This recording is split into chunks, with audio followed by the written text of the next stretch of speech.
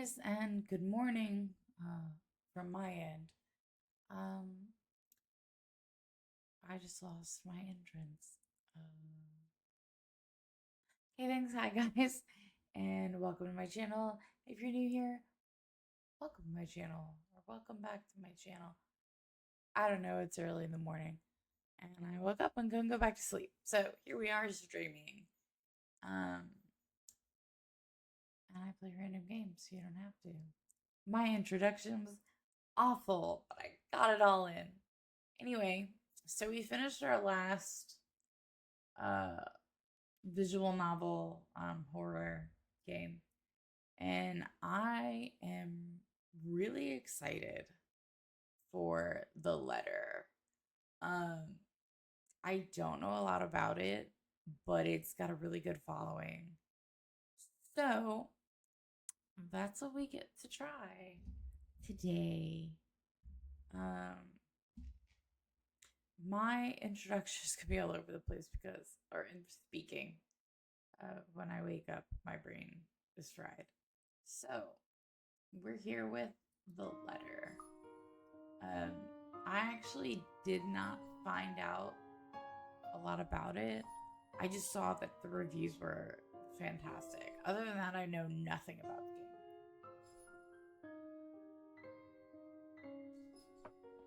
So bear with me while I drink my hot cocoa. We'll get started.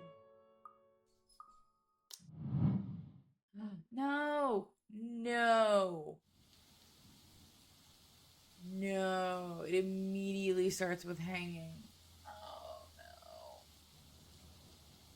If you're new here, any of my stuff, I hate anything to do with hanging, which, by the way, I gotta put one more thing on my back list.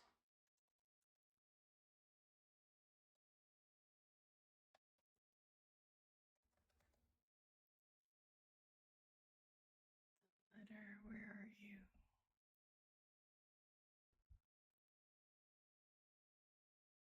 You're not there. Whatever. Okay.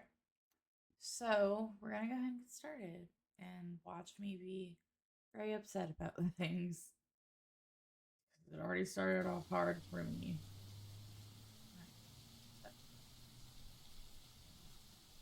The urban Ermengarde Ermengarde mansion. See what happens. It was built for Lord William and Lady Elizabeth in Ermengarde. We're gonna go with that one. Of Luxborn, humble ambassadors of peace and beloved by their people. Both were well known for their compassion and generosity, never failing to extend a helping hand to anyone in need. Under their influence and wealth, what was once a small, sleepy village grew to a prosperous and bustling town. However, the seasons of joy eventually ended when the good nobles perished at the hands of a great plague. Their riches and legacy were henceforth passed on to their only child, Lady Charlotte Ermengarde. That's the word we're gonna go with, Ermengarde, because I don't fucking know what else. The mansion has stood since the 1620s, a witness to a very long history of joy and pain. After Lady Charlotte committed suicide, the great house was eventually left uninhabited. And that is when it began. Surrounding villagers spoke of seeing and hearing unearthly things, of cries and howls that filled the nights, and hearsay of a mysterious woman roaming the hollowed halls aimlessly. People who dared enter its walls were simply never heard from again. Even after 400 years, these stories remain, much like the house itself. Whispers around the once great house, about the once great house, its legend and its curse still fall upon the villagers' ears. In spite of this, the current owners are convinced that these stories are nothing more than a hoax. With little regard for the truth, they had Briar Reality Corporation place the property back to sale. Like Pandora's box, the secrets that lie inside await to be discovered by brave souls. No matter what happens, take care not to be consumed by the curse. Good luck. Isabella. Hello? Isabella? Are you there? Oh, I didn't know we Where get are you? voice. That's cool.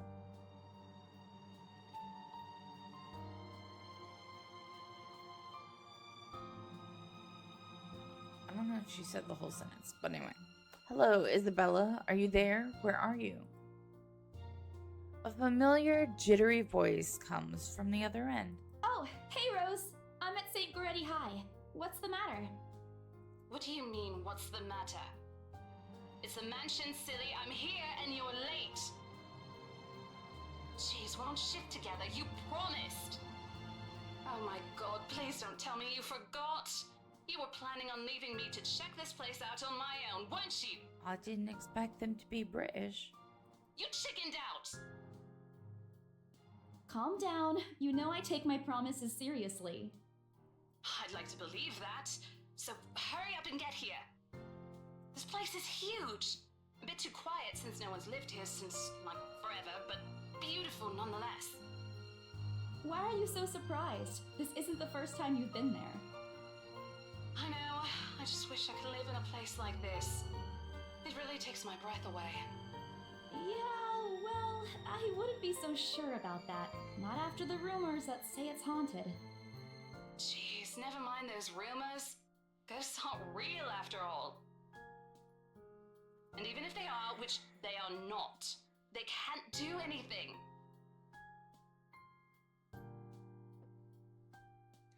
They're nothing but spirits. You don't know that! They might be listening or watching right now, and they might not be happy with you enough to curse you. No offense, sweetie, but that's a bit of a stretch. Yes, I know. Shut up. I have the Finch app on my phone, and it's starting to get really annoying. Believe it or not, it's better to be careful. Right. You know, not every property we sell will end up with a dead body stuffed in a sofa. And I think that mansion is where we'll likely find another one. I can feel it. So that means I sold a house that had a body and a sofa. That's kind of crazy. That was one time, Isabella. Loosen up. Wait, just get here ASAP, please. I'm getting bored being here on my own. Fine. Let me just finish up here. I'll be right there soon. Okay, see you. Bye. She hangs up before I can respond. Rose, still charming as ever. Who was that? I look up from my phone to see Rebecca. Becca, giving me a questioning look. Oh, that? It's just Rose. The one who trained you. You could have finished the sentence, but okay. Rose, the one who you said who trained you for your job back when you started. You're working together again? Just for this property. We've been scoping out that big mansion down Ansem Village after the renovations. Today's sort of its grand opening to the public. BRC wants to give it one last check before we let potential buyers tour it this afternoon. Hold on. Is this the same mansion you've been telling everyone about? Didn't you keep saying how it just gave you the creeps? You actually went there? And you're going back? Well, I did promise Rose I wouldn't ditch her. And besides, a job is a job. Gotta do what you gotta do to make a living. As soon as those words leave my mouth, Becca lets out a soft chuckle. What's so funny? Nothing. It's just that I didn't expect you to say that. Coming from you, it sounds so out of character. I mean, no offense, but you've been freaking out ever since you got assigned to it. Yeah, there's more in this sentence. You couldn't read the whole thing? I mean, no offense, but you've been freaking out about the place being creepy ever since you got assigned to it. Cursed rumors and all. I honestly thought you'd back out. Not all the time. I could really use a huge amount of cash right now, and this is just the fastest way to get it. Plus, listen to this. Briar Realty wants it sold as soon as possible, and the agent who lands the deal is going to get a huge bonus. They never give bonuses like that. Getting that would make life so much easier. They're desperate, I'm desperate, it's perfect. A sympathetic look crosses her face. You know, if you're really in urgent need of money, you could have just asked me. Or Ashton. We can always let you borrow, and you can pay us back whenever. I have to keep myself from groaning out loud.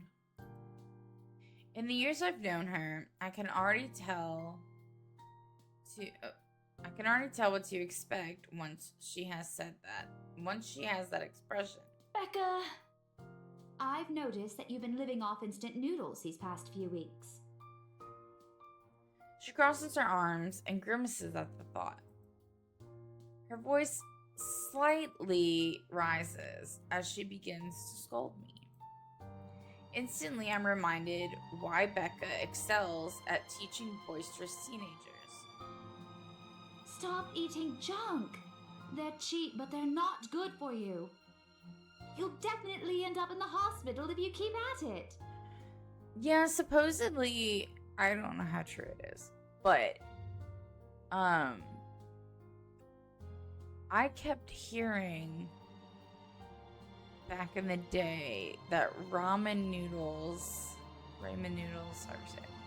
have styrofoam in them. I don't know how true that is, but I remember hearing it for like a while, years ago.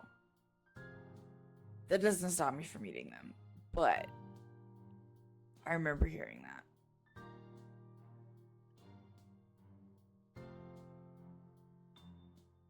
It's like it's raining outside.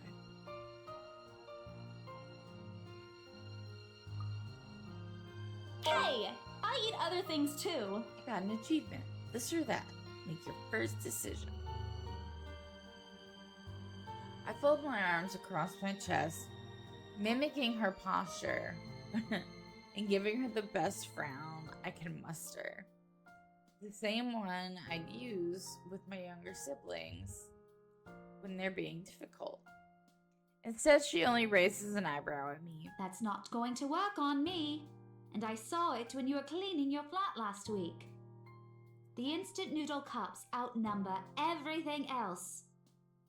You're just exaggerating. Did you even see what's in my cupboard yet? I'm not just living on instant noodles alone. I've got canned beans, peas, tuna, ham, and even hamburgers in there. Ugh, hamburgers. If I didn't have a full hysterectomy, you would think that I was pregnant. I've been on a hamburger kick for quite a while now. Is it healthy? Probably not. But I think it's because I don't even like red meat usually. But dude, I don't know why. I think it's because my body is like, bro, we have no protein. We have no protein. So I'm pretty sure it's why I've been wanting hamburgers, but it's crazy. Becca's wrinkling her nose by the time I get to the end of the small list. She even went a little green on the last one. I would have laughed a little, I read that wrong. I told you it's the morning, dude. I would have laughed a little at that if I didn't know it would only lead to more reprimands from her. Aren't those the same ones you won from the grocer's raffle more than a year ago? Oh, I sincerely hope you're checking the date stamps on those things before eating them. I don't want a repeat of last year. I wonder what happened In last any year. case, those are still not exactly healthier choices, Belle. She shakes her head, possibly laughing at some funny, distant memory. When she looks up, I immediately brace myself. More words from her. Sometimes it's just better to let Becca talk until she's out of things to say. But when she turns her attention back to me, there's only warmth in her smile. What am I going to do with you? She says it's more to herself than me, her voice shifting to something kinder, even motherly if I'm looking for the exact word. I hope you know that it's impossible not to worry about you when you're like this. You don't have to keep eating the same thing. Didn't I tell you before? You're always free to reheat my leftovers. Thanks, Becca. I really appreciate it. I but don't you like need that to the keep words bathing aren't me. matching the line. It's bothering me. You've been taking care of me since after I moved here. You have to take a break sometime. And before you ask again, no. You know I'm not a fan of borrowing money. And I'm not going to ask you to give me what you earned hard for yourself. You and your pride. But suit yourself. The offer stays on the table, though. By the way, I can see what you guys see in my camera, and I'm really, really sorry because the blur thing for my camera, I need to download something for it. I haven't done that yet, and you get to see the shitty background that is my office. And if you're new here, we moved into this house in December, and nothing's really been done with my office yet because I want to paint it before I decorate it. So you guys get to see. I have big windows with shutters behind me and in front of me, and I gotta figure out how to, or what I'm gonna do to cover the blinds that you guys see, because yeah, sometimes it's way too much light that comes in and I'm just talking blah blah blah. I nod in response, if only to get her to drop the topic, but I'm pretty certain I will never take that offer ever. It has nothing to do with pride. I've simply seen plenty of times how friendships can take a turn for the worse just because of a few unpaid debts. I don't want anything like that to happen between me and Becca. We may argue, but about a lot of small petty things, but she already feels like a real sister to me. I don't want to lose that friendship over something so trivial. Becca's movements, when she takes a quick glance at something behind me, snaps me out of my thoughts. Well, enough chit-chat. Lunch is ending, and my students will be back any minute. We can catch up later. Good luck with your clients. You better treat us to lunch or something if you get that sale. You bet! With a small smile, she returns to her desk and begins sifting through the pages of a rather thick history book. She's probably working on next week's lesson plan. Or trying, at least. Her eyes are distant, and she doesn't seem too attentive to whatever's on the page. As if she heard my thoughts, Becca starts coughing heavily. Her hand hastily goes to her mouth to stifle the sounds. This is precisely why I follow her here. For someone who makes a habit out of worrying about other people, Becca sure forgets how to take care of herself. Hey, you sure you can manage on your own? I mean, you're still a bit feverish. Hush, dear. Don't you worry about me. I'll just drink some medicine and I'll be right as rain. I level her with a flat look. She has had a cold for a couple of days now. Something about the strange weather not agreeing with her lately. And despite my advice to take the week off and rest, I found her apartment empty when I dropped by this morning. She even left the medicine her doctor prescribed. Look who's being stubborn now. You shouldn't even be working right now. Impy, hi, how are you?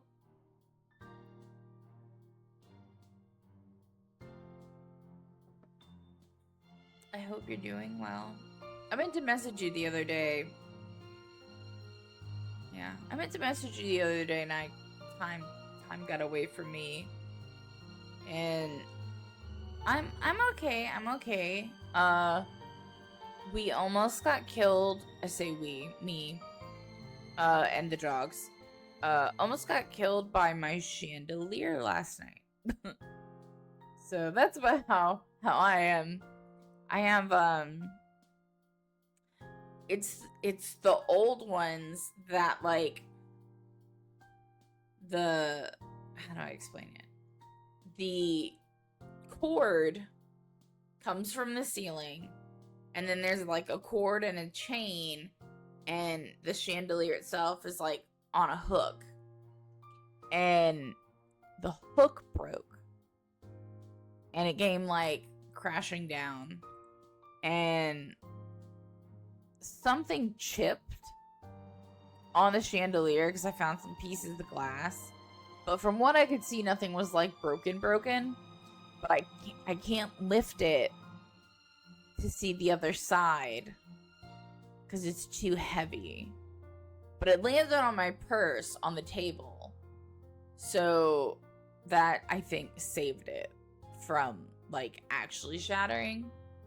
No one got hurt, thank God, because I sometimes sit at the dining room table, just like sit and then play on my phone. Thank God this time I was on the couch, because yeah, it was terrifying. And what happened next? I went to turn the light on for the chandelier to see if like it was at least still working, and I turned on the light, and where the chain and cord connect to the ceiling, sparks just flew out everywhere, and it fucked with my my fuse box. So it knocked out the living room light and the kitchen light because they're all connected. Thank God I just had to like pop the fuse, and then everything was fine with the living room and the kitchen light. But yeah, so my dining room light is dead. So yeah, that's how I am. That's been my adventure. Seriously, you big baby. I'll be fine. For now, just go to work and stop making that Rose girl wait for you. I'll call you if I still feel bad. Yeah, And you other can than come I'm good. pick me up if it makes you feel Thank any you. better. Yeah, I am too. I'm glad I wasn't sitting at the table. And I'm glad it landed on my purse, so yeah, now I just need my electrician to come. And we're renting to own. So the good thing is they have to pay for the electricity. like the electrician issues, which there's other ones they have to deal with too. And it's supposed to happen, I'm assuming this month, the way they said it.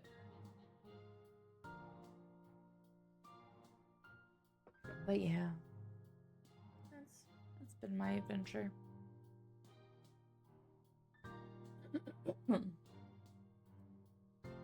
She offers me a reassuring smile, and I can only sigh. Why do I even bother? There's no stopping her once she has decided on something.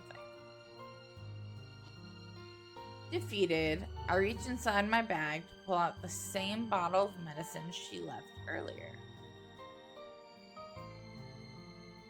She looks at it warily, then I place it in front of her. Unfortunately, her thoughts, and unfortunately for her, this is one thing I'm not letting her have her way. All right, but don't forget what the doctor said. Drink this on time. I'll see you later, okay? There's an amused gleam in her eyes when she shifts them back to me. Look who's playing the mother hen now. Rebecca! Okay. I won't tease anymore. I'll make sure to drink it, Mom. Before I can retort, she casts another look at the clock. I take that as a sign to finally end the conversation and my short visit. With a small wave, I leave her alone to her classroom and her thoughts. I hail a passing taxi to take me to the property as soon as I leave the school grounds. The mansion is some ways out in the countryside, but I don't have trouble giving the driver directions. Apparently everyone in Luxbourne City knows of it, including every bit of rumor surrounding the place. In fact, just the mention of its name is enough for locals to give you cautious, sidelong glances. I learned that the hard way, the first time I commuted there, and it only boosted my belief that there's something more to the house. Even the news of it being renovated and placed back up in the market has caused quite a stir. It's fucking cold in here. Thankfully, it died down a few weeks later. The place would have become a lot harder to sell otherwise. I avert my eyes from the window once the buildings shrink in the distance. We get a glimpse of the countryside soon, although a quick glance at my watch tells me we're still a few minutes away from our destination. I can read, guys, I promise. I told you, now it's like 8 o'clock, but I've been up really early, and I can't exist when it's early.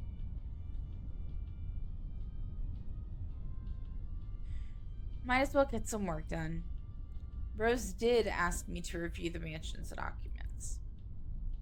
I already looked them over last night, but you never know when things may go wrong. Life has a way. Oh my god. Life has ways of messing things up like that. Halfway through reading the papers, my phone rings again. I pick it up without looking, neatly tucking it between my ears and shoulder. Probably just Rose again anyway. Rose? That is not Rose. Guess again. That voice. Ash. Bingo. Hey, what's up? Just checking if you're still cool later this evening. You mean that thing with Zach? Yeah. He even called in the middle of the night just to remind me. I'm actually quite impressed by the voice work that we've had so far. No, don't worry. I didn't forget. I'll be there. Cool. I'll see you later. What time do you get off? Around 6 p.m.? I don't know. It's the first day of the Ermengarde Mansion's open house, and we're expecting quite a number of potential buyers. I'll be booked the whole afternoon. Ermengarde Mansion? You know, the big Jacobean mansion at Anselm Village? I'm on my way there right now, actually. Coco got cold. On your own? Yeah, well, Rose is already there, but yeah. I see. Looks like the scaredy cat finally toughened up. Shut up! Ash chuckles, and I can't help but roll my eyes upon hearing it. I'll see you later. Drop me a call when you're done. I'll see if I can pick you up. Whatever. Bye. So this game is supposed to be scary, right? And I'm sure we're gonna run into the spooky spooks. But I like that it's got you thinking that this game is funny, it's chill, nothing's gonna happen. And I hope that means that something is really gonna happen. Oh, what else? What else happened? So after the chandelier fell, and I tried to turn the light on just to see if it worked, and all the sparks happened. 2 bangs happened. The first one, and then the second one preceded it by like 5 minutes. And I'm like, holy shit, what was that? And it was so loud that it sounded like it was in my house. And I'm like, oh my god, shit happened in my attic. Something's on fire. Like, I didn't know. So, like, I go check outside first with my pretty pink baseball bat. And I keep a baseball bat by my door. I'm not even in a bad neighborhood. And I keep a baseball bat by my door. And so nothing. And I call my husband. I'm like, okay, you're going to stay on the phone with me while I go check the attic. Well, I pull my attic down. I can't reach the part of the step that I need to grab to pull the ladder down. So I had to go get my stool so I could climb it to reach the ladder. And then I get that down, and then trying to pull it down with the stool in the way was hard. And I'm pretty sure that the ladder and possibly the attic door need to be replaced. Because the house, like I said, the house is really old. If you don't know, my house was built in 1900. And I just kept going, I love this house. I love this house. I love this house. So I get up in the attic. There's a bunch of shit in the attic, so I couldn't see everything. But it looked okay, and I didn't smell anything. But, like, then I had to try to climb down the ladder, and I'm terrified. Terrified to go up and down this ladder. But anyway, I finally get down, and then I had to, like, fight to get the ladder back up. Close the attic. It was a whole fucking adventure. A whole fucking adventure. Well, anyway, sorry. Stupid asshole. Oh, that's cute. Always teasing me whenever he sees a chance.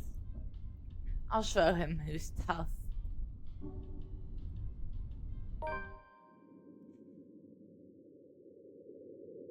It takes a few more minutes until I finally reach the infamous mansion.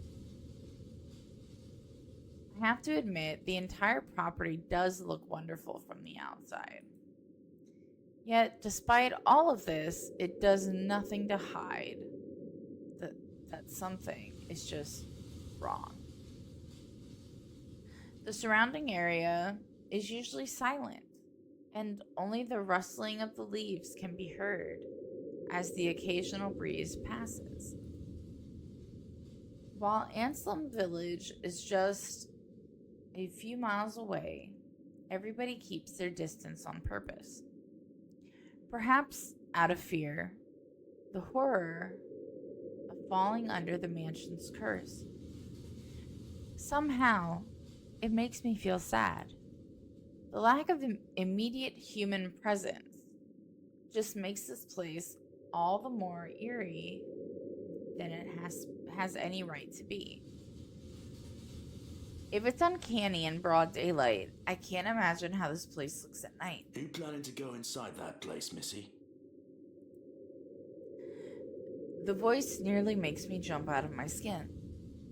Without completely taking my eyes away from the house, I give the driver a confused nod. A beat passes while I wait for him to say more, but his only answer is a non-committal hum. Belatedly, it occurs to me that he must have been waiting for my payment. I mentally slap myself for spacing out and promptly hand him the fare with an apologetic look. I expected him to leave as soon as I've passed, but there's a hesitant expression on him, as if something hasn't been said yet. Is there something wrong? Look, Missy, I'm sure you've heard what the people are telling everyone about that place. Yeah, I can't finish that. I got too cold.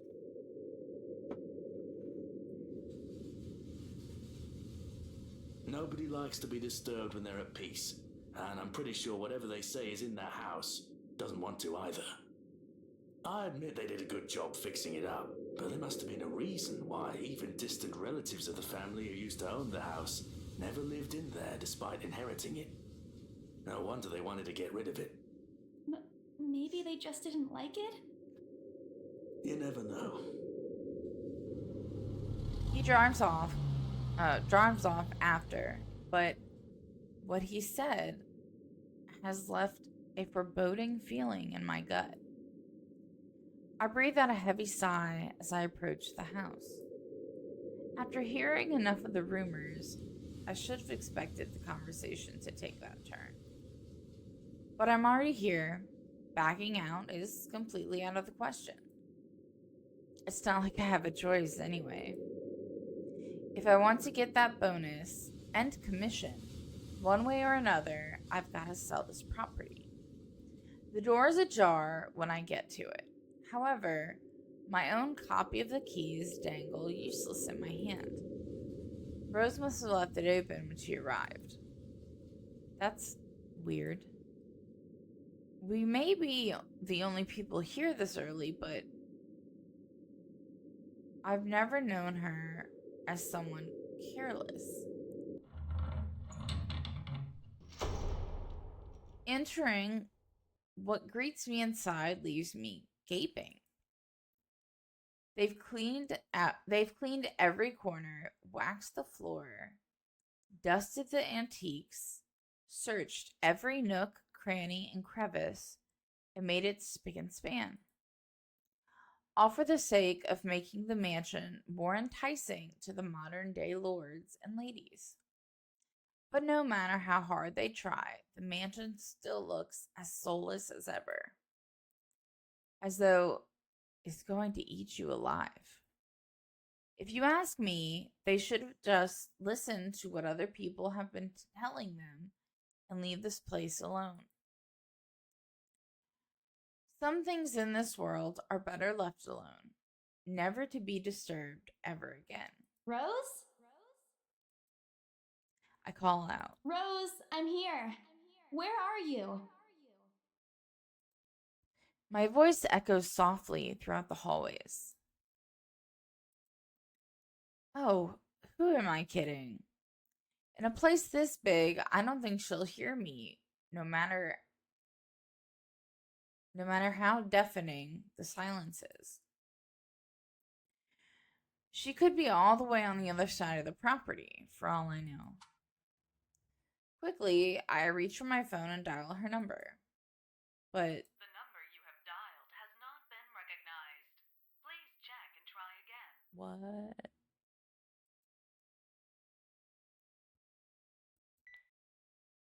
What do you mean has not been recognized? We were just talking a while ago. It's not like she was eaten by the house, right? Or maybe the ghosts did hear us talking and spirited her away, right? Right? No. Isabella, don't be ridiculous. She probably just wandered deeper into the house and lost signal or something. I dial her number again, hoping the call will connect this time. The number you have dialed has not been recognized. Please check and try again. But to no avail. Oh boy. I have a very bad feeling about this. Rose? If you can hear me, please come out. Come on, Rose! This isn't funny! You know this place gives me the creeps. I would walk out and then try to call her. No answer. This isn't going to work. The place is big. She could be anywhere. I need to start looking for her. I take a deep breath before venturing deeper into the mansion. Taking a couple of steps forward, I notice something move about the grand staircase. What the hell? Rose? Rose, is that you? Not funny! I'm leaving you if you don't come out! Not coming out, huh? Fine, I'm going. Okay, that's a lie. She's my friend. I can't really leave until I know she's alright. Growing desperate, I try to contact her number again. Come on, please give me something. Please, Lord. Yes, finally. Hello? Hello? Rose, I'm here at the mansion. Where the hell are you? She doesn't respond.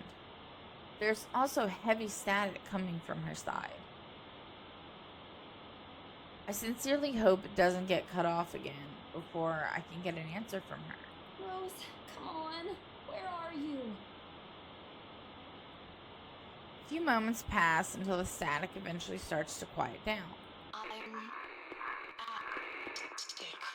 Attic? What? The attic? Why? Crap, it got cut off again. Man, do I really need to go there? With how deep inside the mansion the attic is, there's barely any signal there. No wonder I can't contact her. But why is she there? Out of all places, she just has to make me go fetch her in the creepiest room in this place. Creepiest room of this place. Is she doing this to get back at me for being late? Whatever, I'll just go. The sooner I meet up with her, the sooner I'll feel better about being here. I carefully make my way up the staircase. My legs wobble as I mentally curse the fact that I've chosen real estate instead of picking a career that doesn't involve strange abandoned houses. Upon reaching the top, the grand hallway greets me. It branches out to the two major wings of the mansion, the east and west wing. There are two attics here, one on each side, but the east one has been converted to a storage room of sorts, and somehow I find it least likely for Rose to wander there by herself. Besides, she never did like going into stuffy storage rooms. So I head towards the west wing first, where a simple wooden door at the end of the hall opens to a small room. Inside is another set of steps leading to the second attic. Unlike the grand staircase, though, the stairs to the attic are steep and narrow, made of old stones and covered with a thick coating of dust that kicks up into the air with every step. Thank God it's still daytime. If it wasn't for the light streaming through the door behind me, I might easily stumble and fall. With how old the place is, there are no light fixtures to illuminate the cramped passage up. Why they didn't bother to add one here when they renovated escapes me. Sheesh, they did it with the rest of the house. A small bedroom welcomes me at the end. It looks exactly as it did since the last time I've been here, full of dust, worn out, and faded by time. Odd, I thought they cleaned everything. Did the crew miss this room? Ugh, cleanliness is the least of my concerns right now. The more pressing matter is Rose. She's not here. Was I dreaming when I talked to her a while ago? Did I mishear her? No. It couldn't have been a dream. After all, the creepy ambiance of the estate is doing such a remarkable job of making sure I stay alert and awake. And I'm sure she said she's here. Is this a prank? Or maybe that phone call was Rose's last message to me before the curse got her? Ugh, shut up, brain. You are not helping. Don't make this scarier than it already is. But if she's not here, then where is she?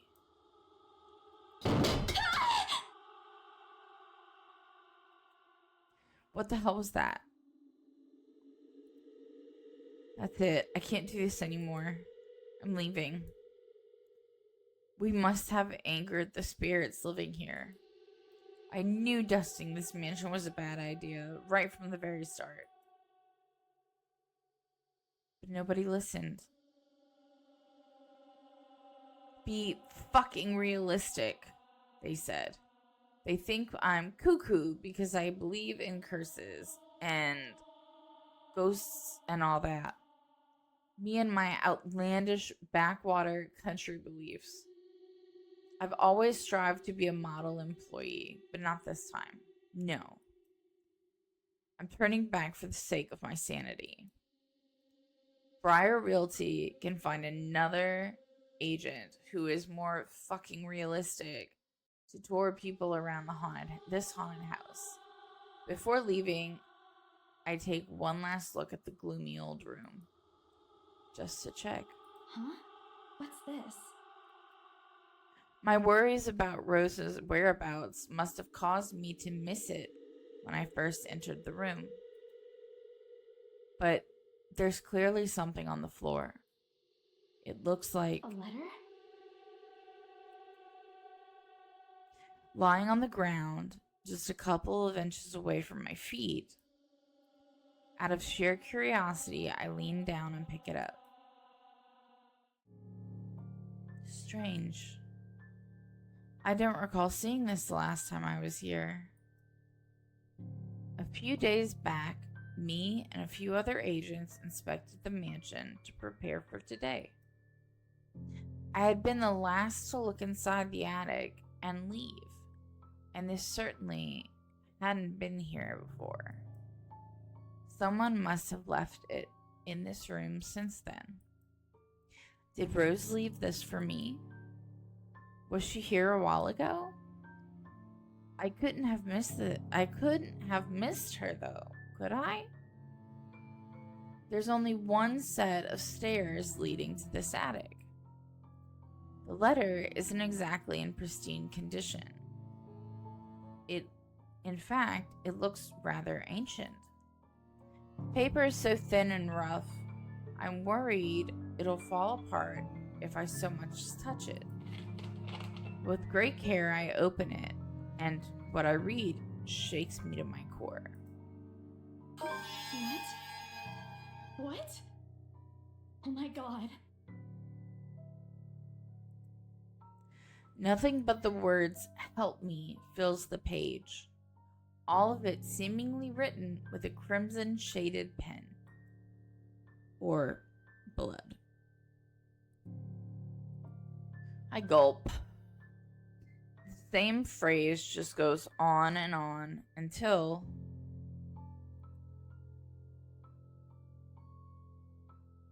send this to 5 people. Send this to 5 people or else.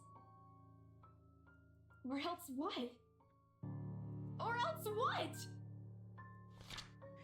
As quickly as I can, I scan the back of the paper and peek into the envelope to make sure I'm not missing out on a second page. But there's nothing. No. Oh, please, no. My hands tremble as dread creeps over me. The room is suddenly getting colder. I need to get out of here. Folding the paper in half, the sight that greets me next has me frozen on the spot.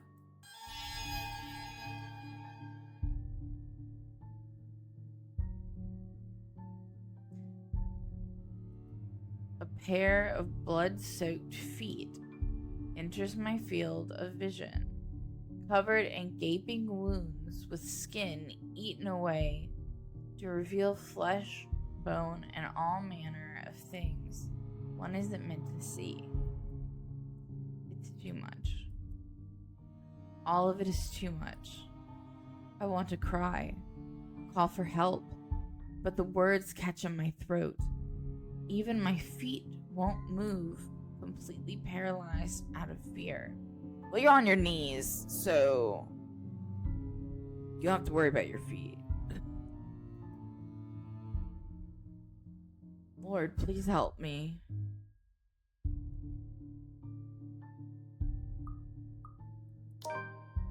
I need to face it. Whoever, whatever these feet belong to, I need to face it.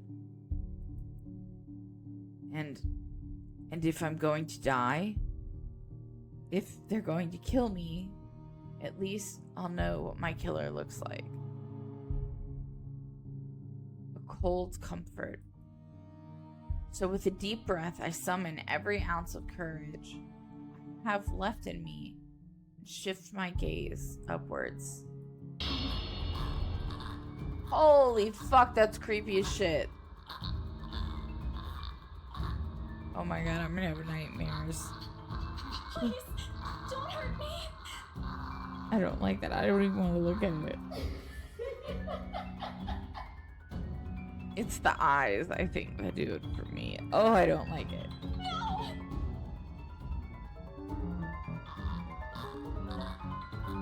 Without thinking, I scramble towards the door. I struggle to open it, but it won't budge. Stay away! Go away! Please, Lord! Make it go away! Dude, that's fucking freaky. Why now? Why won't it open now? My heart sinks as reality dawns in. I'm locked in. Locked in with that thing. Let me out! Let me out! Lord, please, let me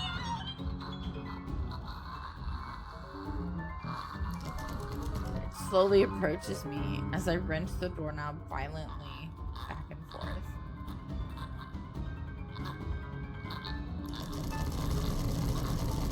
Oh, I'm not good at these. Ah! Good. It's gone. Oh my god. I'm so bad at having to tap the button. Dude, that thing was freaky as fuck. Holy shit. Oh my god. I'm having nightmares. That was not expected. Oh. Did not expect that. Oh my god. It's gone. Where is it?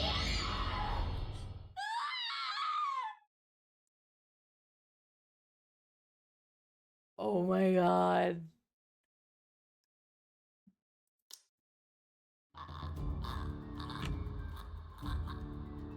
Okay.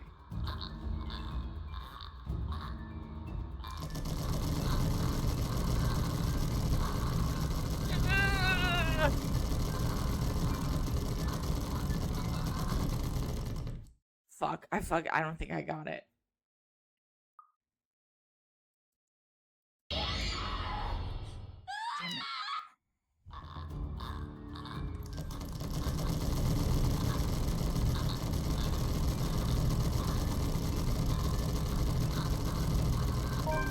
Oh. Ugh. I'm so bad at those. Yes! The door finally swings open, and I couldn't have been happier. Bro, that game just... I'm not good with the button tapping. Wasting no time, I leap out the door and don't look back. My feet pound against the floor in rhythm with the loud, fast breathing of my heart. By the time I run past the hallway and find myself atop the grand staircase, my chest feels so tight, like it's going to burst. Yeah, so does mine. Just from having to do the button thing. I'm so bad at that.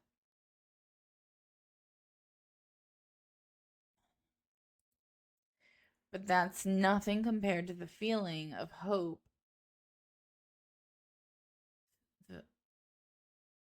There's nothing, but that's nothing compared to the feeling of hope the sight of the exit gives me. That just sounds weird. Racing down the stairs, a breathy laugh escapes me, and my shoe slips, and I find myself falling. Until my back hits the ground and pain racks my body. No! Don't make me hit buttons again! My head grows fuzzy, and my vision dims as I fight to stay conscious. No. Go away. The last thing I see are those feet, before all I know is darkness.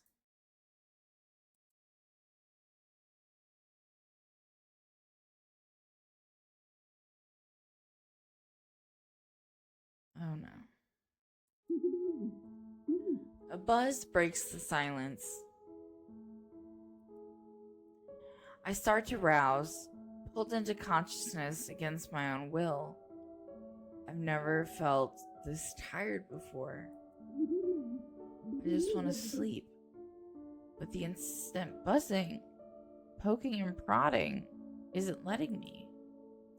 My old mattress may not be the comfiest of places, but that doesn't make me any more eager to wake up. 5 more minutes, Becca. I swat at what is nudging persistently at my side. Come on. Can't I just get a few extra minutes of sleep today? I promise I'll work hard once I'm up. A hand lightly taps my cheek, and something cold is suddenly being pressed at the back of my head. The icy sensation slowly spreads throughout the area, giving me an uncomfortable feeling. Isabella? Isabella? Stop. Can you hear me? Isabella? The fog immediately lifts from my mind the moment I recognize the voice, and my eyes snap open. There, looking down at me, is Rose. Another woman loiters beside her, but my attention is too focused on my co-agent to even ask why there's someone else with her. Rose's posture just screams worry, although she's keeping a straight face, or trying at least. I can't help but feel bad for making her fret. A wave of dizziness washes over me as soon as I try to get up, forcing me to lie back down. Luckily, the feeling subsides after a few seconds, until only a mild throbbing somewhere at the back of my head remains. With a little assistance from Rose, I push myself upright.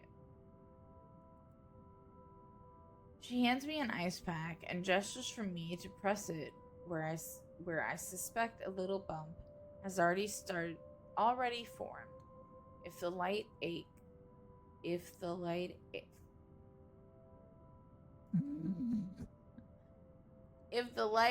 in the area indicates anything. Alright, Isabella, where are we? The Ermengarde mansion. Why? Ow, my head. And the date today? October 21st? Rose.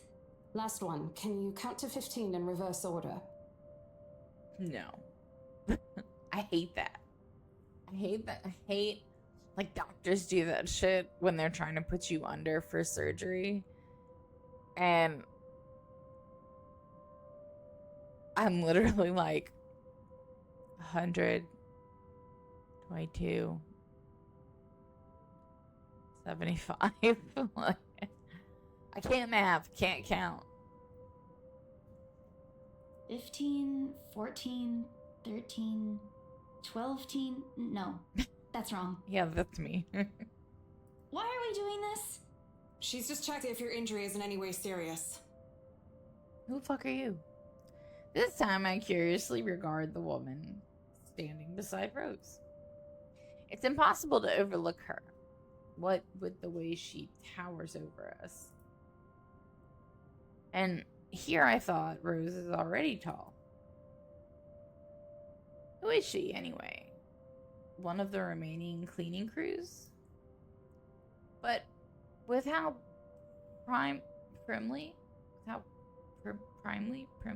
dressed she is, I don't think anyone would want to clean in a suit. An expensive suit at that. The gloves alone must have already cost a fortune. Her eyes slowly shift between me and Rose, considering us with an almost unreadable expression, before finally fixing a sharp gaze on me. I can't help but fold my arms protectively over myself as she does so. She may be far from a cleaning crew, but she certainly looks like our supervisor during evaluation. Just do it, please. I eye them both warily, but recite everything as she asks. Rose releases a breath of relief once I'm done. You scared me for a moment there. I was about to call for an ambulance. Are you alright? Exasperation soon replaces the dull ache.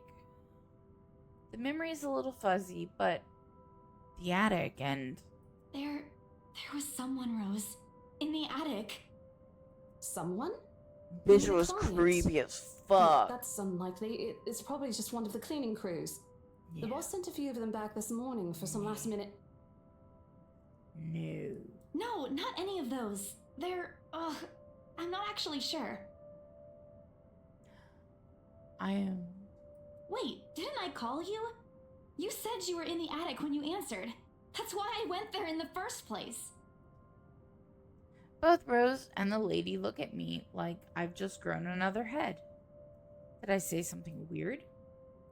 Rose quickly casts an apologetic smile at the woman before the awkward silence stretches on further.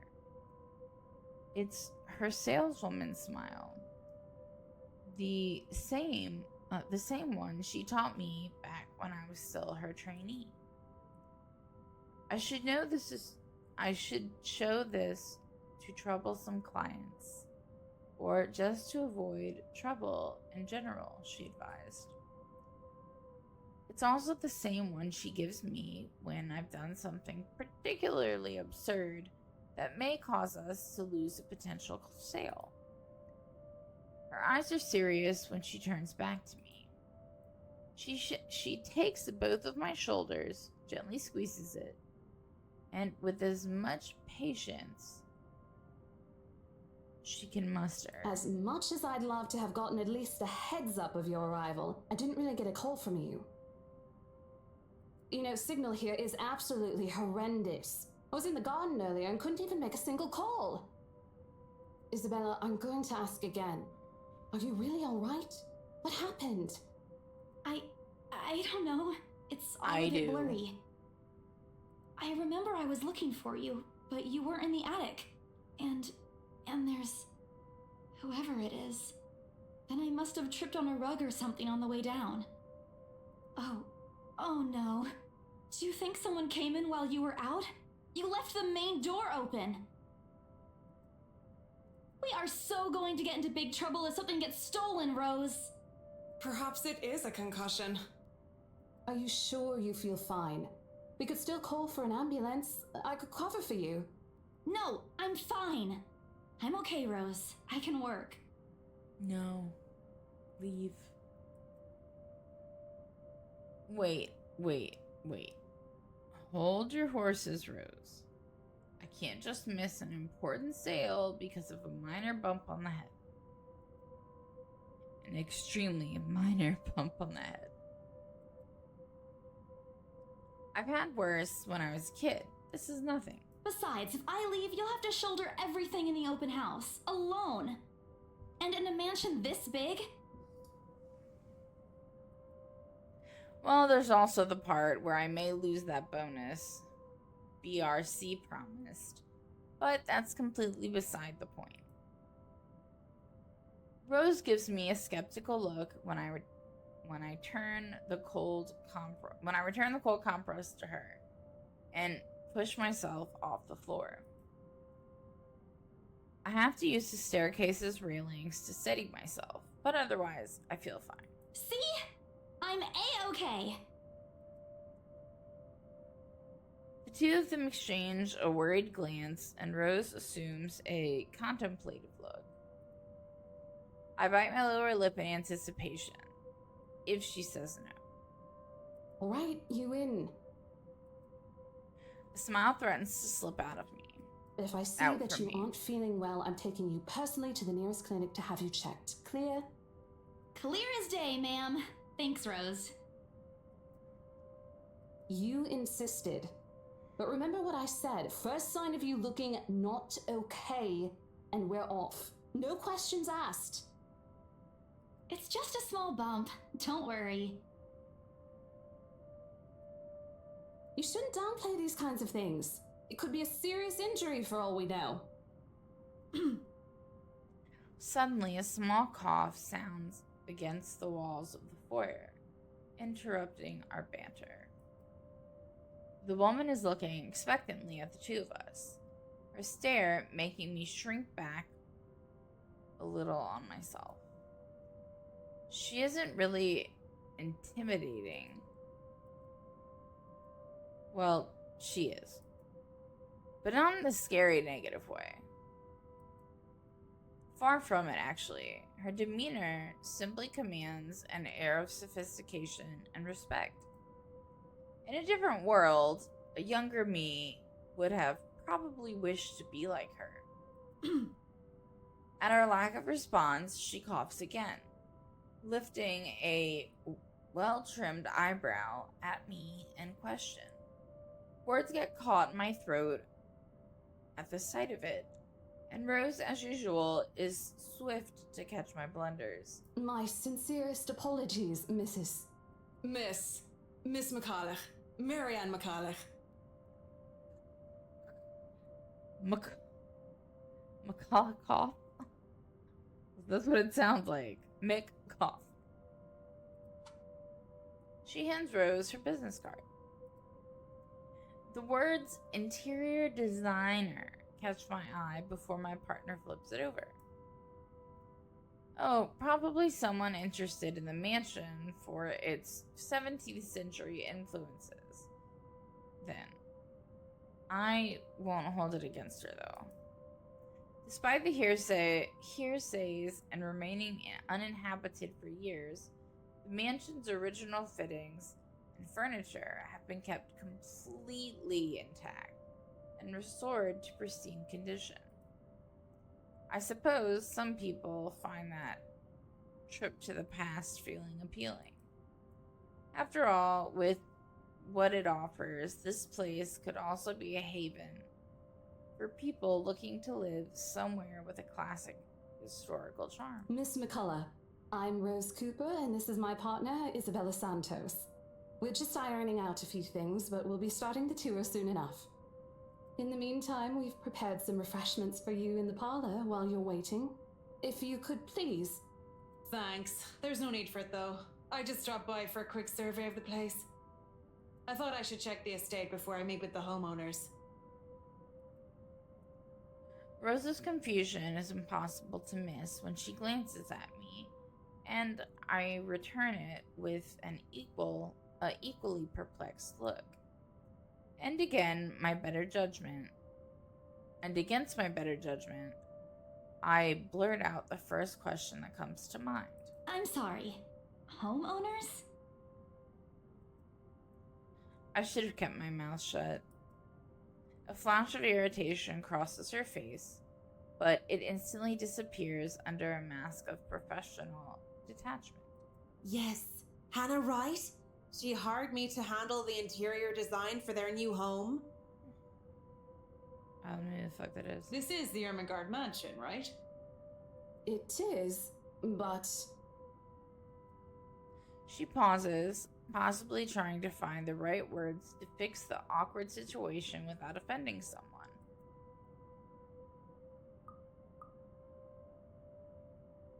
Suddenly, Rose nudges me with her elbow.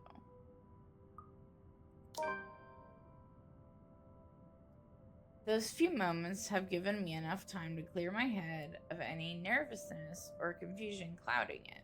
It is, ma'am, but we weren't aware the mansion has already been sold. What do you mean? I almost flinch when she turns her gaze to me, but I stand my ground. Besides, it isn't like I've dealt with awkward situations like this before.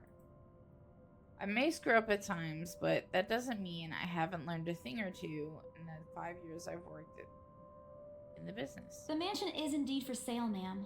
Today's the open house, in fact. However, we haven't heard anything from the higher-ups that a deal has already been closed for this particular property. If you'd like, my co-agent and me can check with them right now. She nods, seemingly in deep thought after I finished. She appears to be a reasonable person anyway. Given the proper explanation, she'd surely understand. I thought something looked odd. Excuse me, I need to call my secretary. Thank you for your assistance, Miss Santos. With a slight wave of her hand, she leaves us. It seems to be the end of it. Both Rose and I breathe a sigh of relief. Disaster averted. I also don't miss the thumbs up she gives me for doing a good job, and I can't help but swell with pride. Still, I've already prepared myself to dial the number to our Luxborn office and check even if she didn't ask for it. I'll be very frustrated if, for some reason, something has already been decided without my or Rose's knowledge. That's a whole new level of unfair. I've been working hard on this. Moments later, Miss returns looking a little bit frustrated, but with an apology clear in her face. I feel a little sorry for her having to go through all this trouble. There seems to have been a little misunderstanding with my client. If you'll allow it, I'd like to stay and wait for them here. I was informed they'll be dropping by for the open house today. I figured it'd be a waste to just leave after that long drive. I might as well meet him here. Certainly. You could stay at the parlor in the meantime, ma'am. I'm sure it won't be long before our guests arrive. And, Isabella, I left a few documents in my car. You know where I keep those. Can you please get it for me? Rose takes a glance at her wristwatch before tossing me a set of keys. And hurry! We've still got a few minutes to double check those papers. Okay, got it. The two of them disappear behind the parlor's doors. Yeah, you have fun with that. Their departure brings with it a stillness to keep me company, neither welcoming nor comforting. Alone like this, it's impossible not to think of what really happened. I wish the memory isn't as elusive as it normally is. Then again, Rose already said she didn't receive any call from me. Was it just paranoia? A temporary lapse against having heard all those tales about this place? Probably. I want to think of it as such. Better to think of it as such so I can work in peace. Except a small part of my mind begs to differ. And if I'm going to be completely honest with myself, I want nothing more than to leave this place as soon as possible. I have a question. The letter that we picked up said to send that letter to 5 people. Okay, so hear me out. How do you do that? Because, okay, so say I send the letter to one of you. I do that, and that letter goes to them, but the letter's not coming back to us. So how are we supposed to send it to 5 people? Because it's not like the bullshit that used to happen like back in the day, back in my day, it was emails. Like, I would get some sort of chain letter email, and then I would send it to X amount of people. Like, that's how that would work. But that letter, how would I be able to send that letter, the physical letter, to 5 people? Tell me. Am I able to scan it? Does that work? I don't get that. I don't know what's in this house, and I don't want to know. The keys Rose have just handed me dig into my palm. Its jagged edges creating shallow ridges on my skin from how hard I'm clutching it. It's a reminder of what I still need to do and why I've taken this job in the first place. Hugging my blazer close to my body, I exit the house to get what Rose has asked of me. Just a few more hours, Isabella. Sell the house, get the money. No, thank you. A flock of people have already gathered in the mansion's front yard by the time we officially open the doors. I'm not sure whether I should feel baffled or underdressed standing in their presence. Men and women of wealth and status, all dressed to the nines in fancy suits and lovely dresses of varying colors, compose the medium-sized crowd. Their necks, arms, and fingers are adorned with silver and gold glinting in the afternoon sun. Some even have ridiculously fancy feathered hats on their heads. Oh my god. I really hope there aren't any magpies living nearby in the stories. Those birds will have a field day in this. I would love to have a magpie. They're murmuring among themselves, looking at the estate's facade, I don't know, appraisingly, with some arguing about whose mansion has the superior architecture. But most of it stops as Rose calls for their attention. They don't look too pleased at being ordered around, but what can they do about it? Ladies and gentlemen, I'm Rose Cooper, and this is my partner, Isabella Santos. We'll be taking a tour of the mansion in 2 groups. Please make sure you filled up our sign-in forms before joining a specific group. Those who want to look around the first floor, please follow my partner. I'll be guiding the ones who wish to see the ground floor.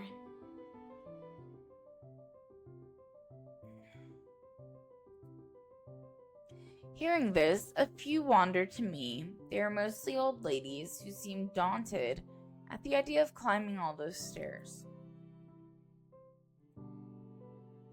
Miss Cough, I can't say her name, Miss Cough, also joins our group.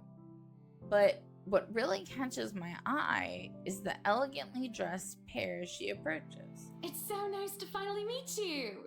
When Chief Inspector Lee mentioned that a famous interior designer is in town, I knew I had to get you. Your confidence in my skills is very flattering, ma'am. Oh, good. I'm sure you won't disappoint, Marianne. Oh, I don't like how he sounds. It's creepy. Oh, you know each other? Not at all, ma'am. You mentioned something about a Marianne on our way here, darling? Oh, yes, I think I did.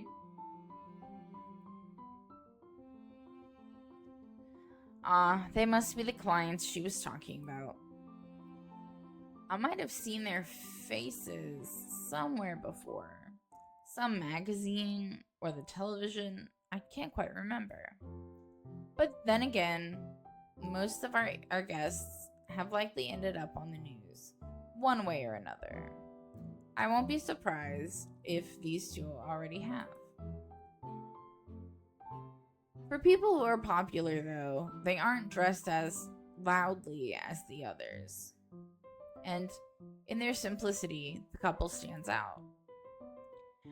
The woman in particular is stunning enough to turn the heads of most people in my group, especially the men with wandering eyes. The guy standing beside her doesn't seem to mind though. I don't know what I said. And if I'm going to be a bit bolder with my assumptions, I'd say he's basking in the attention. Both of them, in fact. I'd think they are brother and sister if it wasn't for their popular display of affection. The matching rings on their fingers just cement the fact that they are indeed a couple. My only sunshine. That's cute. Whatever. Couple or not, what's important is we get this deal closed before the current owners can even think of canceling the listing. I just hope one of the people in my or Rose's group is brave and generous enough to buy this mansion. And so, with papers in hand, I lead the way.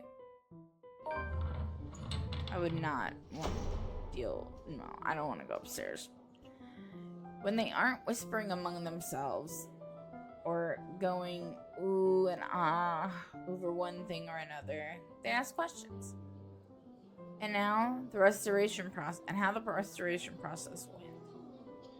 To the history of the place, I answer them all. More than happy to talk about the pieces and architecture mostly. However, I'm careful not to mention anything about the urban legend.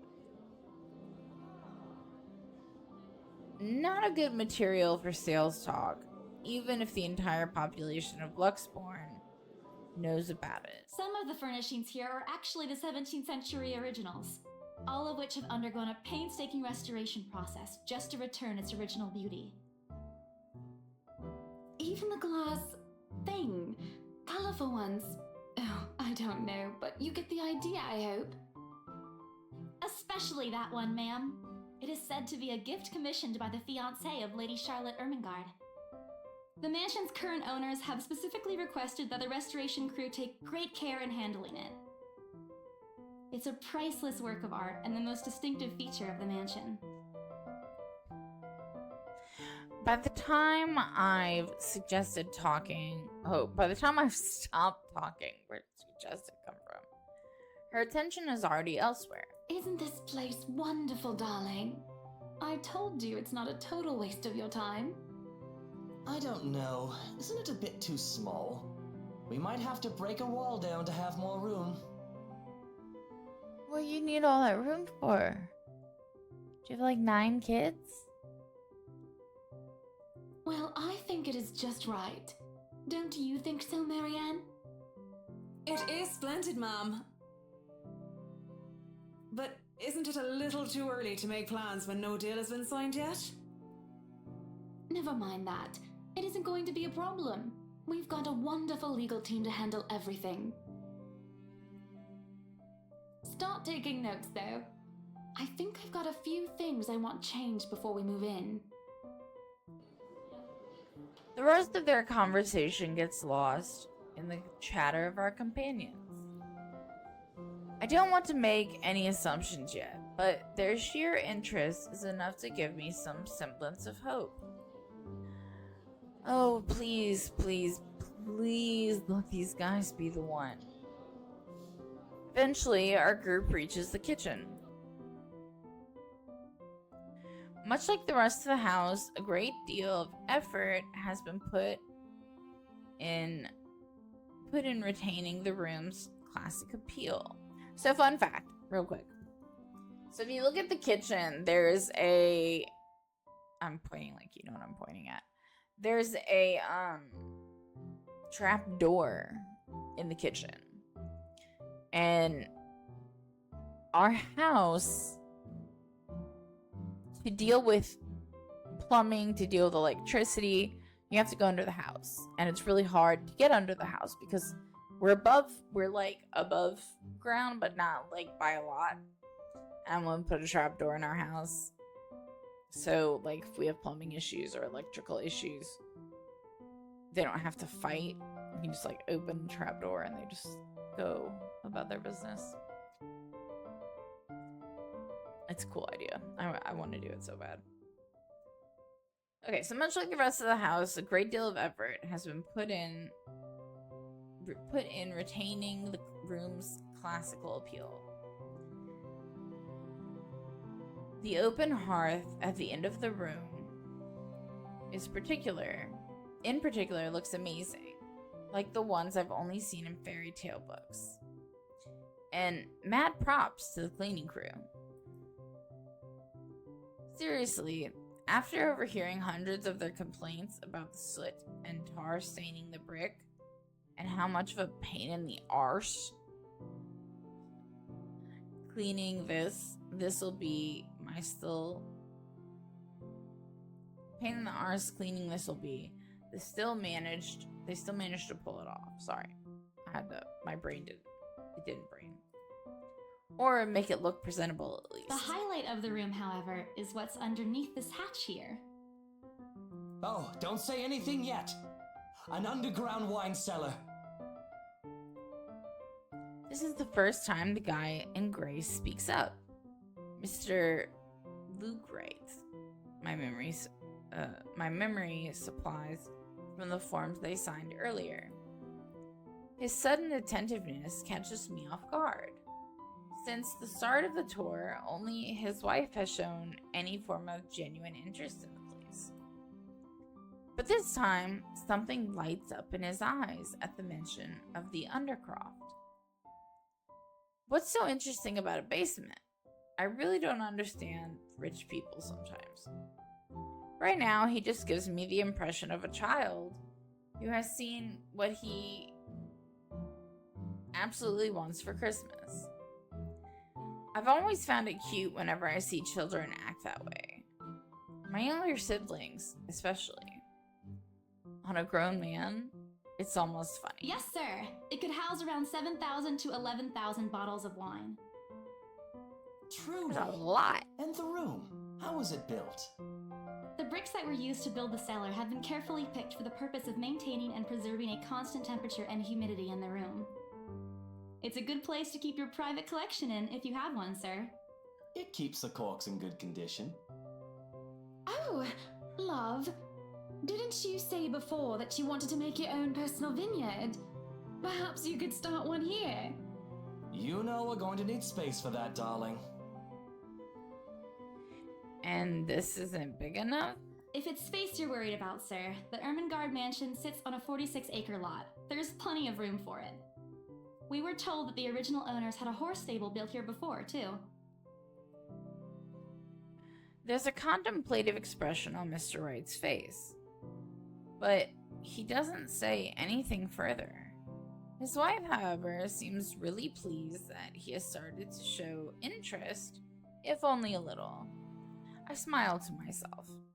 I may not completely understand how these people's minds work, but I sure as hell know how to spot a buyer with sincere interest.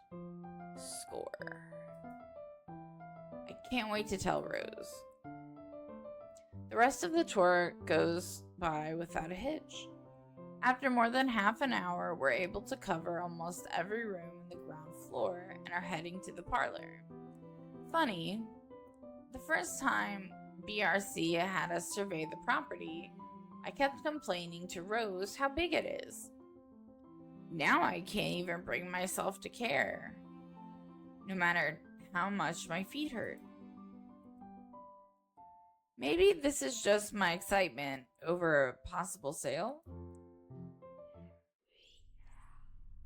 When we reach the parlor, however, an odd feeling washes over me. It starts off as small goosebumps on my skin, a feeling of being watched intently. Whispers in my ear and shadows dancing, lurking in the corner of my vision. Dark silhouettes that are gone when I turn to look. A chill settles down my spine, making me feel sick, and I start to break out in a cold sweat. I can't do this. I need to sit down for a moment. The old ladies in the group have been requesting for a break anyway. If I can just... Excuse me, everyone? We will be taking a 15-minute rest here before we visit the first floor. In the meantime, please help yourselves to the refreshments and snacks we've prepared. If anyone has any questions, feel free to approach me. I'd be happy to help you. I let them sit while I retreat to a quiet corner to recover. It's not what you think. Don't think about it. Not what you think. I've probably just caught Becca's cold. Don't think about it. I'm left alone for a good while, the same words spilling out of my lips in a silent prayer, until a hand taps my shoulder. Hello, you there? Yes, ma'am? Oh, look at you! Having to show a group around a mansion this big must be exhausting. Not a problem, ma'am. I'm just doing my job. What a hard worker! Anyway, Isabel, right? Isabella, actually. But yes, what can I help you with, ma'am, right? Please, just Hana. Call me Hana. I just wanted to ask, how soon are we able to move in? My brain completely stops. The sick feeling plaguing me is suddenly gone, replaced by utter bewilderment. Is this a joke? She looks at me expectantly as I struggle to come up with an answer. Wait, ma'am, you see,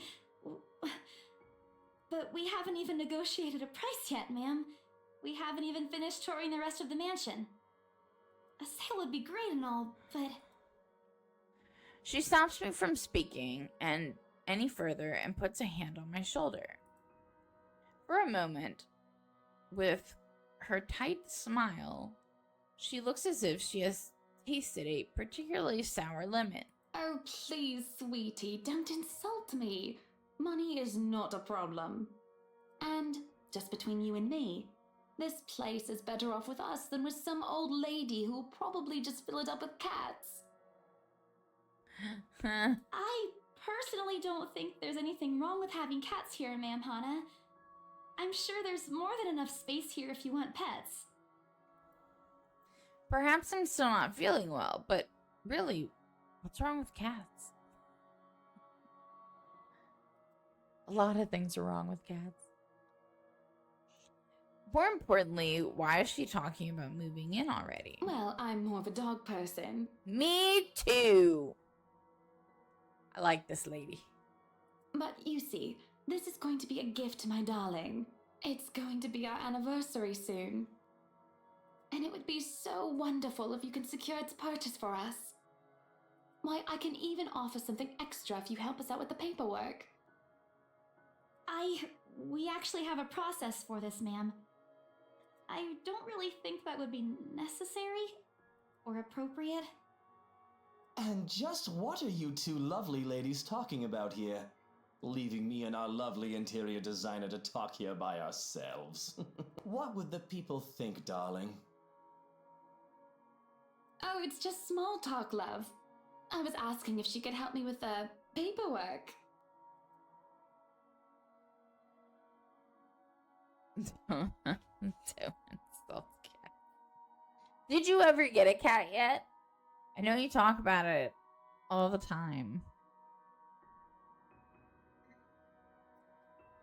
I try not to wince when her nails dig into my shoulder. No, not dude, it's been years at this point. Like what, 2 or 3 years that you've talked about getting a cat.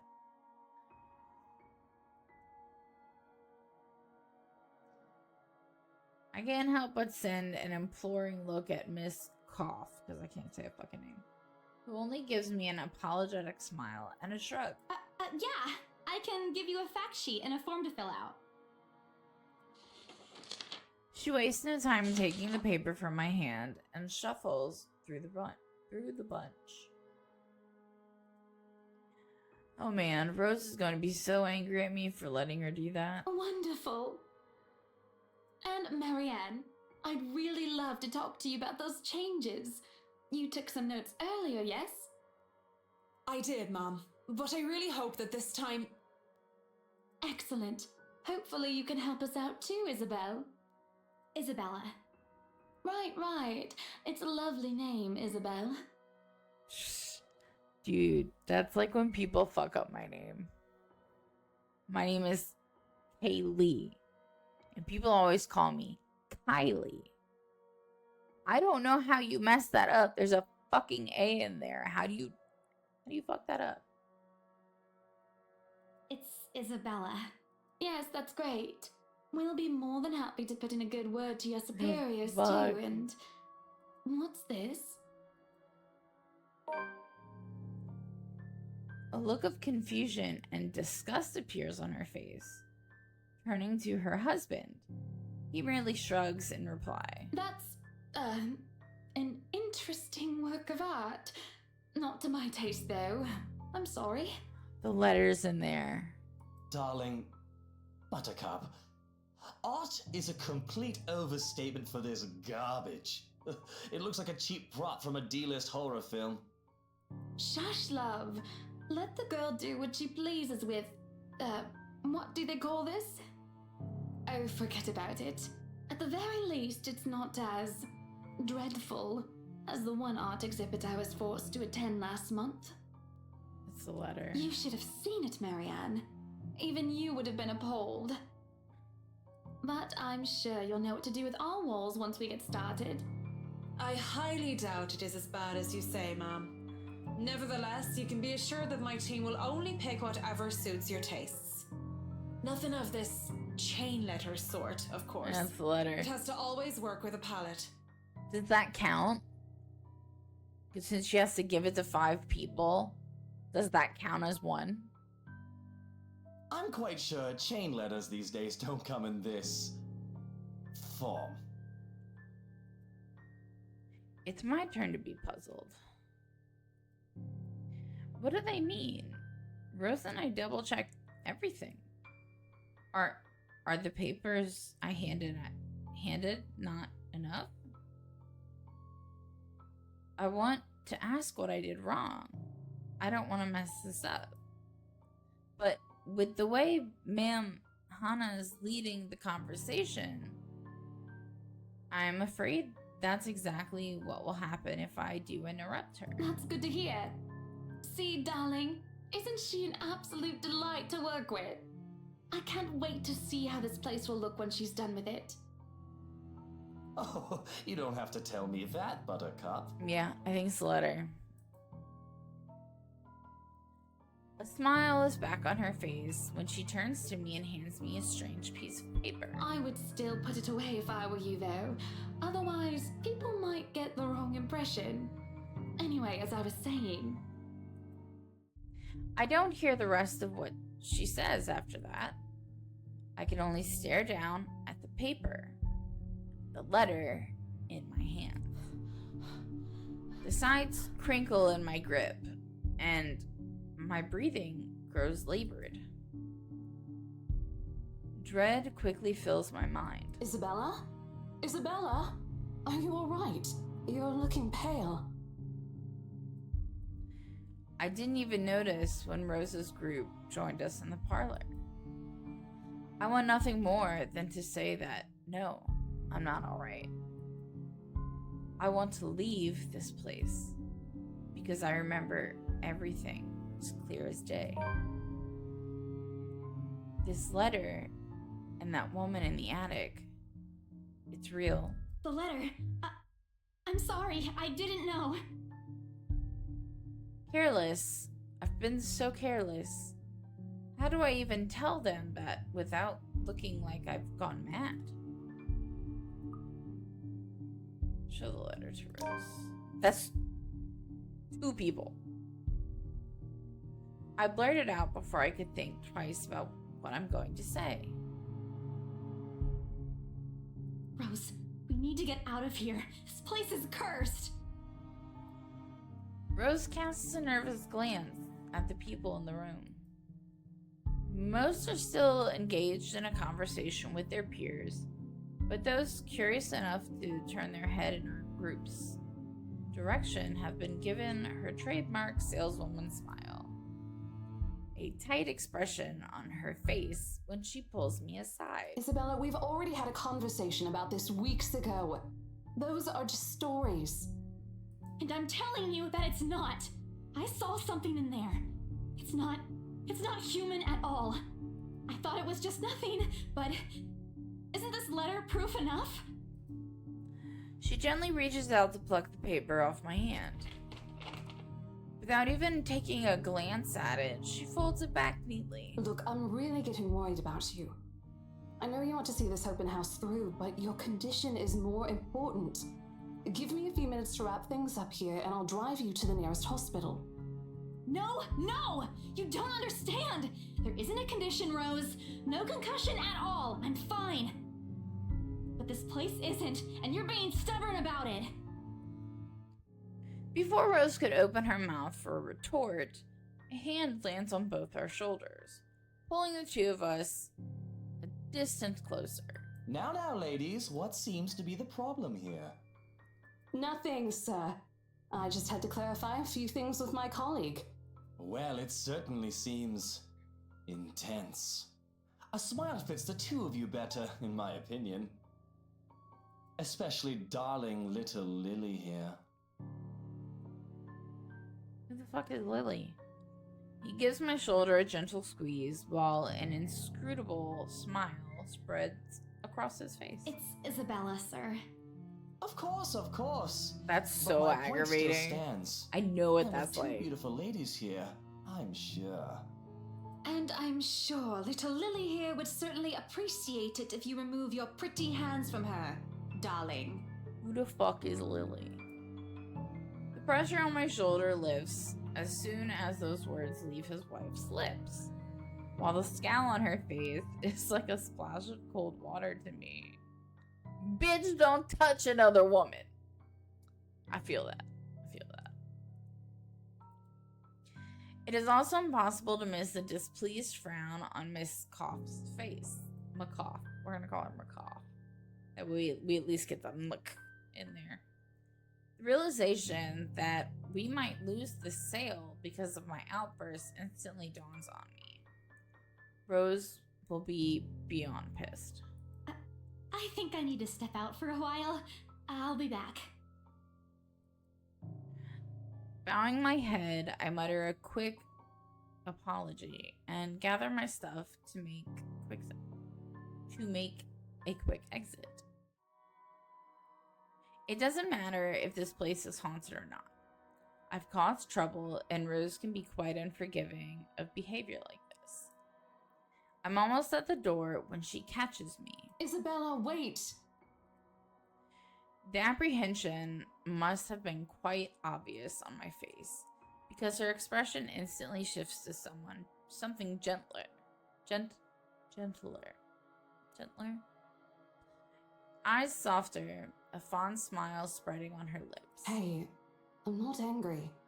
I know. I'm sorry I ruined this for you. Come on, you didn't ruin anything. It's not like we haven't ran into any problems before.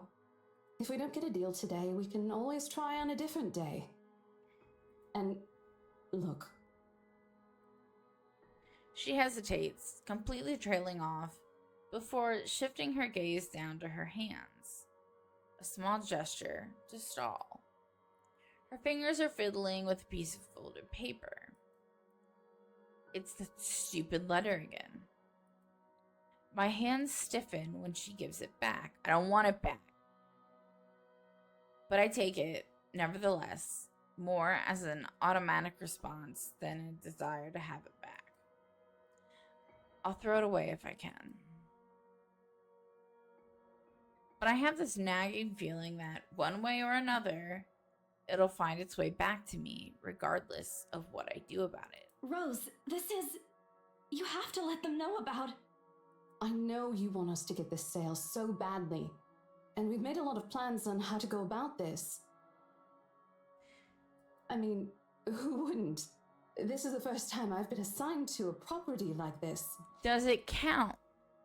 Does it count that the rich people got it? That would be one. Because she didn't even know they got it. But that would be one. And then Rose touched it and read it. Would that not be two? There's no instructions. That would be 2 people, right? Out of 5, so we need 3 more. I've sold plenty of houses before, but nothing like what we have here. It's a beautiful house. I'd love to get one of my own if I ever win the lottery. But I think... Look, here's the thing, Isabella. If we are going to do this, work on something, I don't know, this big, I need you in top shape. And the way you are now... My mind stops. What? Wait. No, I can still work. I just need to get myself together. That's what you said earlier. I let it go because I thought, hey, it's your own body and you should know more than anyone how you feel. But after this, I really think you should take a break. You're kicking me out? No, I'm not. Look, all I'm asking is for you to take a seat somewhere I can see you, and let me handle this for now. You're clearly not yourself, and I honestly could use some time not worrying when you'll fall over or not. The day's not even over, and I'm already feeling the stress. Please, humor me just this once. She clasps her hands together in front of her, eyes pleading for understanding. And I do understand, to some extent. That doesn't mean I'll feel any less awful. Whether at myself, at the unlucky turn the situation is taken, or for her, I don't really know. I promise I'll give you a full report of what happens after. I'll even let you take the lead tomorrow. Fine. Okay. I'll step aside for now. You're upset. A little, yeah, obviously. If it's any consolation, I won't tell the boss about today. You know how he is. Please don't. I don't want a repeat of the lecture I got during my first assignment. He called me a noob, and I don't even know what that means.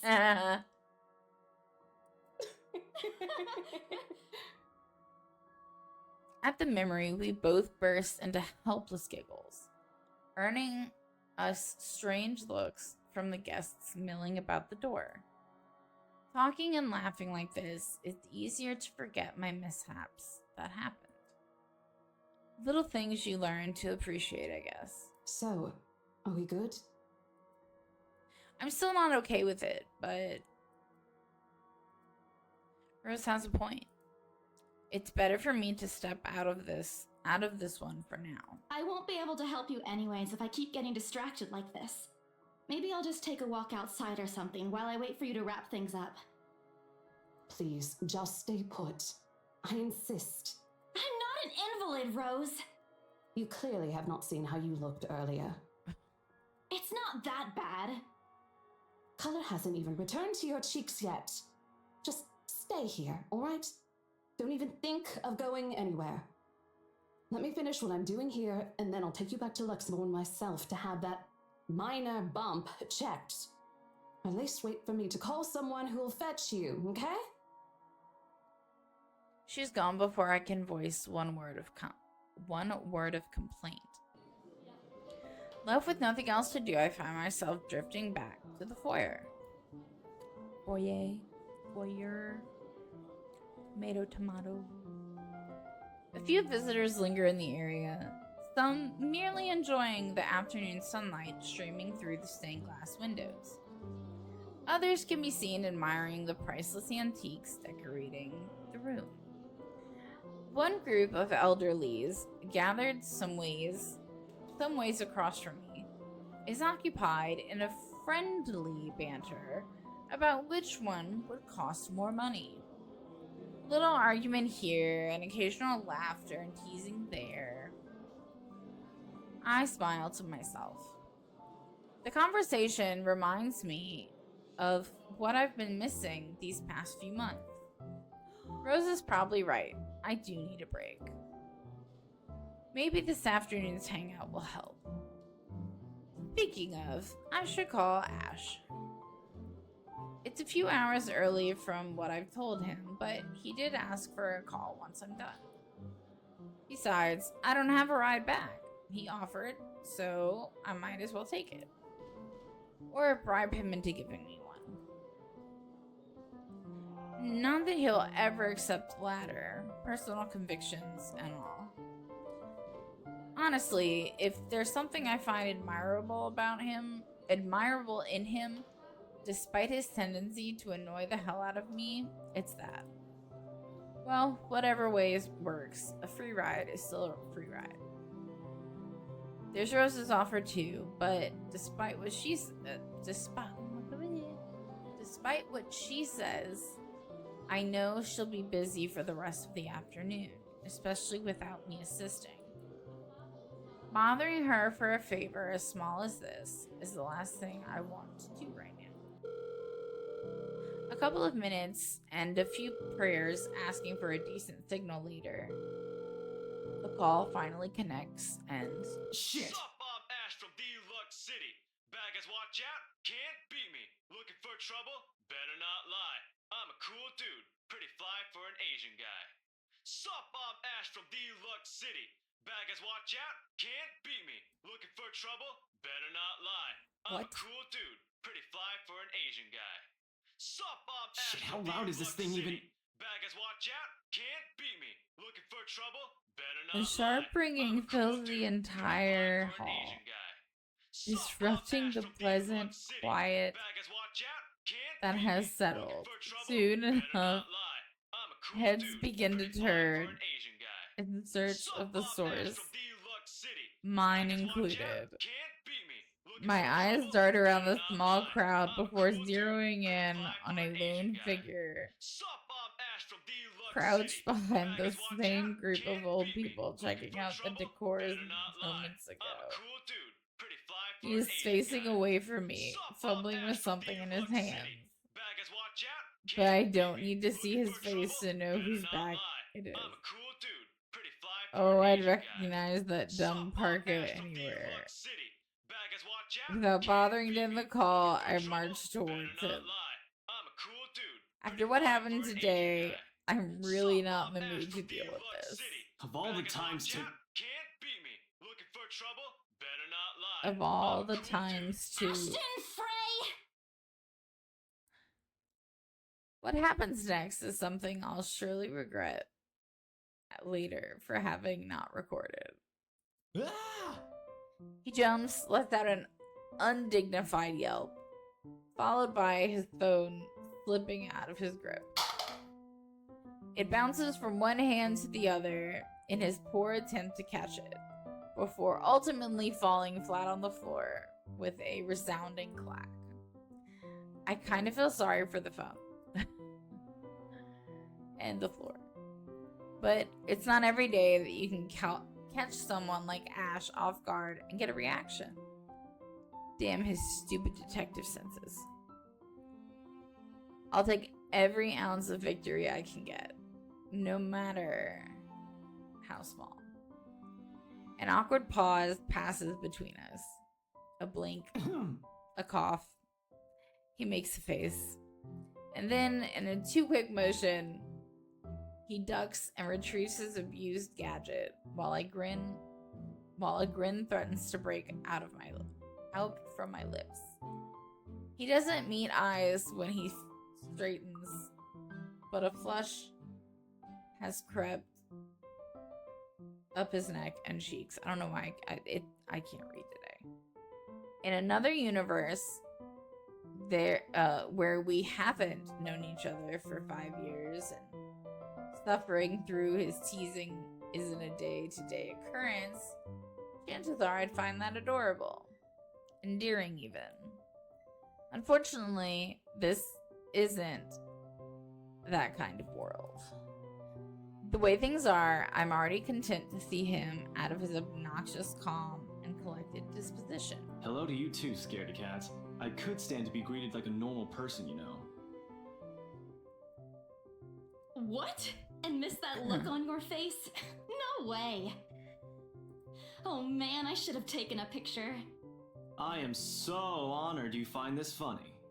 Talk to yourself. You aren't even a guest here. Something about a supervisor. What are you doing here in the first place? For a moment, he looks like a cat that swallowed the canary. Suddenly, checking every nook and cranny in his phone for any damage or scratches seems to be a more interesting activity than explaining himself. Ash? I could be looking to buy a house. A mansion? Yeah, why not? Did you see the view outside? It doesn't look haunted to me at all. Then let me hand you this fucking letter. You'll be number 3.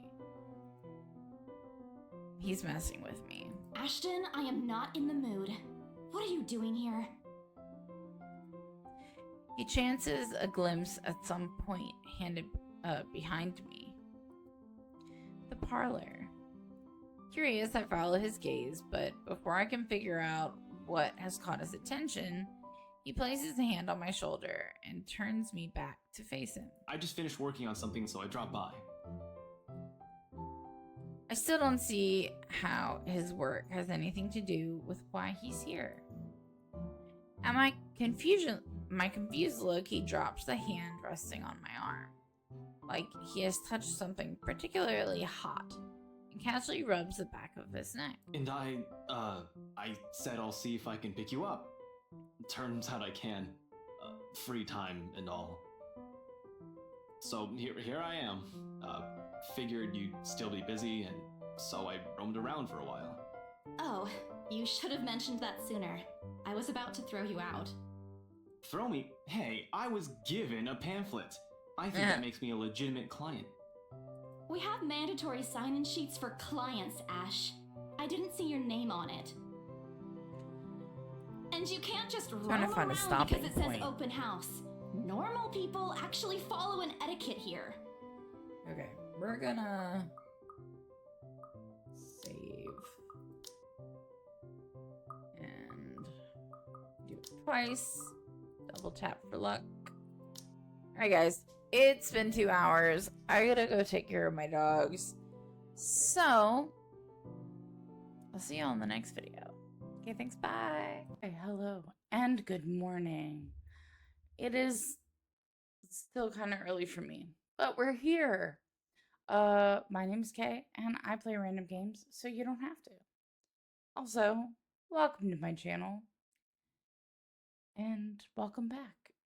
Those things. Not my normal introduction. It's the morning, so yeah, we're back with the letter. If you are just tuning in, this game has already got us, in my opinion. Like, we weren't far into the game and the creepies started crawling. So, yeah. Let's have fun. I need my headphones. Those would probably be helpful while playing the game.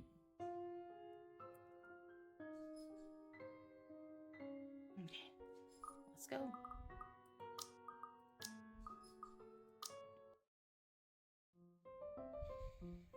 I'm just gonna read this because that's where we left off. And you can't just roam around because it says open house. Normal people actually follow an etiquette here. Right, okay. I think I'll just go ahead and... No, wait. I wasn't really going to throw you out. Rose said... Never mind. I was just about to leave anyway. Wait, what? Now?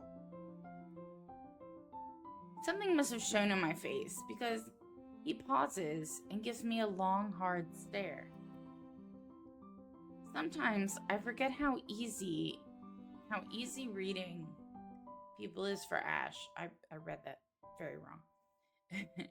Given how he often looks as if everything around him is a chore. I avoid his eyes, hoping he'll drop the subject and won't ask any more questions. The last thing I want is to tell him what happened, especially the part about the letter. In fact, he's the last person on Earth I'll ever think about telling it to, if I can help it. Sure, he's a dependable guy. God knows how many times he has helped me, even without me asking for it. But stuff like ghosts and the supernatural, he'll never believe those, even if he hears it from a friend. Except, maybe if it's Becca. On a good day, the most harmless thing he'll do is give you an explanation why those things have no chance of ever being real. At worst, he's insufferable. He'll poke fun at you at every single chance he'll get. Ashhole. It's funny that she says that because in Massachusetts, they call each other, they're called massholes. So that's kind of funny. Oops, hit a button. What did I ever do to him? He never does that to Becca or Zach. I can already imagine how things will go down the moment I spill a word of what I saw. Nope, over my dead body. Before it catches his attention, I shove the letter deep into my bag. What's wrong? Nothing. Let's just go. Doesn't look like a nothing to me. We still have Zach's movie tonight, remember? It's still early. And didn't you say your shift will end around 5 or 6? What about... Hey, Isabella, wait up! A rush of air greets me as soon as the main door opens. Not the usual autumn draft, but it's still a welcome change from the stifling atmosphere inside the mansion. Ash's footsteps are quick behind me, the soles of his shoes thumping hard against the polished concrete in an awkward, cadence as he rushes to catch up. He calls out once, twice. The mansion still looms in the background. The whispers calling me back, shadows beckoning.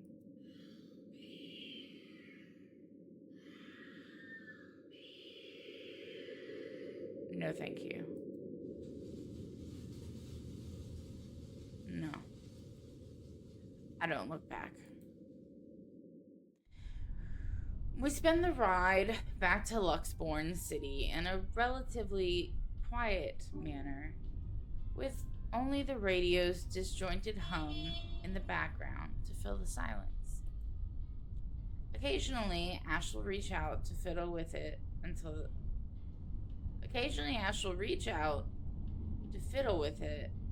the signal settles or it's on a respectable volume. But otherwise, he doesn't say anything. What is he fiddling with? Did I miss a word? I don't like where my camera is. It's a little bit better. Neither do I. However, if the furtive glances he's been sending my way are signs, I know there are things he's been itching to ask since we left the mansion. I'm trying to be able to look at you guys, but I don't know where I want to put my camera. I keep my eyes trained on the passing scenery outside, in a small hope that my disinterest will dissuade him. Here. All of a sudden, he tosses something at me from a small compartment on his side. It hits me clearly on the chin before I can make a move to catch it. The small package makes a soft landing on my lap instead. Sorry. The glare I sent him wipes the smirk about to form clearly off his face. He clears his throat, focusing his eyes on the road again. I swear he did that on purpose. Ignoring him, I flip the half-forgotten package on my lap. I won't say no to free food, but why are you giving away cereal bars? I always have one on my person, and you look like you're about to pass out back there. Have you eaten lunch yet?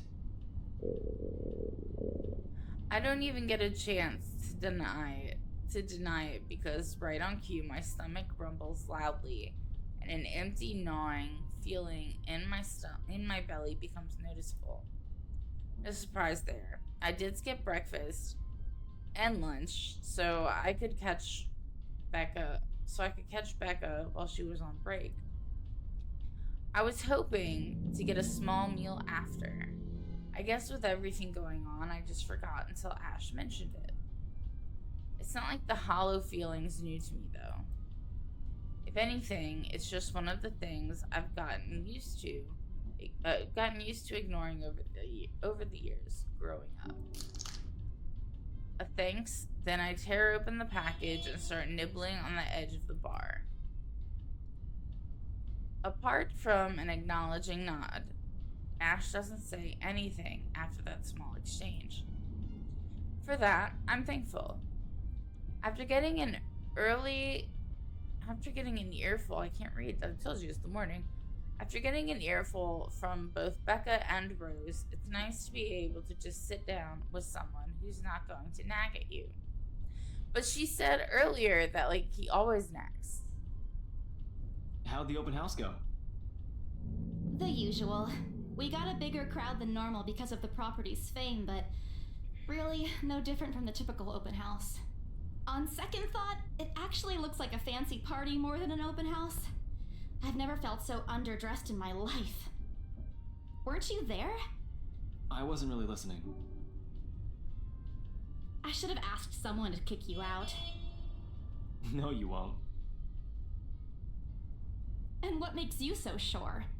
One, ever since you got assigned to this property, you've been freaking out about it. Rebecca's words, not mine. She's been complaining to me about how you talked your ears off, by the way. 2, despite your initial qualms about the place, you still took the job. Which brings us to 3. It's been months since you last settled a deal, and you're short on money right now since you're back to your instant noodle diet. How do you even know about the last one? Rebecca. Anyhow, you're hellbent on selling the mansion. Even if someone you know personally is in the tour group, you aren't going to just kick them out. Every single person who went on your open house is still a prospective client to you, even me. He's not entirely wrong. Oh man, I walked right into that one, didn't I? I hate you. I really hate you right now. His answer is a small smile, the kind that screams, "I'm right, I told you so." Okay, let's see what these are. We have the journal. Okay, let's see, how do we go?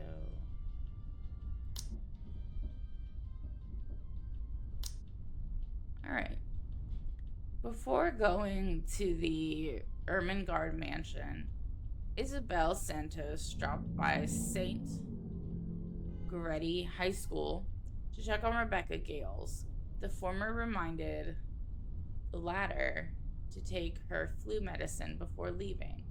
I like how that's worded. On the way, reminded the latter to take her flu. On the way to the mansion, Isabella received a phone call from Ashton Frey, reminding her of Zachary Steele's movie premiere that night. While looking for her missing co-agent, Isabella Santos found a mysterious letter in the Ermengarde mansion's attic. Driven to fear by what she read inside, thinking it's the place's curse at work, she hurried to leave the place, only to meet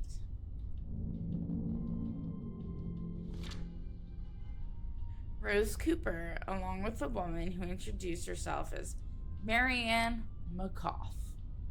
If you're new here, that is her name, because I can't pronounce the way she said it. Found Isabella Santos lying unconscious in the mansion's foyer before the open house's start. Unable to recall what happened prior, Isabella insisted on working, despite her co-agent's worries about her well-being. Today marked the open house of the infamous Ermengarde mansion.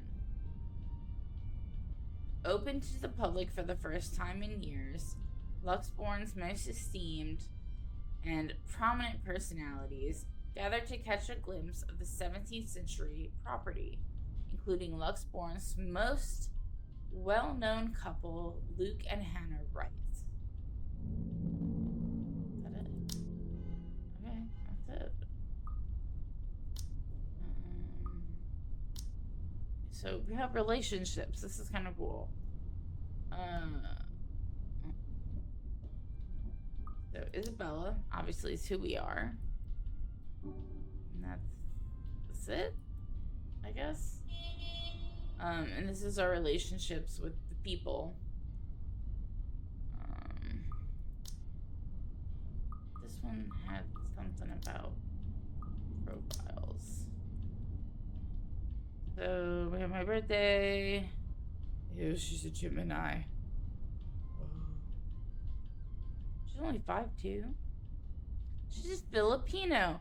Okay, so that's kind of cool the way they have the people. I already like that. Like, they have the nationality. I think that's super cool. Her religion, education, like cinnamon rolls, dogs, food, police, procedural dramas, and I don't know, and karaoke. Oh my god, I love her already. So we don't have anybody else's profiles yet. But this is really cool. This is so cool. I like that. Alright. I hate it when he does that. I'll have you know that there's already someone who's extremely interested in this property. So even if you expressed any sort of interest in it, I don't think they'd be willing to let you have it. Too bad. Provided I didn't botch it with the rights. New story update. Ma'am Hannah, in particular, didn't look too pleased with what I did. I owe Rose a big apology. I hope she likes free donuts. You don't seem too happy about it. I am happy. Doesn't this look like a happy face to you? Really? And here I was thinking you found another one stuffed in the sofa. Or is it the wardrobe this time? He meant that as a joke, but how close it is to the truth made my blood boil cold and my own heartbeat a heavy weight in my chest. All at once, the letter in my bag feels a whole lot heavier, burdened by my own guilt and apprehension. Yeah, well, things happened. Stuff the right couple might not be pleased about. No need to make a fuss about it. It's normal in the business. You made them angry? Not angry, just stuff happened. Like? Things. Did they do anything? Your clients, the rights, was it? I can't answer that. At least not without revealing everything that took place in the attic. You keep asking me about my work, yet you haven't said a single word about yours. That's not fair. Both you and Zach have literally disappeared off the face of the earth. An over-exaggeration, but changing the subject to something else is still better than outright lying to him. Besides, it never works with him. I'm not sure if it's because I'm just bad at it or because he's just really very good at his job. He doesn't answer immediately, only momentarily, shifting a glance over me and returning it back to the road when he has to make a sharp turn. Outside, the sun has already started its descent, casting a vibrant orange glow on the tall buildings. I wonder how long before we reach the venue for Zach's film. Checking the street signs outside, it appears Ash has taken the longer route. Odd, but he's probably trying to avoid the rush hour traffic. Didn't we just talk a week ago over chat? That's different. Linking your awful memes in the group chat box every morning isn't exactly a conversation. Excuse me, I don't hear you calling them awful while you're laughing at all of them. Shut up! And you aren't answering my question. That earns him a soft punch to his arm. So what I think is really interesting about this game, it has 4.5 thousand followers. Some games I play will have like, sometimes it's only like 20 followers when I go to put the game in the description on OBS. It tells you how many people are following it. And I think that's really interesting because so far I really enjoy the game. The dialogue makes me incredibly happy. I don't know if this camera looks tilted to you guys. It's tilted to me. Yeah, I'm excited to continue because, like I said, almost right off the bat, we get this terrifying looking creature, person, woman thing. But yeah, I just want to say I thought that was interesting. I did laugh at them, but I'm not going to give him the satisfaction of knowing that I find most of them funny.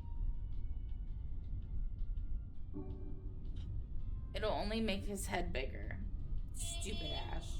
All right. Lay off on the abuse. Remember that case I mentioned before? We've been trying to pin the bastard down, but it required more work than we anticipated. The guy's slippery like that. We got some good lead months ago.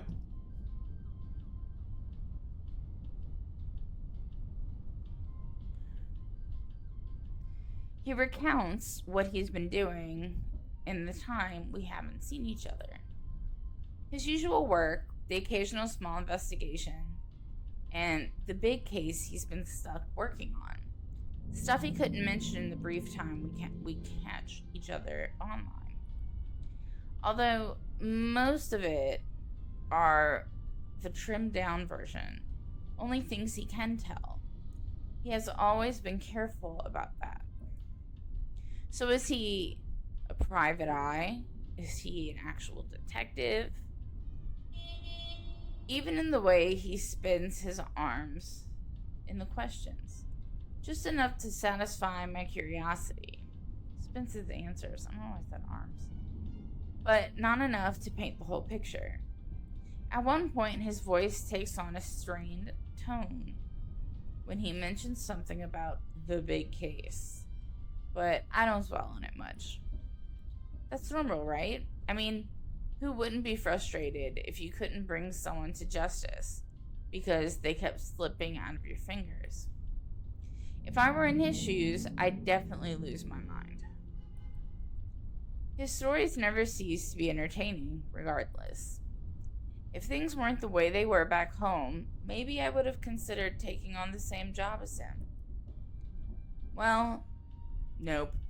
Not really. Mama would have never allowed that. But the idea is still there. Along with countless others I've let go. Time passes quickly between us in this manner, and before I know it, we're already at the movie house. A small crowd has already formed in front of the theater when we arrive. The Lift Fest, short for Luxborn Independent Film and Theater Festival, attracts a bigger crowd annually, and this year's no different. I've only been to a few indie film screenings with Zach, so I'm not an expert on the matter, but I know that for people hoping to make a break in the industry, getting your film recognized by a local event like this is already a big deal. Especially for a newcomer like Zach. He hasn't even won an award, but just getting a confirmation letter that the festival committee wants to include his movie in this year's lineup already put a grin on his face for weeks. Speaking of the guy, he's impossible to miss. At 6 feet, he appears to loom over most of the moviegoers, and with his large build and heavy voice, there's no surprise when people give him a wide berth as they pass by. Well, she's 5'2", he's a fucking giant. It's often easy to mistake him for someone intimidating at first glance. I did back when I didn't know any better. Ash did too, I heard, once early in their friendship. Oh, there's Zach! Oh, he is a huge fucking guy. Hey, you guys! Long time no see! Zach's face lights up with a smile of his own. He moves towards us with careful steps, taking a significant effort to make himself smaller so as to not bump the accidentally hit anyone. I have to say, she makes 6 foot sound huge. And that's funny to me because I have a very, very, very dear friend that is 7 feet tall. So like 6 foot's nothing. Typical Zach. As he nears, Ash casually raises his hand in greeting and... Sup, Z-Man, my main man. What's crack-a-lackin', my homie? Oh my god. The awkwardness that descends within the immediate vicinity of our small group is palpable enough. Somewhere to our right, a girl giggles, and only then do I become aware of my mouth hanging open. I'm almost amazed how Ash can say that out loud with a strange face. Almost. Considering his track record, I should be used to it by now. Zach seems to be. Yo, stop trying to act black, Ashton. Ah! You're the only one who calls me Z-Man. There's fondness underneath his exasperated tone. If this were any other person, he'd likely be offended. But years of friendship and familiarity have made those words harmless to the other's ears. Or at least, though, for the both to take in stride. It's been a while, Zach. I hope you didn't get into trouble again. Not much to get into trouble lately without you, I'm afraid. I'll let you know if something comes up, though. Nah, I ended up with chicken down stuck on me last time I agreed. I'd really love at least this year to pass without some sort of accident happening again. Hey, I take offense to that. It wasn't that bad. You really have no idea. A beat passes. And then Zach laughs. Hey, I'm kidding! You know you can always count on me. It's a story only the two of them are privy to. Every now and then, Ash will enlist Zach's help on something. Becca and I never really found out what the real deal is with those adventures, as Ash calls it, and both aren't willing to tell due to some unspoken agreement. She insists that if it's Ash, he's likely not it. Oh my god. Talk. It's likely not something illegal or life-threatening. I tend to believe her on that. Sometimes. Oh well, boys will be boys, I guess. I give Zach a small wave from behind Ash when his attention eventually turns to me. Bella! Huh? Rebecca's not with you. Is she still sick? A bit, but she's up and went to work this morning. You know she doesn't listen to anyone that's not Ash. Yes, she does. No, she doesn't. You're literally the only person she'll listen to when she's feeling stubborn. And it's true. They've known each other for far longer than any of us in the group. Childhood friends and all. But don't worry, Zach. She's probably on her way here now. She promised she wouldn't miss your movie. Isabella! Oh, thank goodness! Speak of the devil. Without warning, a hand grabs me by the shoulder and turns me around. Becca, you're just in time. I have to lean back a little with the way her face is almost invading my personal space. But she places her hand on the other side of my head to keep me still. She stares at me intently, concern filling her eyes. Becca, you're squishing my face. How are you? Are you alright? Why wouldn't I be? Rose called me earlier. Ooh. Those 4 words tell me all I need to know. Since I don't have my family living close by, and the only other relative I have here works on the far side of the country, oh my god. I gave my company Becca's contact number in case of an emergency. I should have known Rose would call her. I push Becca's hands away from my face. Although she lets go, her eyebrows remain drawn together. Oh, no, everything's good. Rose covered for me at work today. That's not what I'm talking about. How's your head? Beside me, Ash snickers. I bite back the urge to elbow him in place of trying to avoid Becca's hand as she tries to reach out for the said area. I do my best to dodge her, all at once moving to hide behind Zach.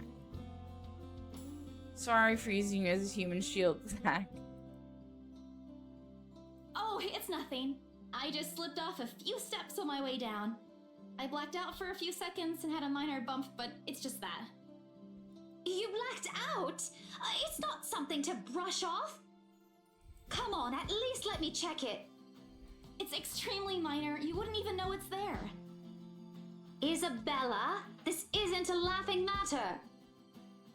She did look pale when I saw her. Oh, great.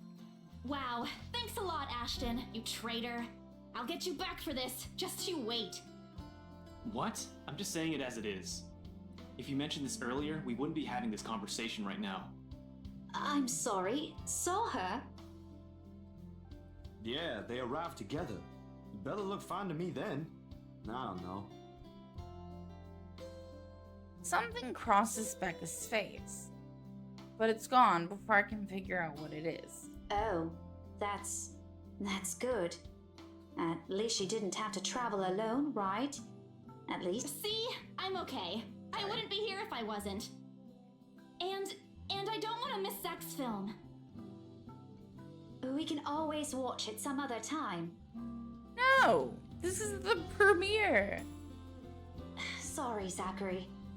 No, it's good. But you guys should really keep it down. We're starting to attract some attention. It's the premiere! The premiere's different! See, the right, premiere. Zach? I shoot him a pleading look. Zach's a sensible guy. Well, he'll understand. Please understand. Not really. But Rebecca has a point. In the end, I think it's your call. Oh, for heaven's sake! Please, Becca. I really don't want to miss it. Becca's not your fucking mom. You're not missing it. Oh, we're just moving it on a different day so we can have a... Look, you guys.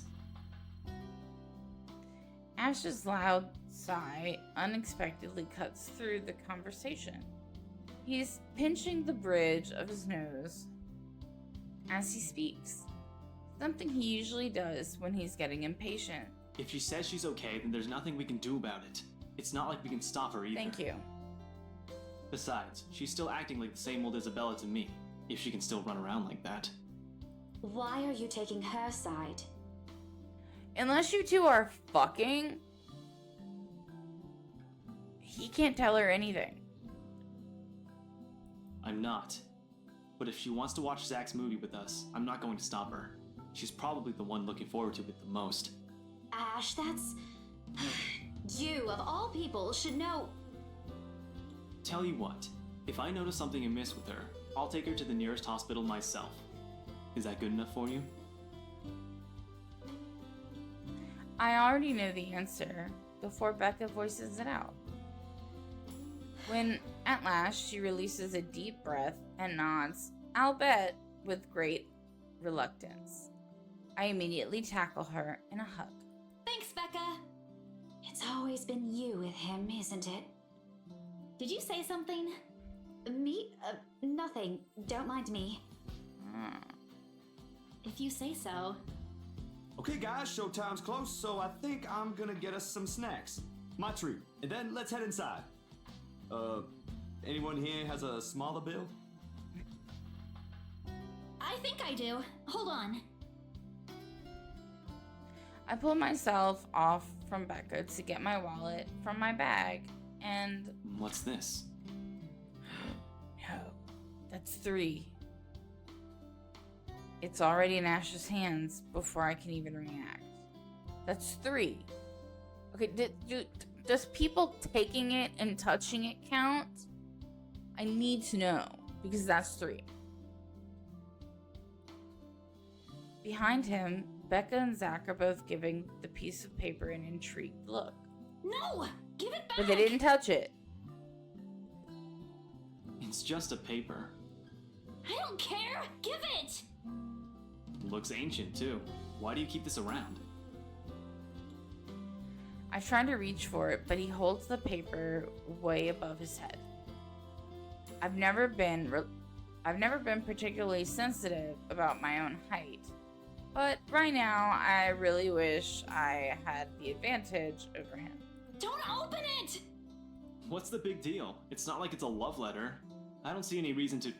Hold on a second. This is, isn't it? No? Even if it is, it's not for you. Okay, now I'm curious.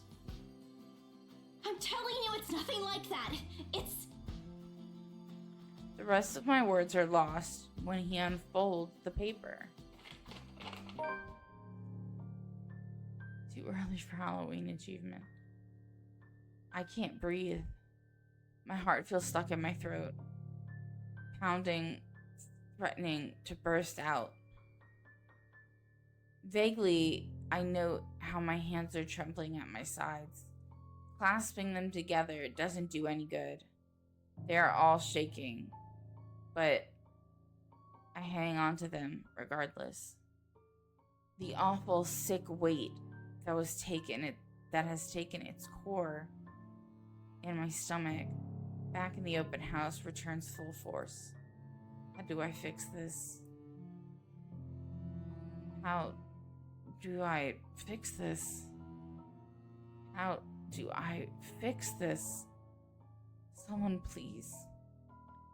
Today is turning out to be a horrible nightmare. Send this to 5 people or else. Well, that's interesting. Guys, I think we should listen to Bella first. Aren't you a few days early for Halloween? Aren't you a few days early for Halloween? Ash waves the paper in front of me, giving me a fleeting glimpse of its contents. I don't need to see this. I don't want to see this. The letters, the words, even every stroke written in blood is already embedded in my mind. Maybe I should have just thrown it away when I had the chance. That way. It's not a prank. It makes all of them stop. Even I am surprised with how steady my voice is. What did you say? This isn't a prank! I saw something! Hold on. Are we still talking about this paper? Or is it about the urban legend again? Both. I know it sounds ridiculous. You're saying this is a primitive version of a chain letter, and now that we've seen it, we're now cursed. So, if it has to do with picking it up and touching it, Ash would be 3. But if it has to do with the other 2 reading it, that makes 5. You've got to be kidding me. See? This is why I didn't want to tell you guys. Isabella, aren't you taking this a bit too far? It's not a joke! Will you guys listen to me first? I saw something in the house earlier. It stood right in front of me. If I hadn't gotten away, that thing might have... Right. And in broad daylight, Isabella. Even someone gullible would find the logic in that screwed up. There's also no way in hell that this supernatural shit is true. But it's real! What do you think I saw? A hallucination? A delusion? Didn't you say you fell down some stairs? So maybe Rebecca's right. It happened after, when I was trying to get away. I almost got stuck in the same room with that thing. We're all in danger. I thought you... We are, and you know that. But this thing and that thing has got nothing to do with the other. When Rose called earlier, I thought she's just exaggerating. But based on what I'm seeing right now, maybe it's better if we really postpone this for now. Oh, shut the fuck up, Becca. Don't bother.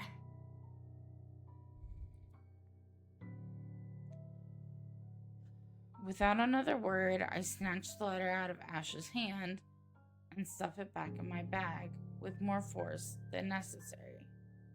I'm tired. I got cursed, saw a ghost. Excuse me, I'm so sorry if you heard that. probably lost a sale, got kicked out of the open house I'm supposed to be hosting. My own friends won't believe me, and all of them think I'm crazy. To top it all off, there's a dull ache at the back of my head, begging for a little attention. I can't afford to give right now.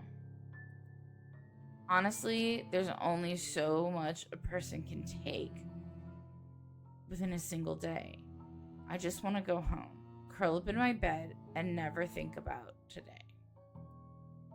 But before I can take a single step away from the group, Guys! Zach rarely ever raises his voice. Even when there's a point he wants to drive home. And hearing him take on that tone immediately completely throws me off. Even Ash and Becca. Whatever harsh words yet to come out of the argument immediately die on our tongues. Why don't we all calm down first? I'm sure Isabella has her reasons too. No need to be hard on her. And hey, ain't this supposed to be a happy get-together? We haven't seen each other for months. I'd really love to know what y'all have been up to. I only ever get to talk to Bella over chat. Please. He has a point. Ash, for all his attempts to look cool and distant, has also been looking forward to this. He even took the time to call this morning for a reminder. He never does that. Becca too. I'm pretty sure that's another reason why she got out of bed today. Yet, despite Zach's attempts to lighten things up, or Ash and Becca's acquiescing gestures, the tightness in my chest remains. I should have just kept it to myself, or at least went with the idea that it's a prank. If I did, things might not have turned out the way they had. No sour mood, no bad vibes. Careless, so careless.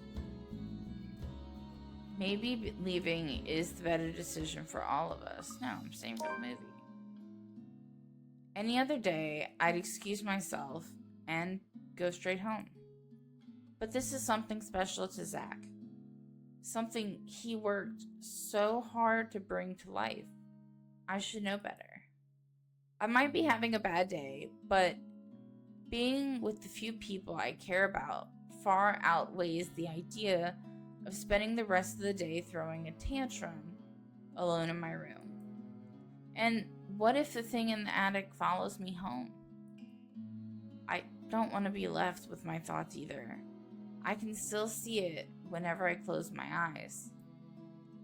And maybe if I stay, let our heads cool down first before telling them what happened. They'll listen to me. There's nothing you can solve with a calm head. There's nothing you can't solve, with a calm head. One step at a time, Isabella. That's what Mama used to tell me. Besides, I don't have the heart to ditch Zach. A smile is back on my face when I look back at them. If we keep arguing here, we're going to miss the first few minutes. Alright, that's the Isabella I know. Oh, good. I thought for sure you were going to cry. This time, I really do send an elbow straight to his stomach. Stupid Ash, being vertically challenged, has its perks too. What was that for? Stop calling me a crybaby! I'm not one! Aw, don't cry. Stop it! Okay, scaredy cat then. That too! If you repeat that, I swear I'll... Let's just go. Without another word, Becca goes inside. She doesn't even stop to wait for us when I call after her. Ash and I exchanged looks at that. The same question I've likely. Oh my god. Ash and I exchanged looks at that. The same question likely swimming inside our minds. Did something happen at school after I left? Is she having a bad day too? I'll try asking her about it later, I guess. So, you guys go catch up with her. I'll go get us the food I promised. But you'll miss it. Didn't you say watching a movie without food ain't fun? And it ain't like I haven't seen it. I made it, remember? I'll be in there soon. One friendly tap on my shoulder, and then he's gone. A few moviegoers are still milling about. Some are still waiting in line for tickets, but otherwise, most of the crowd are already here, inside. There's nothing much for us to do here now.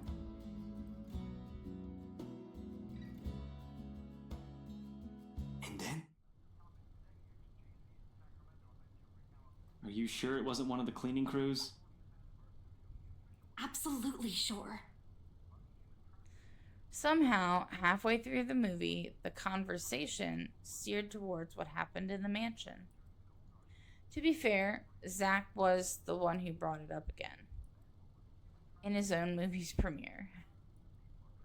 Now, the film's just serving as a background noise while we're speaking in hushed tones, careful not to disturb anyone inside the small hall. Well, except for Ash. I just hope I hope we don't end up arguing about it again. We'd all get kicked out for sure.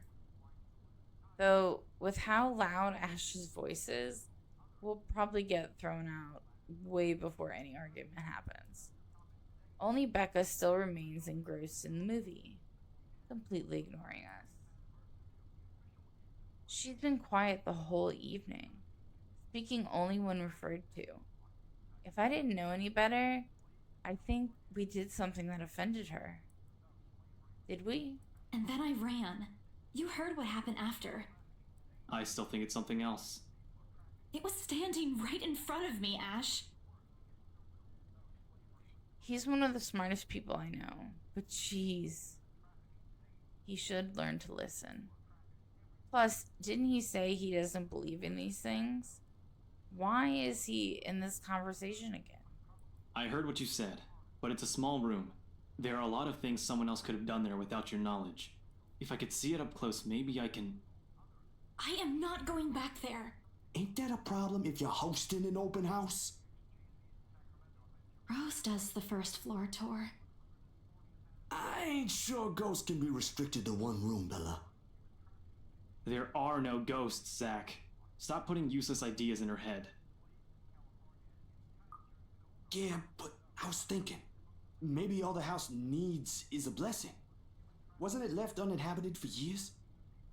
I mean, I don't think he's wrong there. We had to, we blessed my house because shit was going on. I still have a closet. The closet in this room, actually. I feel great in this room. No bad vibes. In my office. But the closet is sealed. No. I backed into that closet and someone tapped my back, my right shoulder. And I was like, there's hangers. It's hangers. And I looked, there are no hangers in that closet. Other shit happened here too, but yeah.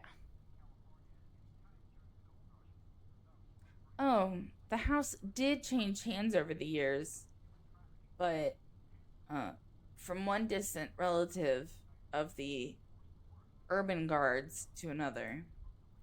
None of them bothered to live in it though, and it remained that way up until its current owners decided to sell it. Why didn't I think of that? I didn't peg you as the religious type, Zach. Nothing like that, Ash. Who knows, though? It might bring something positive to the place. That's not a bad idea. I just don't know where I could find someone. That's a lot of blessing to do, though, in a mansion. You're not seriously considering his suggestion, are you? Do you have a better idea? I know where. I could contact him for you if you want. You do that? Or we can find you a psychologist instead. There are very few times in my life when I wish my glowers can kill. My glowers? What does that mean? If you know what that means, leave it in the comments when this is on YouTube. This is one of those. Ash, that is not a very appropriate thing to say right now. No, wait, that's not what I meant. Ethnographer. I meant ethnographer. This guy's a psychologist too, of course, if you... Ashton, if you don't stop... Rebecca knows the guy I'm talking about too. She can vouch for him. Becca tears her eyes away from the screen at the mention of her name. Huh? What? Oh, are you talking about Professor Andrew? He used to work with my parents at the university. And can you guys keep it down? Sorry, the scaredy cat here mentioned curses. Not that I'm saying this is one. But talking to him is a better solution for me than getting a random priest to bless an old house. I really like the voice acting so far. Like, I really like it a lot. He'll even help you figure things out, teach you a couple things, and probably put your fears to rest since this looks to be bothering you a lot. Ash might be right too. However, what Zach suggested is something I'm more familiar with. Granted, they don't believe me. They're only giving me these suggestions to put my mind at ease. But it's better than being ignored or being laughed at. I can take comfort in knowing they are willing to hear me out. So, what do you think? It's your call. We'll go with whatever you want. I don't know. Priest. I'll think about it. But maybe we could go with Zach's idea? I'm not so sure about that. Well, it wouldn't hurt to try, right? If it doesn't work, it doesn't work. The only thing At least we did something than just stand around. The only thing I don't like when it comes to this voice, all the voice acting so far, Ash is very strong on his syllables at the end of his sentence. His T's are very strong and they aggravate me. I'll let you know when he's available, Bella. Thanks, Zach. I knew I could count on you. Guys, I said keep it down. You keep insisting that we still watch it, yet you're not even paying attention yourselves. It ain't a big deal, Rebecca. I'm the one who broached the subject in the first place. It's still your film, Zachary. A good film, mind you. You worked hard on this. The least we could do is watch it with you. And that's what y'all doing. I really appreciate all of you making time for this. Sorry, Becca. We'll stop now. I throw her an apologetic look, even if Ash is the only one who should be reprimanding her. She should be reprimanding, but her attention is already back on the screen. She's ignoring us again.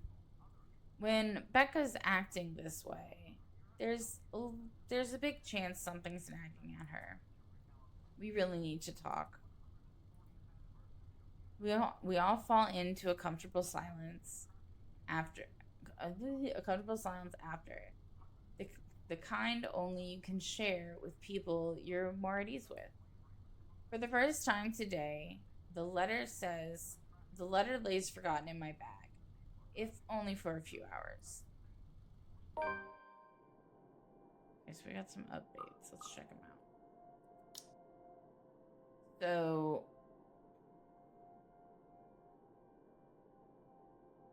Rebecca's went negative. Ashton's went up. So everybody's doing good except for Rebecca. Rebecca's upset with us. So I did that. Let's our journal.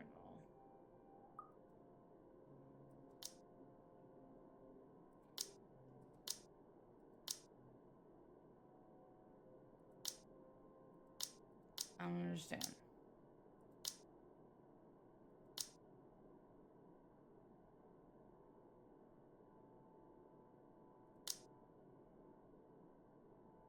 Okay, I don't understand.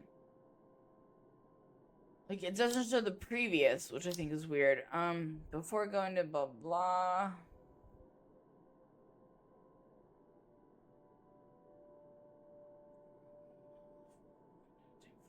Blah.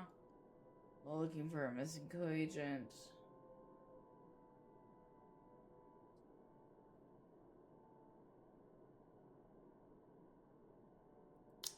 Yeah, I don't get what's new there.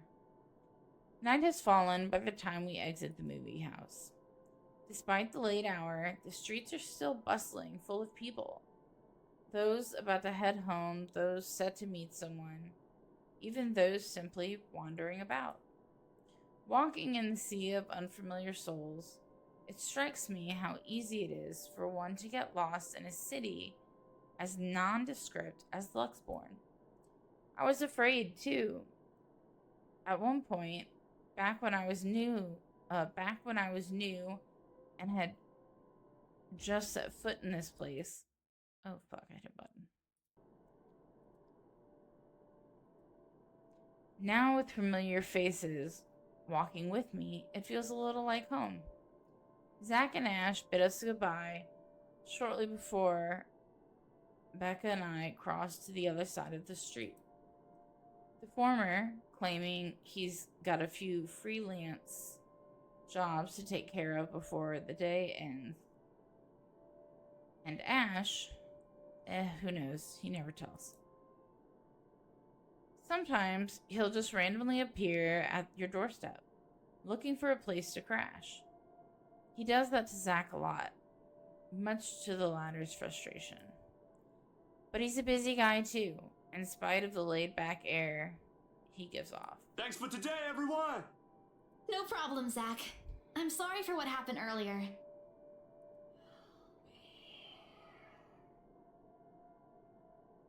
Huh? Am I the only one who heard it?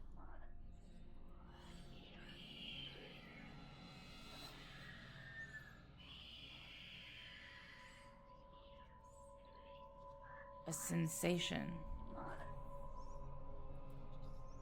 Cold, thickening, drowning. My chest tightens, breathing, becoming labored. I can taste blood in my mouth. The edge of my vision blurs. In the distance, amidst the countless nameless people going about their lives, a voice reaches out to me, pleading even as I clench my eyes tight and clasp my hands over my ears, whispering and whispering and whispering, calling out.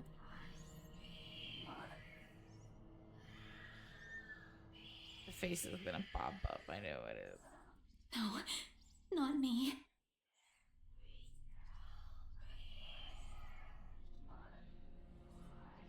Somebody. It's gonna be the face. I know it's gonna be the face. I don't want to see it. Isabella? Earth to Isabella? At her voice, the whole world suddenly snaps into place. The murmur is gone. When I open my eyes, Becca raises an eyebrow at me in question. Weren't you listening? Are you coming with me? Oh, yeah. Just, okay. Sorry, I spaced out. You always do that. I follow her without complaint, but not before sneaking a glance to the far end of the street, where the voice came from, where another set of eyes might be staring at me. Okay, so does that mean the people who took the paper, does that mean it doesn't count with them? Because, you know, he has to send it to 5 people. But I don't understand how that works. Like, do They took it. And I know technically that's not us giving it to them, but they took it, like, in their hands. So, oops, I'm so sorry. So what does that mean? What? Sorry, I'm trying to put my... What does that mean? Nothing. There are only Zach and Ash watching over us as we head back to where Becca parked her car. If I'm expecting to see something or someone there, I try not to let it show. Try not to think of the tiny pinpricks of fear crawling at the pit of my stomach. See you guys some other time. Yeah, see ya. My fingers were swollen. My ring is not happy at the moment. Another glance, and with a final wave, we go off our own ways. I don't know what I saw. I don't know what I heard. I don't want to know. And if this is what would help me sleep tonight, what would give back that normalcy? And if this is what would help me sleep tonight, what would give back that normalcy in my life, then so be it. I had to make sure I read that right. Okay, next day. I'm trying to get comfy. The darkness closes around me, grasping, pulling, engulfing me. The ground caves in, and without warning, I'm falling. My eyes snap open. For an instant, it doesn't immediately register where I am. Both my back and shoulders ache after I've fallen asleep, all hunched up the night before. Drenched in sweat, the nest of pillows I often keep around me feels more suffocating than comforting. I let my eyes adjust to the bright morning light streaming through my window and allow my breathing to slow down before untangling myself from the pile. I haven't had a single dream since coming to Luxborn. Or at least none I can recall having. It's a shame because they used to be so vivid.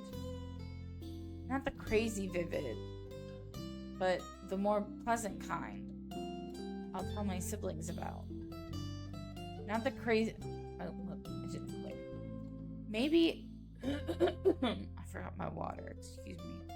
Maybe it's just the stress of living alone. The knowledge that I'll always wake up in an empty apartment with no one to tell stories to. What time is it? Habit forces me to look over at the clock. Even with the soreness weighing heavily on my shoulders and the compulsion to never leave my bed for the day. Nothing happened. In a heartbeat, I'm up. Oh man, of all the times to oversleep. Towel? Towel? Where's my towel? What? It's 5 o'clock. Admittedly, it's a weekend, as an unspoken rule that entitles me to extra hours of sleep. But if Rose didn't kill me yesterday, she sure as hell will now. And right after what happened, oh Lord, 1 box of donuts as peace offering won't be enough the second time around. Grabbing my towel, I'm already a few short steps away from the bathroom when a muffled ringing breaks out from my bag. Don't charge your phone at night. There's a moment of indecision at first. My mind conflicted whether I should just ignore or answer it. But what if it's Rose? Or worse, our boss? Ah, sheesh. In the end, the rational part of my brain wins out. The letter from yesterday peeks out when I pull the device out. Just the sight of it is enough to put me in a foul mood, and it takes every force of will for me to ignore it in favor of answering the call. The caller ID says, Mama. Huh? It's around 4:45 p.m. in the Philippines right now. That's an unusual time for them to call. Usually, it's around noontime here, and I'm the one calling, not the other way around. Better for them to use the money on something else than an international call. Regardless, in the most cheerful tone I can gather. Hello? Hello? Grace? How are you? Mama! I'm doing okay. How are you guys over there? We're good. EJ won a storytelling contest at school the other week. Brought home a medal. I thought you should know.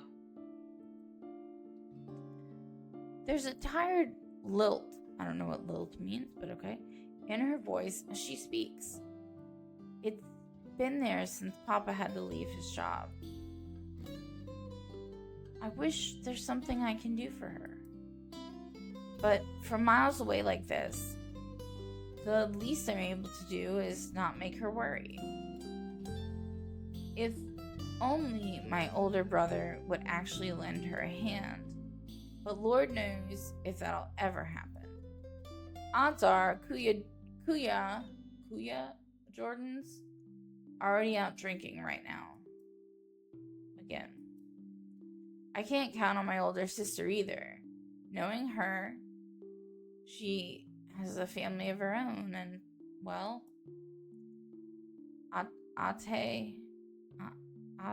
Ate Anna's financial situation isn't exactly great right now, having ran herself knee-deep in debt. Great! That's great! Tell him congratulations from me. And let him know I'm gonna send him a little something extra this Christmas. I'm so sorry. Like I said, I forgot my water. And the reading takes a toll. How about Nico? Karen? Michael? I hope they're okay? Oh my god, why do you have so many fucking children? They're doing well. They wanted to talk to you, but they're all busy with school. Oh no, that's fine. I don't want to bother them. Just tell them to keep doing their best for me. I'll just call back when I know they're not busy. And Papa? How's Papa doing? It's a subject I'm a bit hesitant to broach. From the way Mama's voice hitches, she doesn't want to bring it up either. Papa... Grace, he's having a little difficulty right now. Weak appetite, he's having trouble swallowing, and lost a few pounds. Okay, I'm sorry. I have to go get my water.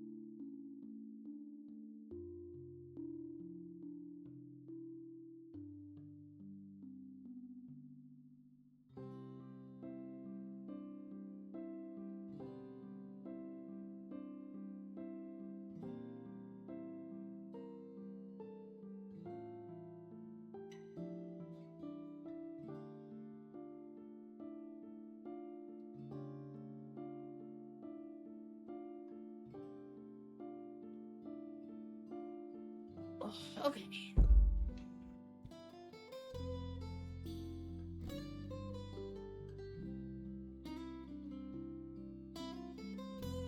Give me a second. Stuff got entangled.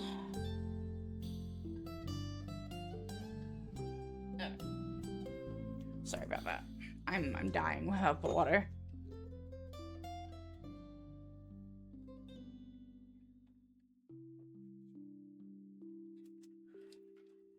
Just took a second because I had to refill it. I didn't realize it was so low. Okay. Read this already. But the doctor said we should keep encouraging him. It just means his body's accepting his new treatment well. Treatment? The money you sent last time helped a lot to pay for it, by the way. Oh, I see. That's good. I won't deny that life has gotten tougher for our family. It used to be easy back when Papa was in good shape.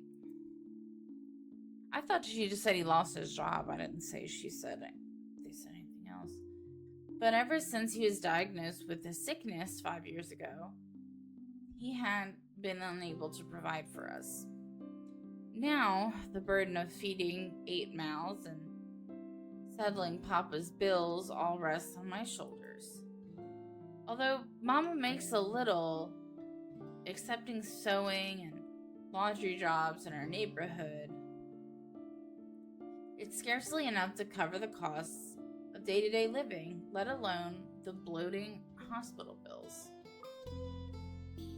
We can't even expect help from our own government because the health insurance there barely covers anything. I'm sure he'll get better soon. Is he well enough to talk? Do you think I'll be able to speak to him, Ma? Silence. I start to think that the call got cut until... Listen, Grace. Maybe it's better if we transfer Papa to a different hospital. Somewhere cheaper? So he's staying at a hospital. What? Why? Did something happen? Is it the deposit issue again? Give me the hospital's number. I'll talk to them. No, it's nothing bad. The service here is good. Too good. Even the doctors. But I'm worried you're working yourself to the ground because of it. Mama, we've been through this before. I want the best for Papa. And don't worry about the bills or the medicine, or me for that matter. I can handle myself. Everything's going well here. In fact, we're about to close a large sale. I just want to say that 8 fucking mouths? No.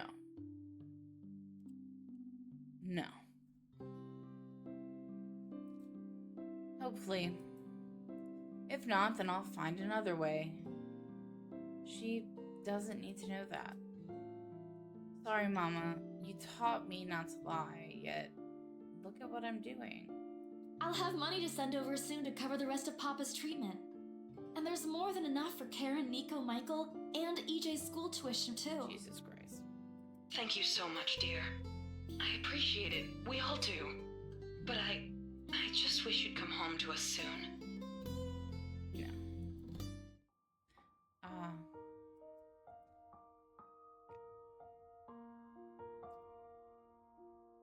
Kylon Ka Uwi? Probably didn't say that right at all. I'm very sorry. When are you coming home? EJ, the youngest, used to be the only person asking me that. How do you respond to a question you don't have a definite answer to? 5 years later, and I still can't give them a straight answer. I smile, though Mama can't see it. I fight to keep my lips from quivering, my voice from shaking. She's got enough on her plate as it is. No need to weigh her down with unnecessary concerns. Promise me you'll be there to welcome me when I do, okay? Of course. I'm sorry, Grace. I need to take this for a while. There's a small commotion on the other end.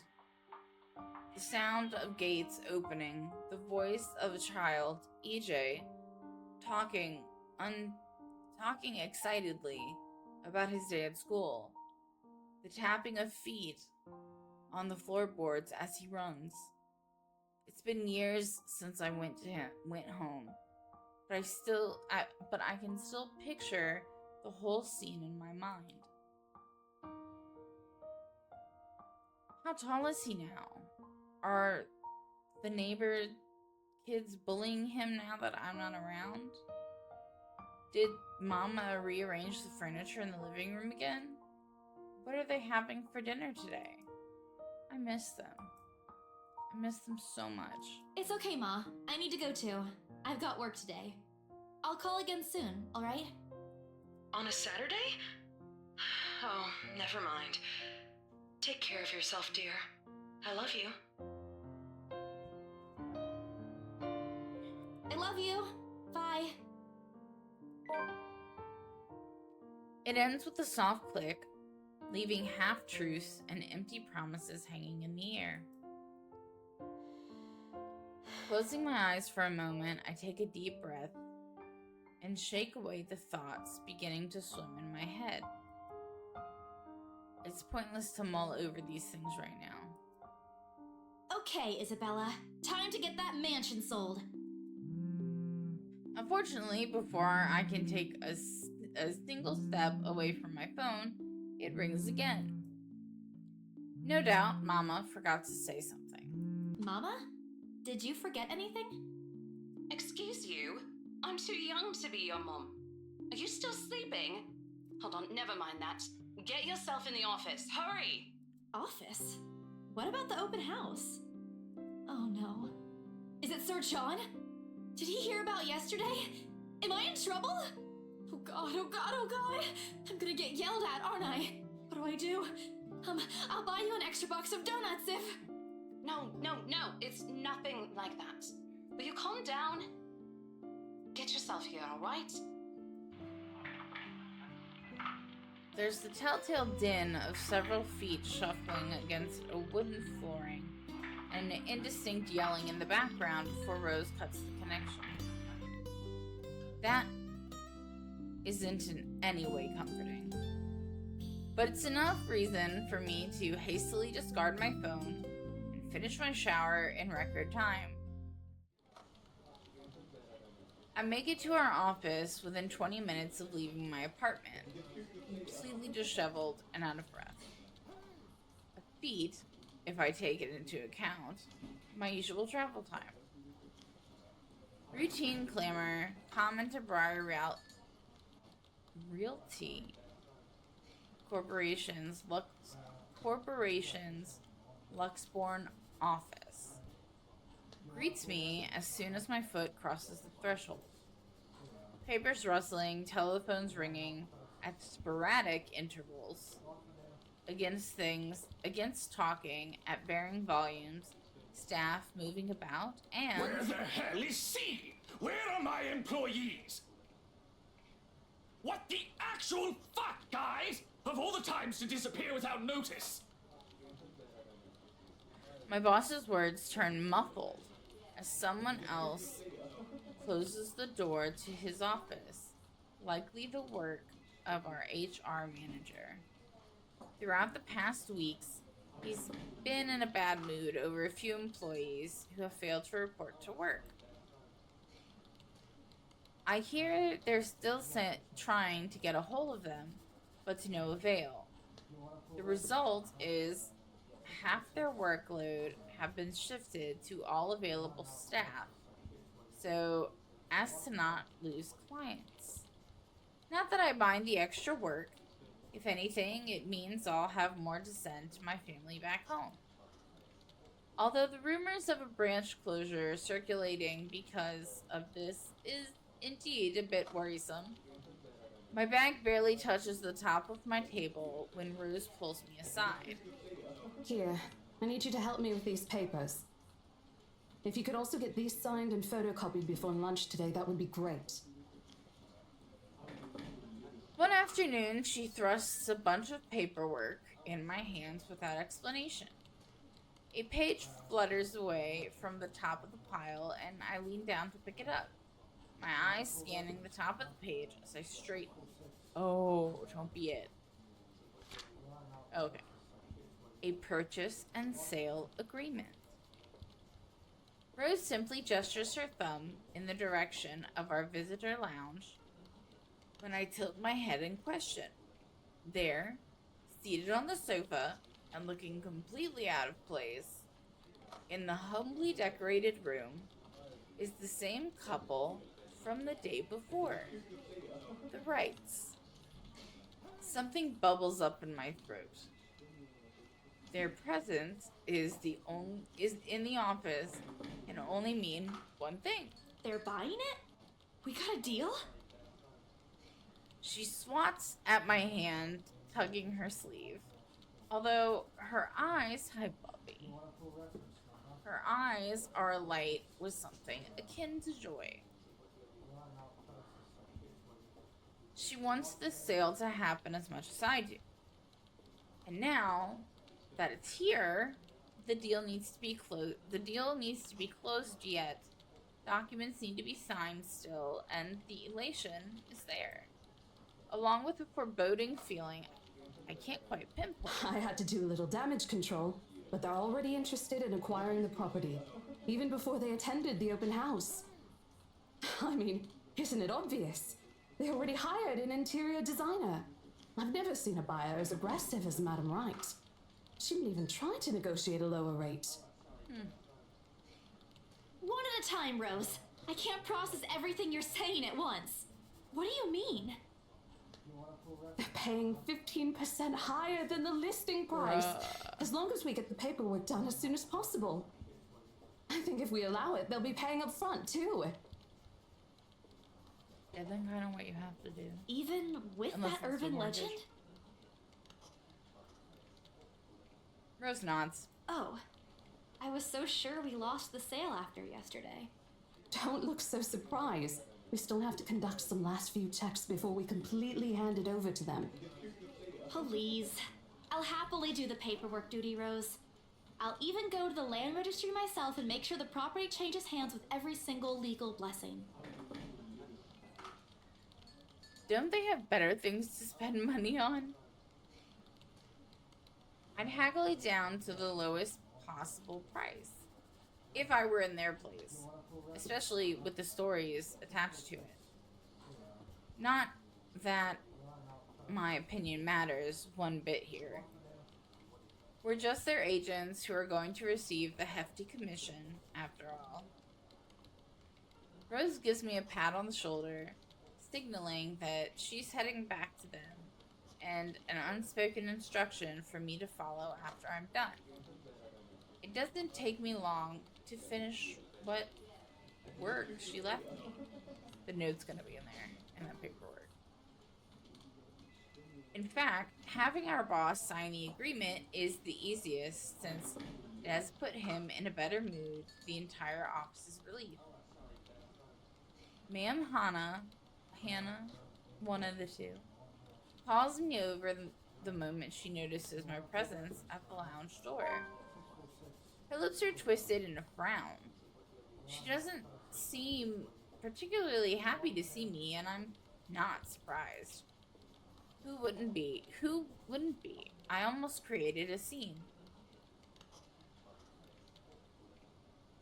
Mr. Wright, however... Why, if it isn't the little Lily. I trust you're feeling well now. Oh, I just got a bad seizure aura. Hold on. Ooh. Oh, that was weird. If I fall out, I fall out. It's Isabella, sir, not Lily. I appreciate your concern. I'm feeling better now. I really do understand why they can't get my name right. It's a fairly common name. I don't understand. It's a fairly common name. It shouldn't be too hard to remember. I said this earlier. Well, yesterday. I think it was yesterday. Whatever day I was streaming. I have the same issue with my name. My name is Haley. I don't know how people get Kylie. There's a fucking A in there. Regardless, I hand him their copy of the agreement. I believe I can take that. Thank you very much. With how elegantly she plucks the paper off my hands, it's easy to think that there isn't any trace of irritation in her. But it is there, radiating in her stiff stance, in the way she's standing at a fair distance from her husband, and how the two look to be ignoring each other. Seeing this scene, it soon becomes clear to me that I'm not the one who has put her in a bad mood. Oh, that's good. Did they fight? Most probably. I've seen it happen dozens of times with my previous clients. It's a shame, especially with their new mansion. I never did like it when my own mama and papa fight. I hope they'll make up soon. Apparently, satisfied with what she's seen, Ma'am Hana claps her hands together before extending it to us for a shake. Rose and I release the breath we've been holding, both of us more than happy to return the gesture. That settles it then? Are you really sure about this property, ma'am? We could easily find you a bigger one among our current listings. A bigger one? With a modern touch? Something not haunted, perhaps. Rose shoots me a warning glance that clearly says, "Don't make a scene, we're almost there." Of course, why wouldn't I be? The house is absolutely perfect, isn't it, darling? A helipad would still be a nice addition. A fucking helipad? Yes, well, we'll get there eventually, love. As I was saying, if your partner had the documents yesterday, we would have bought it right there immediately. Shame she didn't have it. Well, there's still a few necessary documents we need you to sign after, but we'll let you know once we have those finalized. We'll be handling the process for the rest, so don't worry about it, ma'am. Within a week, I hope. We still have a housewarming party to plan, after all. You know how much thought to be put into those things. There are servants for that, darling. Love, servants or not, you're going to make people listen to your input nonetheless. No more than a week, ma'am. Barring unexpected delay, of course. You can leave it to us. Excellent. Well then, I'll leave you two to it. It's been a pleasure doing business with you. Oh, and before we forget... She discreetly folds something into both of our hands and winks.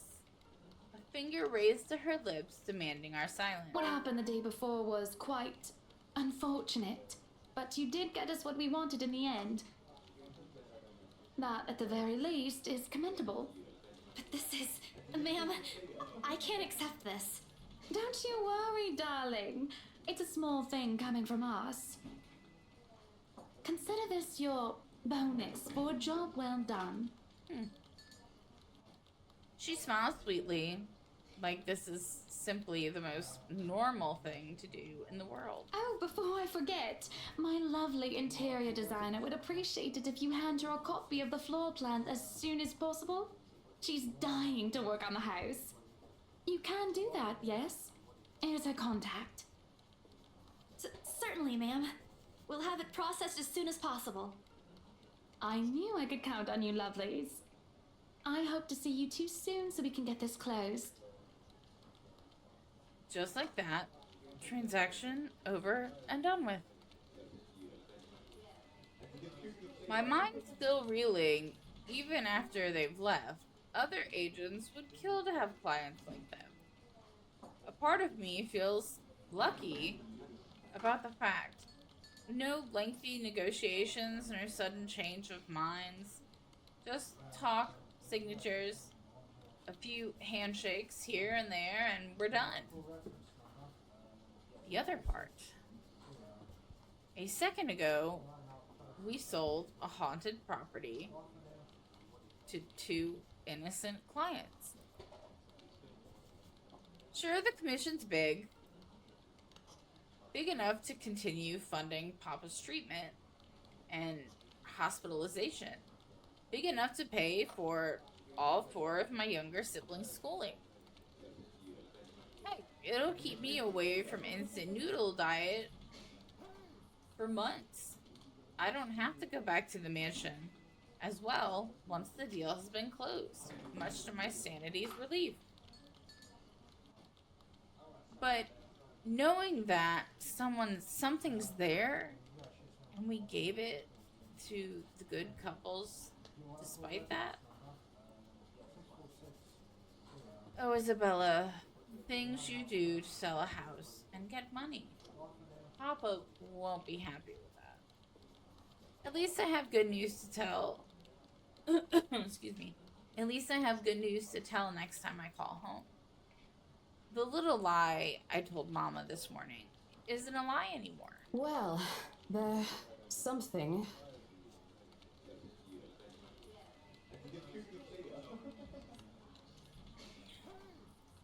So how does it feel? How does what feel? Your first big multi-million-pound sale, silly. I know you've been with us for years, but this has got to be memorable for you. Memorable is an understatement, Rose. Come on, show some enthusiasm. They gave us a bonus, too, aside from the commission and the other bonus boss promised. What are you going to do with it? I don't know. Send it home, probably? All of it? Not everything, of course. Most of it. I'll leave some for my living expenses. Listen here, Isabella. I'll teach you something I should have told you before we ended your training. She slings an arm over my shoulder and leans in close to my ear, as though she's about to share a big secret. It's okay to celebrate from time to time. I don't get it. It's simple. Go out, do something for yourself. Throw a party and treat your friends to free food. Get a full set and get your toes done, girl. Didn't you say the last one's some sort of tradition back at home for you? Hello, this is practically a done deal. Isn't throwing a party a bit excessive? Your call. I won't say no to an invitation, by the way, in case you really are planning to throw one. A few drinks would be nice too, thank you very much. I don't think my apartment's big enough for that. You could always move? Bloody hell, you're working in real estate. I think I'll pass. That's too much of an unnecessary expense for me.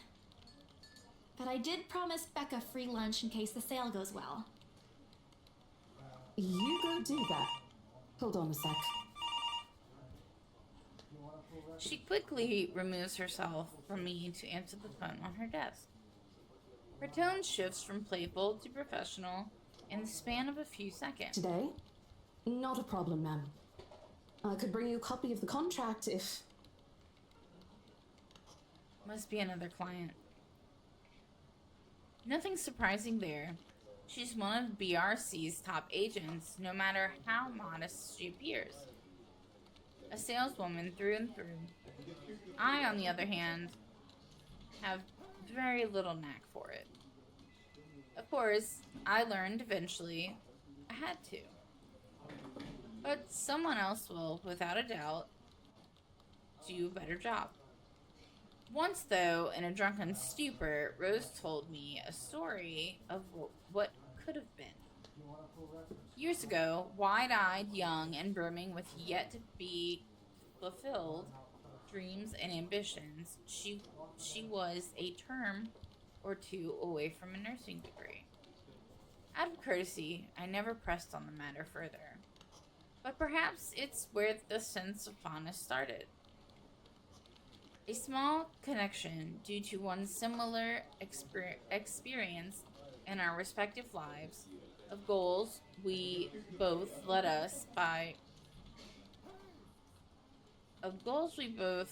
pass us by because of the circumstances we're in. I'd be happy to discuss this over Sorry, tea, I ma'am. can't read today. All right, I'll be there. Thank you. you. Guys enjoying my afro? At least it's what it feels like. It'll get longer eventually. But since I haven't straightened it, blow dried it, dyed it, I'm not doing anything to my hair. So it's like all natural. So my curls are like, fuck yeah.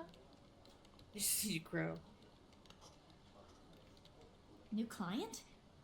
Reassigned. Have you heard from Mark at all?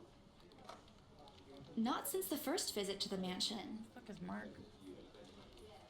Why? No news from the HR yet? None at all. Boss thinks he ran away. Who's Mark? I doubt it, though. He's too much of a wimp for that. There must be another reason. Who knows? Anyway, I've got to meet this one. I'll see you later. She throws a wave over her shoulder as she rushes out of the office. The lunchtime bell sounds shortly after, followed by the chatter of fellow agents also heading out for a much-needed break. Ordinarily, there's no need for me to go out, but oversleeping didn't allow me the luxury of packing my own lunch today. If one considers taking an instant noodle cup from my pantry, packing your lunch. I read that in the wrong way. But anyway, time to make good on the promise I made to Becca, I suppose.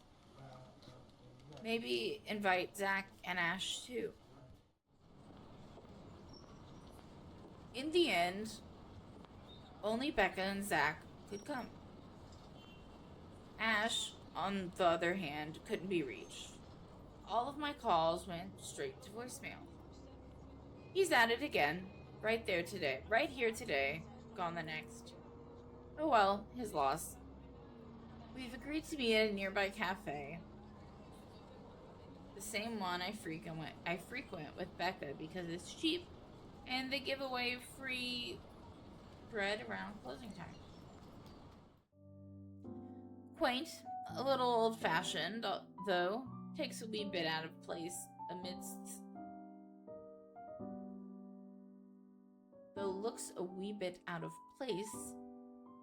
the city's tall buildings, but we love it all the same. Much like its facade, right? Facade's not a word. Facade. The interior carries an antique charm to it. An antiquated charm. I can't read. Vintage art pieces and a row of shelves boasting an extensive collection of books cover the walls. It would have been nice to hang out here for hours on end, but even on a weekend, the place is still packed with people. This does not look packed. Just heads up. Thankfully, Becca and Zach have already found seats and are engaged in some casual chatter when I arrive. It's strange seeing the two of them without Ash accompanying the other. They've never been particularly close. Sure, they talk when they meet, laugh at the same things when there's something funny, but there's distance.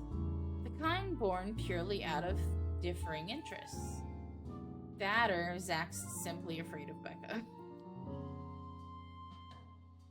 It's not impossible, and I won't blame him if he is. He might be the tallest in our group, but everyone knows that it means nothing against Becca's temper. Did I read that right? Even I am a little scared of her. Zach! Becca! Well, you seem to be in a better mood today. What happened? I know that smile, Belle. Come on, still. Don't rush me. Let's order food first, okay? A waitress comes by to take our order. On a normal day, me and Becca will order a hearty serving of their special vegetarian stovies. What's a stovie? Zach takes anything with a good helping of meat, sausage, or potatoes in it. But today's a good day. Great, even. It's not wrong to indulge a little, right? Today's special. For the three of us. Even the person jotting down our order looks surprised at today's meal choice. She writes it, nevertheless, and leaves without a comment. Becca furrows her eyebrows, her mouth halfway open, ready to let loose a string of reprimands. Don't worry, it's my treat. The glare she sends my way reminds me of one I received from Mama when I punched a kid bullying my younger brother 18 years ago. Naturally, I never did it again after she made me apologize the next day. But Becca's far from being my mom. A small, sheepish grin is enough to turn that frown into a defeated sigh. Food arrives in the middle of a funny story from Zach, putting the rest of the conversation on hold as we are each served our order. It isn't anything fancy. Pan-roasted sea bass with citrus-dressed asparagus and a portion of mashed potatoes on the side, or at least that's what the daily specials board says. I never did pay any attention to it whenever I come here, since they price. I can't read today. I think it's my fucking eyes. Seizure's gonna happen. That's what it means, probably. Whenever I come here, since they price whatever's written way above what I'm willing to spend on food a single day. Oh, good. I'm so hungry, I think I'm dying. You're always hungry. Hey, not all the time. Let me guess. You skipped breakfast again. Not on purpose. I may have overslept by a few seconds today. Right then. Stop stalling, Isabella. What's this about? Let us say, Rebecca. She wouldn't be inviting us out if it wasn't worth hearing out. Okay. This is where we're gonna pause, because my head is kind of woozy. Save. And we double tap, because sometimes shit happens. Okay, thanks guys for watching. I hope you're enjoying it. There is a little more, normal dialogue. I do like the dialogue, and sometimes I can read better than right now. But that's not happening today. So I'll probably come back later today. I know that doesn't matter because you guys can't tell what time is what. But anyway, I hope you guys enjoyed the video, and I'll see you in the next one. Okay, thanks, bye! Welcome back to my channel. If you're new here, welcome to my channel. My name's Kay, and I play random shit so you don't have to. I have been on the horror visual novel. I've been on a kick with it lately. And yeah, that's where we are right now. Playing the letter. If you tuned in this morning, or if you didn't, whatever. I was here for like 5 minutes and then realized I had a doctor's appointment. Ended abruptly. Oh, my toe itches. Had to end abruptly after like 5 minutes. So instead of continuing from where I had to leave it, we're just gonna reload because it was all of, I guess, 5 minutes maybe. So we're just gonna load from where we were.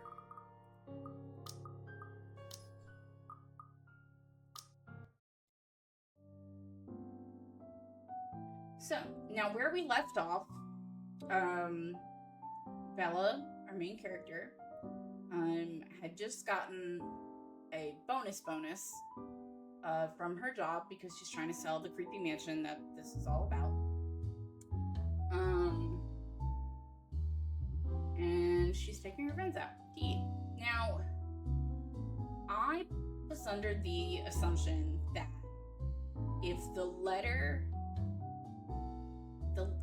is essentially, if you're my age, and remember chain mail emails where it was like, here's all this fucked up shit and send it to X amount of people, and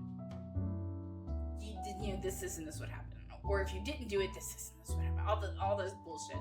So it is essentially a OG chain letter.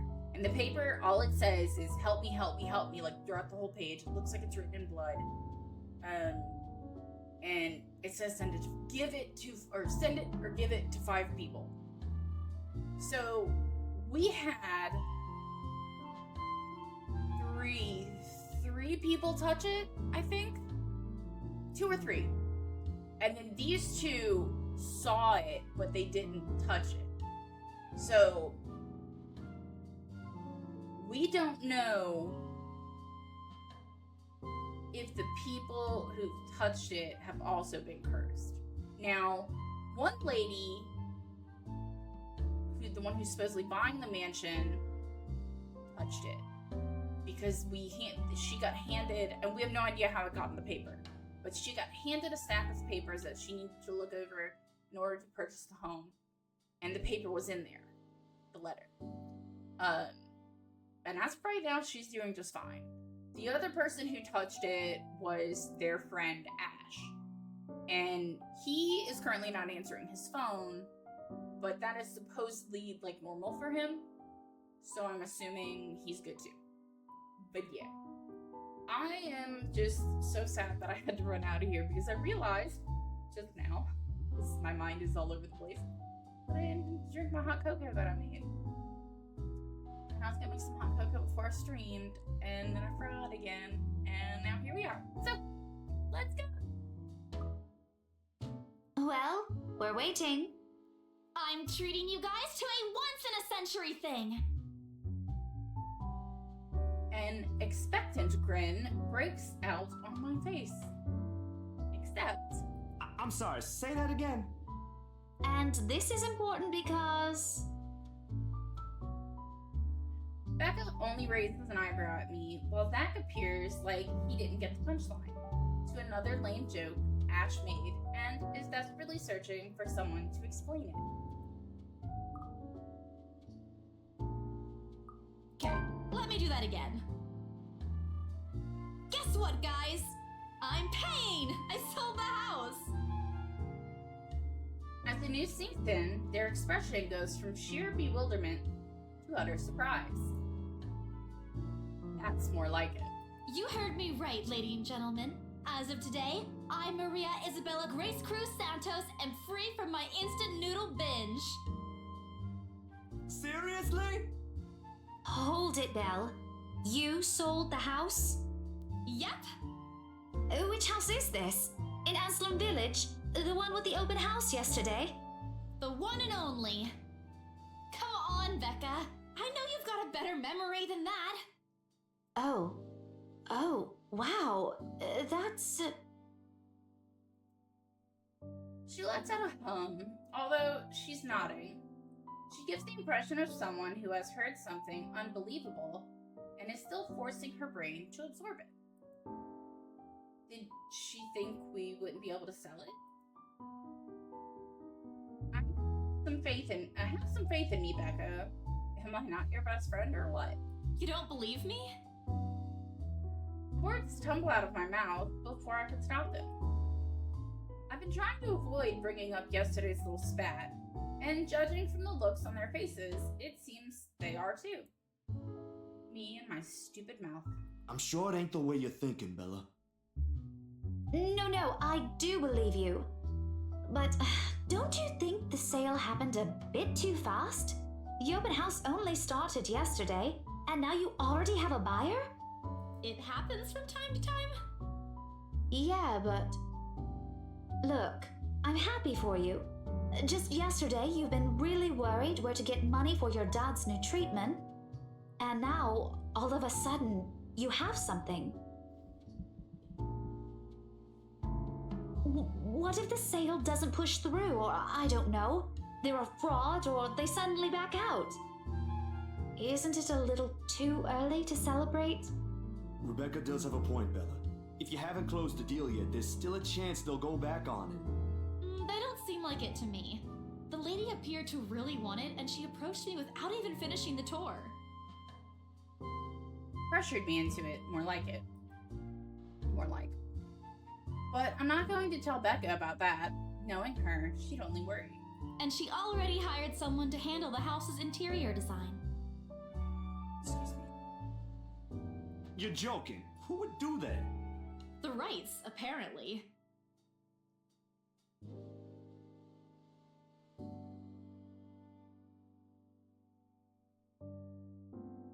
I heard a really weird noise.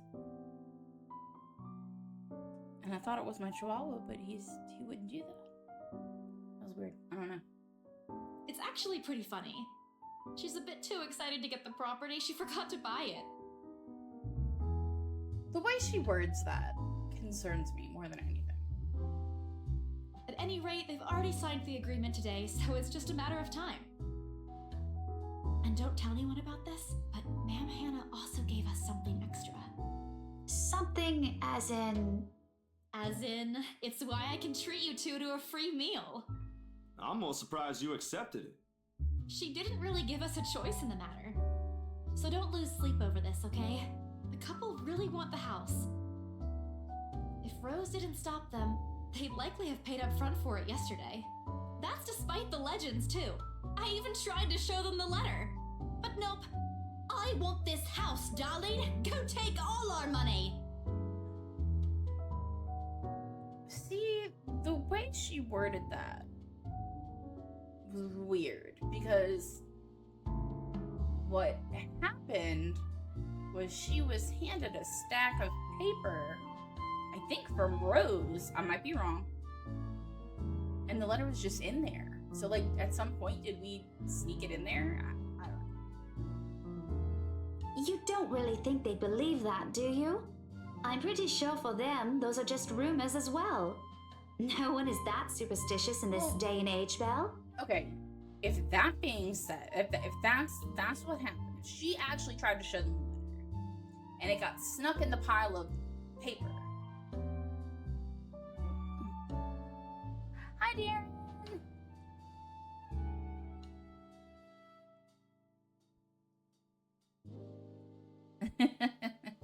How are you doing?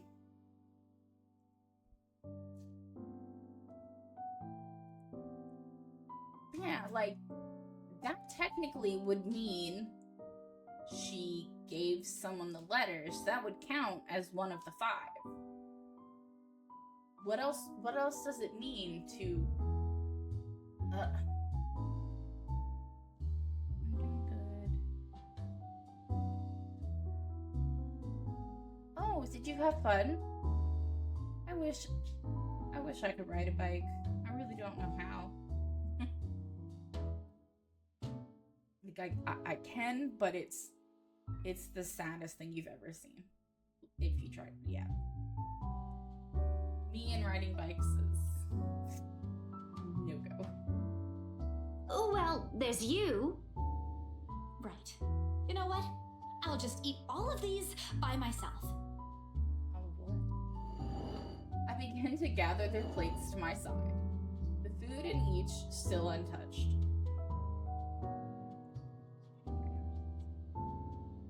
That sounds so nice.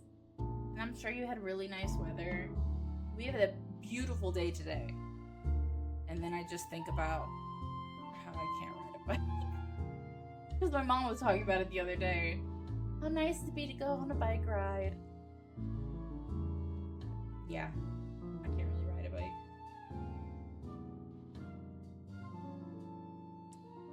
Okay.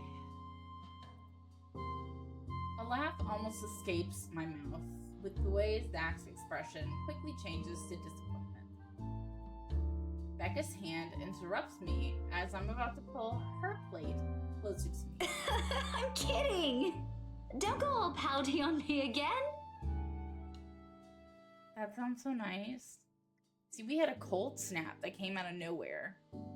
And it was cold yesterday, mainly in the morning, and it was pretty cold like half of today. It's still a little chilly, but it's here in the sun, you're good. I'm just concerned you'll get hurt if this doesn't happen. I know how badly you want to close this deal for your papa. I'm sure he's gonna be fine now, though, with the money. They don't know yet. I think I'll call them tomorrow. Let them know things will be easier. Mama said this morning he's showing progress with the new treatment, too. It's just a matter of time. I allow myself to smile, genuine and uninhibited. It's strange talking about this with other people, even those who have known you long enough. But today, things simply feel a whole lot lighter with them here. Lunch passes in an enjoyable fashion. A laugh here, playful jab there, but most of it is spent on catching up and telling stories about whatever's keeping us busy these days. Something we couldn't afford to do the day before, taking into account what happened. Even Becca's surprisingly chatty. Is there something in the sea bass we ate? Zach, though, appears less energetic. While he's far from being the life of a party, he's definitely not the type to keep quiet in a conversation with his friends. Apart from a few inputs, he's been silent the entire time. Becca notices. Are you sure you're not feeling under the weather, Zachary? Huh? No, I'm okay. No worries, Rebecca. Doesn't sound okay to me. It's okay. I might be feeling a little bummed out today, but I'm sure this will pass. Why? Is it about the reviews this morning? A pained expression crosses Zach's face, and almost immediately, Becca retreats in her inquiry, as though the man's look is enough of an answer for her. I look between the two of them. Did I miss something? What happened this morning? Did I stumble on a big secret? This is why I don't like waking up late. You heard about those, huh? Sorry, I just happened to check on some sites this morning. The movie did poor. Nah, it's a very sensitive topic in the first place. I should have expected it.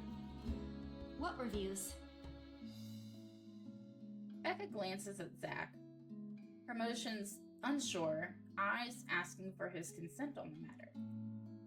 Although there's a small desire to keep asking on my part, I don't dare voice it out. With Zach, it has always been better to wait, let him speak on his own. Becca too, to some extent, although with her, explosions of temper are more common. In the end, he simply answers with a shift of his shoulders, gesturing for her to go on with a tilt of his head. It's his movie. That doesn't explain anything. Stop dangling the information, Becca! Zachary, I'm not the one supposed to be telling her about this. It's still your documentary. Oh, we made a documentary, not just a movie. Is it something bad? Not bad per se. You guys don't need to dwell on it much. Bad? Listen here. I wouldn't trivialize what those bowheads wrote if I were you. They're ruining other people's jobs. From how her tone rises in anger, it seems like she's the one slighted and not Zach. A snicker escapes me, which I promptly stamp down on as soon as she sends me a hard look. This isn't a laughing matter, Isabella. Some bowbag just insulted him. Calm down, Rebecca. Those are just reviews, and it happens a lot. I didn't ken about you two, but calling the entire film an out-and-out dribble, you're better off watching an educational kids TV show, and worst 1.5 hour of my life, among other things, isn't exactly a critique any decent movie reviewer would say. Goddamn. Also, I would love to know what this means. I don't think we know. I don't think we know what Becca is. Because we're Filipino, and like it tells us.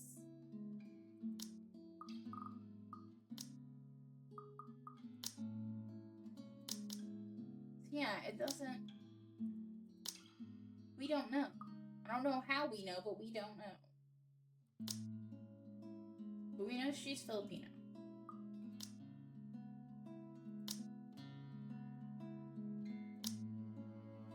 Let's see. Before we go any further. Okay, so we did that. Isabella received an unexpected call from her family back in the Philippines. An emotional moment, her mother informed her of her father's deteriorating condition despite treatments. Nonetheless, the young woman assured her and continued to work hard to be able to support all of them. That's all we got so far. Okay. What is? To the Google machine.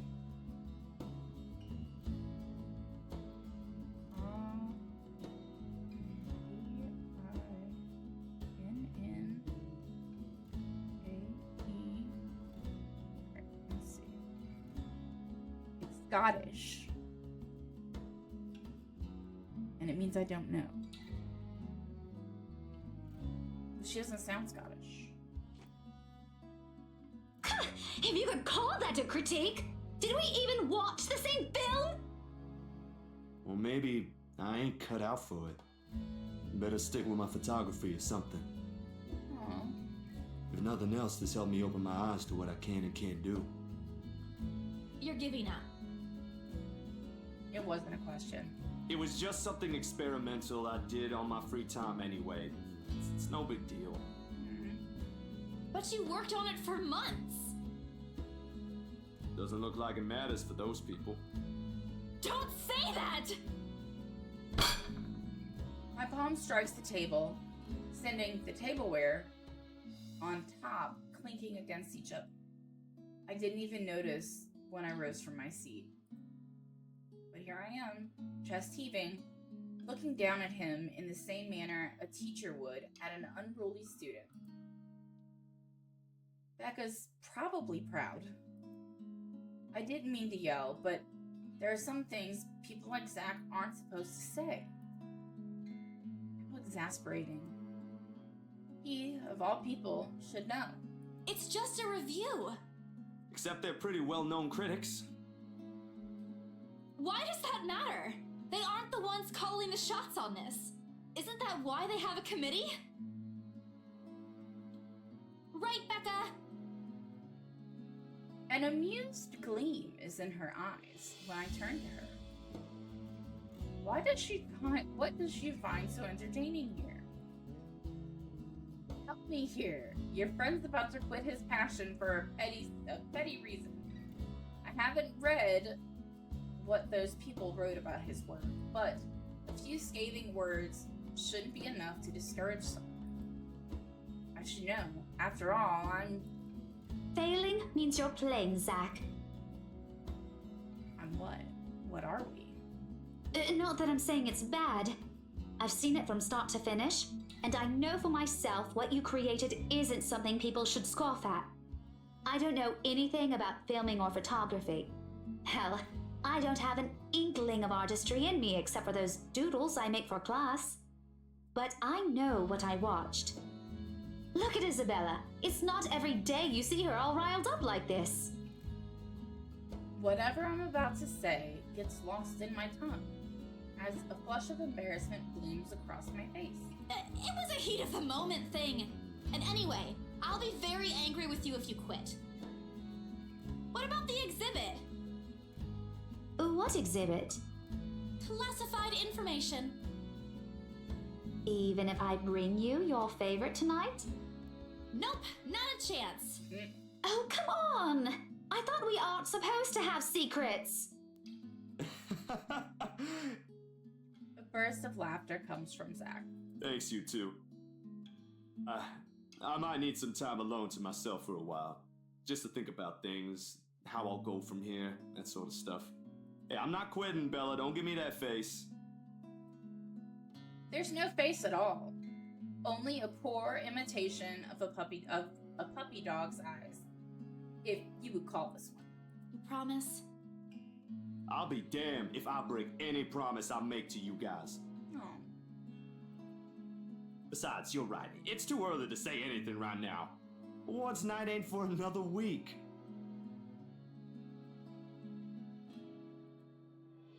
And that's all the answer I need from him. As sentimental as it sounds, there's fulfillment in knowing another person you know won't take the same path you've walked. It's not like it's over for me, though. I still have time. I could still come back. What did we do? Do my own thing. Do what I really want to do. Unless you tell me, bitch, I'm just gonna assume a stripper. Like, surely once Papa recovers, once I'm done with everything. Inside my bag, my phone buzzes unexpectedly, breaking the pleasant afternoon lull. The screen shows Rose. She's gonna say they backed out. Hey, Isabel, you at the office? Ha ha, very funny, Rose. I'm hanging up. Don't, I'm kidding. BRC says the floor plan copies are ready for Miss McCullough to pick up. She states that as if it already explains everything. Then, out of the blue, she launches a long rant about the awful state of Luxborn's streets.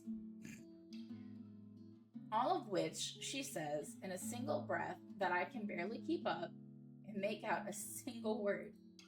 I stay quiet, if only to avoid becoming the next object of her frustration. She's similar to Becca in that regard. I'm stuck in horrendous traffic right now. Bloody stupid drivers. When she has finally ran out of things to complain about and stops, what she says next still has none of what I'm hoping to hear from her. Just a quick mumbled plea for me to meet the Wrights interior designer in her stead. And anyway, I'll leave it to you. Bye. Thanks. Classic Rose. She ends the call without even asking for my input. The sky is cloudless, and the noontime sun is beating down on the hard concrete when we leave the cafe. It's far from unbearable, but it's enough to put most people in a fickle mood or make them vulnerable to catching something. No wonder we have staff members going AWOL lately, not to mention my boss's mercurial moods.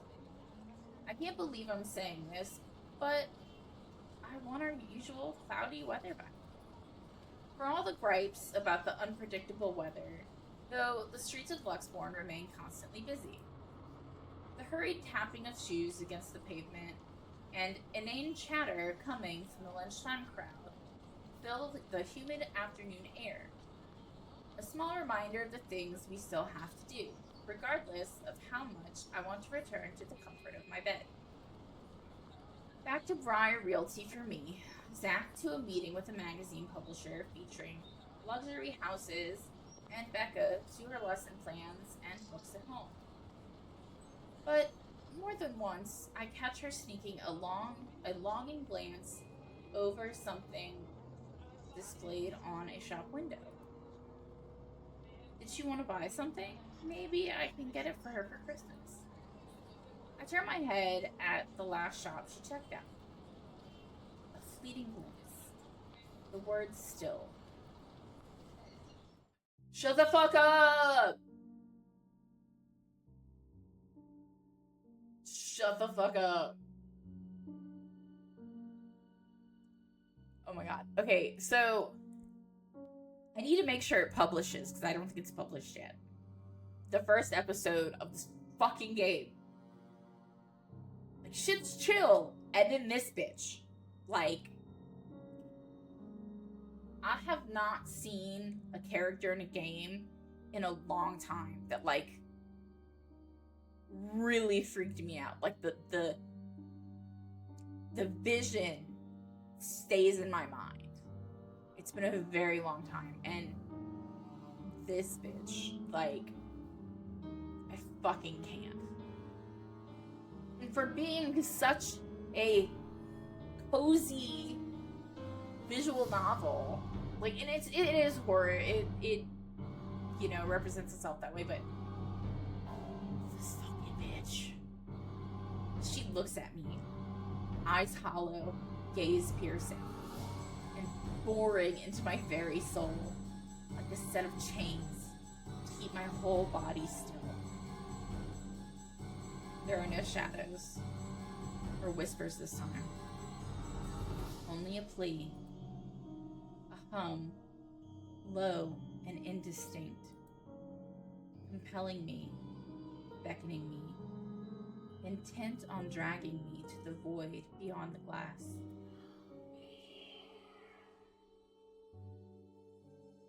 I don't dare move. My heart hammers against my ribs, each beat, every thump, screaming at me to look away and make a run for it. But I can't. I couldn't. All of my limbs feel heavy, while my own breathing strains in the face of her calls. Leave me alone. Please don't make me have to push a button really fast again. Her mouth is stretched in a grin, wide and unpleasant. The panic building up in my chest forces me to take a tentative step back. I try not to stare at the decaying flesh, the blood streaming from the gaping wounds on her arms, on her nails, her nailless fingers. I don't want this. Not like this. Not after I got what I want for Papa. No, stop. Leave me alone. Oh my god, oh my god! I tried to look away, and then so my fucking OBS! Her face contorts, and she lets out a wail, sharp and utterly unforgiving. I don't want to look. It's just freaking me the fuck out. Rage. There's only hatred and bitterness. As if I don't want to look at it. As if the very notion of turning away from her is an offense in itself. Please! I don't want this! Before I know it, I'm stumbling backwards, my own throat hoarse from the screams I didn't even notice already coming out of my mouth. The back of my feet catches on a loose stone, sending me sprawling on the ground. The resulting pain completely jolts me out of my haze, blurring my mind. Oh my god! I don't want to look at it. Oh my god. It was bad. And then the mouth opened. And then the mouth opened. Oh my god. I'm gonna see it like when I close my fucking eyes. For a little while, my surroundings appeared familiar until Becca's face swims into my vision. A look of concern is on her face, and her hands are gripping my arm tight. Even Zach appears beside himself with worry, while he stands behind her, acting as a shield against the small crowd of onlookers already forming around us. What happened? Bella, you okay? My mouth opens and closes, but nothing comes out. The words refuse to form. On impulse, I sneak a swift glance at the display window. She's gone. Yet, the foreboding feeling hasn't left me. My hands are shaking as I push myself off the ground, my weakened limbs relying solely on reflex and muscle memory. Something icy has made its home at the pit of my stomach. I want to throw up. Anything to get the wretched sensation out. You are screaming! Zach, call someone! No, don't. I'm good. I'm good. I need to get to the office. Rose, the floor plans. Someone's going to pick it up. I'll see you later. Careful. Don't stand up yet. Stay put, Isabella. Zach, you watch over her for me. I'll call for someone. It's gonna be for someone in psych. I attempt to smile to put her at ease, but it likely comes off as a grimace. Gently, I pushed her hands off my shoulders. My knees are still trembling, but I can stand. Leave. Leave me. Stay away. Away. The humidity's stifling. Everyone's stares are unnerving, and Becca and Zach's concerns are suffocating. I don't want to be here. No more. I break into a run. I wish I hadn't left my bed this morning. Here, with only the occasional drips of water on the sink, and whirring of the fan blades to keep me company, it's easy to fall into a cycle of negative thinking. But even with the clutter to keep me company, the room still feels a whole lot bigger than usual. I hug my knees closer as the group passes by outside. Loud. So loud. If only there was a way to tune everything out, to keep my head from replaying every image, every sound of her. I'm really scared that every time she talks about it, she's just gonna pop up on the screen, and I'm gonna cry. Her screams, her awkward gait as she reaches for me, her bone-chilling smile, her pleas for... Enough. That's enough. A shiver passes over me, though it's not from the hair still hanging damp against my back. Oh, it just... sorry. Nor the draft that enters the room from the windows I've left wide open. My gaze shifts over the letter sitting on the coffee table. Its edges flutter innocuously as the wind touches it. Okay. How do you send it to 5 people? Because in order for that to happen, you'd have to somehow get it back in order to send it to another person. How's that work? How does that work? Because unless you make copies, does that count? I still think it should have count that the rich people touched it and our friend Ash touched it. I think that should at least count. Now, the 2 friends we just had lunch with saw it, but they didn't touch it. I think if someone touches it, it should count. But there's no explanation. Funny how an ordinary looking piece of paper can bring this much trouble. The impulse to throw it away or rip it into pieces is still there. What if we send it and it finds its way back to us? Like they say can happen with a Ouija board? Maybe that's how? I have so many questions. I also don't want to see that bitch ever again. I can easily do it, but after that, what? Will she leave me? What about those people who have already seen it? Will they be okay? This uncertainty gnaws at me. See, I have questions. I don't think the clock changes. It's always 5 o'clock. Knowing that she's real and might also go after the people I care about, I just wish someone would listen. Believe me. The abrupt break in the silence nearly makes me jump out of my skin. Blindly, I fish out my phone from under the mess of papers and cushions, where I've carelessly thrown it before taking a shower hours ago. Zach's name flashes brightly on the screen. Is he calling about because of this afternoon? Frankly, it's the last thing I want to discuss, but I did leave the two of them there without saying anything. Knowing Zach, I bet he's worried. Hey, Zach. Oh, good. I thought for sure you're not gonna pick up.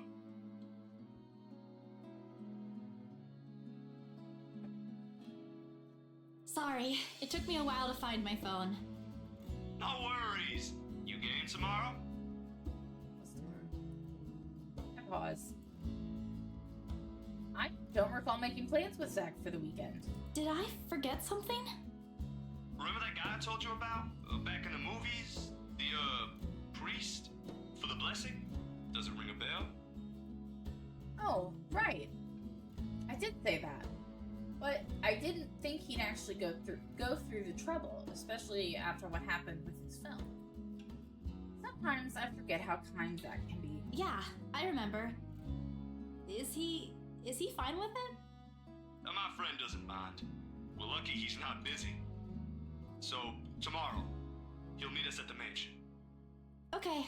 Sorry for the trouble, Zach. Hey, no problem. I'm the one who suggested it to begin with.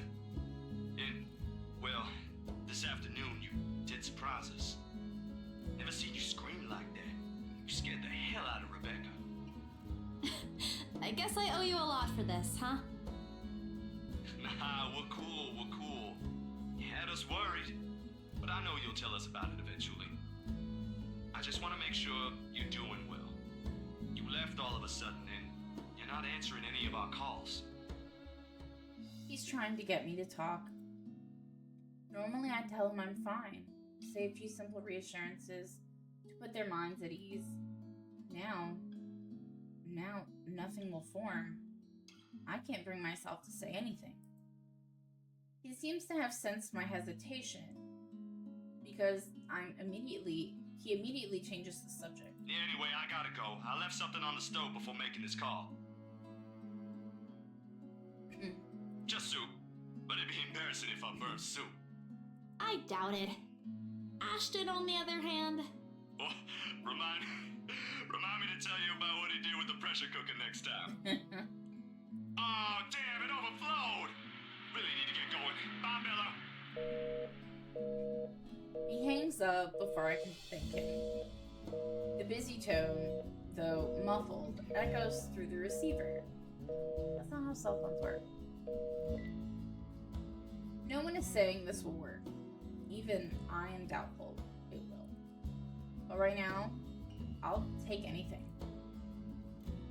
Anything to get out of this nightmare. Sleep comes easier tonight. And for the first time in a long time, I dream. No! We know what's gonna happen! The noise. That's alright. Of clear skies, of unrestrained laughter from children playing in the streets, and of small, cramped dwellings. And of that bitch. No, like. To an outsider, the sight does not paint a pretty picture. However, this is home to me.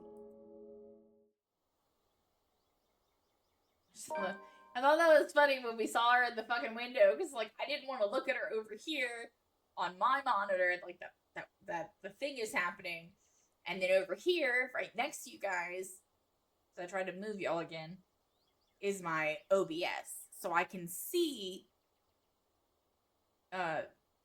like, OBS has a thing, so I can see the game and me on this monitor. And then I looked over there and the pencil's right there. Ugh, I'm gonna do it again too, watch. Morning dawns bright and clear the following day.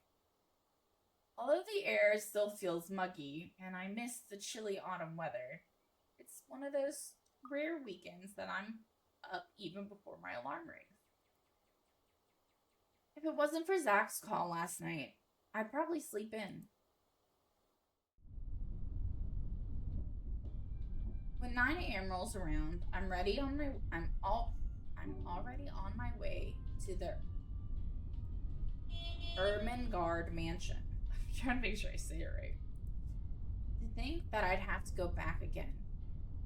I'd be lying if I say I'm excited. I don't have to anymore. Rose happily gave me paperwork duty when I volunteered. We're on the last phase of the sale, too. Well, almost. Papers to sign, documents to finalize, various other legalities to settle with the current owner, and all that, still. Never mind that its new owners want everything done within the week, when the process typically takes more than that. They want it done. Well, we'll get it done. I really, really don't understand rich people. But money can do wonders. I won't be surprised if they'll be able to push the process just a little more, like what they did to secure the house. The point is, I'm under no obligation to return to the house anymore. Running is an option, of course. I can now move on to another property and forget everything. However, at the end of the day, it's always my conscience that wins. What if something happens to those who have seen the letter? Ash, Zach, Becca, Miss McCoff, because I'm not going to try and say her name, the right. The guilt will follow me to my grave, just like this bitch is gonna. The mansion looms as we approach. Whispers, welcoming me back. Shadows calling. I hope this is the last time. They're engaged in a quiet conversation when I find them in the mansion's front gardens. But even with familiar company, it's impossible to feel at ease here. No matter who I'm with, the feeling of being watched is there. Like the very place itself is aware of its trespassers. I'm double checking the windows. Zach, on the other hand, doesn't seem to notice. Or he simply doesn't care. Or he's already used to it. I could never tell with him. Sometimes he's almost as hard to read as Ash. Almost. At least Zach doesn't ask for as much patience as dealing with Ash does. And that says plenty about him. Miracle of miracles, how the two have ended up the best of friends. He waved at me as I approach. True to his promise, Zach has also brought his friend with him. Father Norman. Somehow, I expected him to look older. Oh, don't be surprised. They say people who have found their calling are getting younger these days. Sorry, Father. I didn't mean to say that out loud. Did we say it out loud? No offense taken. Though I admit I'm a bit surprised. I didn't think someone would ask this house to be blessed after all these years. You've heard of it, Father? In passing. The occasional rumors and talk by the locals, nothing new. I'd be sure to ask, him to bless me as well. You don't spend years serving the church here without hearing a random hearsay here and there. You never mentioned what you thought of those, Father. Ah, but he who goes down to the grave does not come up. He shall never return to his house, nor shall his place know him any more.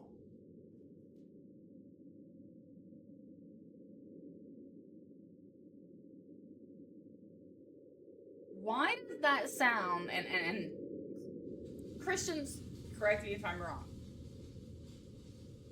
why does that sound like opposing ideas with what happened with Jesus during Easter? Because that says he goes down to the grave, does not come up. Jesus went to the grave. Supposedly he came up. He shall never return to his house, nor shall his place know him any more. Heaven, like in the Bible, they call that like his home. But that says he's not going there.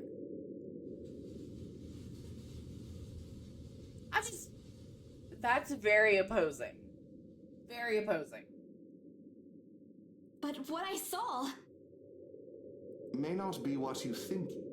It depends entirely on what you mean by it. If you're talking about spirit beings, angels, demons, then yes. Are we talking about the spirits of people who have departed? The word makes it clear that once the deceased has left us, they are gone. This bitch ain't gone. But of course, I didn't come here to bore you with a lecture. No, it was enlightening, Father. Thank you. Just remember that a god who loves his children would never let them linger once the time comes. Maybe I didn't love this one. That's what my papa often tells me. Your father must be a good man. He raised you well, no doubt. Well then, shall we? Regardless of what it is, I'm sure the mansion's new owners would appreciate such sincere intentions. From a stranger, no less. This game has my nerves bad. My nerves get bad, I like do weird things with my fingers and I can't stop. He lets Zach and I walk ahead. A relief. This way, he won't see how tightly I'm clutching the strap of my bag. Father Norman's probably trying to put me at ease. But the worry, the cold, restless, foreboding feeling, has firmly lodged itself in my stomach, making its presence known every step we take towards the house. Hey, you okay? No, we're not.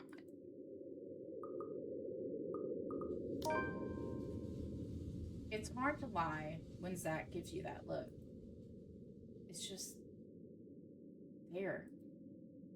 The kind that implores, a silent appeal.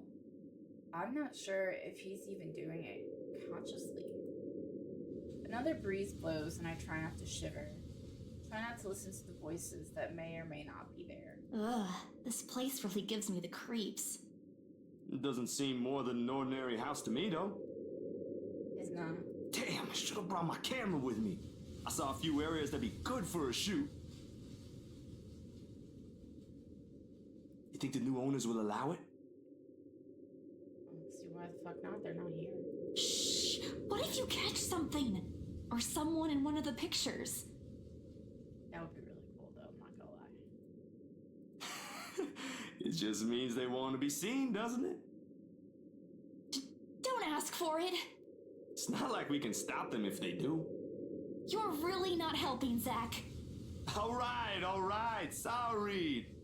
Don't worry. I don't think whatever's inside this house will do anything.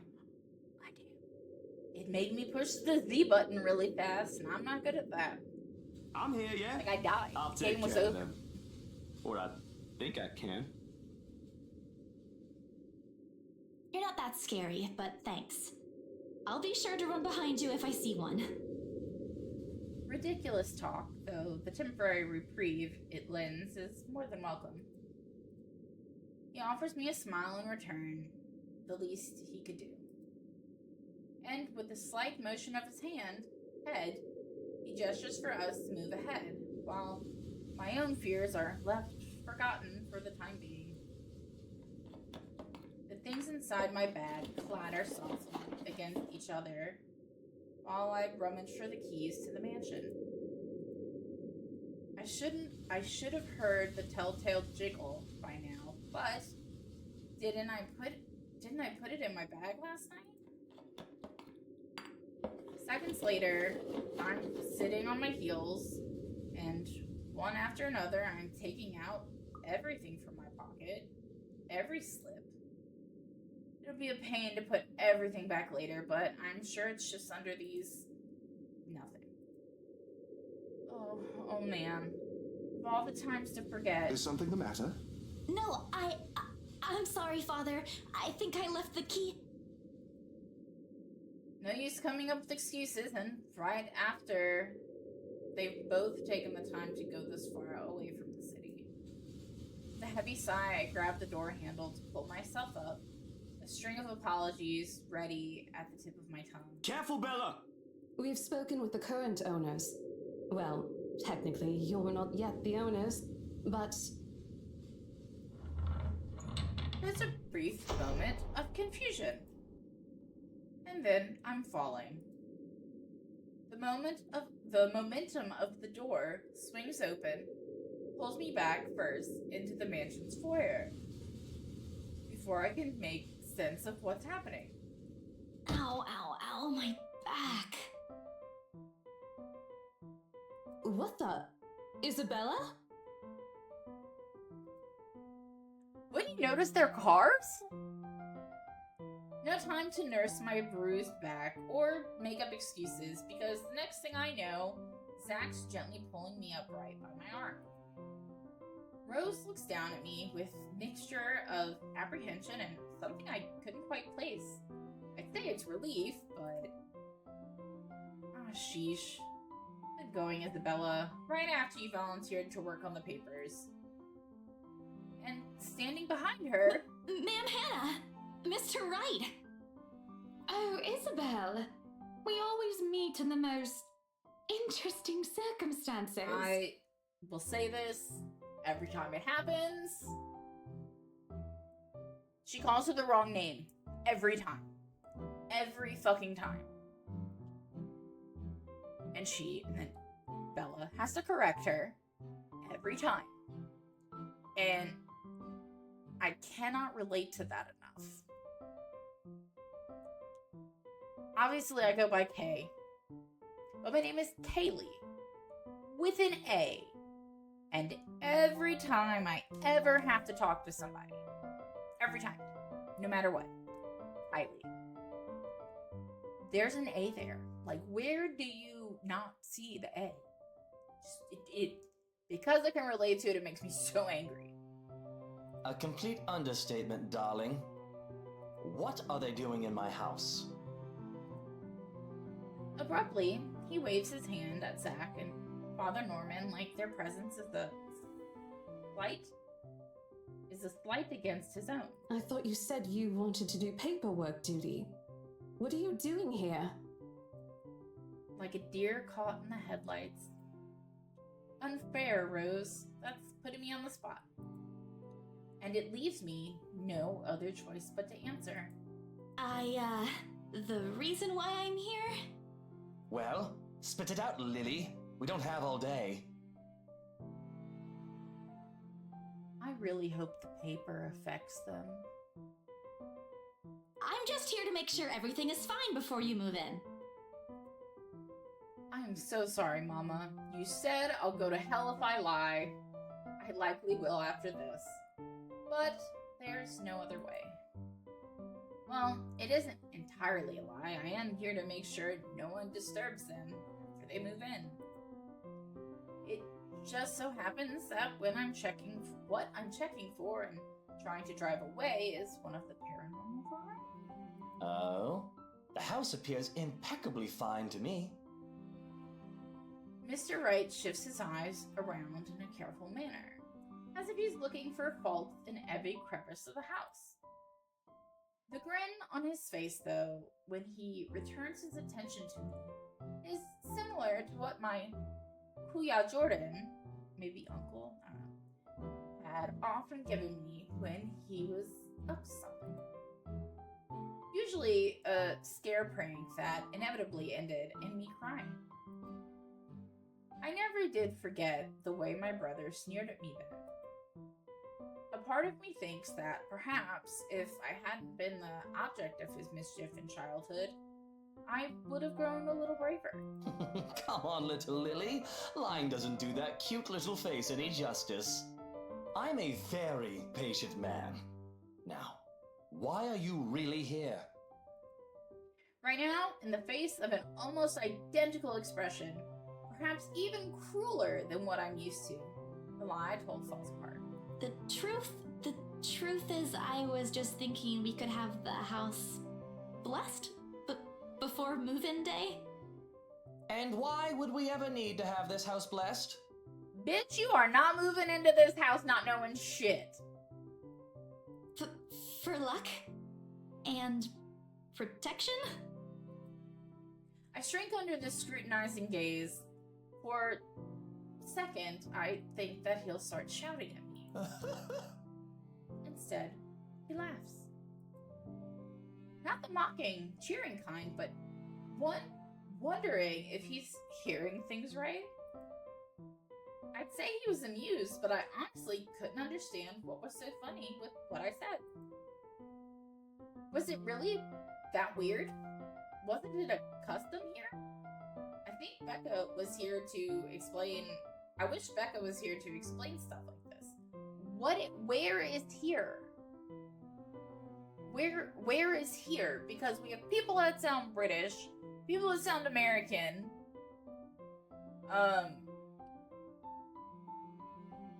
Becca said things in Scottish, but she doesn't sound Scottish. People either sound American or British. Oh, and I sound American as fuck, and I'm Filipino, like from there. I don't have an accent. I don't know where here is. That's rich coming from you.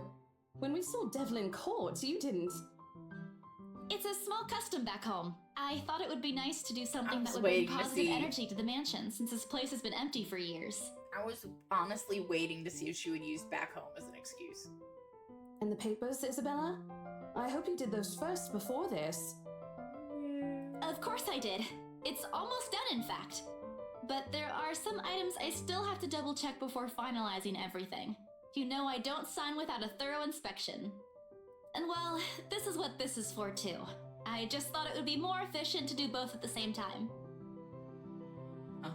Sneaky. Here I thought you didn't want to go back.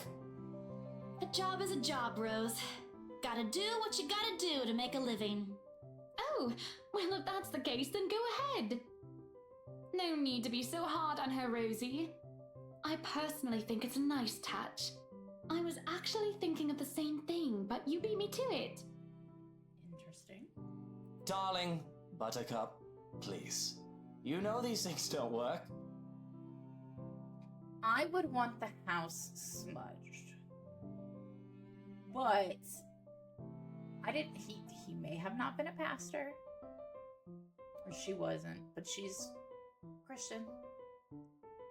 So I had both a Christian and a Wiccan pagan type blessing on my house, so my house needed it. Just like this house.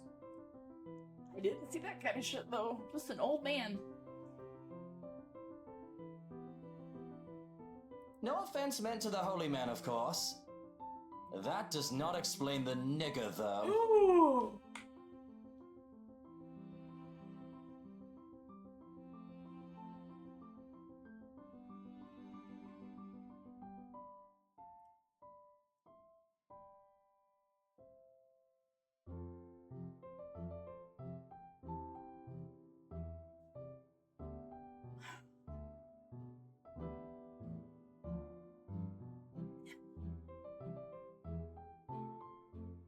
I don't have words. I did not expect that. At all. Like, he looked offended when he saw the other people, and he's like, that doesn't explain why they're here. And I thought that's where he was gonna leave it. All knowing that's what he meant. Oh my god. All of a sudden, there's an awkward silence that even Rose, of all people, seems reluctant to break. Good to know everyone else in the game is on the same page. although a desire to do so is evident in the way her eyes nervously shifts to Mr. Wright. Meanwhile, Zach's grip on my arm suddenly tightens. He doesn't say anything further. There is a conflicted look on him when I glance. That's the face he makes only when he desperately wants to give someone a piece of his mind, but chooses not to do so, mostly to avoid confrontation or fanning the flames to an argument. He has always been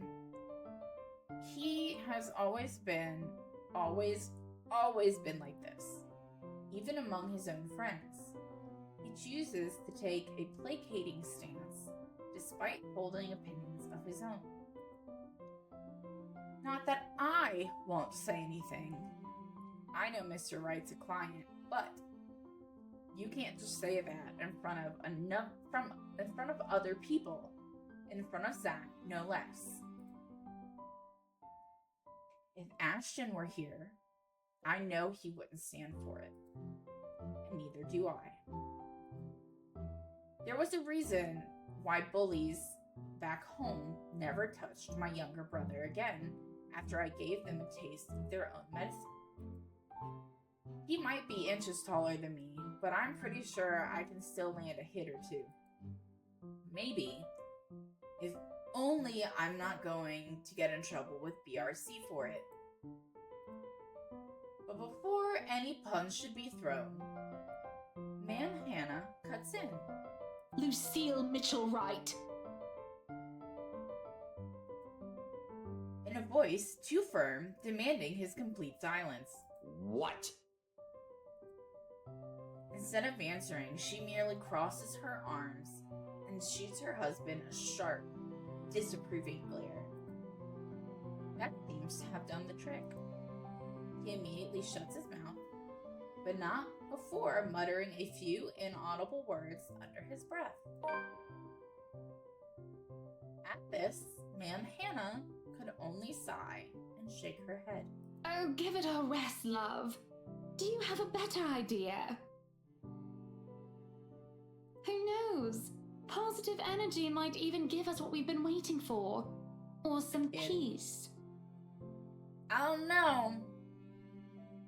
But, I wish I had the option to say something to this man. Let them do their job. I grew up in a really, on my dad's side, mom's side, fantastic. I grew up in a really racist family. Like, I'm so against it because of what I had to grow up with. And what I had to hear. Thank God he died when I was 14 and 13, 14. And when he died, his family disowned me. So, and I hardly talked to them before he died for like a couple of years. But it's because I wasn't talking to him. But anyway, yeah, I can't fucking stand it. Cannot stand it. What have we been waiting for? I don't think I was ever informed of. Pretty sure it's a baby. Nothing you should worry about right now. Anyway, we've still got a few things we need to discuss with Rosie here. Over lunch? I hope you don't mind, Isabel. We'd love to take you with us, but... Isabella? Oh, no. Go ahead, ma'am. This'll take time. That's why there's two of us working on this. Rose looks like she's about to murder someone. Probably me. At least, she won't have to stay in a haunted house, a haunted property. She's getting the better end of this deal if anyone's going to ask me. Oh, wonderful. I hope the next time the three of us meet, it'll be over a closed deal, Of course, ma'am. Please look forward to it. Rose hurriedly hands me the keys to the house before leaving, mouthing reminders to secure the place and harmless threats of throwing her under the bus. I return it with a reassuring smile of my own, even if she's the one who often forgets. She just like that. Gone just as quickly as they appeared, fleeting from one scene to the next, and leaving me wondering if this is simply what's typical for the rich and famous. If so, I'd rather stay with my rundown apartment or little shack back home. There's still joy in the smallest things after all.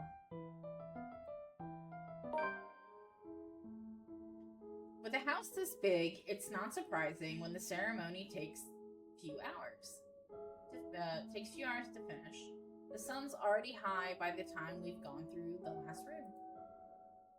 I can never say I'm a devout follower of my own faith, even with Mama and Papa's teachings.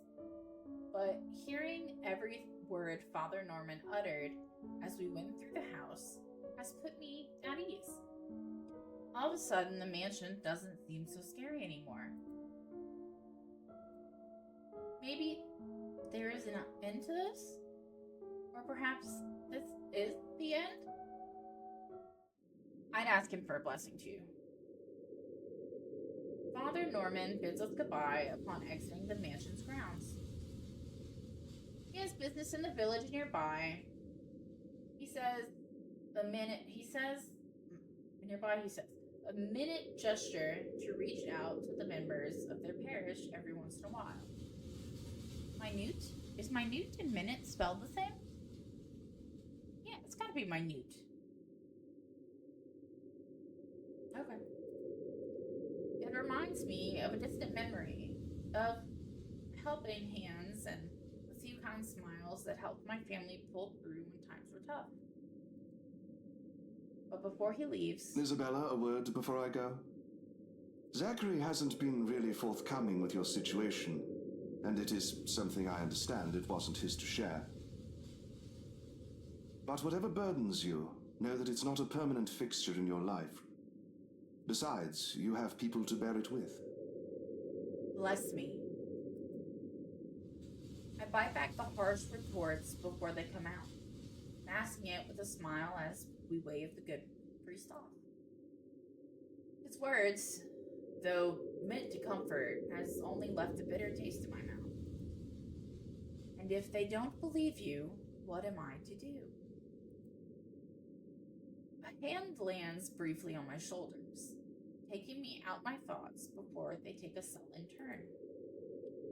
But my smile doesn't quite reach my ears when I turn to him. Say, do you want to go somewhere? Right now? Where to? Anywhere in the city. I'll leave it up to you. Where the hell was that? It wouldn't hurt. I've got some stuff I need to buy. Groceries. I don't know if there are romances in this game.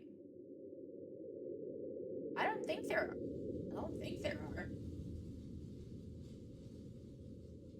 We'll find them together, I guess. And there's a shop I want to check. Please, not the same one. Is it real food this time? Let me guess. Rebecca? She's just worried about you. Even I can't eat that much instant noodles. Think of it as a talent. Let's just go, Zach. I smile. A real one this time. Devoid of any unpleasant thoughts. Excuse me. Regardless of what happened between us these past few days, I don't want to think harshly of them. I keep burping. I had a cheeseburger for lunch. That is not agreeing with me. Zach had me wait on a nearby bench upon arriving, prior to going off somewhere. He hasn't returned since, and it's been a good 20 minutes of being left alone entirely to my thoughts. Bitch is coming back. In this weather, the city park gives off a lazier, more languid vibe than usual. Where children are usually seen running around and playing, there are now people lying, leaning back on their picnic blankets, simply enjoying the afternoon sun. The smell of food drifts from nearby carts, and if the wind blows in the right direction, one would catch the whiff of freshly trimmed grass. I'd gladly sleep on this bench if I wasn't waiting for it. Soon enough, I see his hulking figure running towards me, carrying a medium-sized box on one hand and casually waving the other at me. He's panting when he reaches my bench. Sweat drips profusely from his forehead, but there's a grin on his face. Sorry, the line was really long. Really long. You didn't have to run. Sit down first. Nah, I'm good. Didn't want to make you wait for these. Wait for what? I already know what's in the blue box before he opens it. Oh, cinnamon rolls. All 6 of them topped with a white cream cheese glaze. The very same one I bought after I sold my first property. After I met Zach, Ash, and Becca. Funny how such a small thing could trigger a distant memory no matter how mundane it is. I don't say no to free food. Why is he getting me these now? What for? He leans on the empty space beside me, wiping the sweat off his forehead before answering. Look at his little face, he's so cute. An apology. And as thanks for yesterday and the other day. What? Oh, okay. Yeah, I got it. Yesterday was because we took him to lunch and there is someone knocking at my door, so hang tight.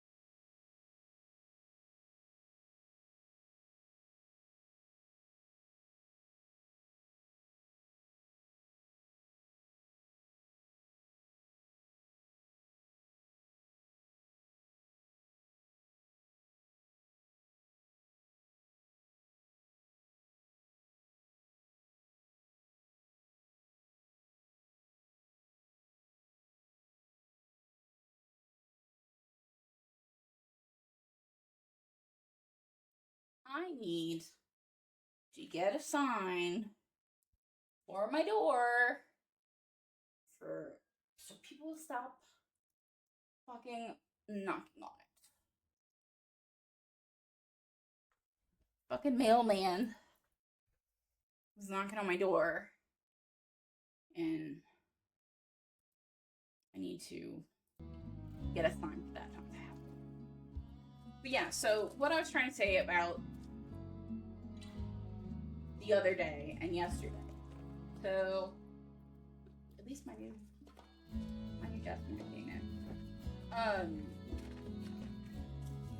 Yesterday was when we took him to lunch and told him to not give up. Look at it, that's so cute.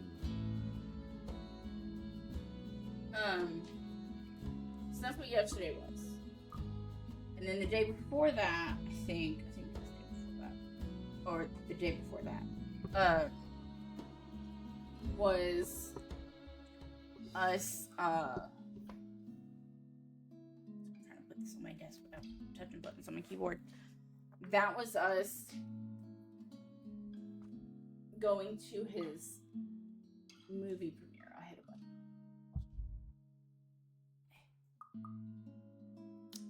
So yeah, that's what that was. So that's what he's thanking us for. It appears. money back from my dad. Matches my cloud cushions for my. I have a little one for my mouse too. So yes, that's what that is. Now my stuff is all situated. Alright, cool. I said that already. I'm so sorry about that, guys, by the way, like, no one ever knocks on my fucking door. So I had to like. My mom has keys to my house, but I have a chain on my door. Even though, like, that's more for me to remember that I locked the stuff and then I lock the chain, because the chain's really easy to just, like, pop out. Anyway, okay. You don't have to buy me anything, Zach. You were upset. You haven't been yourself recently, and people kind of miss that, you know? Are you just saying that, or... No, really. Rebecca told me. You know how she is. Ashton, too. Ashton was an ass.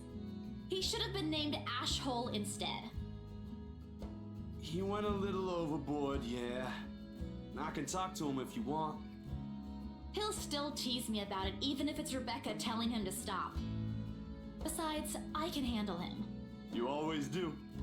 And yesterday, when you talked me through my little slump, I thought, hey, I want our old Isabella back.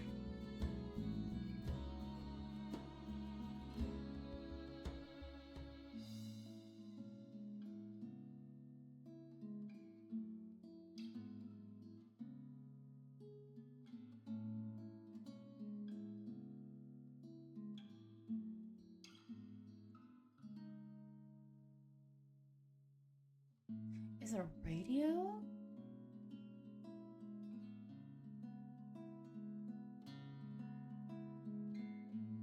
Or is it my neighbor yelling? Dude, I have the most... Okay, so my neighbor on the corner, across the street and on the corner. I'm gonna give you the tea real quick. If you care, you do, you don't. Whatever. Okay, it's music. My neighbor has the most toxic relationship with this woman. Me, the people to the left of me, the people across the street from me, and then the people in the corner. We're all like tight-knit. At least tight-knit enough to like we look out for each other. And like I said, my neighborhood's not bad at all. But like if I need help with something, one of them will help with something. Or if they need help with something, you know, then you get what I'm saying, I'm sure. Well, when I moved here, he was with this woman. I say woman, they're like a little older than me. And they were together for like 10 months. And they dated on and off for a while. Like, they dated and they were apart for like apparently a couple years. And she came back from some other state. Lived there for 10 months. And she left him. She left him.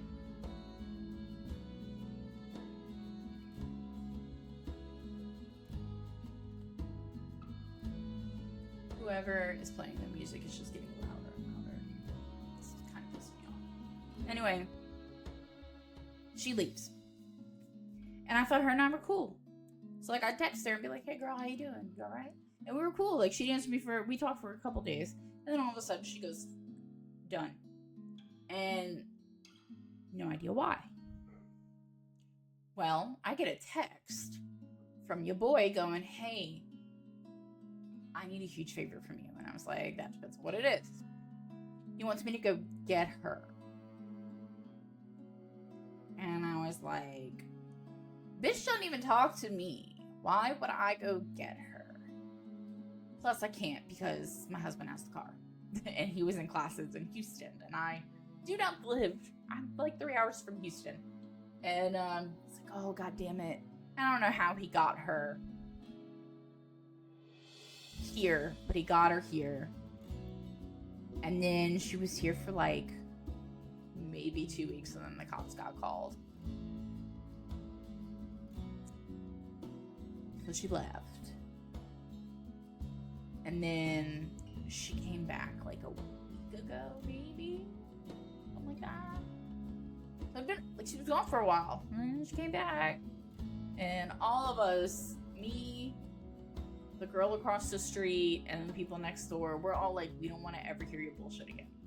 Like, if you need help and it involves her, we don't want to fucking touch it. So, fun drama in my neighborhood. Okay, let's go. Are you Sorry. still upset? What you guys are here for? Gotta listen to me talk.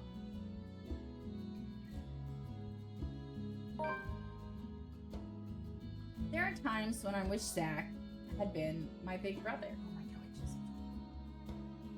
Or Becca, my older sister. Maybe life would have been a little easier then. Maybe Papa wouldn't be as sick as he is. Maybe. Maybe I wouldn't be alone here. But then again, if he is, if they are what I wish them to be, I wouldn't be here. I wouldn't have met Ash too. Life back home is tough, but for all that, I wouldn't change it for one selfish wish. In this city of 68,000 people, I have people I could depend on. 3 of them, in fact. When you think about it, when you compare the numbers to the odds of finding someone like them amidst this sea of nameless people, I'm lucky. Thanks a lot for today, Zach. You didn't have to, but you did. I can always count on you. Just me? No Ashton or Rebecca? Oh boy, they won't be happy to hear that. I don't mind being the favorite, though. Nope, no favorites. But you cook better than both of them, so that's a plus. As he boiled soup over. Don't put it like no, that! Shit, I hit a button, You're making me sound like a glutton! No.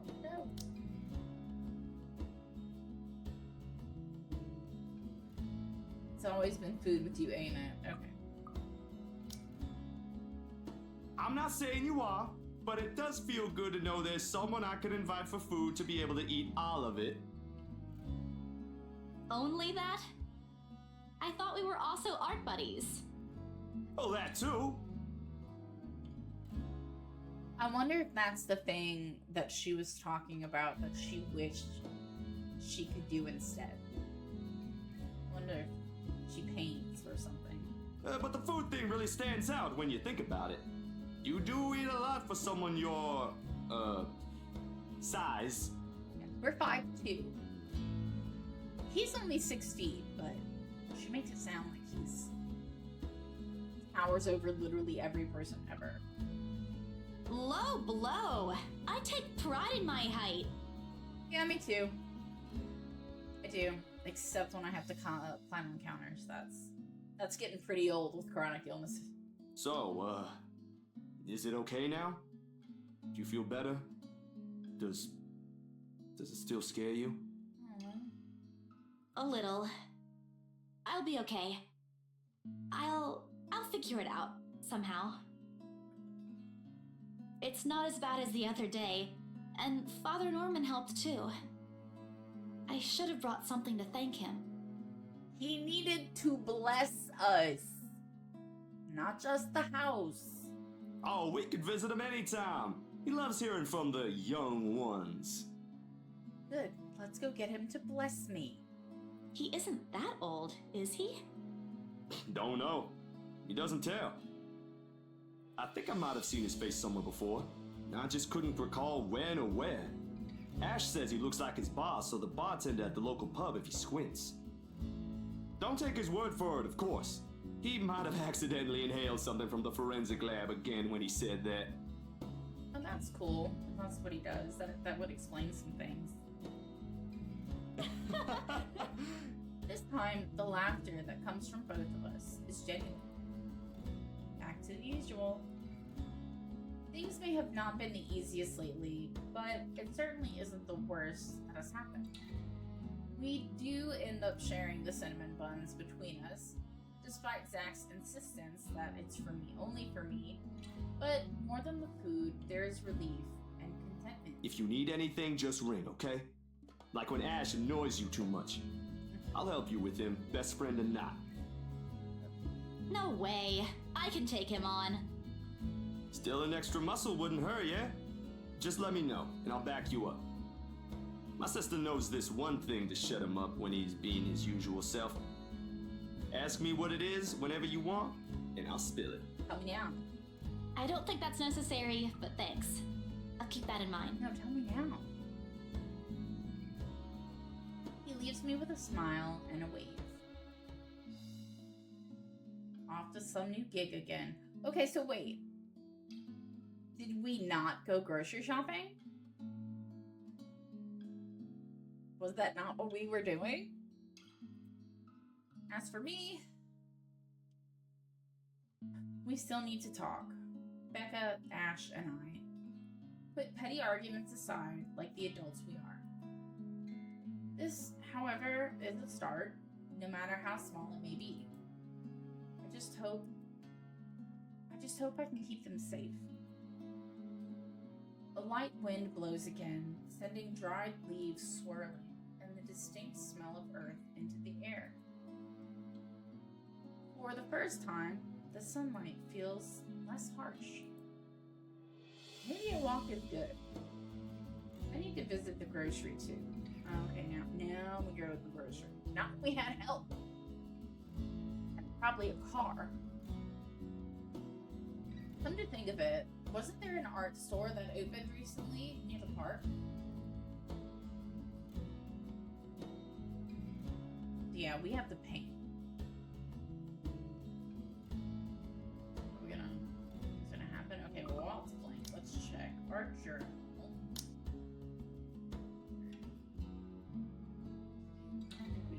The day after the open house, the rights were seen securing the mansion's purchase at Briar Realty Luxborn office.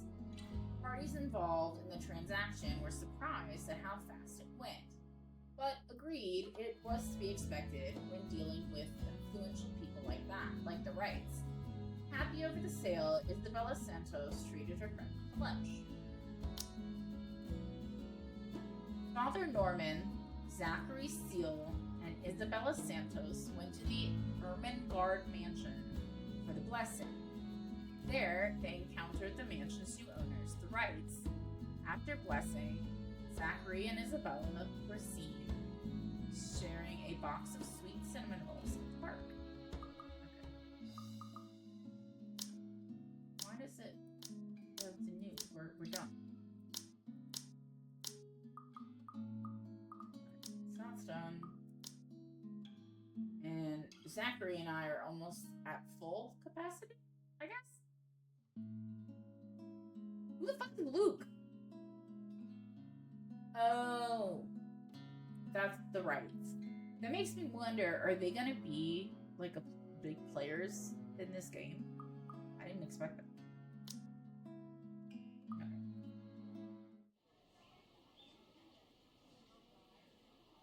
The cat's name is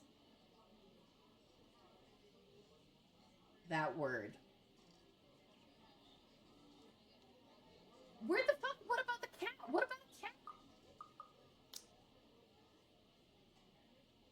Yeah, what? Or at least that's what the collar says. It's an odd name to give a cat, in my opinion. But it speaks grace, much like one that carries it. It shows in the way he swishes his tail, and his eyes follow my hands every moment, every movement. I'm not sure what he finds fascinating in me, to be honest. I wasn't the very picture of grace when he found me, after all.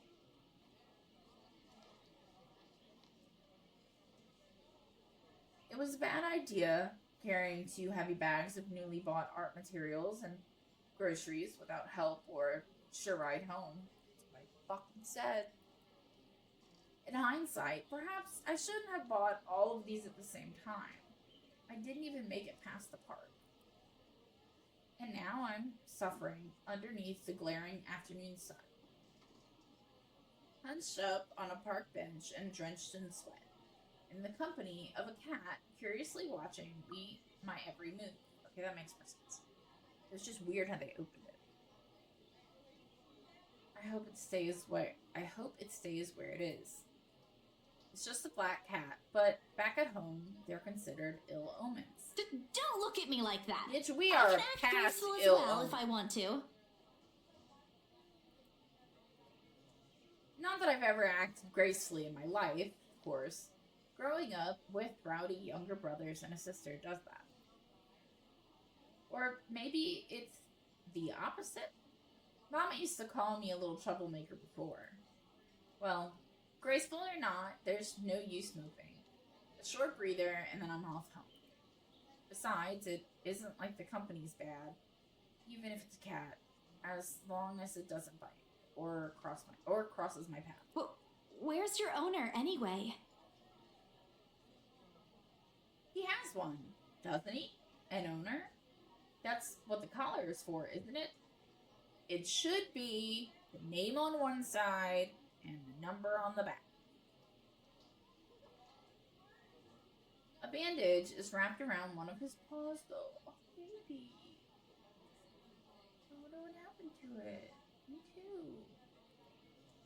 Did he run away? Well, if you don't have one, I won't be able to take you in.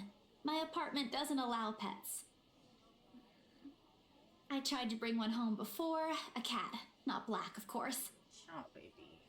And Rebecca threw a fit before the landlady could. I take a small packet of sweets from one of my bags beside me and pop it open. You can't give a cat sugar! As I'm about to pop one, into my mouth, he meows. My hand stops. Do you want one? No. No. He doesn't meow again as I'm expecting him to, but I take his unblinking gaze as a yes. I shift the piece to my palm and hold it out to him warily. He sniffs at it once, twice, before... Baruthia! Really? You bitch?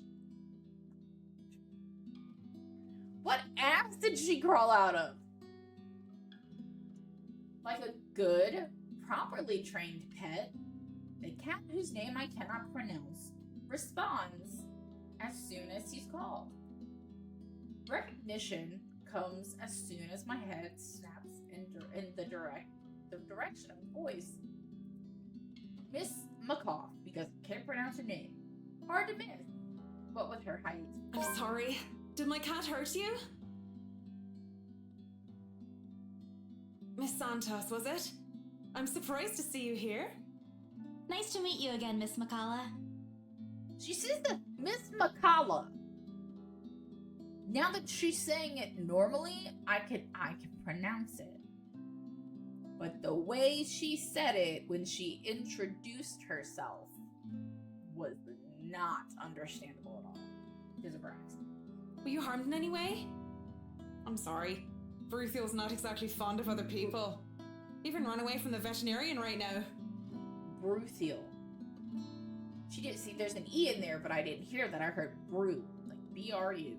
Baruthiel. Oh no! He was just sniffing my hand earlier. My Baruthiel's a she. Okay, I wanna be like, excuse the fuck out of me, but I'm like that with my dogs. So, like, my service dog that passed away she was Mastiff and Boxer was our guess. I never got her DNA tested. But she was a big brown dog. And even though I put her in girl colors, didn't matter, everybody thought she was a boy. And a lot of times I had her in turquoise. This is my favorite color. And purple. That was like the two main colors we used. And no matter what, they thought she was a boy. So I understand being fucking aggravated. Excuse me, that people confuse the gender of our animals. Cats, though, like, you don't see. They have no nethers to see. Unless you're, like, you know, obviously in there. But, like, dogs. Bros got dicks. And if they don't have a dick, they're clearly not a boy. So, but I understand the irritation. But, like, the cat distribution center chose my mother. And there is this gorgeous, it looks like a small ragdoll cat. Gorgeous. Showed up at her house. We know it used to be an indoor cat because it tries to go inside. And my mom, it's real fluffy, so you can't really tell like what's going on. And so she was like, "Oh, I can't have kittens." So, I told her, I was like, "Go to the vet, dude. They'll check for you, and they'll check for a microchip." So she came and got my carrier, and she took him yesterday. And it is a boy, and he's neutered. And she's like, "Dude, I'm so fucking like the relief when she called me. I could hear just the relief just rush over her." So, yeah, my mom now has my 2 cats and a new cat. And my mom has my 2 cats because they're outdoors and by their choice, because I've tried to bring them back inside. But I live around the corner from my mom. And I don't want to bring my cats here and them try to go back to my mom's because they'll get hit. And we currently have 3 cats in our neighborhood betwixt our little group of people, and 2 of the females are pregnant. And I took my mom's live trap, and my neighbor has 2 live traps, and we're gonna try and get them so we can at least get them to the shelter. And I hate to do that, but like, we can't deal with kittens here. And my sheds, they're open and they're full of shit from the people that lived here before. They still have to come get all their shit. And that's where they're gonna fucking have them. If they have fucking kittens, like if cats pick my place to have kittens, that's where they're gonna fucking be. So yeah, that's more drama in my neighborhood. Sorry. I go on rants. All this time I thought the pausing conversation, if this can be called one, is uncomfortable. We're merely 2 people working different jobs for the same client. Frankly, meetings like this don't happen a lot, and if it does, a simple nodding of heads is enough. Not better, John. I'm just curious about your work. What about it? Don't snap at me. There's something guarded in her expression at mention of work, but I pushed through with my question. I just want to know how it is to work on a house like the Ermengarde mansion. Is it hard? I guess she wasn't expecting a question like that. If the way her eyebrows shot up tells me something. Because of its age? I wouldn't say it is. It is a challenge, considering the factors me and my team have sought out. But it's a good project. A breath of fresh air from what I usually work on. And I have a good team. Those original fittings, though. It might be old, but the architecture is magnificent. I'm sure you've seen the stained glass windows in the foyer. Oh, I can already think of so many things I could do with it. With keeping it, or with getting rid of it? But of course, my team will have to double check for necessary repairs here and there. That's probably for the best. It's easy to break some key elements with a rush restoration job, and who knows what other hidden issues there might be underneath. People can be so careless. I'm sorry, I spoke too much. No, it's okay. You seem to really love what you're doing. It's not really like that. I'm just lucky to have found work in an interesting field. Anyway, Bruthiel's due for her visit to the vet. Nice talking to you, Miss Santos. Who the fuck just lets their cat run around in the park and hope to God that it fucking answers? Like, with carrier or harness, you know, like normal people. I wish you luck with what you're planning to work on. It seems like a big project, too. She gestures with her head towards the bags, the ones filled with stuff I've recently bought from the art store. It's a project for a friend, actually. All the same. Good luck. I watch her as she leaves, though she stops shortly before crossing the threshold separating the park and the street. She faces me again, looking like there's something she has forgotten to say. By the way, about the Ermengarde mansion, with my clients, it's the rights, I mean. I hope you don't mind me asking, but has the deal been finalized? There's still a few papers they need, but the house is more or less theirs now. Ah, thank you. That's all I needed to know. Just wants to make sure she's still got a job. Wait, about the mansion, the letter. The same one they saw. Whoever she is, she's asking for help. Someone. I want to tell Miss McCullough that the urban legends aren't just legends anymore. They're real. She's not going to believe me. Don't mind me. I need to go too. Have a good day, Miss McCullough. I hasten to pick all the bags I've left on the bench and ran as far as my legs could take me. In that moment, what I'm carrying in my hands weighs far lighter than the overwhelming guilt trying to consume me. Home. I want to go home. Anywhere I won't be reminded of the house. Of her. Of my own cowardice. Food tastes less appetizing tonight. A pity. One would think that someone who had been on a continuous binge of instant noodles would find a home-cooked meal enjoyable. But it isn't. Hunger isn't what is gnawing at me tonight. Neither are my sore muscles. The TV runs loudly in the background, but what it says barely registers in my brain. It's hard when the things you're trying to forget keep returning to the forefront of your mind. It distracts you, eats at you, devours you. I wish this would stop. I wish I wasn't the one who picked it up. I wish it was somebody else. In other local news, a woman was found dead in her home. Luxbourne police officials are currently investigating the crime scene, but has classified the case as homicide. Huh? The victim, identified as Rose Pamela Cooper, 33 years old, working as a real estate agent. Oh shit!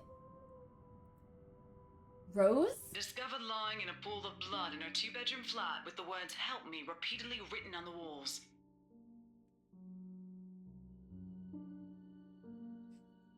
But she...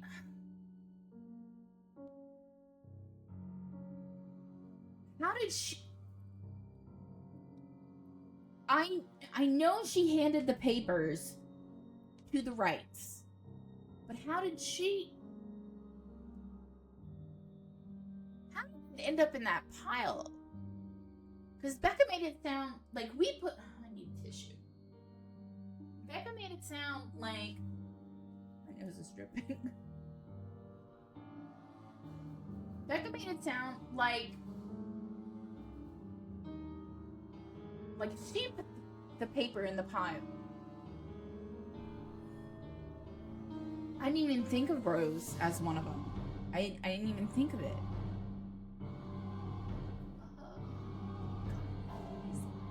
Snap! It's just getting real. No. No. This isn't what I want. This isn't supposed to happen.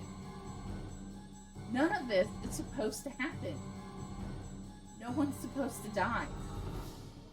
Those are just stories, right? Legends. That's what everyone has kept telling me, so why? And immediately I rushed to my study table to in search of my phone. My hand, cold from dread, clings tightly to it as soon as I touch its edges. A piece of paper, the letter, lying assumingly beside it, slips to the floor when I pick up the device. But I pay it no mind. There are more important things. Right now, I need to call her. I need to call her. I was with her. I was just with her not too long ago, and she was okay. No. It isn't Rose. I'm sure of it. I just talked to her and a sob escapes me, and hot tears begin to blur my vision. One after another, they trickle down, weighted by the very same guilt I refuse to admit I've been carrying from the start. The same one I've been hiding from. The same one that has put the people I care about in danger. My hands shake as I navigate to Rose's number on my contact list. She'll answer, right? That's what she always does. She'll pick it up, tell me to turn down the waterworks, call me a wuss afterward. She'll answer. Please answer, Rose. Again and again, I dial, whispering, praying, pleading. Come on, Rose! Don't do this to me! Please pick up! I know you're there, Rose. You're not dead. Please tell me you're not. This adds to the series of deaths and disappearances that has plagued Luxborn in the recent years. The authorities are currently looking at a possible link with the notorious Anselm Butcher case. The TV runs loudly in the background. A deafening static sounds from my phone speakers. But in my ears, I can only hear the screams, her pleas, her whispers. Alright, where's she gonna pop out from? I'm not ready. We're not safe. Oh my god. A buzzing sensation jolts me awake. We're gonna check this first. Okay. While looking after a lost cat, Isabella Santos met the interior designer, Marianne McCullough, by chance. She also happened to be the cat's owner. The two were seen having small talk before Isabella abruptly left. News broke of Rose Cooper being found dead in her flat the evening before. The authorities classified the crime as a homicide, possibly linked to the notorious Anselm Butcher, a mysterious serial killer who had committed brutal murders over the years and left their bodies with the signature phrase, "Help me." I have questions. I have so many questions, but I don't want to go on a rant because I know you guys, I don't know if anybody likes to hear me rant. We haven't gotten there yet because I'm just getting back to streaming anything, and once the game's done, it goes to YouTube, and nobody really comments. They'll like my posts, but nobody really comments, which is fine too. I like to do this, so. Anyway, a buzzing sensation jolts me awake. My body still wants to sleep, to forget what I heard, what I saw last night. But it's there, nudging, prodding at me. Slowly, I become aware of how awkward my position is and the aches that accompany sleeping in a curled up position the night before. if I even slept at all. The memories are impossible to forget now that Rose is gone. They say it's easier when you say it out loud. Instead, the words weigh heavier on me each time. She's gone. Gone because of me. Gone because of one letter I was too curious to look at. I should have been more careful. I should have just kept my mouth shut. I should have destroyed it before anyone else had gotten involved. I should have. The notification light on my laptop blinks incessantly, mockingly, when I look at it, as if it's calling me back to a sense of normalcy. Email. To all BRC employees, in light of the recent end events, what the autocorrect, man, fix it. There will be an all-staff emergency meeting from 1 p.m. to 2 p.m. Attendance is a must. Company changes, new hierarchy, and policies will all be discussed during the meeting. Everyone is expected to bring a copy of their own attendance logs and sales reports for the last 6 months to be submitted to your respective managers for review. We are expecting everyone's cooperation. Thank you, Joanne Alice Schultz, BRC HR Manager. If this were one of those typical days, I'd happily comply and get myself to our office.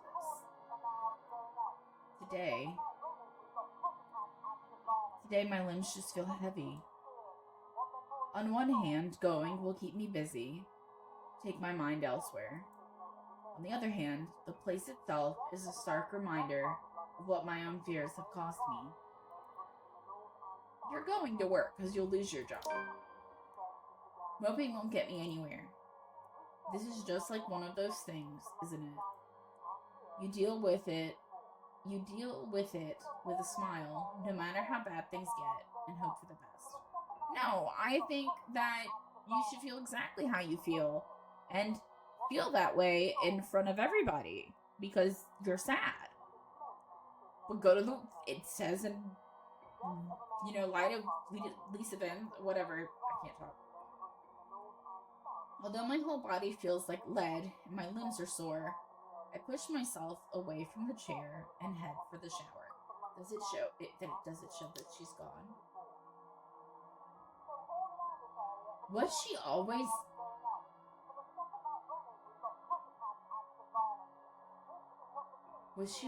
gone? Like, was she there at one point and we just didn't notice?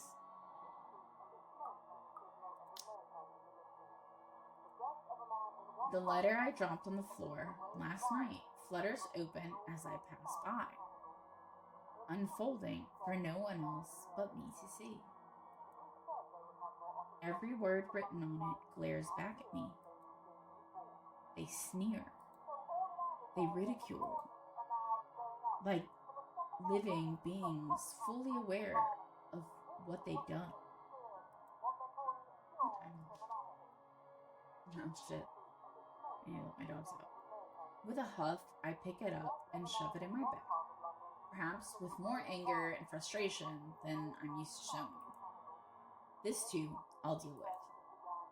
Somehow, I'll find a way and make things right. I have to. Before it takes more people from me. Even if I must do it on my own. Alright, this is where we're gonna save. I will be back probably in an hour because I need to know what the fuck else happens. So we're gonna save it at the office before we actually hit whatever the conversation is that's gonna happen. So yeah, thank you guys for watching, and I hope you're enjoying it so far, because I'm even enjoying the slow banter, like when it's just blah blah blah blah blah. And not the creepy shit. But it looks like the creepy shit's really starting. So I'm excited.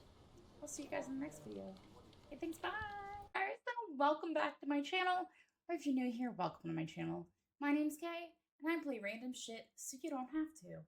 And it is nighttime now. And that means it is medication roulette. If you're new here, that means I took my meds. A lot of meds. All prescribed, mind you, but many of them make me very, very sleepy. Sometimes they kick in 30 minutes. Sometimes they kick in 2 hours. So we're gonna play until my ass needs to go to sleep. I have a smudge in my glasses. I was outside with the dogs. Or they got put up. Bed. Pretty sure one got me with their nose. But yeah, so that's what we're here for. And it appears that the spookies are starting to spook in said game. Which means it's nighttime. And the one monster that we have seen, or whatever you want to call her, entity, scares the living shit out of me. I have never, and she doesn't even, it's not even a jump, because it's a fucking visual novel. At least we haven't had a jump yet, kind of. Well, it is, but it's not, because it's like turning a page.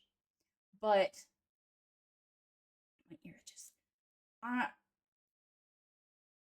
have never come across something that looks like this that terrified me like it does.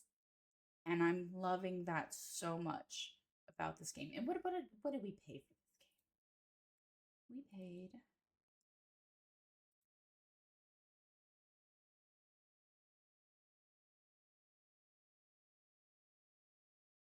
I paid $20 for this game. $20. And I love it. And they make another game that I will be buying next. What is this? Oh, no. I'm looking at other shit. They made this other game called Saint Maker.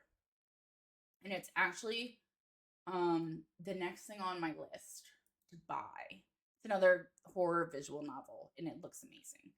And oh my god, it's getting cold.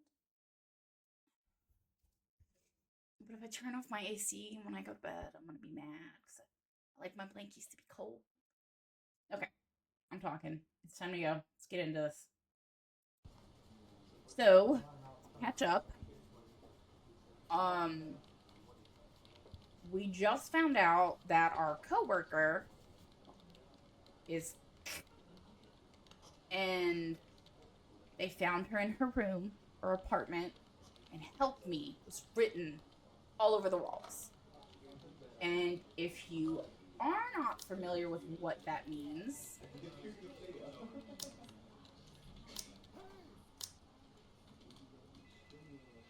I wish I could actually click it. This is essentially right here. I feel like I should have a pointy stick, and like you guys can see me point at things. This is what the letter said. "Help me." Nothing but "help me" in blood. And at the bottom it said, "Send to 5 people or else." So, to show my age, as I've stated before, when emailing was a big thing, back in my day, you would get chain letters all the time. And it would say a bunch of bullshit, and it would be like, "Forward this to so many people, and you might have this, like something positive. And if you don't, then this negative thing is gonna happen to you." And that's essentially what this letter is. But I have asked this question as we have played the game, and I haven't really gotten any real answers. So I'm not quite sure how her coworker died. Because so the coworker had a stack of papers for the possible new homeowners of the cursed house. They had to go over these papers. And, you know, they got the papers and they're going through them and they see the letter. And they think it's like some sort of joke or something. I don't even know if they know about the curse of the house. So they give it back to our main character, Isabella. And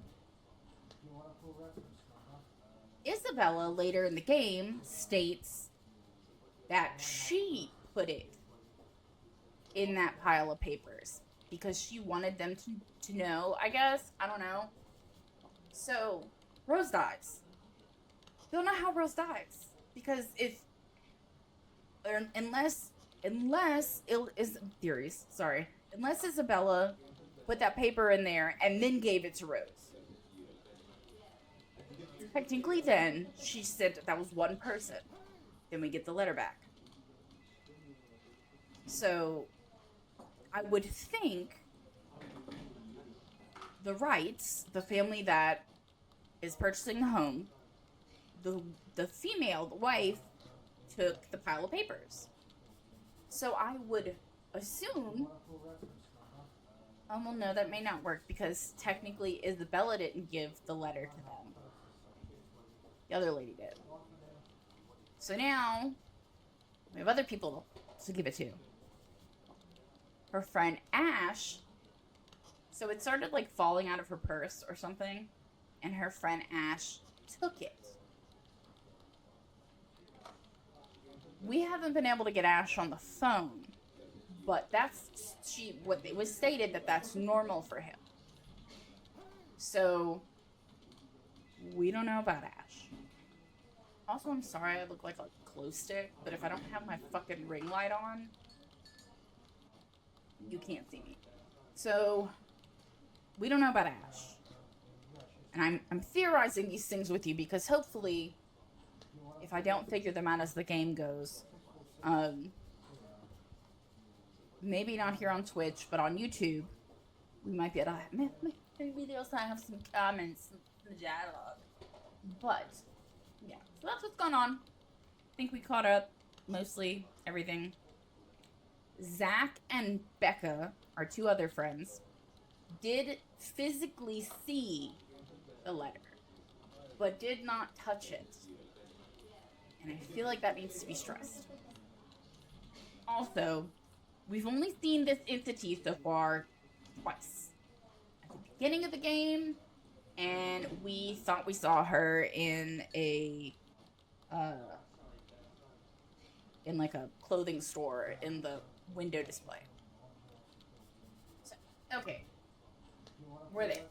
Alright. Now we're here because we got an email saying, as of recent events, I'm assuming because Rose died,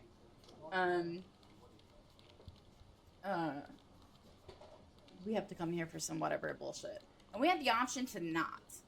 But I made us go to work because I feel like we would lose our jobs. I have 2 drinks. 2 yums. I have green tea, and I have water. Alright, let's go. Papers rustling, telephones ringing, feet shuffling. Overall, today looks like a typical workday at Briar Realty Corporation. Except, it isn't. The air is thick with tension and unspoken questions. No doubt everyone present has already heard about Rose. Also, before I forget, the news said that they thought Rose's death was based off of the Arnslin, something with an A, butcher. So some serial killer. But I think we know better. If they missed last night's report, they'd likely see it in the morning news, in the papers, or on various news sites on the internet. Everyone here is a bitter reminder. Everywhere is a bitter reminder.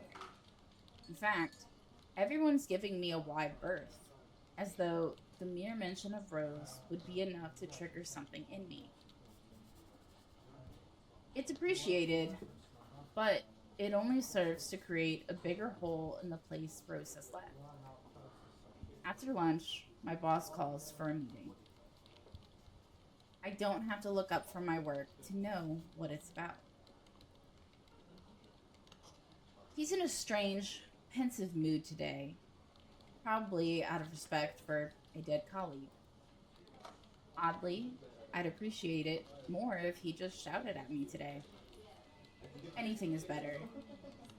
I'm sure you've all heard of what happened to Miss Cooper. She was a valued member of our team and she will be missed. There's no date for a funeral yet, but those who wish to attend, kindly speak with your respective supervisors. By the way, has anyone heard about our still AWOL staff? None? HR, you know what to do. Santos, a word? In my office? At the end of it, I've been given the entirety of Rose's workload, including finalizing the rights papers, and have been promised an ample compensation for my efforts. I think he's expecting me to be happy about it. Instead, I immerse myself in my work. I have to anyway, if I want to forget. Time flies when you do, and time flies when you do, and by the time I give notice, it's already late. Everyone's already gone, leaving me in my company of a radio and a member of our janitorial staff. I don't even know his name. Rose likely does. She remembers people easily like that. The Luxbon Police Department continues its search for the following reported missing people. Ooh, the radio blares one name after another. Hold on a second. It's gonna be Ash. Missing? Aren't they? Still, I have to check. Frantic, I turned back to my desktop. Loud tapping of my fingers against the keys fills the office for the better part of my shift as I look through everything. The background about the place, its history from the current owners, and list of employees hired under BRC. And I'm right. Of course I am. BRC may have a lot of staff, but they may have a lot of agents hired. But I remember those names anywhere. After all, they're also part of the crew who worked with us in preparing the mansion for the open house. Then the letters... No, that can't be. I hope it's not what I'm thinking. But Rose is... Something snaps into place in the fraction of a moment. These people, Rose, the letter... I need to... No, if it's like this, they still won't believe me. I have to make sure of it first. Evidence doesn't lie. That's what Ash often says, right? If I have full proof, then maybe... I don't want to get my hopes up yet, but maybe there's still a way I can save them. The letter, my phone papers, anything that will be useful. I grab all of them and stuff them in my bag. I don't think this bag can hold much more. I can't stay here. There's something I need to do. There's something those people should... The noise cuts sharply through the room, stopping my hands short of cramming a pen into my bag. Hello? Anyone there? Oh god, she's gonna be there. I don't want to see you. Someone must have left their printer open again. I want to know. I don't know why I'm looking this way because I'm still gonna see it on OBS. I may be in a hurry, but if I don't turn it off, another person is certainly going to have a fit tomorrow over wasted company resources. Most of the time, it's Rose who does the nagging, but the clicking of my pen in my hands is a welcome distraction as I search for the said object. Each stride my feet takes also echoes through the empty workplace. I've lost sight of the janitor minutes ago, and with me being the only one left, the tapping of my feet against the wooden floor is something I soon learned to appreciate. I swear to God, if I have to click a button rapidly again, we're gonna... Doesn't take me long to find it. By the time I turn it off, 5 pages are already strewn about on the ground. The paper tray having also been left ajar. You bet I'm fucking like hiding my eyes as much as I can. Sighing, I pick each of it up to put someplace proper. But the page that greets me next makes my blood run cold. These don't say or else though. The chill that makes its way up my spine is as numbing as a day in the attic. The sheets crinkle under my tense grip. All I can hear is my breathing as it rasps through my gritted teeth. Where is this? I know where to pop up. But before I can even gather myself, take the first steps out of here, total darkness suddenly envelops me. No, it doesn't! I knew it! I'm ready! And as if hearing every horrid thought running inside my head right now, something snaps. A soft creak grating through the thin veil of stillness and has descended in the room. Oh my god. This is why I have both headphones. I wouldn't turn it down.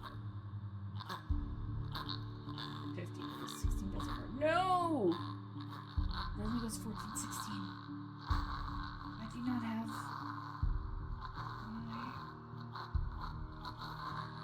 Oh my god. Just no pop up. Every muscle, every bone in my body goes rigid at the sound. Familiar. So familiar now. Yet my own traitorous curiosity still presses me to take a careful peek over the cubicle's wall. No! It's her! Oh my god! Ugh! Dude, I swear to God, I've never hid my face like this. Like, I am playing this game. I was just like, I would just be ready for the jump scares. This bitch freaks me the fuck out. I hope she's scared. She just push down. It's her. Standing on the only exit of the office. Now bed, facing away from me. She gonna turn around soon. She doesn't even need to turn around for me to know it's the same shape and face. Tattered clothes and unsightly gait. The same person in the attic. Please. I gotta get ready. I can't press these buttons like this. I take a step back. The pen I'm holding slips from my hand and turns.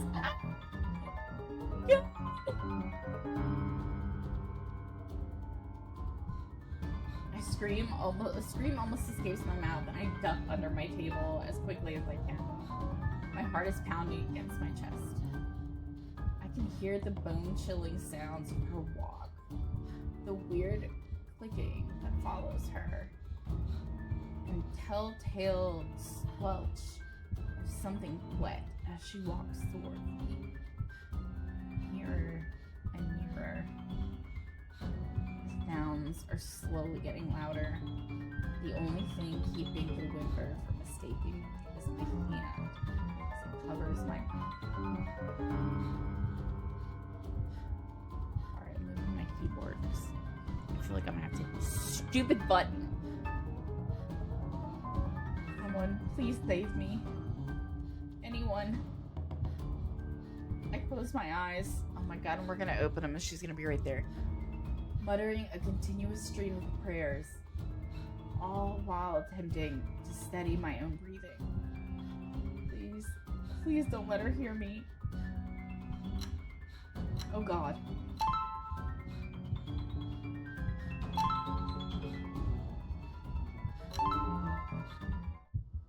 Thank you, Lord. Thank you, Lord. The seconds, minutes stretch out before me agonizingly. Is she gone? Slowly I open my eyes to take a peek. Oh my god! I don't dare move or make a noise. Please don't. Please don't make me do that again.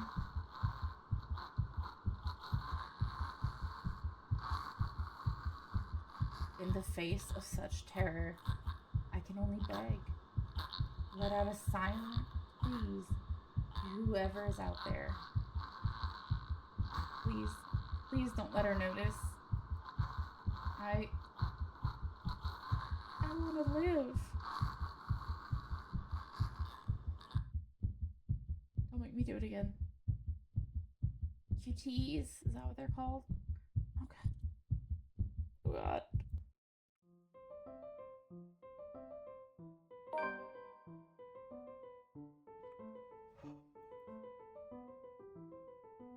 Y'all don't know.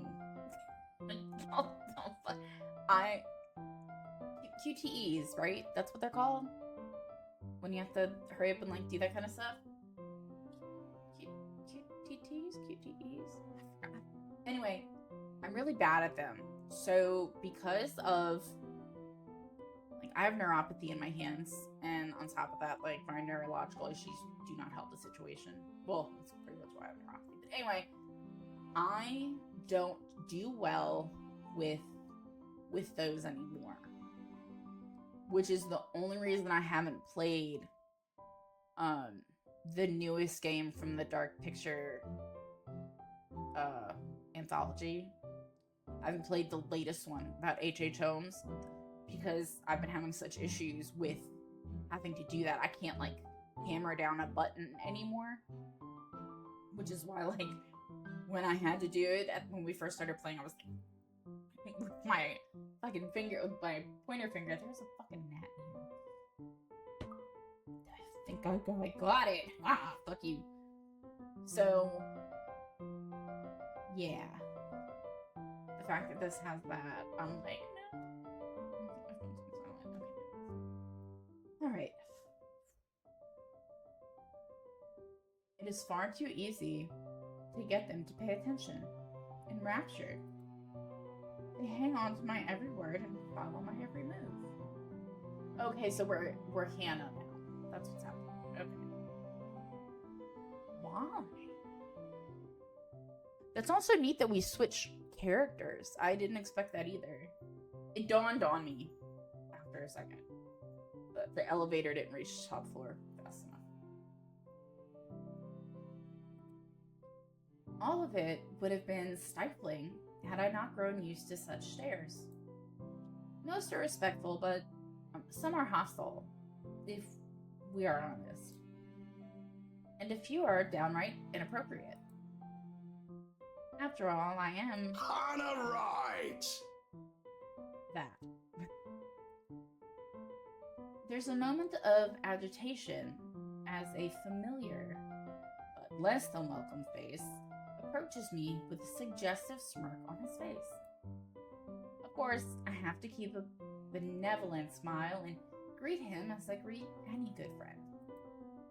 After all, this man can turn heads, being famous in his own right. Officer Lee! What a pleasant surprise. I didn't think you'd have the time to attend tonight's party. Wait. So her last name is Wright. Is this prior to her marriage? And if so, that means the guy with her is either... It can't be her brother. because Bella even stated how much PDA was happening between her and Mr. Wright, which means he took her name. Interesting. He is more Luke's friend than mine, really, and I am quite sure I only invited his wife. Much like I am only friends with the chief inspector because of Luke, Luke is only friends with Rochelle because of me. Unlike how I treated Lee, however, Luke never hid his animosity for the Lee matriarch. It was an odd sort of friendship where we would have awkward double dates, sorry. I don't even recall his first name. It started with an N, I think. I might be wrong. Aside from being chief inspector of Luxbourne Police, his wife, Rochelle Lee Vance, owns a general electronics company. Fridges and freezers mostly. Oh, I always have time for my favourite socialite couple. Might I say, Okay, you so look positively his last name. ravishing tonight. Oh, yeah, creep. Okay, so her husband's last name is Raid, and that's why she has it. Okay, I got it. Sorry, I'm cold. I'm trying to bundle my hands up in my sleeves.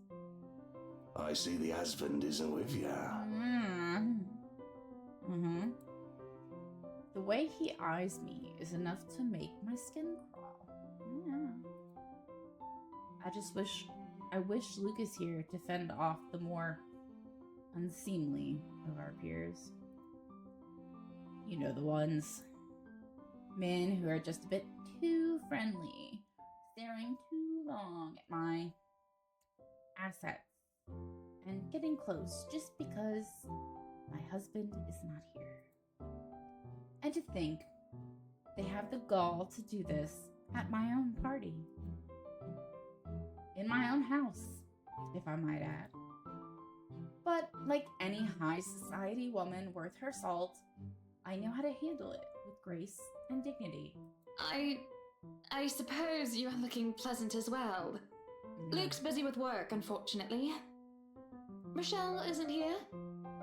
A shame. I do hope he isn't causing you much trouble. That husband of yours can be a bit daft sometimes, acting like he's still some young bachelor. And you're acting like an old creepy bachelor. The wife sends her regards and her apologies, but something came up with her doctor and she needed to attend to it. You know her, being pregnant and all. We make small talk.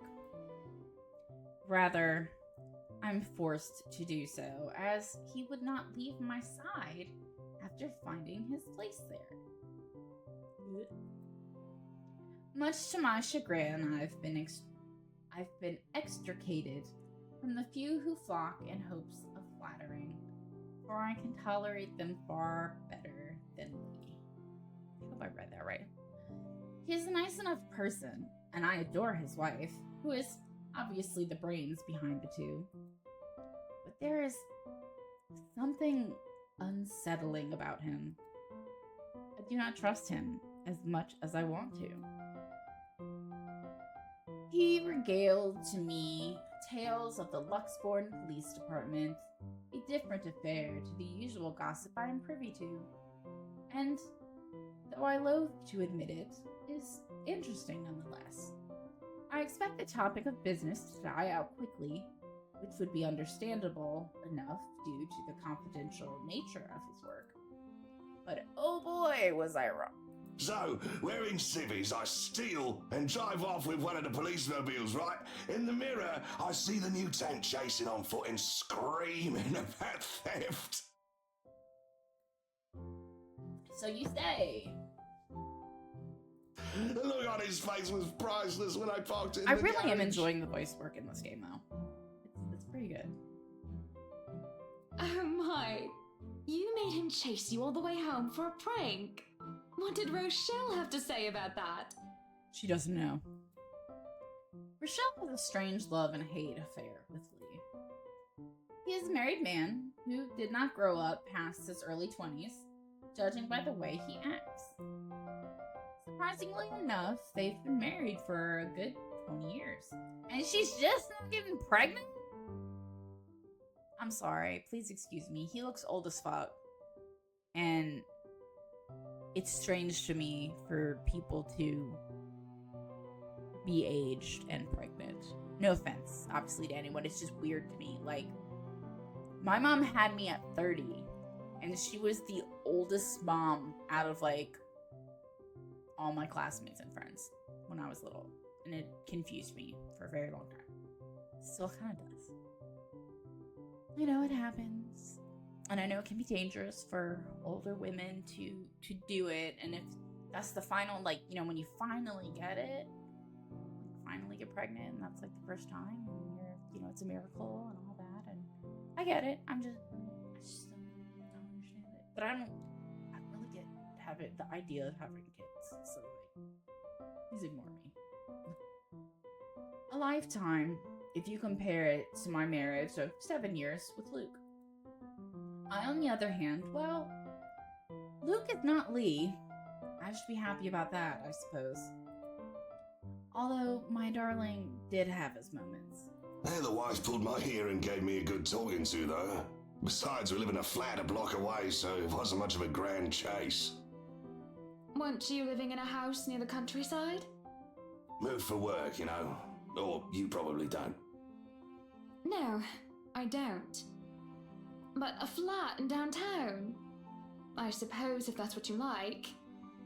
Oh, it's horrid. Hate that tiny place, no matter how convenient it can be for work. 55 square yards are not enough when you need to get away from the wife.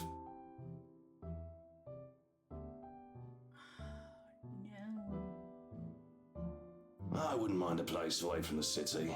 Even started looking at the ads. I spied an interesting lot, actually. Heard it was finally put up for sale. Or that something mansion. You know the one with all the ghost stories. I know what he is talking about. There are really only a few urban legends around here. It's the Ermagood Mansion? That's the one. Worthy of a king it is.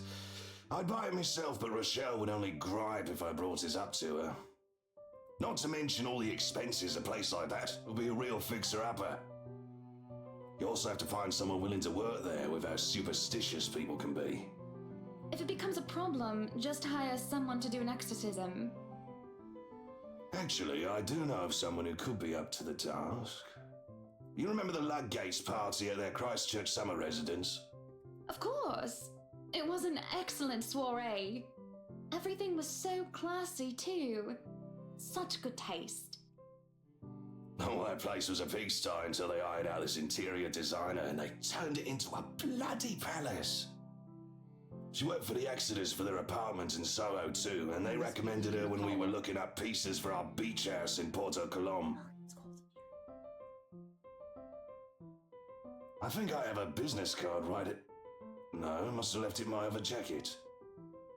Anyway, she's called, what's her name? Marianne, I believe, yes.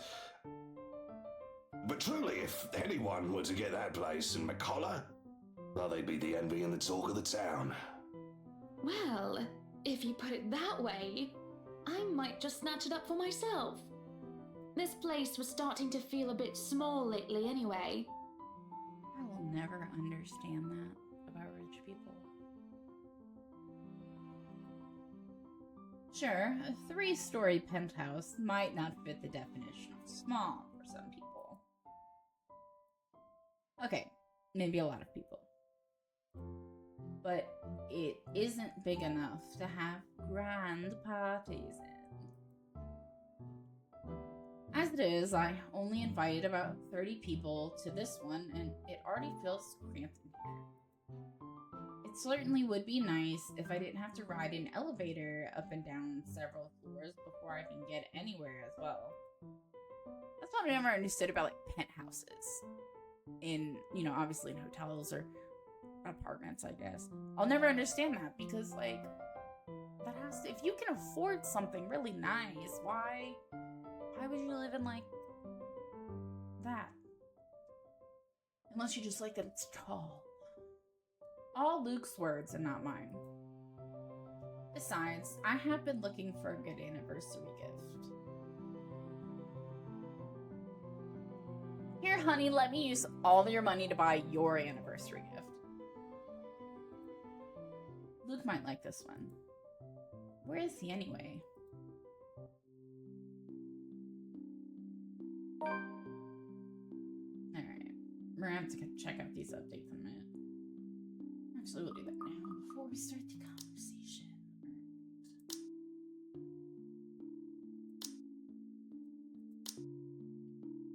Isabella Santos drowned herself with work the whole day to forget about the devastating news from her mentor's death. However, she ended up stumbling upon the mysterious disappearances of her other colleagues. And just when she realized something important.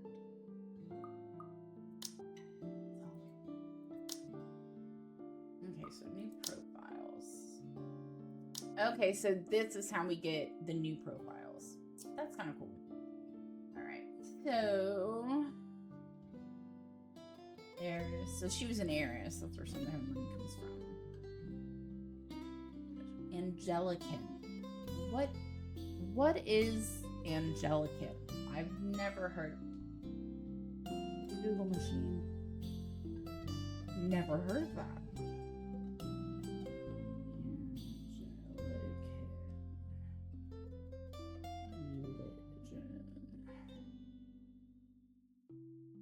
Angelicanism is a global Christian tradition originating from the Church of England. Okay, repressing the third largest branch of Christianity. Yeah, I've never heard of it before.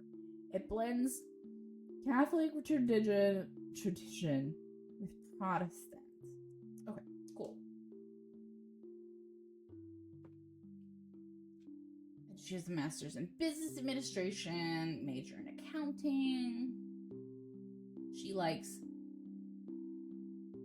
that, dogs, fashion, parties and dancing, the beach, children, ew, iconic women, charity, and math. Oh, we're never gonna get along. Of the Luxborn upper class, Hannah is used to living a life of luxury.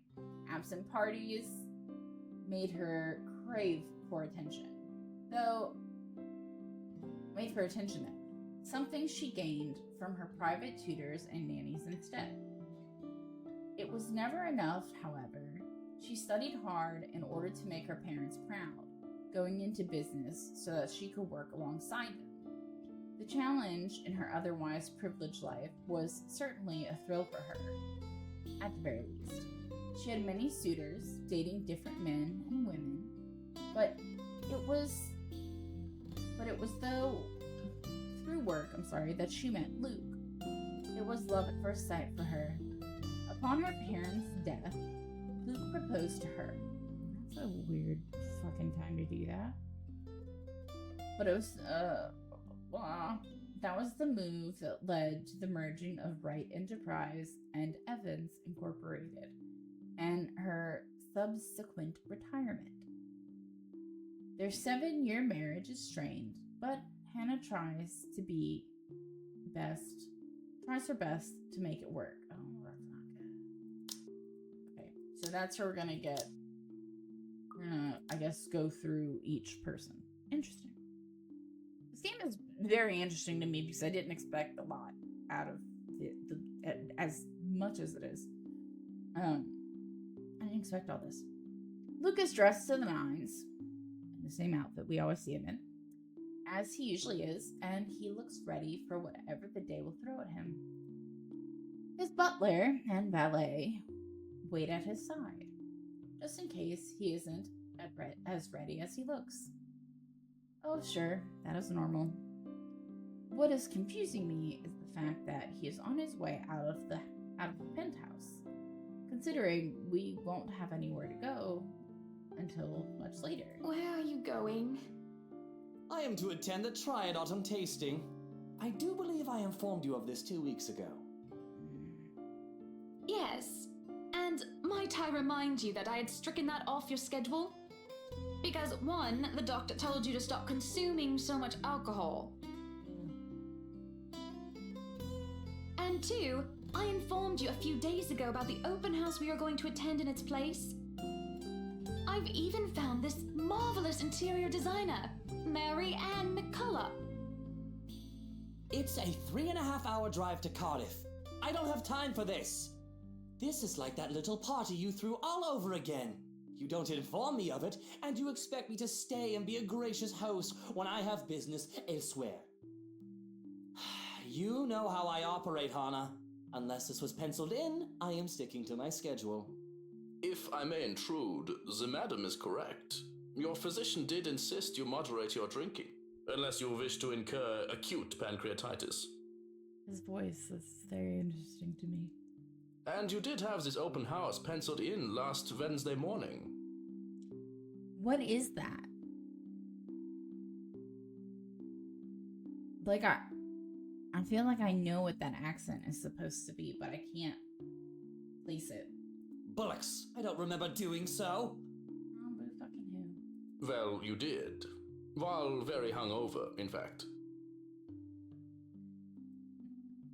He did. Moaned about me being too loud, but gave in after some pushing. Perhaps that was a bit too cruel and manipulative of me, but... Whose side are you on? Come on, Luke. You promised we'd do whatever I want this weekend. Gordon Bennett, fine. I am giving this house tour of yours a chance. But if it proves to be a waste of time, I am going to Cardiff, and you are going to take a cab home. Are we clear? God. It's just a bit of a husband and wife tit for tat, isn't it? All couples have their arguments. Once the honeymoon phase is over, as they seem to call it, reality sets in that you and your partner might not always see eye to eye. Perhaps it has been the years. 7 of them is nothing to scoff at. I just cannot bloody believe I agreed to this. I was My really husband and I looking forward made- to the Triad tasting. 5 years this year. It's kind of nice. 5 years, so halfway to 10. I know that sounds silly to be excited about, but... Though sometimes I think it's something a bit more than just simple disagreements. And I have to stop myself from wondering where we went wrong. There's always the Triad Christmas tasting in Manchester next month, and that'll only be an hour-and-a-half drive. Have I been neglectful? Have I offended? Have I acted shamefully? Yes, but Cardiff... Certainly, any problem can be discussed. As long as he doesn't turn me away. Well, there goes my good mood. Are you happy now, Hana?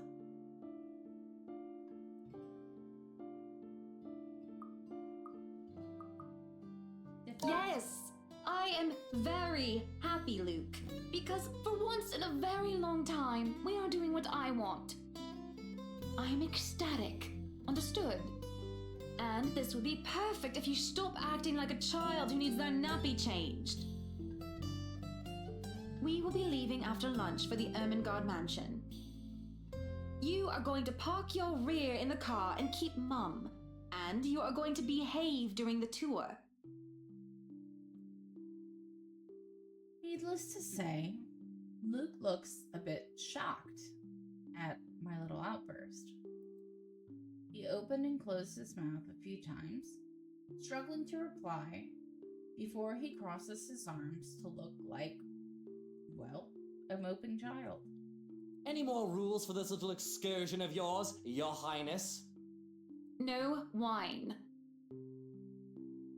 No wine? Unacceptable! I am already not allowed to the tasting, and you would deprive me of that simple pleasure? If I see you take one sip today, I will put the stocks under lock and key. Do you understand me? Don't forget the bottles he keeps in his dresser. Whose side are you on?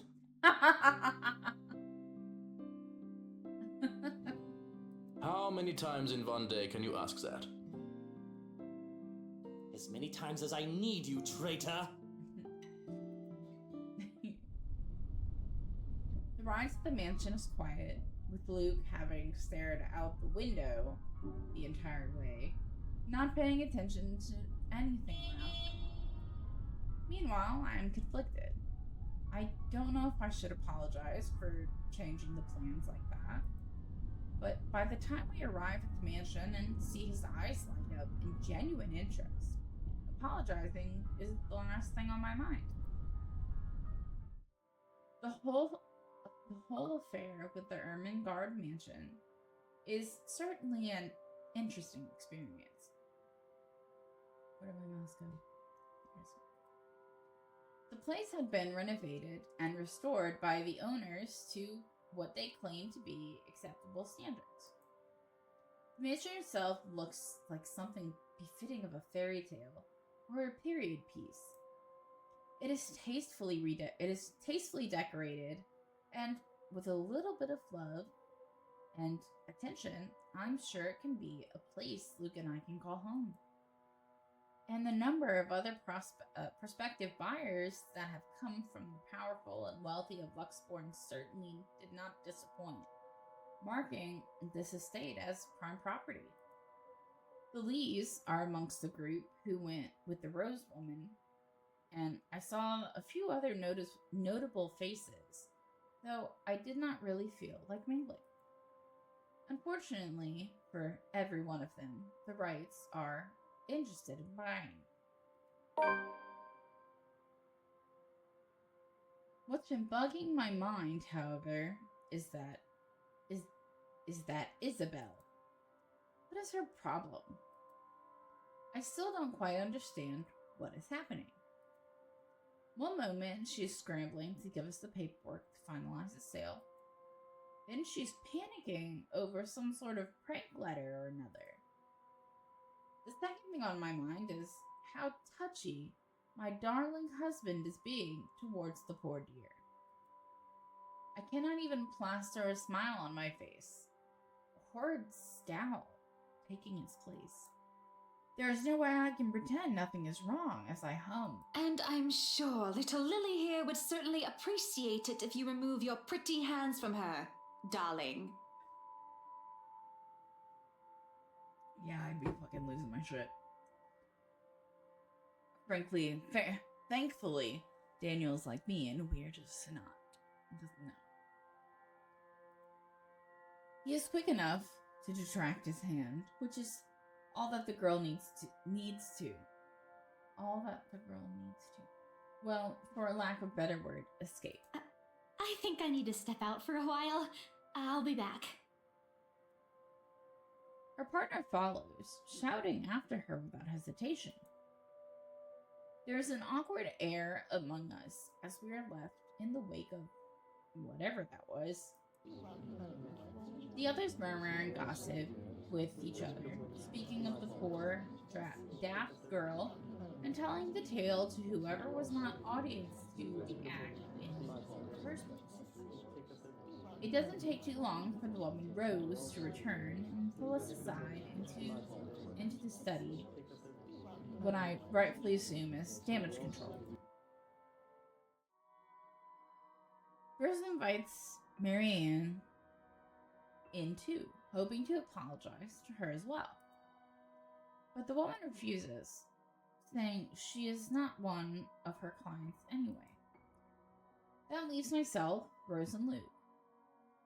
The last all too eager to make himself comfortable in a study he's no doubt already claimed as his own.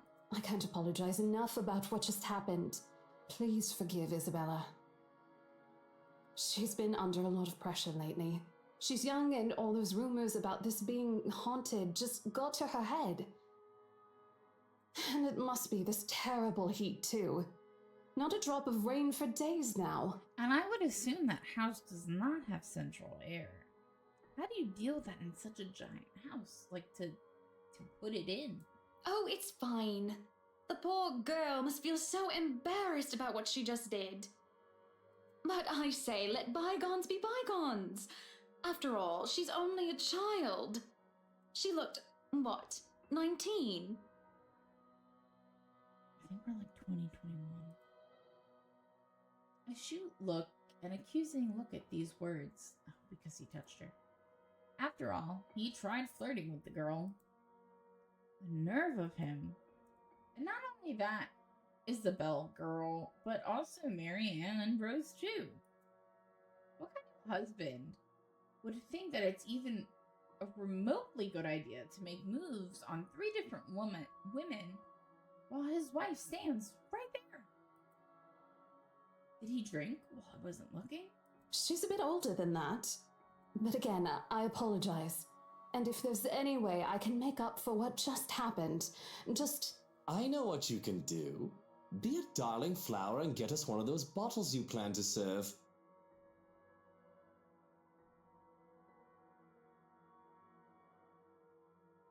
Seriously. Pop it open. We were planning on serving some champagne. I can get that. That would be lovely. Much obliged. Do you want a glass as well, Ms. Wright? Isn't it Mrs.? Oh no, I'm fine. I really shouldn't be drinking right now. And Luke shouldn't be either. But right now, I'm just too tired for any sort of argument. I don't have the heart to scold him in public as well. I'm certainly not his mother. I just want to get this horrid day done with, go home, and sleep. Perhaps I'll even have a strong cuppa? A strong cup of what? Before I head off to bed. Yes, that sounds nice. What the fuck is a cuppa? When Rose comes back with the champagne, I beckon her over.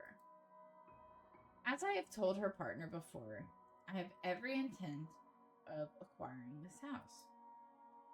I might as well, even if I'm having second thoughts about getting it for Luke. The moment we, the Wrights, had expressed interest in this place, we've had eyes set on us. If we don't buy it, that might as well be the signal to have busybodies gossip about how we may or may not have lost our fortune. Regardless of the fact, it is false. Image is everything when dealing with these people.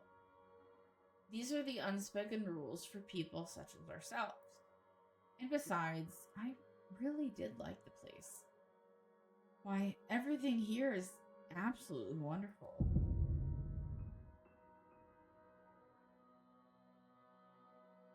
I just jumped. Well, everything for this ugly painting in the study. It looks like a bad fake of an Edvard Munch painting. Here's the deal. I'm willing to pay 10% higher than your listing price. I didn't like that. That was not nice. That was a sneaky, mean way to make a pop-up. That wasn't okay.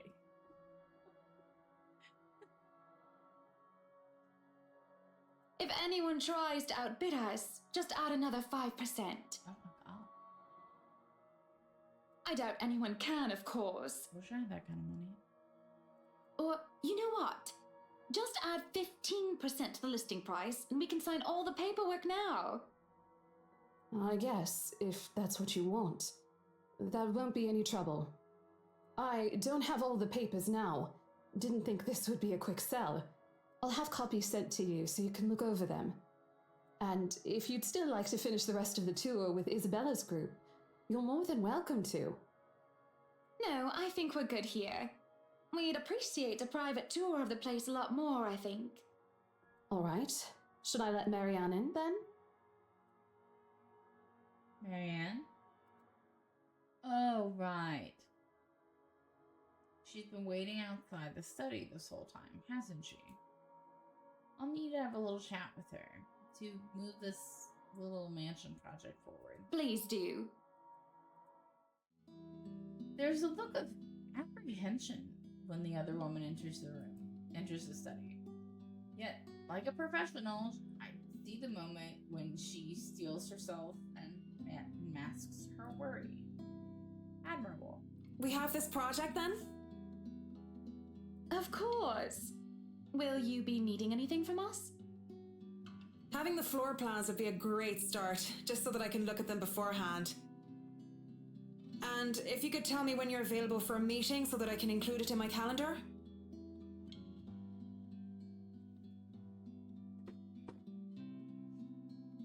Oh, is a meeting really all that necessary, Marianne? I guess we can send Johans to help you out. You two can start by getting rid of this ugly painting. That's not nice.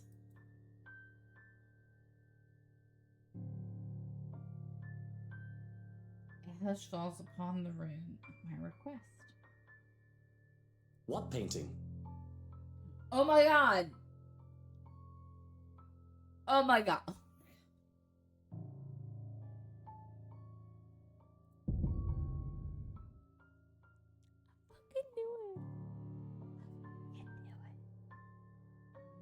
Behold, the painting's gone. In its place, a mirror stands, which leaves me to look at my own confused expression. I said it because the fucking paper got handed to her. So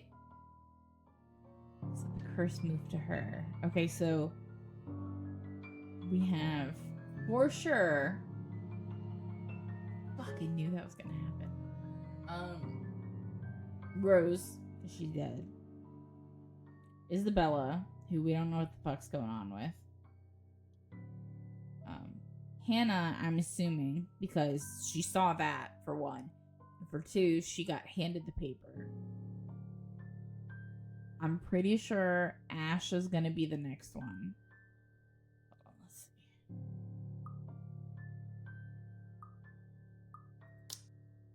Okay, so Isabella for sure, obviously, because she, the whole thing. Hannah, because of the papers. Rose, obviously.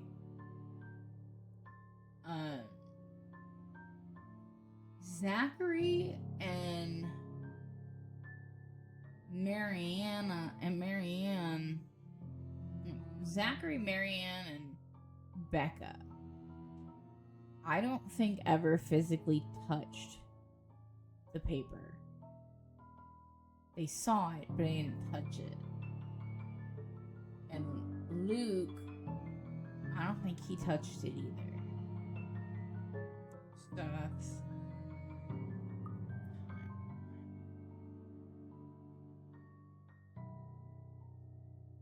Okay, so now we're getting Hannah's stuff. Okay, so with Hannah right through a party in the pit house at the The city's most wonderful were seen, including Chief Inspector Harvey Lee of the Luxborn Police Department. From him, the socialite. So that's how she heard of it.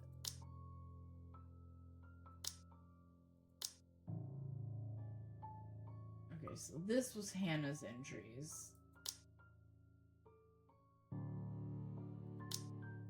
I don't like that it tells me it's new. Okay, here we go. This is why I wasn't catching them, so I didn't see the next. Rose Cooper, along with a woman who introduced herself as Marianne McCullough, found Isabel Santos lying unconscious. Okay, so remember when that happened. Today marked the open house. And then they went and saw Luke's thingy.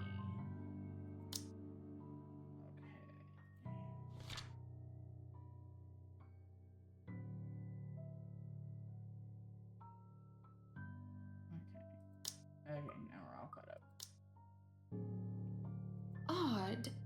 Well, no matter. Business it ain't odd. That's... no. Back to the topic at hand. Marianne, dear, we are simply far too busy to meet up. I did not like that. That was a good spook. A good spook. Good jump.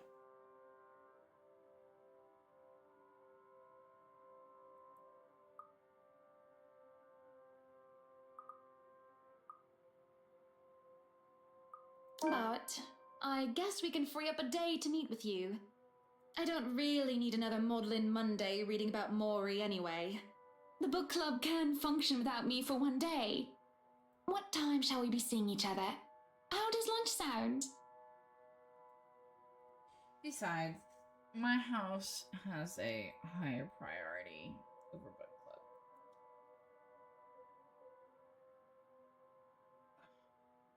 Why, we can hold the next meeting at this place. Surely the beauty and grandeur of it all will inspire spirited and lively debates about whether modern-day writers should match up to the classics. I might as well clear up the rest of my week to handle whatever affairs buying this mansion requires of me. Any social activity can be put off until the Ermengarde, or rather, the Wright Mansion's great debut. I'll have my fill of great parties and gatherings, especially when I organize them myself. That sounds good. Although, with a project of this scope, we might need most of the day to tackle your concerns. A more thorough inspection of the place is also preferable. Breakfast then! It's a date. It's really not. She took that weird. Alright, Monday, 10 o'clock sharp. We'll see you then. Actually, Marianne suggested that we meet at 9, but who's even awake at that unholy hour? I was lucky enough to wake up this morning before Luke went all the way to Cardiff. We say our goodbyes, shake hands, and make it clear without outright saying it that we now own this house. By the time we left the mansion grounds, sunset is almost upon us. So, you really want to buy this place then? That's a bit of a big impulse buy, even coming from you. Not that I'm complaining. Well, I'm glad you're not complaining like you usually do. It's a right and proper Christmas miracle, isn't it? Hannah has finally done something right. Was that a pun on words? Because your last name is right, and Hannah did something right. Anyway, I refuse to look at him, staring at the passing scenery instead. Hey, Buttercup, what's with this cheek? Rose, Lily, Mint. The nerve, Luke, the nerve! Is that what this is about? 1, that woman's name was Rose. And 2, you know I don't mean a word of that empty flirting. And it's still the principle of things, Luke. I understand if you try to woo them to get what you want when it seems that I'm not looking. But I told you once before not to do it when I'm there. I'd have a problem if he did it when I wasn't. Luke dealt with other women in the past to get what he wanted. Sometimes I have my doubts. I really want to believe that I am an exception, that he is not just using me like how he used other girls. I'm having a hard time believing that now. And it isn't just shameless flirting. There's something about that Marianne woman, as if Luke is familiar with her. As much as it shames me, it makes me jealous. It makes jealousy rear its ugly head. I am, suffice to say, ticked off. Really? I forfeit my trip to Cardiff for this, and you're still not happy. Oh, trust me, Luke. I am very happy. Very happy that, for once, we are doing something that I want. Can you not see the smile on my face? Oh my god. It is only when I let loose those words that the truth hits me like a slap on the face. And by the looks of it, it seems to have the same effect on my dear, darling husband. It has always been, Luke wants to do this, and Luke wants to do that, hasn't it? I don't even remember the last time we went to, which was the last trip we went to, which was one of my favorite, was, oh my god, which was of my own choosing without needing to get the man's approval. On the other hand, I was pulled along to every single expedition he wished to tackle, and I never objected. The rest of the ride home is spent ignoring each other, pretending the other didn't exist. Arriving at the penthouse, my first order of business is to get into bed. Forget a hot bath and forget the tea. I just want to bury myself in blankets and forget everything in my slumber.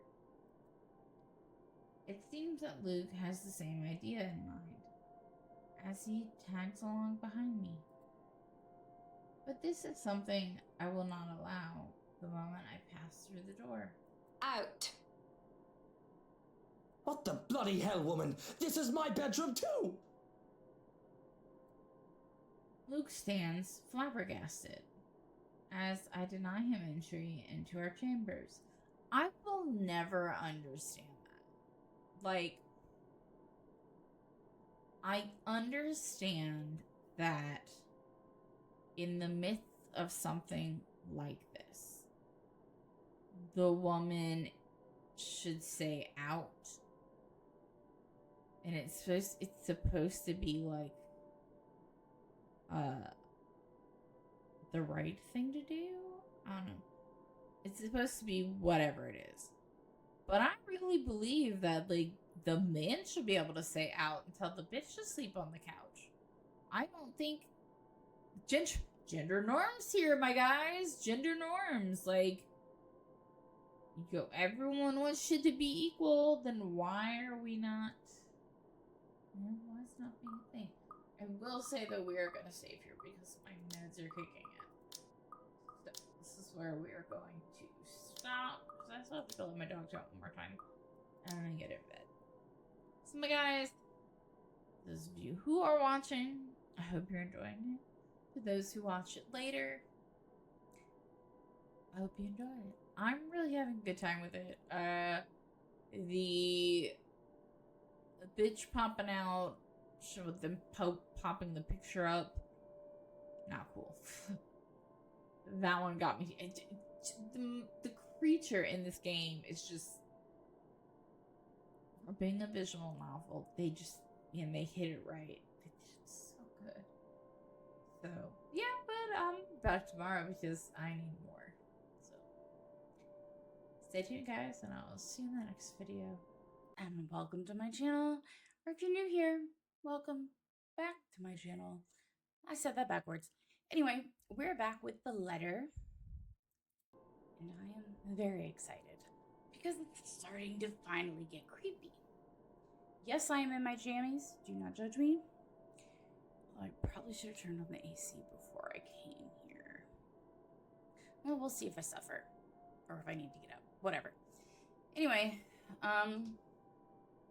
yeah, nothing's new. hopefully I don't have to touch any or do any QTEs. Someone tell me if I'm wrong. It's QT something, I think.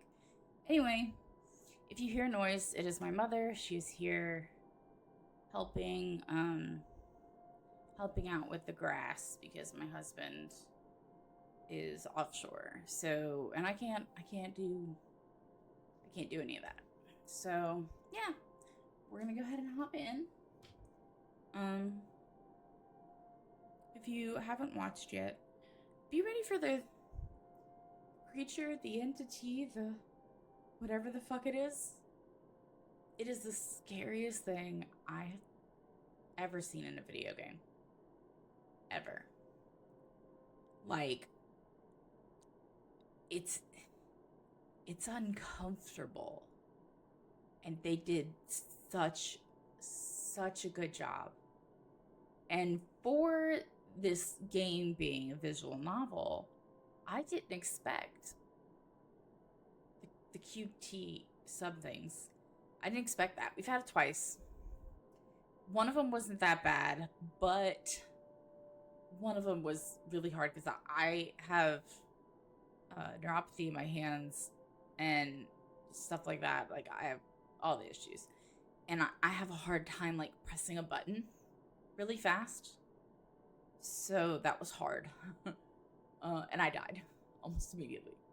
But then I, fixed it, and now we're here. So originally we were what I thought was the main character, Isabella. And I'm pretty sure we'll eventually go back to her.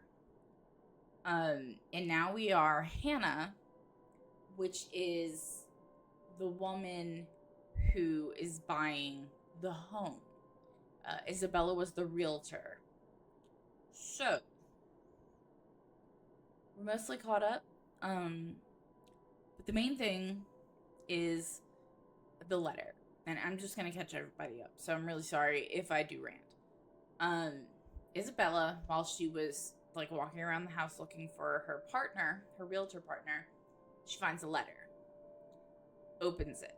The letter says, "Help me," like 1,000 times in blood. And at the bottom it says, "Send to 5 people or else." And if you're around my age, you know what a chain letter is. It was a big thing in emails. You'd get an email that said, "Send this to 5 people, and if you do, you'll have good luck for whatever. If you don't, you're gonna have bad luck," or whatever the fuck else. This is like that, but it's paper. And it's touched hands. So, somehow Rose got it, from me. So, like, Isabella put that paper in a stack of papers that Hannah and her husband needed to see. So I guess that's technically how Rose got it. And later, Isabella is like, "I just wanted to warn them." So Rose got it, and then, I guess, yeah, Rose got it, technically. And then Rose handed it to Hannah. Her husband didn't touch it, though. So I think he's good. But now we have Hannah, and then, this is our list of people. This is not where I wanted to see the list of people, though. Profiles. Okay. This is our list of people. But Zachary didn't touch it. Becca didn't touch it. And Luke didn't touch it. So I don't know how it works. Like, we still don't know how it works. But Rose died. Rose is dead. Rose is out of the picture. So, yeah. Sorry, I'm ranting. But I'm trying to, like, catch you guys up and what's going on and whatnot. Let's go. Luke stands flabbergasted as I deny him entry into our chambers. Hannah is mad at him, because that's who we're playing as right now, because he was a dick today. And now she's saying, "You can't come into the bedroom." His pillows lie on the cold, tiled floor, away from the warmth of our soft down bed, and my gaze promises him the same fate if he does not budge on this matter. Don't even try to argue, because I am very cross with you, Luke Wright. You can take the second bedroom or the guest room if you wish, but I do not want to see you at all for the rest of the night. Johans! I think that's his butler. Yeah. Oh, it's their both of them. Okay. Our butler wanders over, a curious expression on his face. He doesn't quite hurry, moving at a relaxed pace, no matter how angry his master sounded. No, you are not allowed to sleep in my room, sir. So his must be the second bedroom. That's not what I mean. Help me talk some sense into her. There is no sense in questioning her right to be angry, sir. So, if I might be excused, I'll go prepare the second bedroom for you. Well, then where's his bedroom? I have to keep a straight face as he stomps away in defeat. Mutiny! This is mutiny! The system is being upturned, and the people are rioting, and everything is left asunder. Also, by the way, if you hear another voice come in, that's my mom. I told her what I'm doing and that people can hear her, but she may come in to say like she's done or whatever. My mom is great for what she does. Like, her and I have really bad times, but I think it's because I'm autistic by Asperger's, and she's undiagnosed, but I am like 95% sure that she is some type of something, and I think that's why we butt heads sometimes. Anyway, let's go. It isn't every day that Luke is rendered speechless by someone he considers inferior, or to yield to another authority without an ulterior motive. His pride just won't allow it. I do keep telling the man to treat his people better. He may throw whatever fit he wants, but he will not be getting his way tonight. I really hate Luke. Like, I didn't have issues with him before, but he dropped the N-bomb while Zachary, who is African American, in his presence, he called him that, and I really hope that Luke.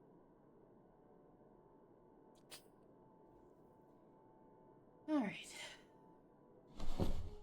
Victorious, I celebrate by jumping face first onto our bed. That bitch is gonna come out. So, she was standing in the at the mansion. She was standing in the office or whatever the fuck it was called, and she kept seeing the image of the creepy ass woman, entity, demon, whatever the fuck she is. She kept seeing, she thought it was a picture of, like, a creepy fucking picture of that creepy fucking woman that scares the shit out of me. That's what she kept saying. And she's telling her, the lady who's like remodeling her house, she keeps saying that she wants that picture taken down. Like, first things first, the picture needs to come down because she doesn't want to see it anymore. Well, after 2 or 3 times where it popped up, actually pretty good jump scare. It was a pretty good jump scare because every other time we've seen her, it wasn't a huge jump scare. Like, it was creepy, but it wasn't like a real jump scare. But that was a good one. When she saw her, and they're like, there's no picture there, it's just a mirror. So yeah, things are happening now, for sure. Undignified, yes, but nobody is here to judge me anyway, right? Nobody is here to tell me what to do. Oh, that bitch is gonna be there. Yet, there it is. As I succumb to sleep, I can hear them whisper to me.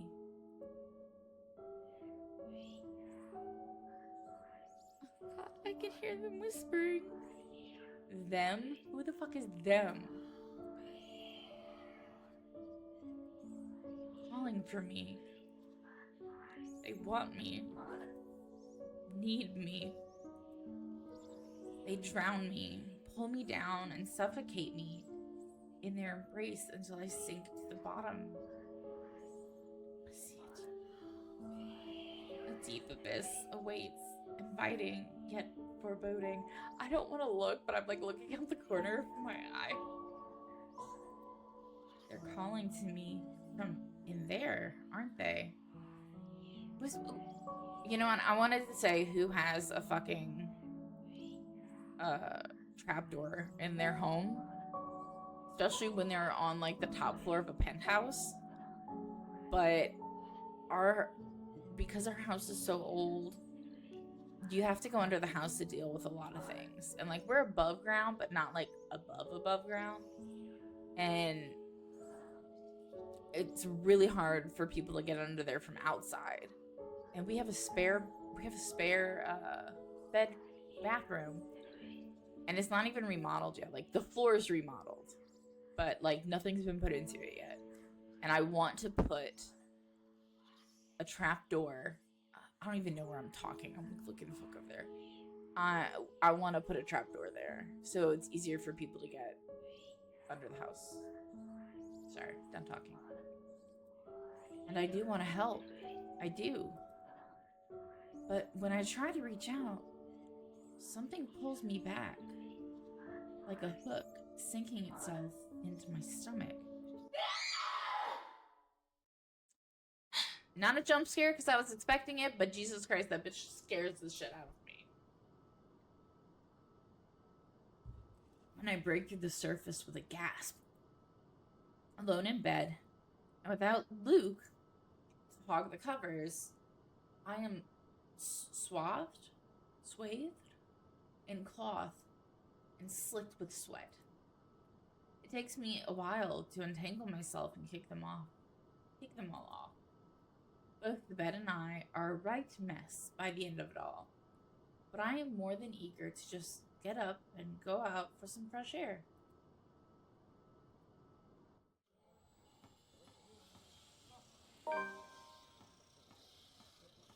The days past had gone by a blur.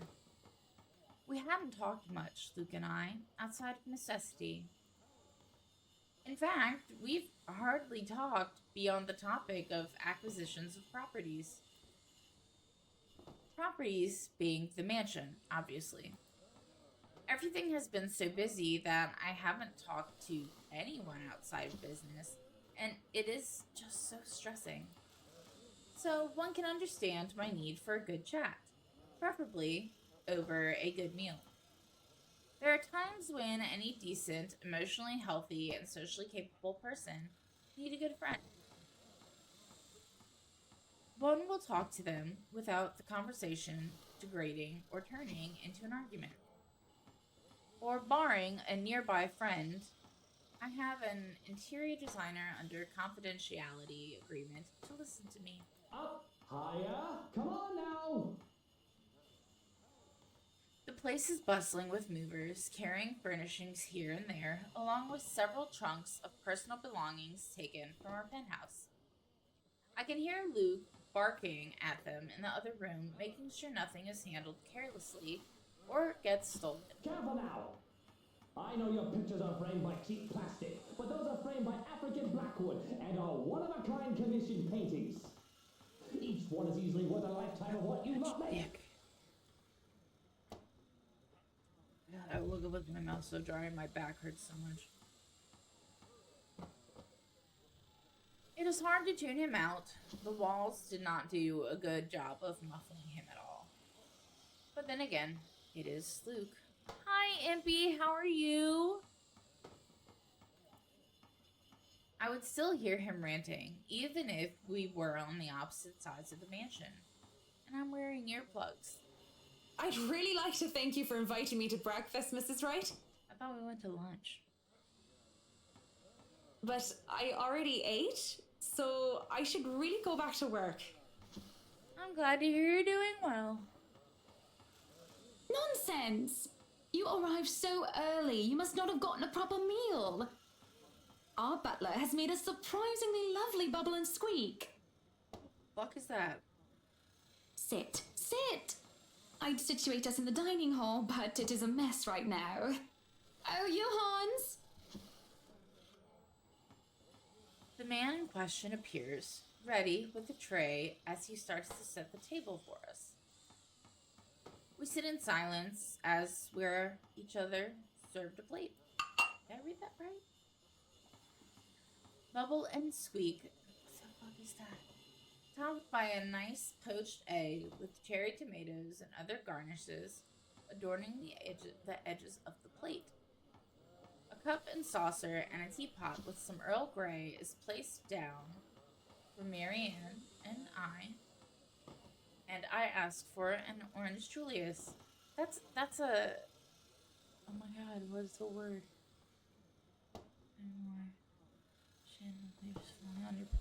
Oh no! Thank God, dude. That was terrifying.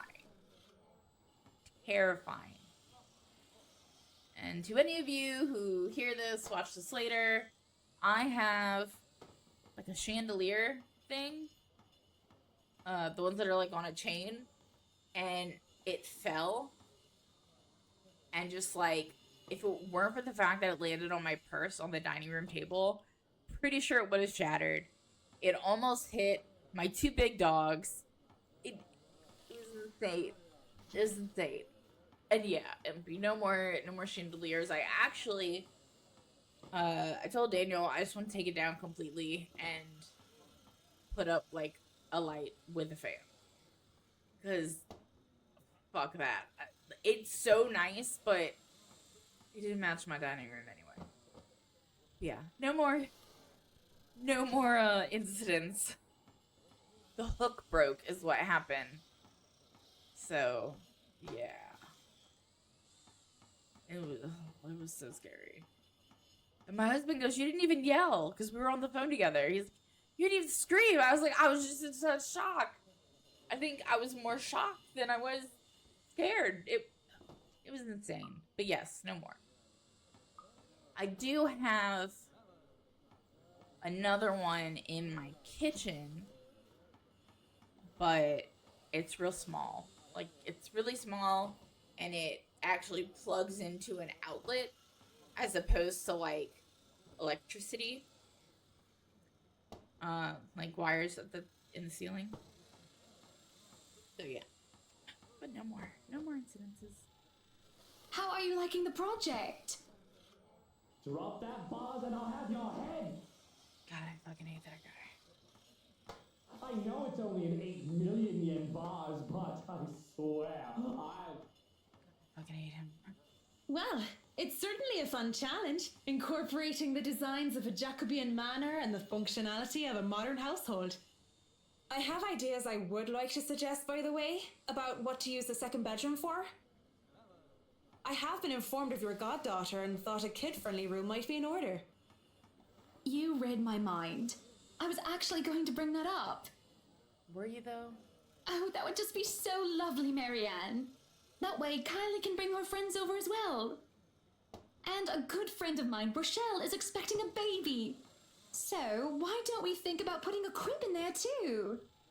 I can just imagine little ones running around, filling this place with the pitter-patter of their feet.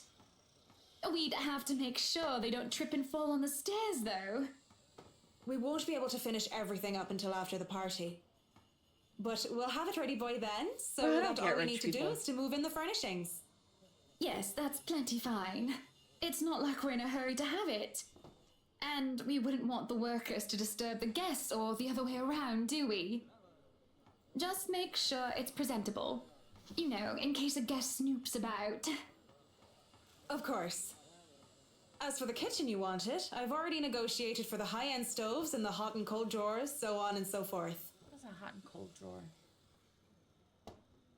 I've got a friend who is able to customize them so that they'll look like the counters we'll be replacing and fit the rest of the interior.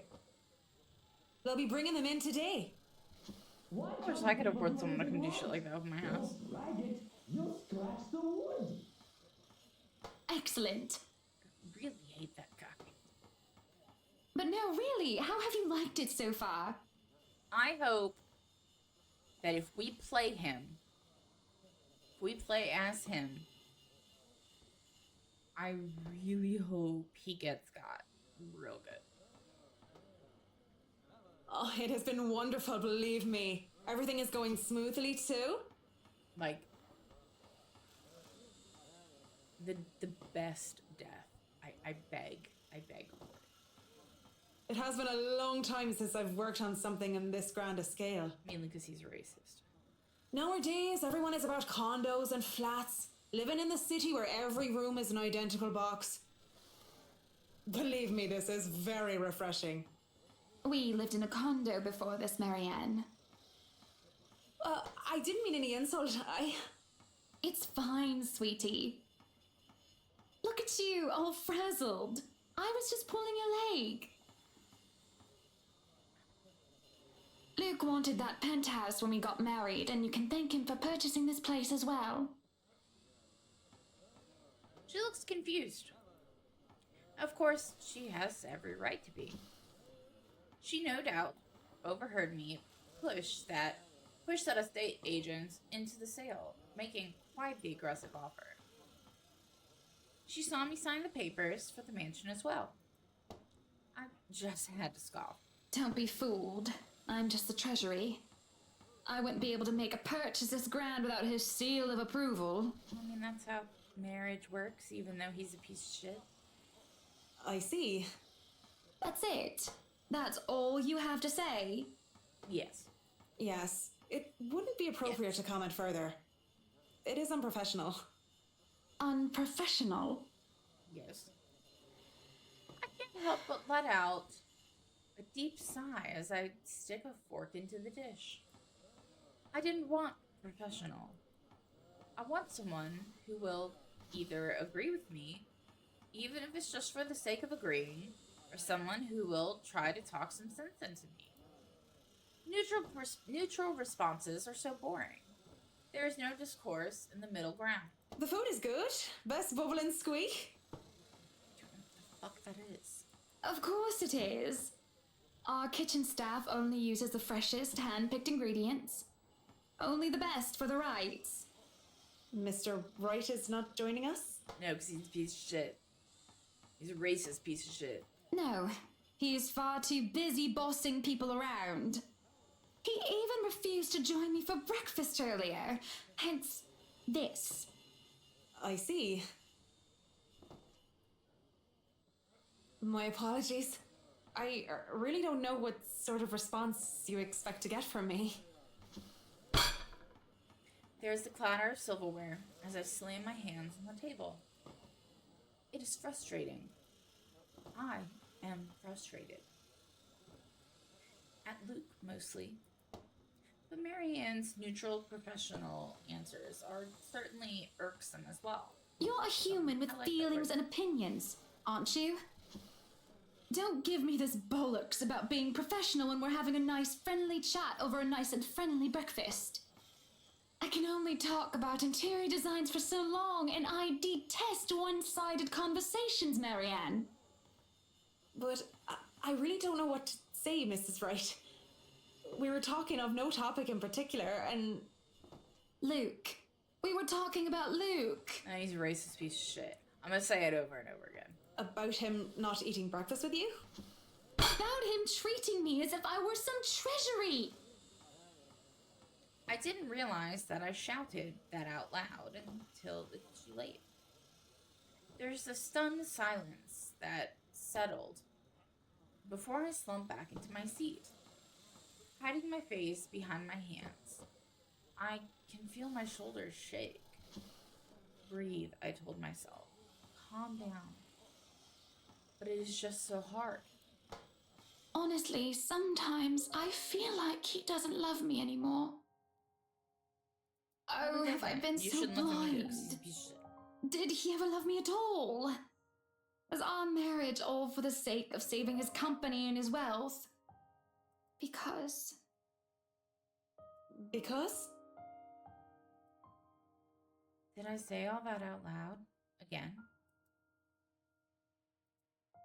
No, this is bad. unacceptable. It has been rumored before, the real reason for our engagement, but if anyone were to know of this, marriage is of necessity to carry on political and financial power used to be a common thing. But the Evans Wright union is the perfect happily ever after. Was supposed to be. It is true that we first met each other in order to discuss dealings, to make the then failing Wright enterprise a subsidiary for Evans Incorporated. But I do remember being in love with him, and there were times when he said he loved me back.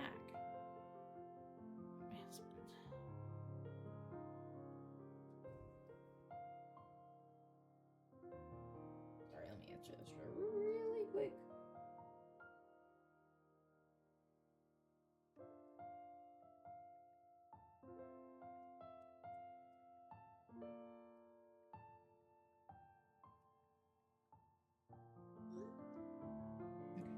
Sorry.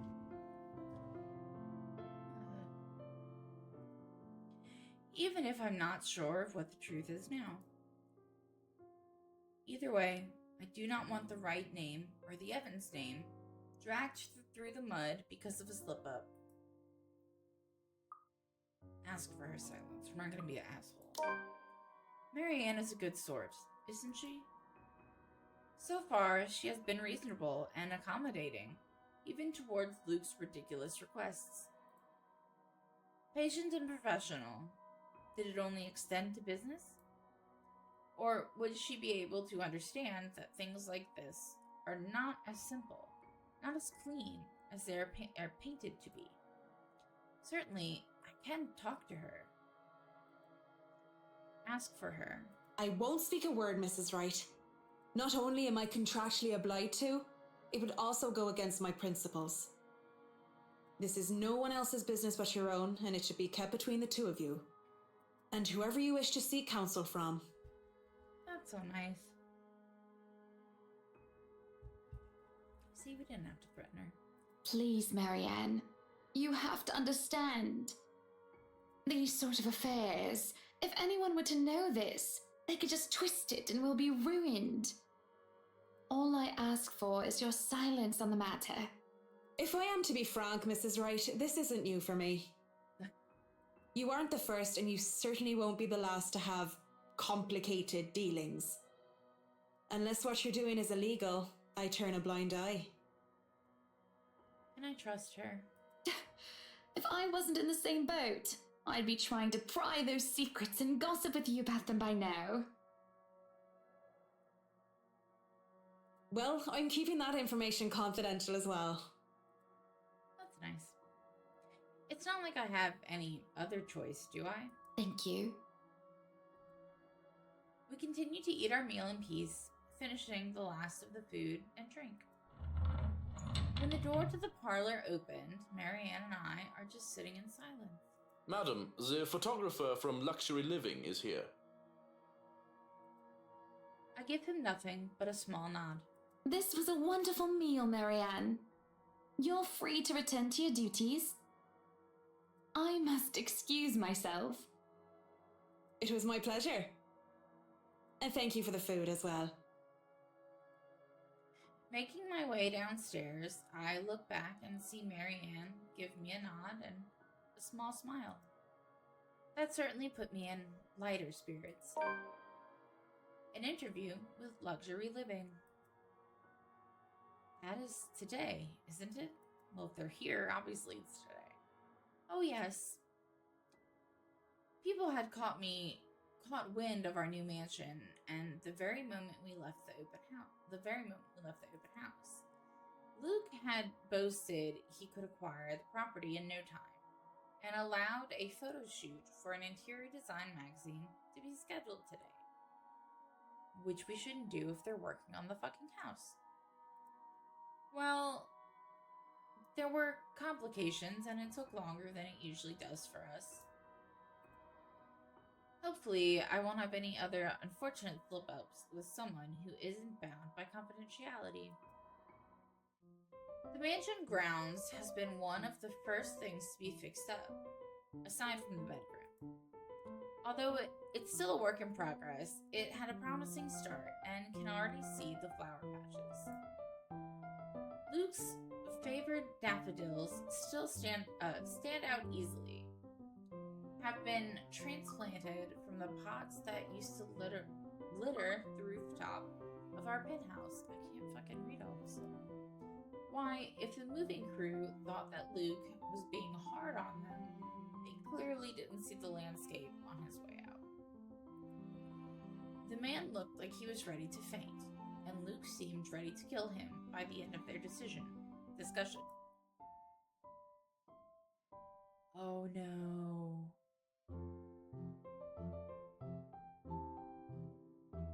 Oh no.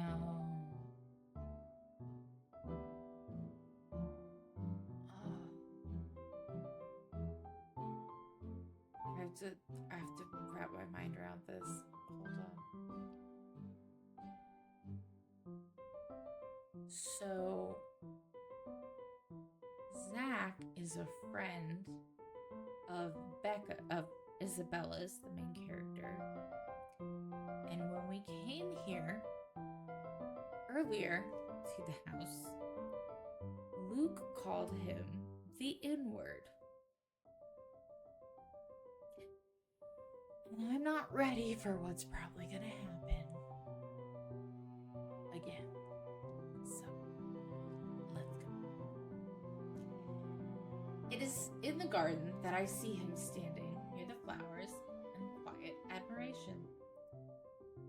He is hard to miss, the hulk of a man that clearly did not belong, and the big backpack and suitcase he has with him makes him look much larger. Dude is 6 foot. I don't know why anyone is making him seem larger than 6 feet. I don't know.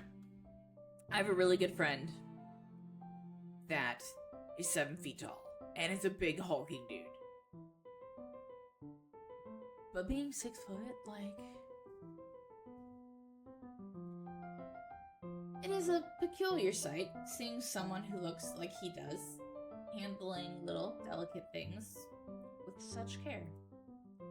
He looks up from the gardens and does a double take before a friendly face replaces his serene expression. Miss Wright, yeah? Hi, Zachary Steele here from Luxury Living, ma'am. Hope you weren't waiting too long. But it looks like you're still moving in, huh? Thought for a second there my calendar was wrong and I came here too early. You look familiar. Have we met? Yeah, we have. I have a very wide social circle, so everyone looks familiar at one point or another. Yeah. But one would think I'd remember someone who stands out like him. The way the way she keeps wording things about him, it's like she's saying everything but that word. The struggle to recall must have been evident on my face, as he quickly and kindly answers my question. Oh, I was with Isabella, your estate agent, when she had the house blessed. Oh yes, that's right. Yeah, and your husband was a piece of shit. Small world, isn't it? Yeah, it is. Should have known you were Miss Wright. The one and only. Welcome to Maison de Right. And yes, we've been in the process of moving in as we were delayed, but it won't be a problem. They're just adding a few things here and there, and you should still be able to do your work. Where's the rest of your crew then, Mr. Steele? Zach is fine, please. Mr. Steele makes me feel like I'm a mascot for a cleaning product. Not ready. Anyway, I'll be your one-man crew for today. Don't worry, been doing this gig for a while now. You must be quite the veteran to handle this on your own. We've had a full crew coming into our penthouse the last time we were covered in your magazine. Veteran? Oh, your words are too kind, Miss Wright. Hana! If I get to call you Zach, you have my permission to call me Hana. Alrighty then. Anyway, I'm no veteran, but I know my camera well enough to make sure this is a good shoot. You can trust me on that, Miss Wright. Hana.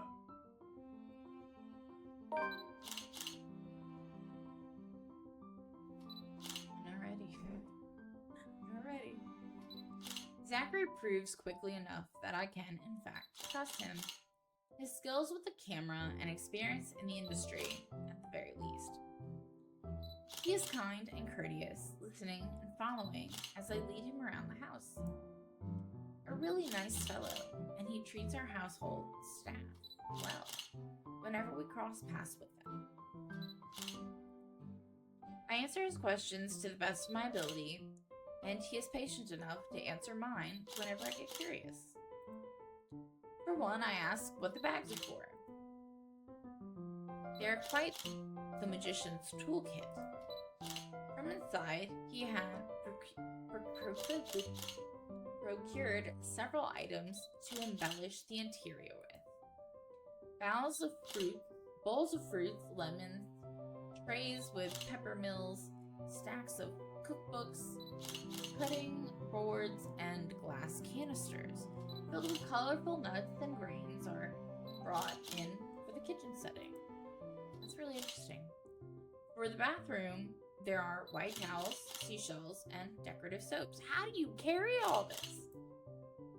There are other things as well, too numerous to count, all in the large backpack and suitcase. Tricks of the trade. Softens up a room, makes a place feel more homey, and fills it up with texture. I don't know where to put my body right now. My back hurts. Okay. Here will do. But you guys probably have better stuff I can use for this. No lights? Don't tell me all of these are just props. Well, I've got my tripod here. For things like these, natural light is best. I'll just have to set the shutter speed to a real slow setting, and as long as nobody steps into the shot, it'll look great. I don't want him to see the husband. I'm not ready. Oh, it better. We go through the rooms one at a time, although we first tackle the ones that the movers have no business in anymore. The ballroom needs little preparation with its grand design. That's really cool. Ballrooms are cool, not gonna lie. Although there is some trouble at first with the wide open space and the pictures being backlit. Dude, I'm not gonna lie to you. If I had a ballroom, I would just run around naked in it. I'm not gonna lie. just fucking goes. It is in the kitchen that Zachary's props come in handy, considering how Johans kept the place so neat and sterile. One can practically eat off the floor. We carry on, touring the house and taking pictures where we can, with exceptions to the rooms which have yet to gain any purpose or design. Too bad I can't take a sneak peek at his photos yet. Funnily enough, he's using a traditional camera. I didn't even know films still existed. They do, and they're so cool. I used to have a job where I got to develop film, and it was really neat. With the way he speaks, however, I can see that he knows enough about his craft that I'm not too worried about botched photographs. I imagine photography must be cathartic for him, judging by how at ease he looks while taking pictures. There are small snippets of conversation in between the clicking of the camera. He even goes far as to talking about these terminologies like shutter speeds and aperture when I ask about the technical aspects. I can't quite see the pictures as it is made, much like when I watched artisans paint on their canvas. I'm confused. She said he used film, but she would be able to look at the pictures. And I'm almost positive there isn't a camera that does digital and film. If there is, someone please let me know, because that's really cool. But just watching someone passionately practicing their craft, such as this, is exciting in its own way. Going through the many rooms, has been quite the exercise for the both of us. Despite that, he has been so nice, and I find myself putting on my best smile. But it is, as we're taking pictures in the foyer, that everything comes to a standstill for a moment. Oh my god, it's gonna be the pieces that happen. Just a moment. And had I not been paying attention, I wouldn't have even noticed. It is merely a split second when Zachary's rhythm is put to a halt.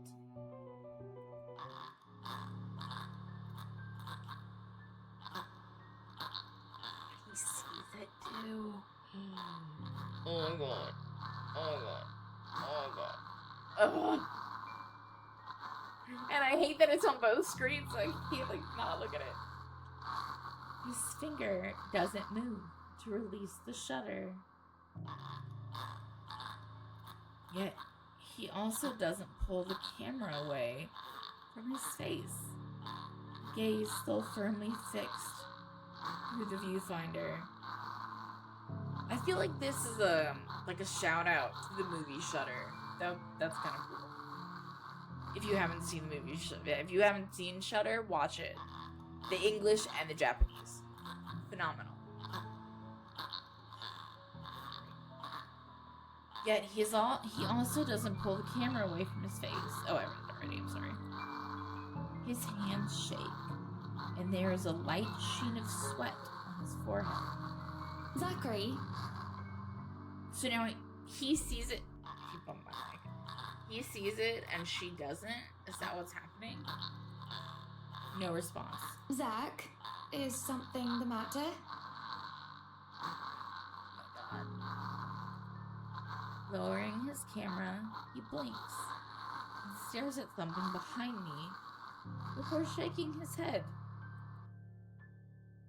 Turning around, though, I see nothing that could have gotten his attention.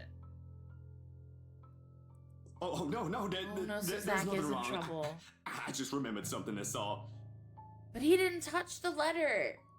He just fucking saw it. I thought you had to fucking touch it. Because we still don't know where Ash is. Let's get back to the pictures. Can you move a bit more to the left, yeah? I struggle to respond this time. There's a sudden weight on my back. There goes. That's a shout out to Shutter. It has to be. And an indescribable tightness around my throat. Everything stops. And everything starts again as I manage to choke out. If you're sure. I don't know what just happened. It was probably just a dizzy spell. I'm fine. And he said he's fine. We continue at the same pace as before, although there is an unspoken agreement that we will not talk about what happened. So, is this a full-time job for you then? Hang tight, guys.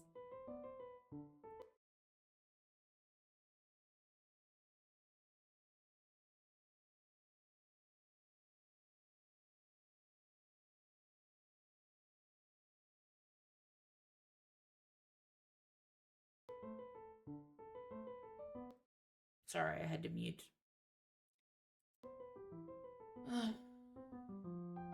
Nah, I just freelance mostly, for magazines, newspapers, and events. So you can't really call it a full-time job. It's fun and it puts food on the table, but it's not what I really want to do. At least, not all the time. What is it that you want to do then? Maybe I've been out of line sticking my nose into other people's business, but I can't help but ask. I regret doing so, as I see his shoulders slump, and the easygoing air he has fades away. He looks torn over whether he wants to talk about it or not. Films. Documentaries, mostly. But cinematography is a lot more difficult than photography, right? I was working on this thing, actually. What thing? Well, it wasn't really a big thing. People didn't like Blue Fonzie very much. Blue Fonzie. People don't like a film about colors.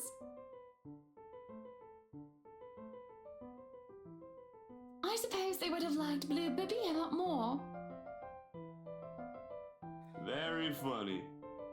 So, Grand Director, do you want to tell me what Blue Fonzie is all about? He hesitates.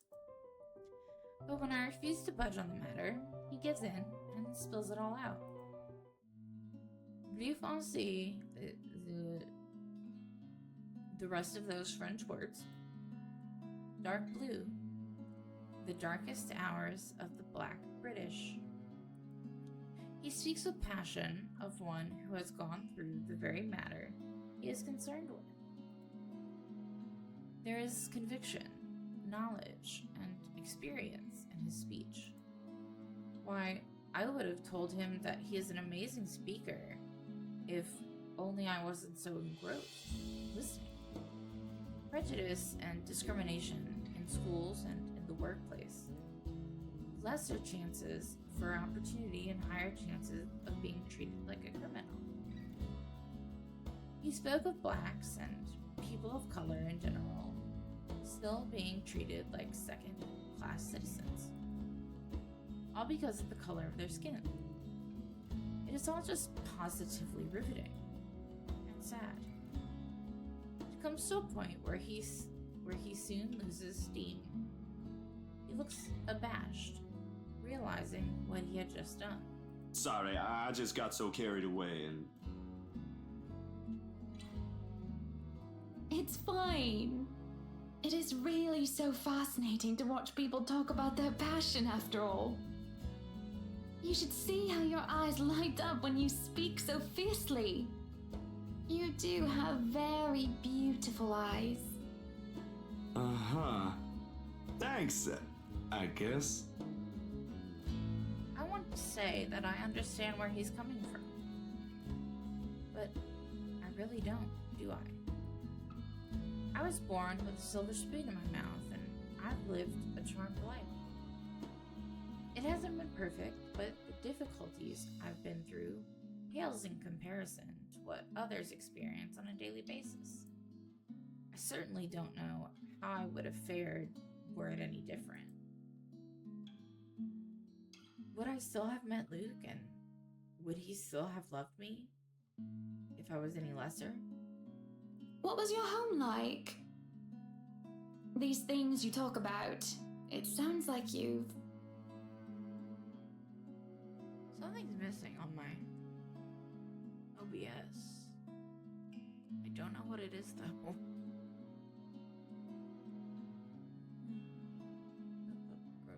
Well, I don't mean to pry, I mean.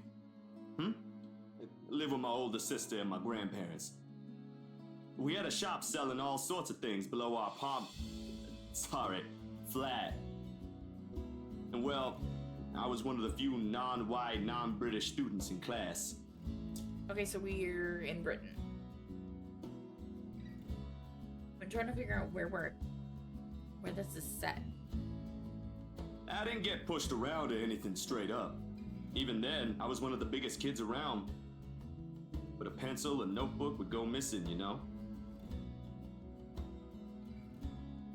Oh, that I knew. Children can be so cruel at times. Of course, it may be a slightly different story when you have personal guards and stolen items is not a pencil, but an expensive heirloom. So what about you? How you liking your new house? It's pretty impressive. It's nice, I suppose. You suppose? Not big enough? What? No, don't be a bully. It's just that. I understand if you don't want to talk about it. I was a little girl, all dolled up and treated like fragile porcelain, with nursemaids waiting to be hand and foot. All the material possessions anyone could ever want. I could ask for on a whim, and it would be handed to me, just like that. But I barely saw my parents. Just goodbye kisses in the morning before they went off to who knows where, and who knows where they were needed to next. I saw them more often on the telly or in the papers than I ever did in person. I remember my old house. It was a lot like this one. Big walls and big holes, but nobody in it. Not really. I can hear my mom watching something on her phone, but I don't know what she's doing.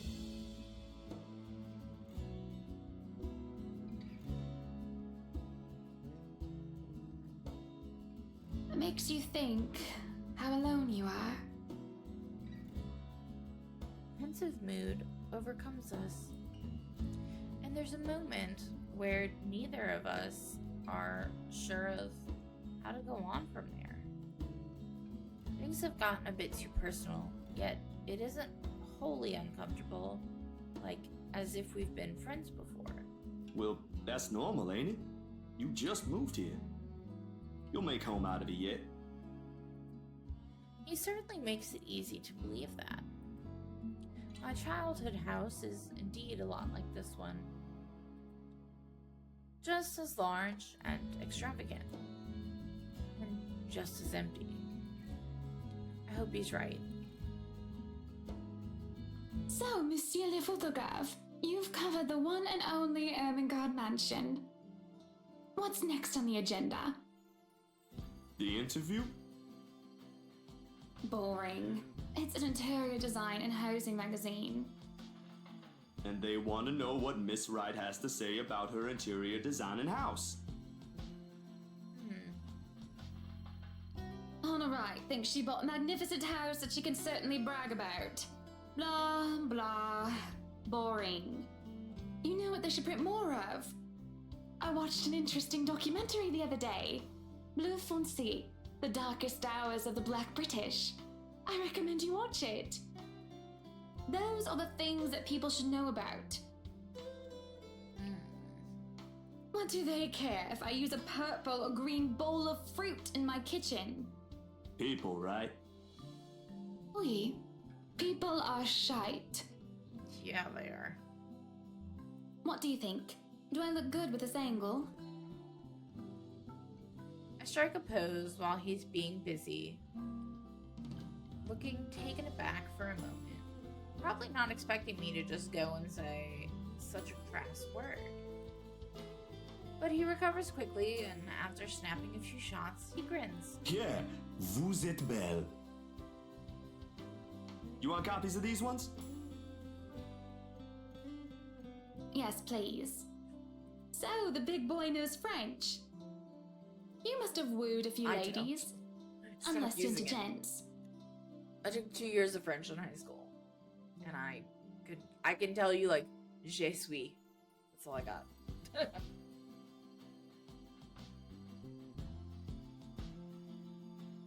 Either way, French is, after all, the language of romance. I hate French. No, I don't know about quoting fancy poetry. But I've made lunch for a girl before, and they did like that fancy French cuisine. Can you cook your best? I can cook just about anything as long as I know the recipe. C'est magnifique.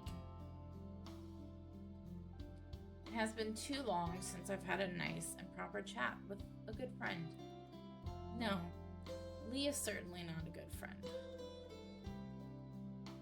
And although we've just met, Zachary is the sort who can probably befriend anyone. He's just a comfortable person to be around with.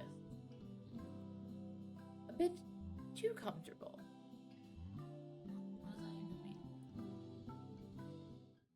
The photo shoot went by a breeze, and somewhere along the way, as we talk and laugh, I find myself getting a bit too close without realizing. Oh. He'll give me this strange look until I back off, and he'll go back to asking questions after I agreed to do this little interview. And it's just odd. Oh, no. Me being friendly isn't that odd. That is how I am. Zachary is the one that's being odd. Why, anyone else would absolutely welcome the extra attention I give them. He, on the other hand, looks almost flustered about it. He should be used to different personalities by now, having to deal with various people when he works. And if not, he needs to start. Perhaps nobody has shown him attention of this kind, but he's a big boy. He should be able to handle me. All it is a friendly touch. A pretty smile there, and gentle swaying of the hips as I move around. Zachary grew more and more red every time he noticed. Am I being mean as I find enjoyment in seeing him unravel? Perhaps. This went on during the interview and beyond that. There's nothing wrong with what we're doing, right? Zachary and I are just having a playful, friendly chat while enjoying the outside view. At least, that's how I see it. I'm sorry, but I'm really getting distracted. Could you maybe stop doing that? Stop? I'm not sure if I want to stop. Oh, we're gonna continue. This is who I am, and I am not going to tone myself down for somebody else. I have no obligation to do so. At any rate, he is rather cute, and it is a bit fun seeing him squirm. What's the worst that can happen? I doubt it will be anything bad, considering how much of a gentleman he is. Oh, stop doing what, Zach, sweetie? Touching my arm and looking at me like, eh? That's precious. Him, not what she's doing. I pause, giving him a baffled look. Why do I keep getting texts? This is certainly the first time a man has ever complained about me being too friendly. I'm not doing anything wrong. Come on now, don't be like that. It's just a bit of fun.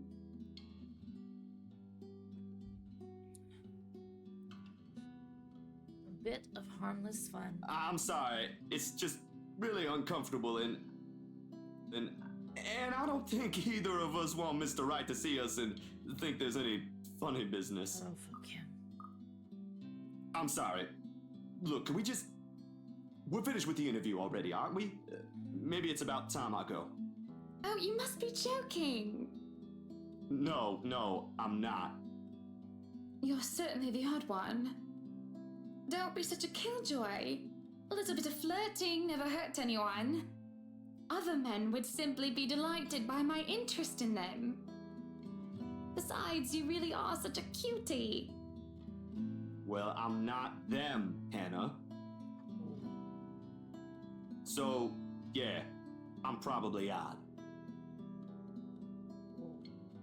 I don't understand you. Let me put it this way. You're a pretty lady, so this must have happened to you at least once or twice. How would you feel if someone was making you uncomfortable? Only for them to refuse when you ask them to stop and they make you out to be the one that's wrong? This This isn't the same as that. It is. As I try to argue his point, he starts to pack the rest of his bags. This is preposterous. My main argument is, what sort of man complains about a beautiful woman being friendly with them? It seems logical in my head, but the moment I try to say it, it starts to fall apart. Yes, it is. Unwanted advances don't make me feel macho or anything like that. I'm not here to argue morals or ethics, Miss Wright. I think I have more than enough for the interview if that's fine with you. I may be starting to overstay my welcome. I feel deflated. And things were going so smoothly too. I ended up pushing too hard, just when I might have found myself a good friend. God damn it, I fucked up. I'm not sure if I feel awful because I'm not getting what I want, or because I was just compared to the pigs I so despise. You're not even going to let me apologize. You're not a bad person, Hana. Just... Because I really am sorry. people won't always be how you want them to be. And apology accepted. But I really do need to go. A friend of mine is expecting me. It's getting late. Who, I wonder? Ash? Are we gonna find Bella? Will you visit again? I will be asking for copies of those photographs. Yeah, sure. I'll make you a copy. That would be much appreciated. I'll ask Johans to see you out. I feel sick to my stomach as I watch Zachary leave. It is silly to be upset over falling out with a man who was, only a few hours ago, a complete stranger to me. That doesn't excuse my boorish behavior at all, and it doesn't make the ill feeling any better. Idling about, I stare off into space, unsure how I feel. I stay a good while just standing there, till the sun sets in the horizon. Disheartened, I proceed back into the mansion for supper. Entering the dining hall causes me so much confusion. It is dark. For a moment, I thought that the electric work is not up to par. But that clearly is not the case, as every other room is bright with artificial light. Finding the light switch is a monumental task, considering, the size and my unfamiliarity with the room. That's like our light switches. Our light switches are so fucking weird. They're in the weirdest places. To make matters worse, the darkness grants the room a different atmosphere. Eerie and frightening. We're gonna see that bitch. That bitch is gonna come back. It takes longer than I thought to find the switch. Something that will have to be rectified later on. My skin starts to prickle, and there's the distinct feeling of being watched. Because that bitch is coming back. It unsettles me, and only spurs me on in my search. And when I do open the lights, there's a hiss. I'll turn the lights down, woman! That bitch. Ugh. There, at the end of the hall, is my beloved husband, with his face in one hand and a glass in the other. Perhaps I can let it go if it's only one glass of wine. It's green. That's like fucking absinthe or some shit.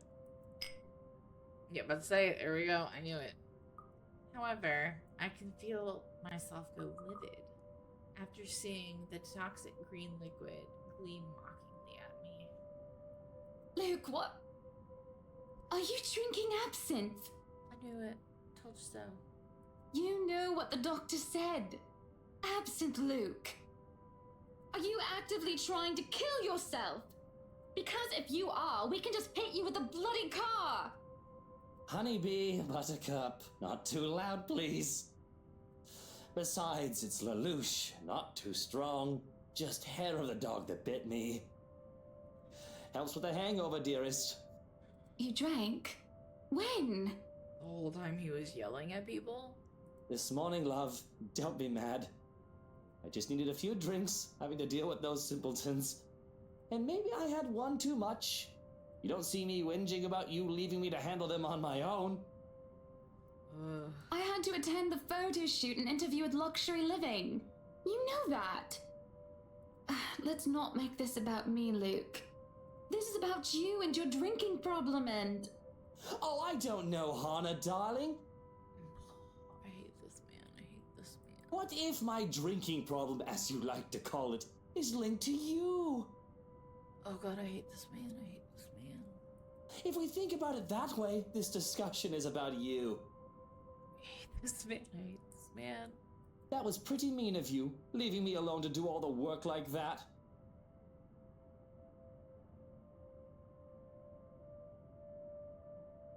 This man. You can't use the interview as an excuse either, honey. I was informed the moment your little interview was done.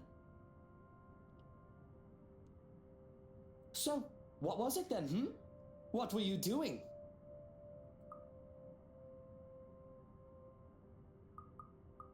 I was talking with Zachary, the photographer for Luxury Living.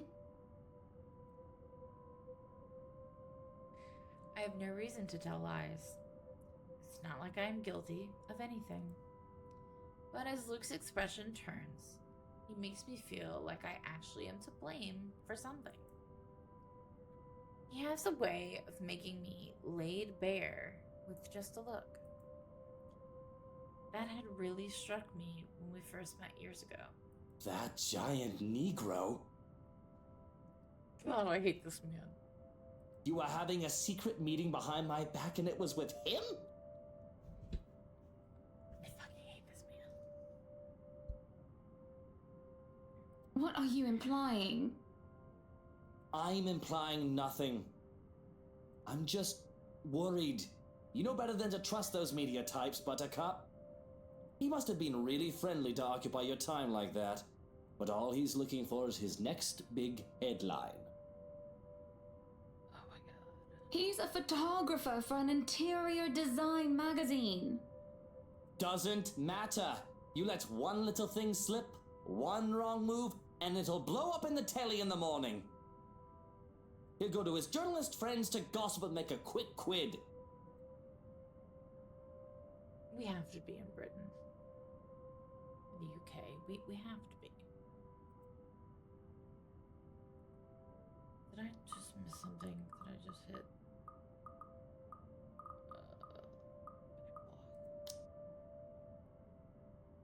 His eyes were the first thing I noticed about him.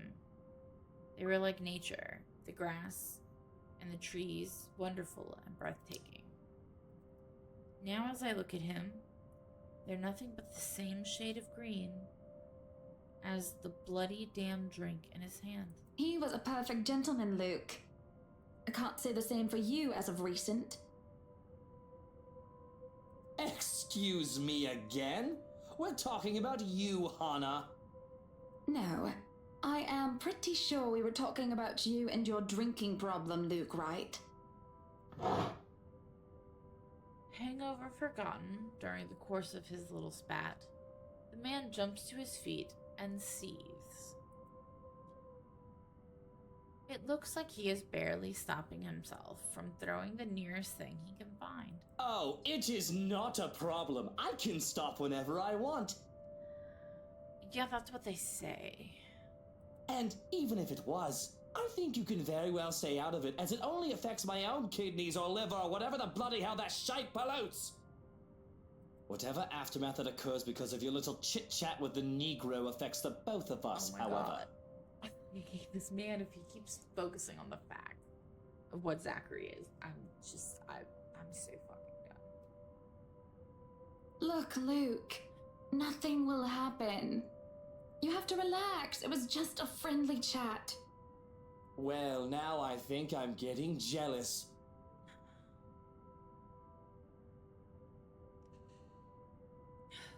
Or I would be if it weren't for this damn headache.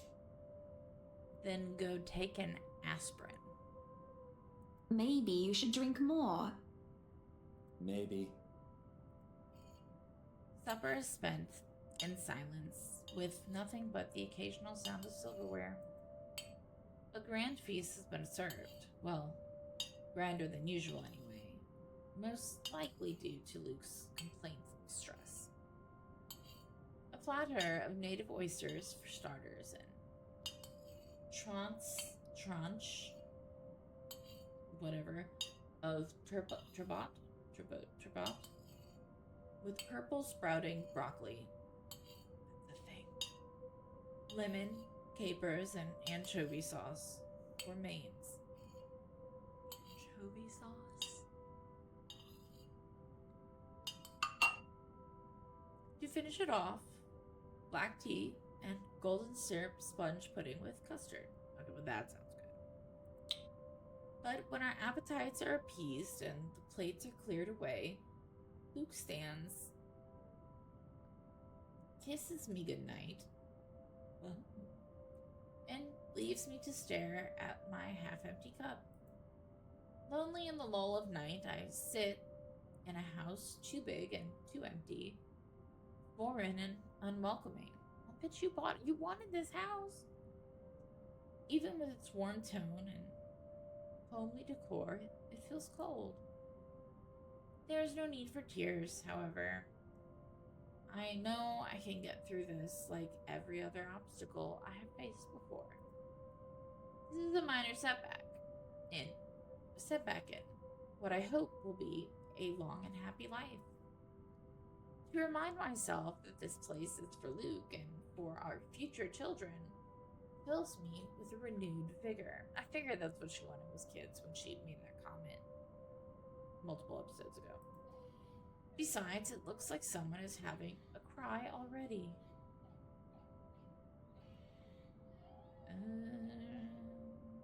It's not what you want it to be.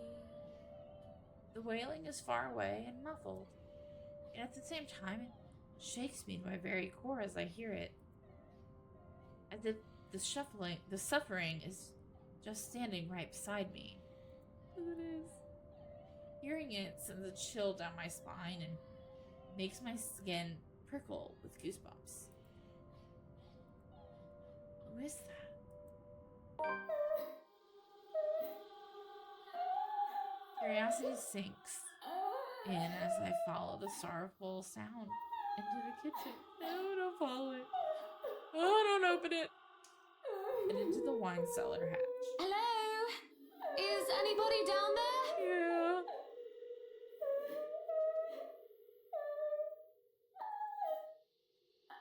I am curious, but there's no way I'm going down there into a dark and humid underground. I am not as enthusiastic as Luke, who considers himself quite the connoisseur. However, I also cannot bring myself to go to bed with this racket going on. If it is one of the household... Oh god, that mom is twitching. If it is one of the household help, they will surely need some talking. After all, this wouldn't be the first time I've gone and found one of the maids sobbing their eyes out over one thing or another. As professional as our staff are, they are still human.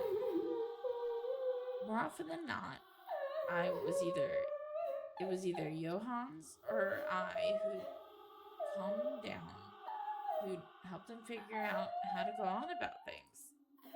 Unfortunately, I am not in high spirits right now, so I'm not as wholly benevolent. So I will not open the hatch. I knock 3 times. Waiting for any sort of reply yields me no results, and I've already touched the floor hatch far too many times than what I'd like. I take a deep breath before reaching out again to whoever's inside. I've learned from experience that people respond better to kindness than threats. Shouting angrily would not help in coaxing them out. You, in the cellar, do come out. We don't want Luke waking up and finding you in there, do we? That man would go ballistic thinking someone was trying to steal his precious wine. Still nothing. You can have a good cry, just not in there, yes? Why don't you come out here and we can have a cuppa and you can tell me all about whatever it is you're bawling about? With how long I'm standing here, however, I am starting to think myself as a fool. I did not want to acknowledge the other feeling I had, especially as the wailing took an eerie turn.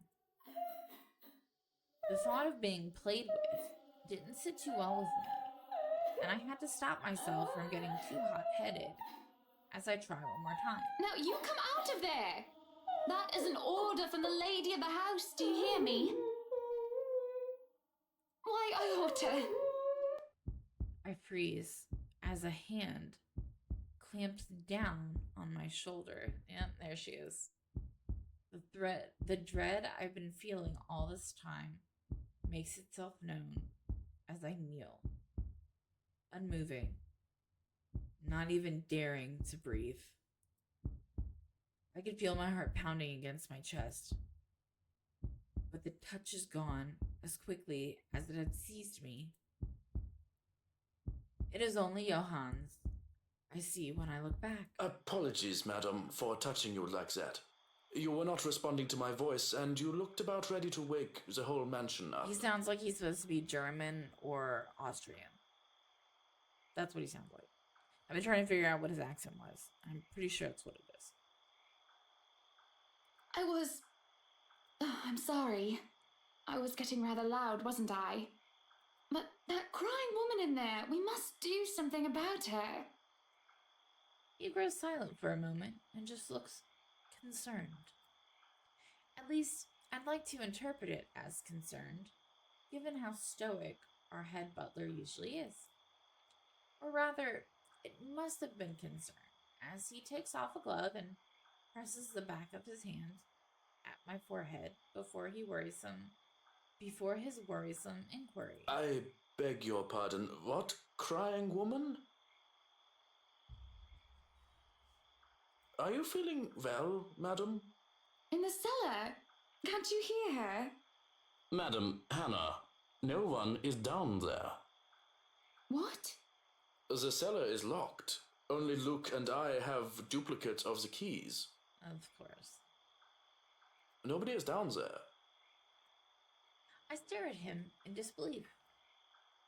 But when I listen once more, I hear no crying. Tugging at the latch for good measure. His words to be true, too. The thing won't budge unless I had a key, short of using power tools on it. Perhaps it is time for you to go to bed, madam. Yeah. You are simply tired and hearing things, a perfectly normal human experience. But if you are still experiencing auditory hallucinations in the morning, you are free to consult with me.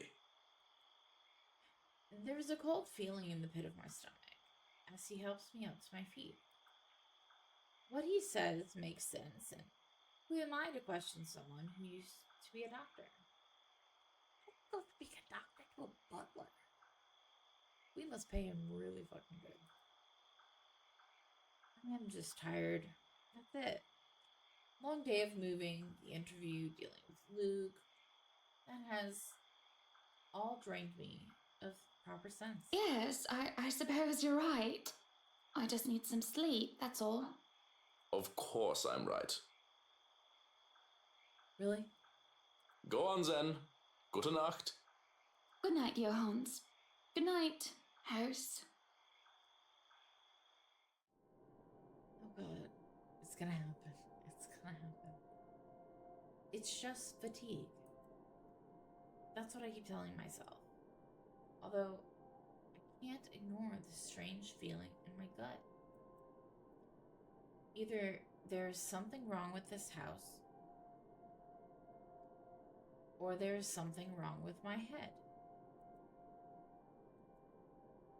Sleep will be elusive tonight.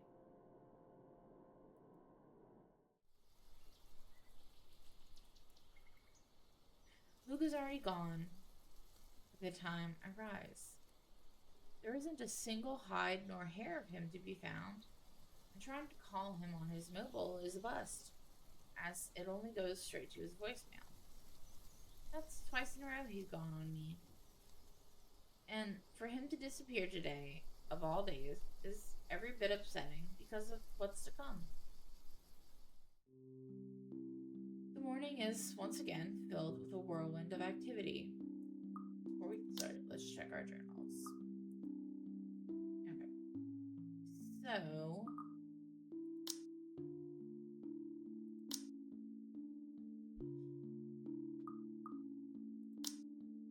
where did we leave off?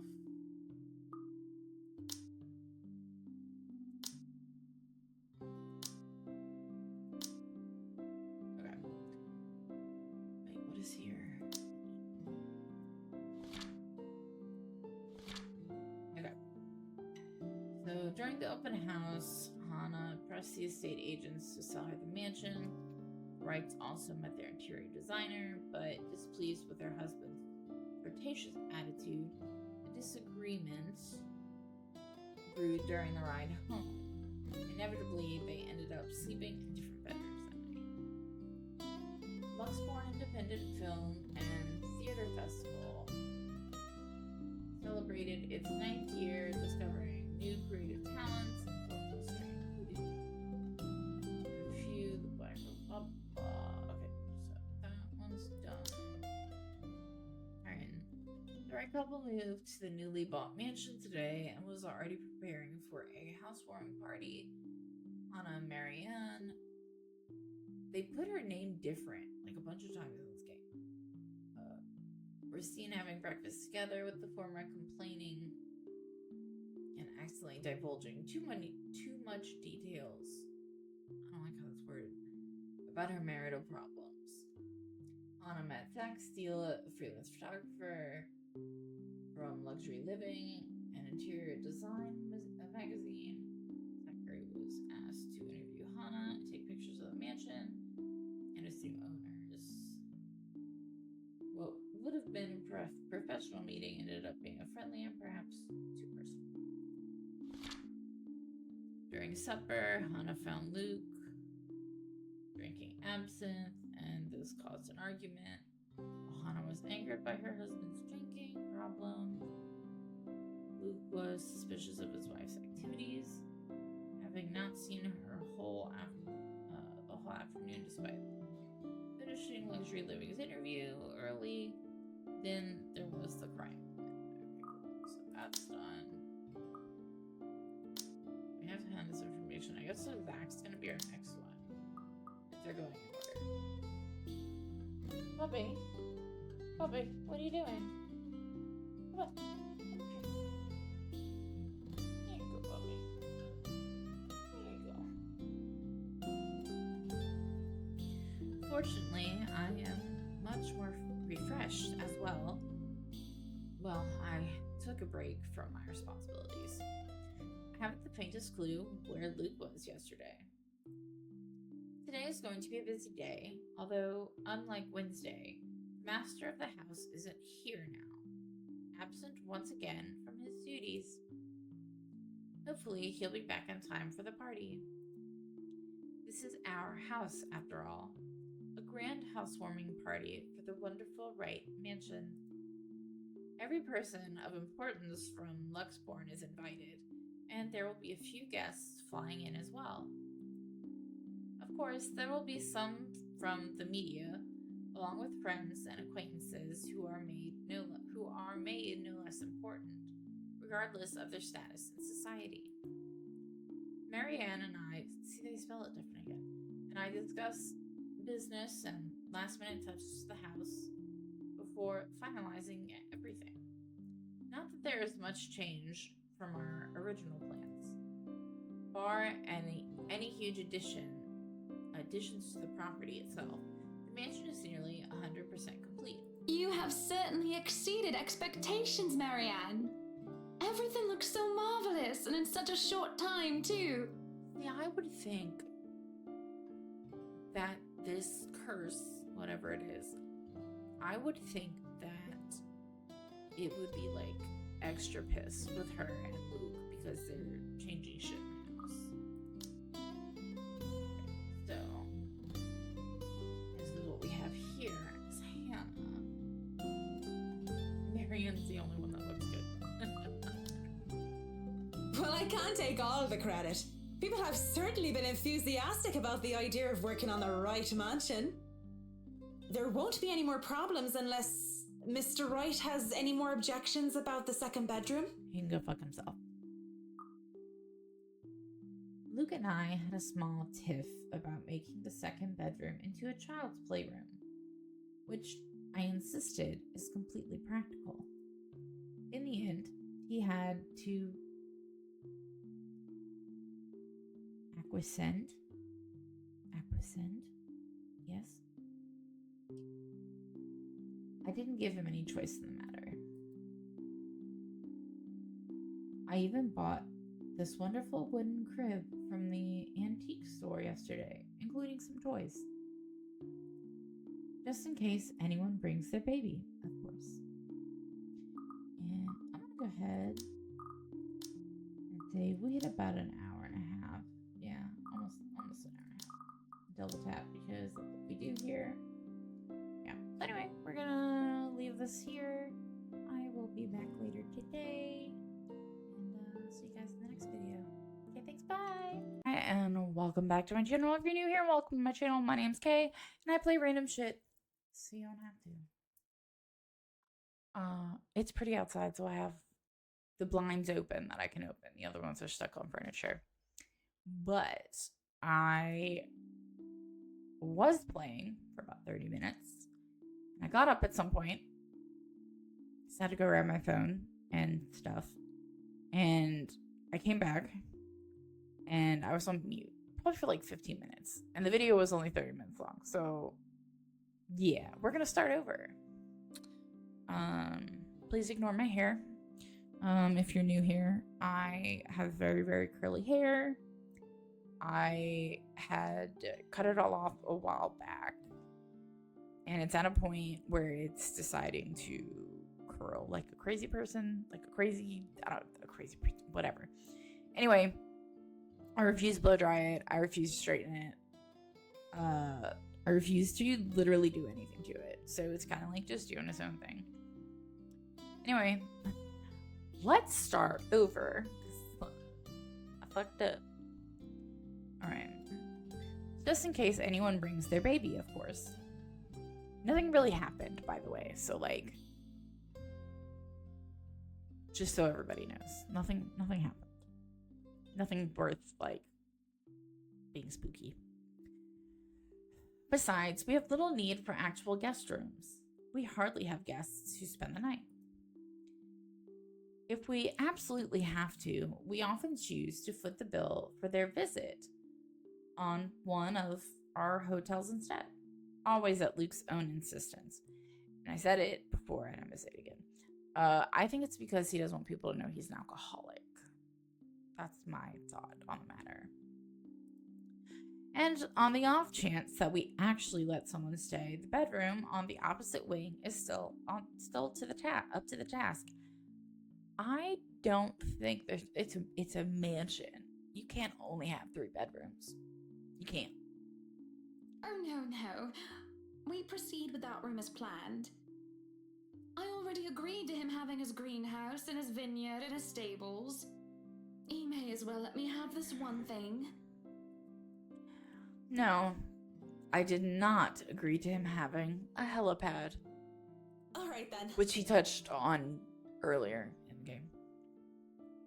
Well, do we have any other concerns? Anything we need to put on our agenda before the party commences? No, I don't think so. Not unless Luke has anything else to say. But he's not here. Is he around then? It'd be best if we can note down his requests right away, considering the scope of his usual ones. around? No. Where is he? Who knows where? I don't. No, he's not around. I love her inner monologue. I love it. She didn't have to point out the obvious now, did she? After 7 long years, I had already gotten used to him. I should be by now. Still not, apparently. But don't you have a party? I want nothing more than to complain, to whinge about how unfair this is. However, airing out one's dirty laundry is simply taboo among high society. To do so will make you a ripe target for the next dinner party chit-chat. Vultures, the lot of them, really. Or most of them, at least. There are always good ones like Rochelle Lee, but put your trust in the wrong person and you'll find yourself eagerly picked apart. Yes, but Luke's just being a sweetie, you see. That friend he's visiting, he's having marital problems and he's just trying to cheer him up. Perhaps I'm being a bit too rash, a bit too hot-headed in divulging details. But I thought myself clever, with the plan to dress it up as gossip.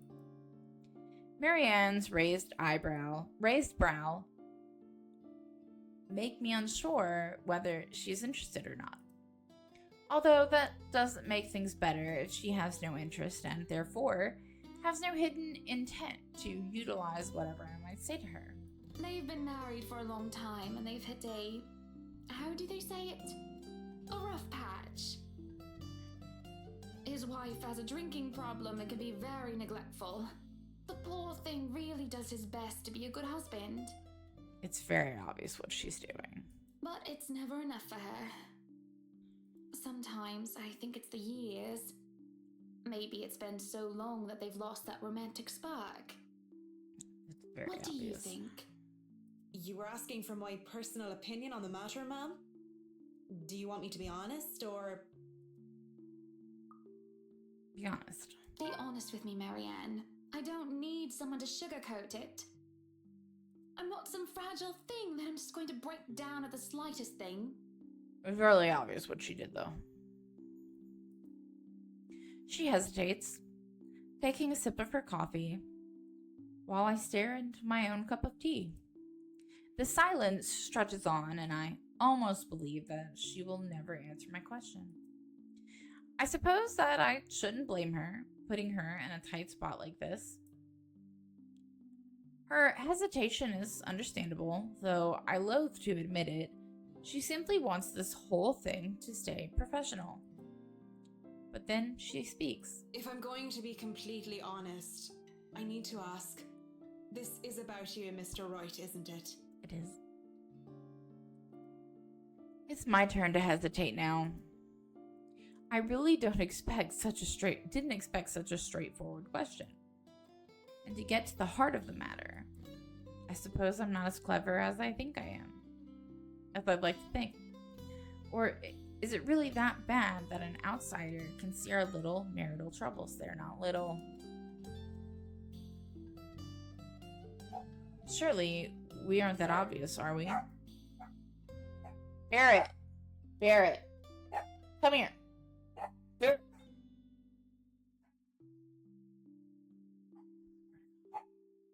We've put up the act of a perfect couple for years, although it hadn't always been an act.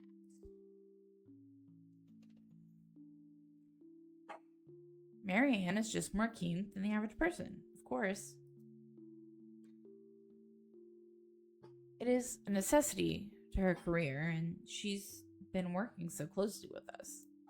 Yes, that's it. Suppose it is. What would you tell me? Then, I tell you it's none of my business. I tell you that I don't want to meddle. She's so straightforward. But, if the troubled husband with the neglectful wife asked me for my honest opinion, I'd say that he shouldn't base his happiness and his self-worth on someone else. Someone who won't even give him the time of the day. She is doing that. That's what I don't understand about this conversation. Maybe he should try being independent for a while. See what it's like when he isn't trying to please someone else and doing things for himself. Everyone's supposed to be their own man or woman, right? A bit of breathing room never hurt anyone. I need to sit up straight. I'm so bad at it. That's just my 2 pence worth, of course. So you're saying they should divorce? Nothing as drastic as that. If they're afraid that it might lead to just that, then maybe that is what's meant to happen in the first place. We shouldn't let our fear control our lives. But it's just a short hiatus is all.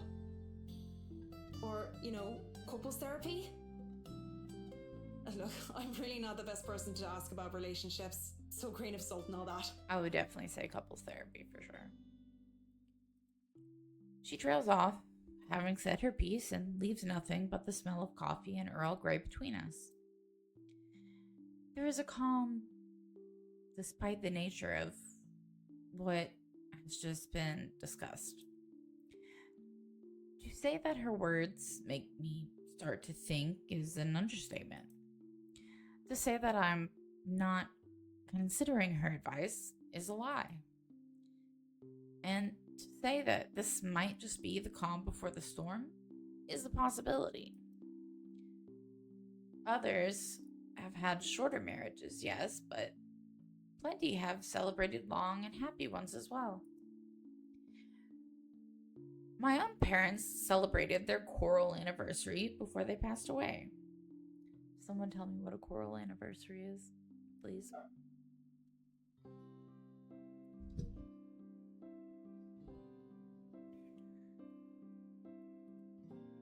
7 years?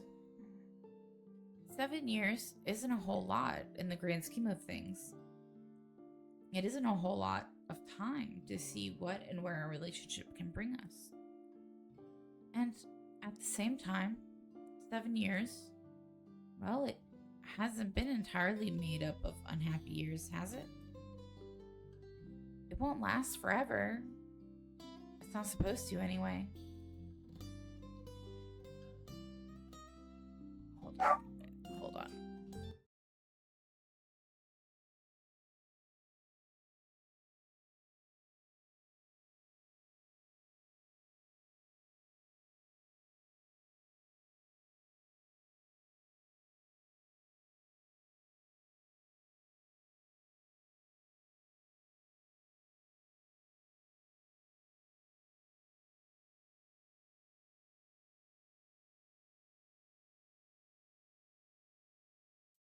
Okay, sorry. Mother needed me. Right. I just dread the thought that it might last for a very long time. I dread the thought that these small spats, these little disagreements, will turn into an all-out resentment. The idea that we will grow to hate each other with every fiber of our being scares me. I can't even pinpoint the exact moment when our blissful union turned sour. When did he start to seek other women, lacking any ulterior motives? When did he start to cooperate only to suit our materialistic greed and attention-seeking ways?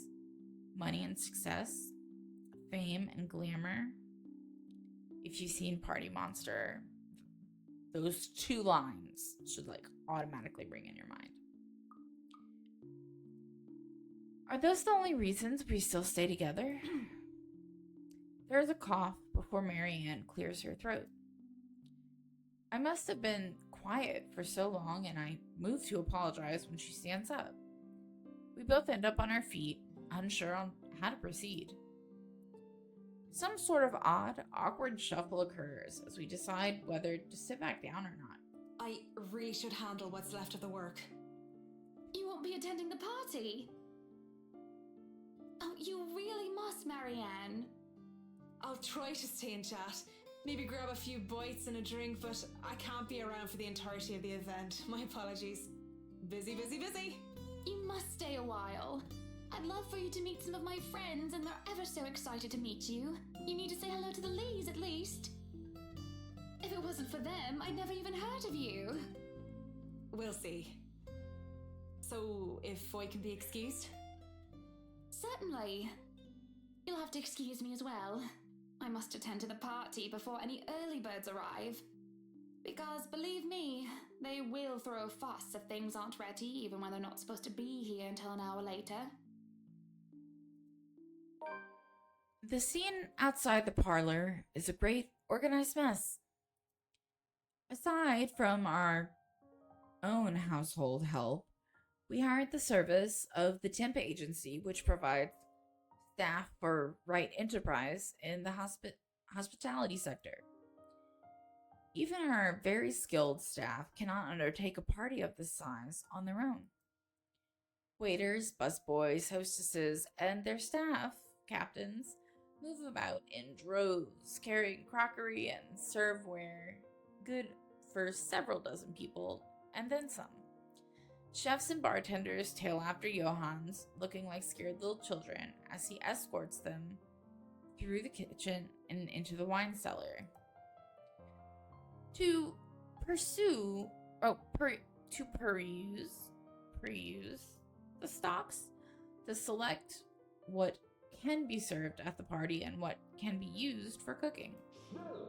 We have a lot to do, and I believe we did not hire snails. Snails are for the dishes. A string quartet readies up to play for the evening, tuning their instruments as they fill the air with idle chatter. I don't get rich people. Floral decor worth thousands, fill vases, wreaths. There's another gnat in here. Go away. Wreaths and baskets, while petals are scattered along the driveway up front. I don't get rich people. An ice sculpture of a reindeer is brought in carefully by a pair. It is followed by a simple cake, just a 5-tier white chiffon. That's not simple. One with white chocolate mousse, fresh berries, and a light dusting of edible gold leaf. I don't get rich people. But despite the fact that I told Marianne how I will attend to all of this, I find myself unable to focus or care for any of it. I still have our discussion running in my mind, and looking at all of this, I only see Luke everywhere. These are the grand things that Luke wanted to have for the party. I had wanted a small, elegant, and simple gathering, with only a select few invited, namely the people who I could actually trust to enter my home. I did not want any bloody politicians or paparazzi in here, no matter how used I am to catering them. At least be here for your party. Damn it, Luke. The entire thing screamed Luke Wright, and I can't help but add another question to my growing list of queries. When did I lose myself? It's always about him nowadays, isn't it? What about Hannah Wright? What about Hannah Evans? I used to be my own woman who made her own name, her own career, and her own decisions. Sure, I was already the social butterfly that I still am today, but it wasn't all empty, shallow gossip and sitting pretty. I was also lauded for my knowledge and talent. Finance manager just wasn't handed to me just because my father owned the company. I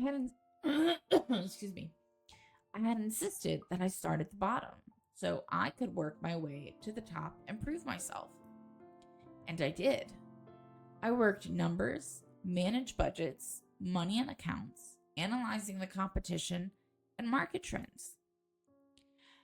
There was the calculation of financial risk, cost reduction opportunities, auditor liaison and public relations, supervision of staff, and, well, I generally had a huge slew of responsibilities. Admittedly, I was already quite the attention seeker even back then, having dedicated most of my youth craving for my parents' approval. Failing that, I turned to others, looking for praise from anyone who would give it, however fleeting it all was. And Luke? Oh, Luke. The way he looked at me, the way he watched me, and took a genuine interest. He had me disgustingly obsessed since day one, hasn't he? He saw me for me, Hannah Evans, with both my faults and my achievements. The man didn't treat me like some damsel in distress or some prize to be won. I remember the nights before we were married, where we talked about everything and anything. From big things like business, society, and philosophy, to little things such as what we had for breakfast or whether we like cats or dogs more. We both prefer dogs. Everybody should have a dog. No, the people that deserve dogs should have a dog.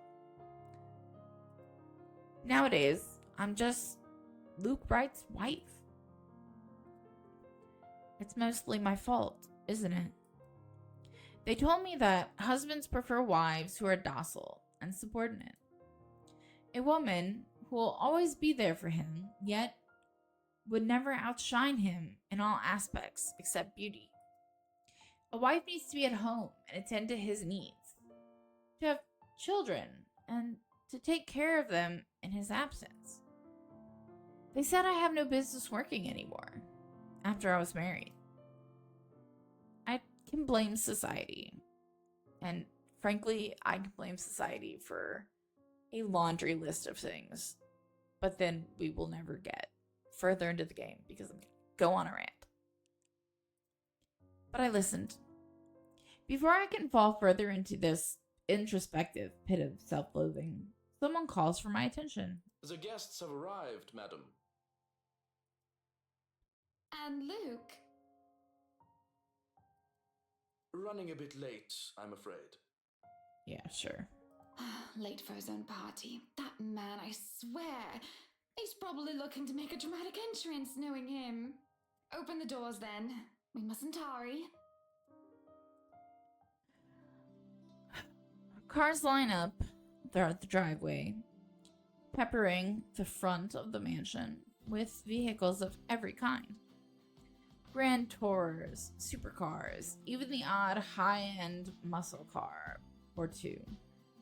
Convertibles, grand saloons, and other luxury cars that can be seen being parked by valets. A handful of cabs drive off, possibly for those who thought it's too troublesome to bring their own cars. There are at least 2 different media vans as well. They're all here for what may be considered the biggest event of the year for Luxborn so far. Who knows what we'll plan for winter holidays? Welcome, welcome everyone. Please make yourselves at home. Some of the guests idle, enjoying the warm, if not strange, sunshine we are experiencing before gloomy skies inevitably return. They greet acquaintances and friends with warm smiles, others less so. From where I stand, I can see the hierarchy of power, the ties that bind these individuals here, whether through convenience or necessity. However, there are also few who are not here to further cement their current place in high society. Ash? Such as that young man with his oriental hair, ignorant of the looks he's receiving from women and men alike. Be careful with Shirley, alright?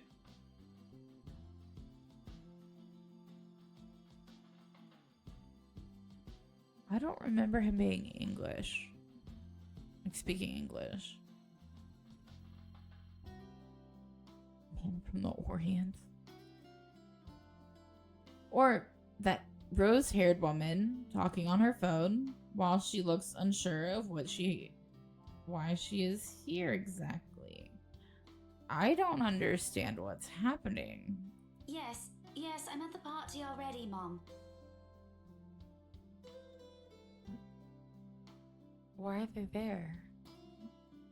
Yes, I'll say hi to her if I can. Why are they there? Someone make that make sense. I see Zachary, the photographer, as well. Okay, he makes sense, though. He talks to a few of the other media crew with an air of familiarity. I was just here a few days ago, yeah. And the inside is huge, but the staff are pretty helpful if you get lost. And then there are people like the chief inspector. Gross. We do not like him. People who I can never be too sure about. People who stand on the border between being suspicious and being trustworthy. Thank you for the invite, Anna. Husband still missing, I see. Where's his wife still missing, I see? I should be saying the same of your darling Rochelle, Lee. The doctors again? She told me she'll just be in the gardens. Bet she's lying and that she's somewhere around mingling, gossiping with the other ladies. So she's here. We get to meet her? It's no offense, but that seems to be all you ladies do at these parties. And aren't you gossiping right now? Yes, well, what about Luke? Should we file a missing persons report now, or do you want to wait 24 hours? He's around. You know, I can tell if someone's bluffing. Don't tell me, let me guess. He's finally drunken himself to death and not wanting a scandal. You've hidden his body. I mean, I'm okay with that. I was wanting to give this housewarming gift to him personally, too. It's a plate that holds a wine glass so he can stop killing himself with liquid lunches. Looks like it's too late for that. Nothing like that. Besides, this is a hardly polite conversation. Oh, relax. I'm just trying to be cheeky to lighten the mood. It's not like I want Luke dead. The man doesn't serve dodgy plonk like the others when I visit, and he pays his respects well enough. I could use a glass of wine or three, actually. Can we stop talking? Rochelle's been in a horrid mood. Threw her stilettos at me the other day and almost took an eye out. That's funny. Not sure if this is how it usually goes, but I blame the pregnancy. I wouldn't know, would I? Still no plans for a baby? Well, I guess that's for the best. If it's this bad now, I can't even imagine how bad it'll be when that little baby bump becomes huge. This man is so rude. Have I mentioned how I don't trust him, no matter how hard I try to do so? At least he brought a gift, I suppose. Why don't you just go inside and have some wine, Lee? Think I will, thanks.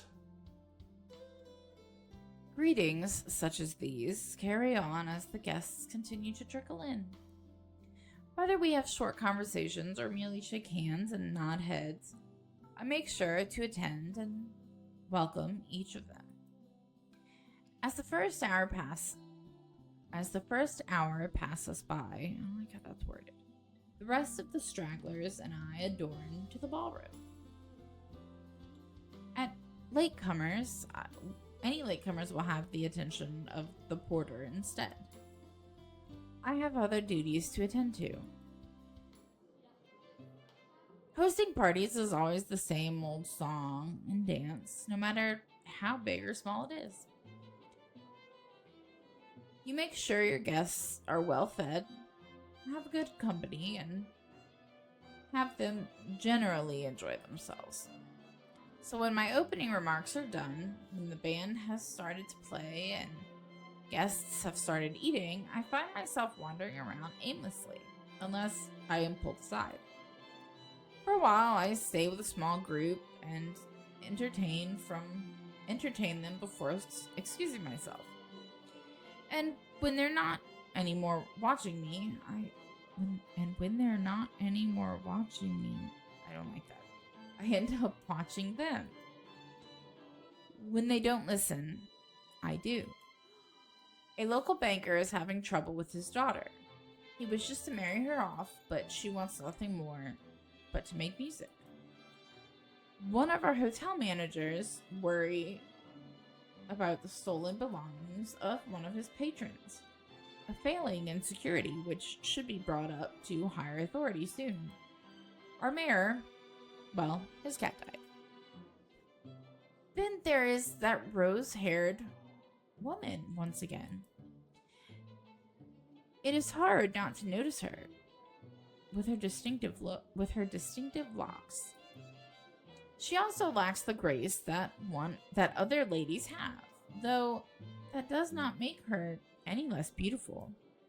Her stance and the air she exudes instead are strong, and they make her stand out despite her casual attire.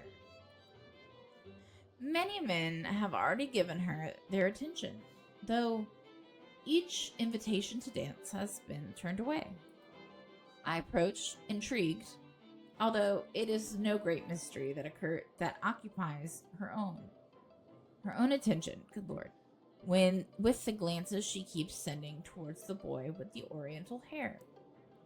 She remains unaware, though, even as I stand beside her, pretending that I am there for a drink. You would catch his eye a lot better if you wore nicer clothes, don't you think? Didn't realize the housewarming was going to be this fancy.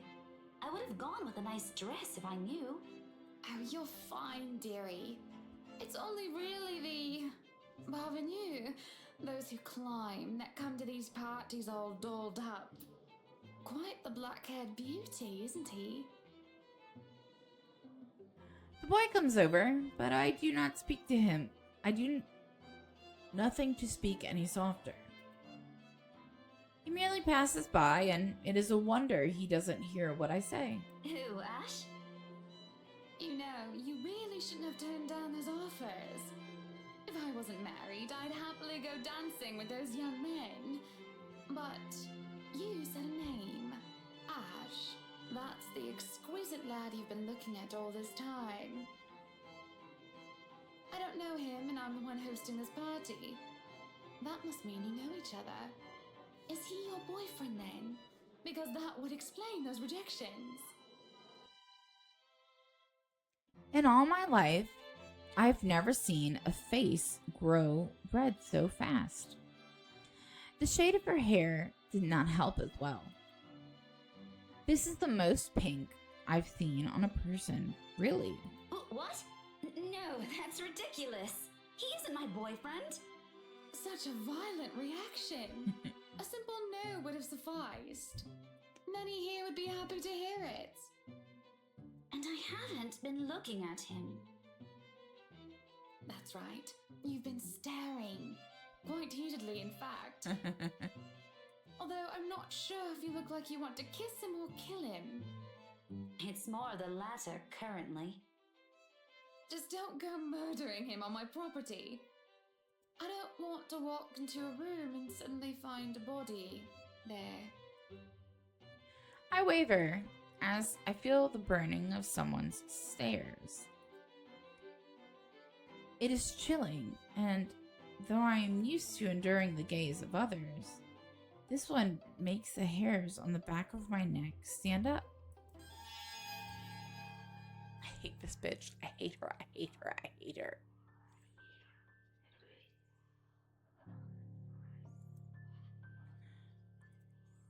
My attention is pulled from the girl, and I see a woman staring, dark-haired and dirty. She looks more like a beggar than a guest, and I have half the mind to call the security at her when her mouth breaks out into a grin. All I hear is her laughing, taunting. Her stare makes my blood run cold. Bruh, me too. She looks at me like I am nothing but a pig to slaughter for her amusement. It makes my hand shake and I nearly drop my drink. But then, in a blink, she's gone, and the buzz of the party returns. I'll keep that in mind, but are you all right? Yes, sorry. I just thought I saw something strange. It must be the trick of the light.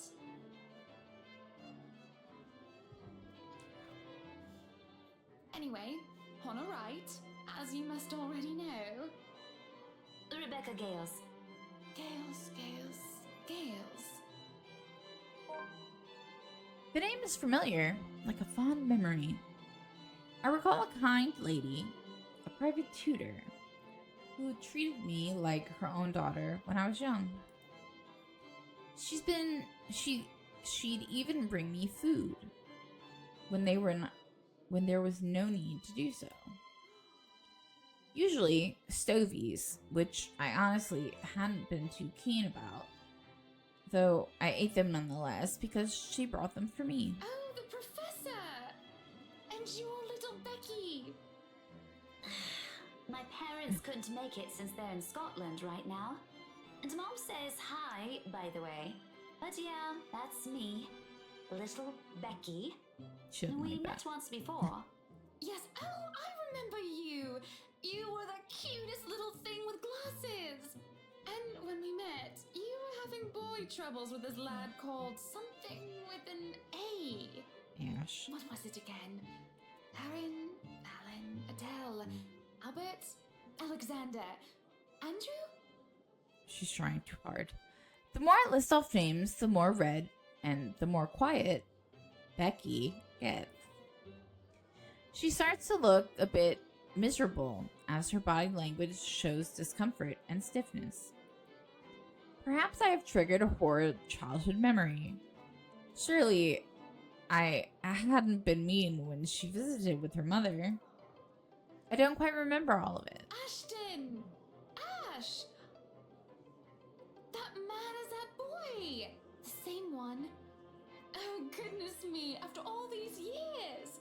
I can see why, though. He's quite dashing. You don't really need to announce it to everyone within earshot, you know? Keep it down. I'm so sorry, but it really is cute. And the tad bit sad. This is a nice party, Miss Wright. Please, Anna's fine. We're friends of a sort, aren't we?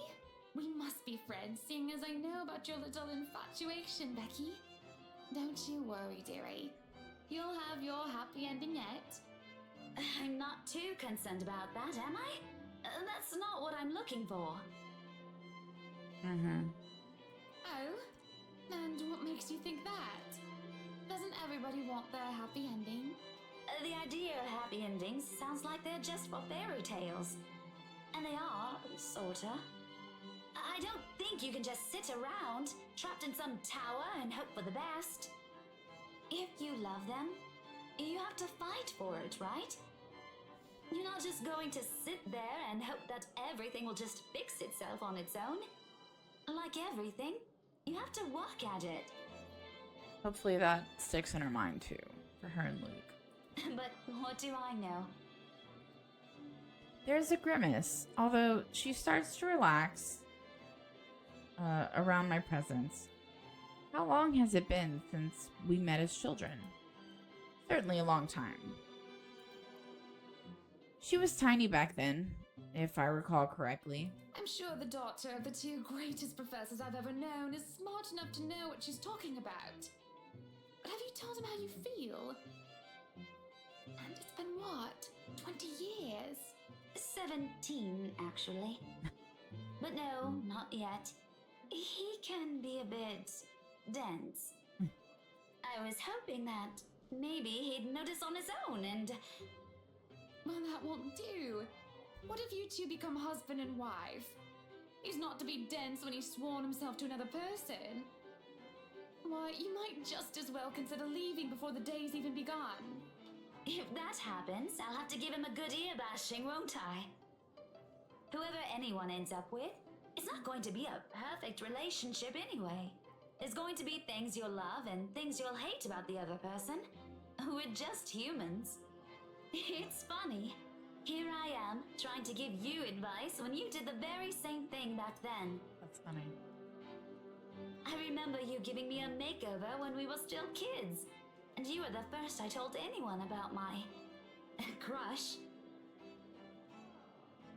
I do remember now that she mentions it. Did I give her that yellow summer dress or the pink blouse and petticoat? She must have kept some of what I said in mind. It feels ridiculous remembering all of that years later, talking about boys and how they go crazy for pretty girls, as if it's some gospel every woman should adhere to. It was so easy to say such things then, with me not knowing any better. Though, looking at her now, she must have kept some of what I said in mind. Perhaps I did say something good at the time, enough for her to take it to heart. It's driving me crazy. But all that didn't matter in the moment as I mull over what she's just said in my head. What Becky told me is very different from what Marianne told me. There is no time to ponder over that, however, as a hush descends upon the once lively crowd. The music of strings and the chatter slows to a grinding halt as the doors from the foyer open. The last of the latecomers should have arrived moments ago. But anyone else this late should simply be too embarrassed to show their face. So this can only be one person, or rather, one man. There is only one man who is audacious enough to arrive at his own party so late. Hi, Bubby. Good evening, ladies and gents. Enjoying the party? I hope I'm not too late in welcoming you all to the right mansion. I hate this fucking guy. Unlike I, who was raised in the spotlight and simply grew used to its presence, he sought it out every chance he could, even when there was no spotlight that shone. And I'll never put it against him when he smiles like that. He did so quite brilliantly under the scrutiny when he channels his own showmanship. You can tell by the way people's eyes light up as he speaks. How they listen enraptured, even if all he does is a simple greeting. A little wave of his hand here, a little smile there, and a bit of swagger. I hate that word. I always tell him that if he is not to be a businessman, he'll do well as an entertainer. I love this side of him, especially when he looks at me and he beckons me over to humbly share his place. Not a single second is wasted as I excuse myself from Becky's side and I make my way to Luke's. Welcome one and all to our humble abode. Tonight, if you have yet to find yourself in your roles, you are all ladies and lords of the court of your king and queen, if you would excuse my presumptuousness. So, enjoy the feast that has been laid out for your senses as we only allowed the best to be served. Enjoy the rest of your night, everyone! There's a round of applause, cheers, and even some hoots. Guests approach us left and right to shake Luke's hand and greet him personally, praises on their lips. It is because of this that I do not see her. I do not see her until she is dangerously close, with fury in her eyes, and she's already spitting venom.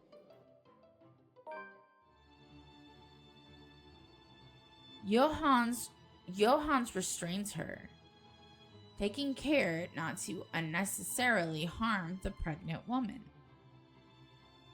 Wait, so that'd be Rochelle, who was like our best friend. What the fuck?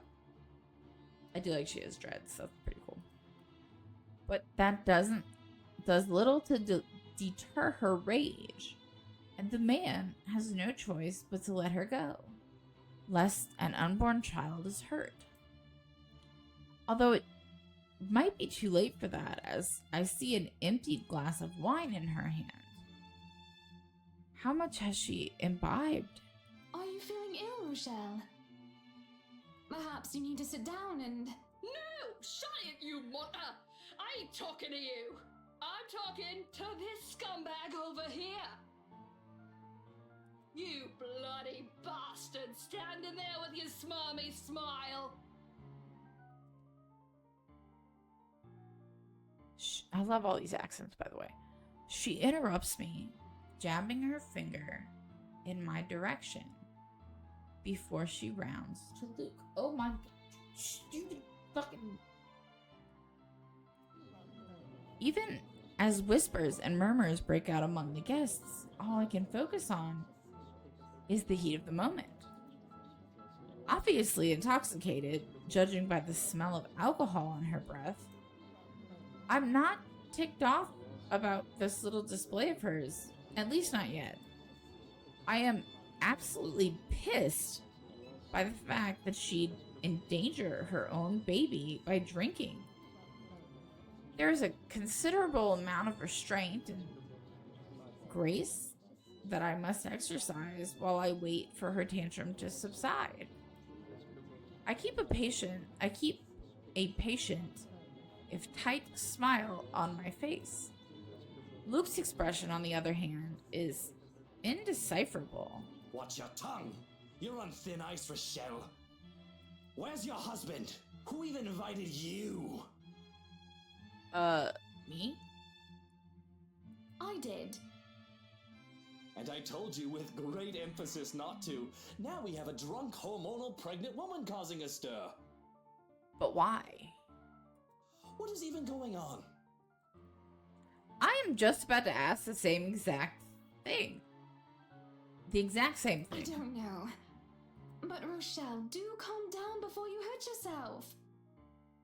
I can't understand a word you're saying. Where is that husband of yours?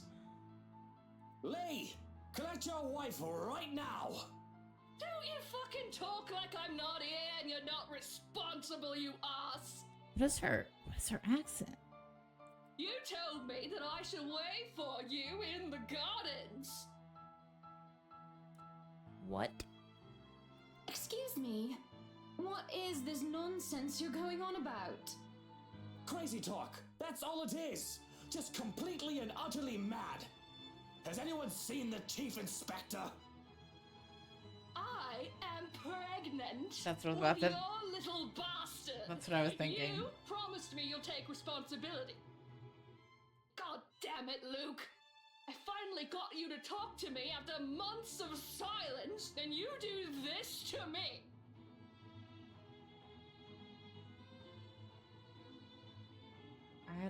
I was afraid that was going to be the case. What? What? What do you mean you're pregnant with? Luke, is this true?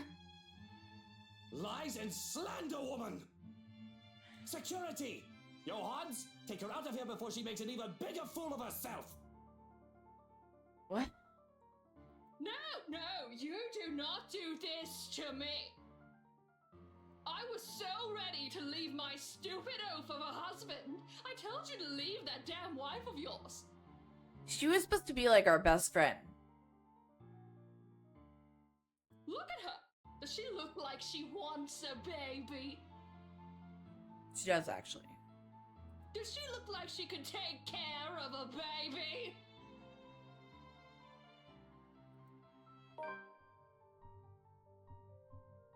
It is now that Johans returns with security, along with a concerned-looking Officer Lee. They surround her and move to escort the hysterical woman. Hold on one second.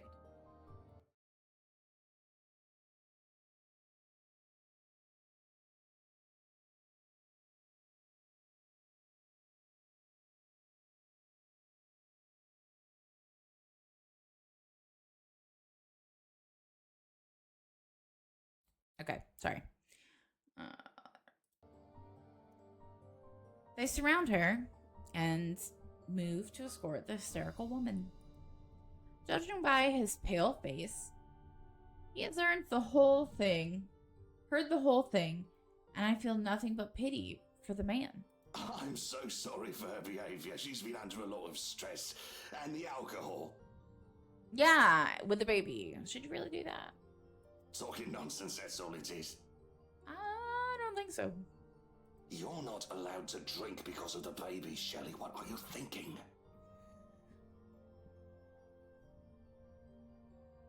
Nothing to see here, people. Move along. Is there really nothing here but the ramblings of a drunk? Yes, that's right. There's no way that what Rochelle said is the truth. Stupid Nat. What she says doesn't match up. I know, Luke. If such a scandalous meeting are to be arranged, he won't do it in such an exposed place. Especially not here. Especially not near his precious flowers. And he definitely won't promise responsibility over a child unless it can be helped. Besides, Luke will never. He will never go so far as to sleep with another woman, right? Okay, fine. Who am I kidding? If I'm to be completely honest with myself, he might cheat. With a bit of temptation and a bit of alcohol, he just might. All he does is drink alcohol, so I mean, yeah. And doesn't that just make my blood boil? To even think of the slightest possibility of infidelity. Lee isn't too far off when he told me how Luke still acted like some young hotshot bachelor. It starts to make me think.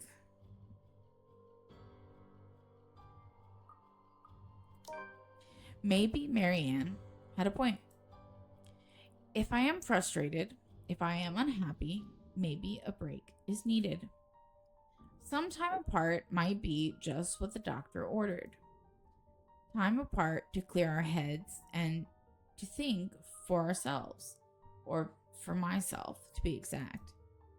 Because looking at this mess, maybe, oh my god. Because looking at this mess before me just brings me nothing but distress. I feel a bit nauseous, actually, now that I think about it. Luke's too busy making a scene to notice, and a concerned Becky pulls me to the side. She looks as disturbed as I am by this sudden turn of events. Probably not a big fan of drama. Definitely not used to it at any rate. Not surprising, as her parents were lovely yet simple people. Hey, I figured you could use the save. You looked like you weren't doing too hot back there. Do we need to call a doctor or something? Oh no, I'll just be needing some fresh air, that's all. Some help getting out of here would be much appreciated. Sure, that won't be a problem. I wanted to get away from this drama too anyway. Just... Hey, Zachary! Hey, Zach!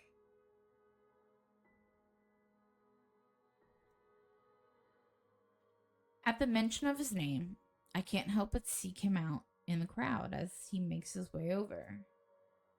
They know each other. Becca, this is a real oh, hey, Miss Wright.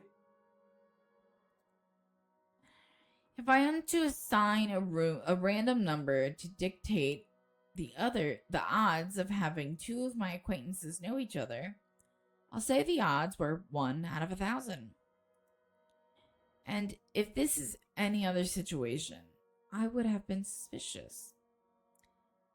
It isn't completely impossible to have two random strangers who I've met on separate occasions to know each other in what will be complete random happenstance. It's just that it's been faked before to try and dupe me of who I am and who I am married to. But right now, coincidence or not, I'm just grateful for the help. As long as it doesn't turn out into a kidnapping anyway. Hello, Zachary. I told you to call me Hannah. Did I not?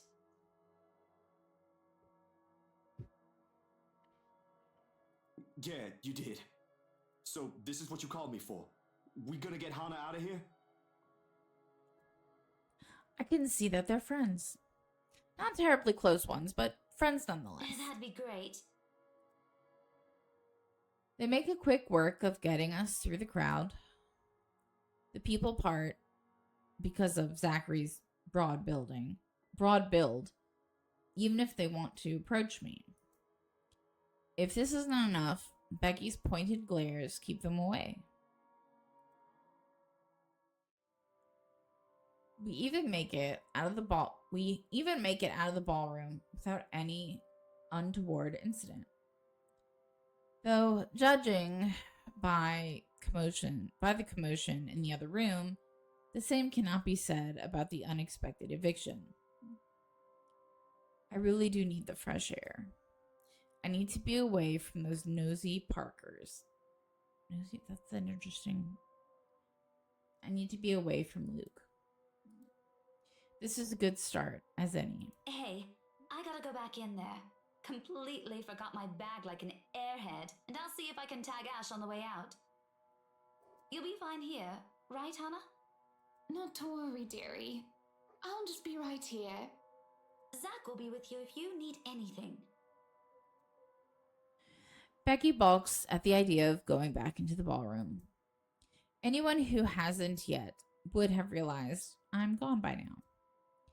And those busybodies will be gossiping about how I left the building with two unknowns. Along with what just transpired, stories about inaccurate and made up will spread by the night's end. Both. No. I hate when I misread, I'm sorry. It all matters very little in the grand scheme of things, of course. I won't even bother to try and quell them by returning to the fray. That leaves me with... Zachary? Yeah, you need something? I was only going to say how nice it is to see you again. Oh, okay. We fucked up. I fucked up. I picked the wrong thing and now he doesn't want to be around us. I can see the tension in the line of his shoulders. Odd how awkward he is when this isn't our first meeting. Yeah, but we made it uncomfortable. We had met on professional terms, certainly, but I'd like to think it was friendly. Nonetheless, I do not push the issue about the apparent discomfort when we were left alone. Not right away, at any rate. I know my curiosity will get the better of me soon. Before I can say anything, however, he speaks up. You okay there, Hana? I mean, of course you're not okay after what happened in there. I mean, that was terrible. But you're not gonna just fall down and faint or anything, right? I'm fine. Thank you for your concern. Why are we not outside?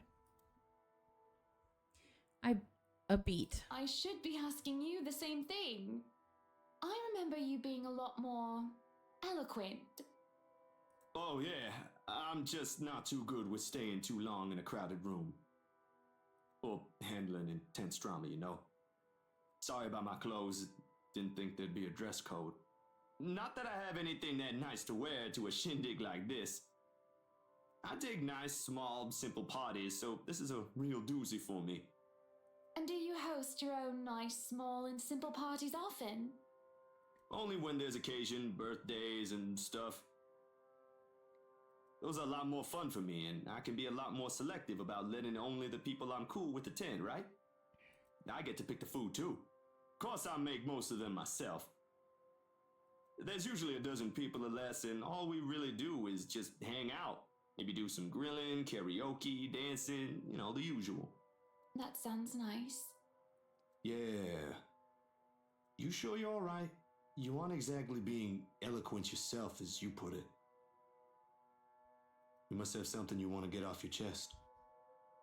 I don't know, Zachary. What am I supposed to say? You can scream merde if you want. I won't snitch. You want to know what I think? How I feel? I think my friend may have slept with my husband. At least, I'm pretty sure she isn't pregnant with his baby, which isn't much now, is it? My husband is a selfish, pretentious, bloody sack of shite, and ugh! You know what? I don't give a flying fuck anymore!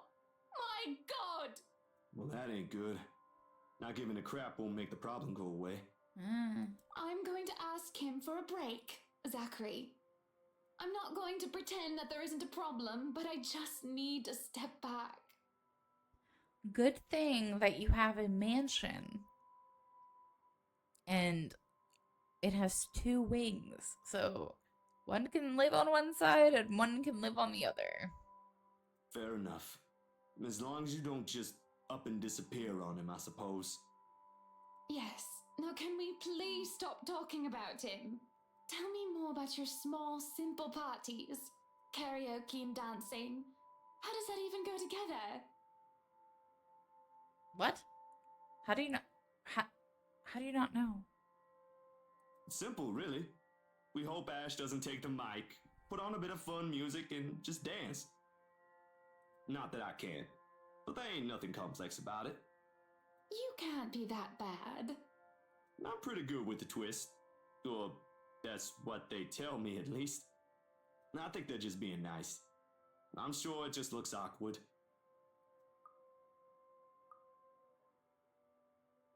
Prove it. I've learned that men tend to exaggerate. You can't honestly be that bad, can you? What? Do you need a demonstration? Yes. That would be preferable, yes. It's not like there's music here, Hana. Come on. I could barely dance with music, and I don't want to be dancing alone. I'll just look silly. Imagine, mon ami. You are an artiste, are you not? With your photos and films and your guitar. When did we ever talk about a guitar? You must know notes to play an instrument. Find a melody and a beat. Would it be such a stretch of the imagination? And don't fret, I will gladly be your partner. I can tell by his expression that he's flushed, embarrassed. But no more protests escape him, and he focuses with a slight tilt of his head. Then he starts to hum a little tune. I drag him into the gardens while we go through the motions, and he gains courage. The farther we are from other people. And we just dance. Though he stumbles at first, unsure and bashful. Where did you even learn to dance, Zach? The 60s want their moves back, honestly. The college of 2 left feet, obviously. And I'll have you know the twist is still an awesome dance. We're happy, and we're having fun. Even if Zachary fumbles with his steps, and did the funniest, oddest moves that anyone can pass off as dancing. There is no need to impress anyone, however, not even each other. And this is the most I've smiled and laughed in a long time. It is simple. Simple is nice. Alright, October 29th.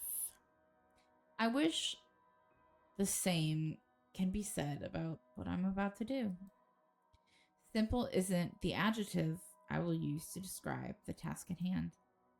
Because, really, how does one tell their husband that they want to separate and say that, no, this is not a divorce? Not yet, at least. The possibility is there. But still, How am I even to explain that to Luke without him throwing a fit? Cutting too deeply into my sausage, I open my mouth to excuse myself. That is until I spy Luke mashing and stirring his poached eggs with a fork like a petulant child. He has been silent all the while, chin in his hand, elbow resting on the table. I worry that my absence after the debacle may have caused more harm than good. Luke?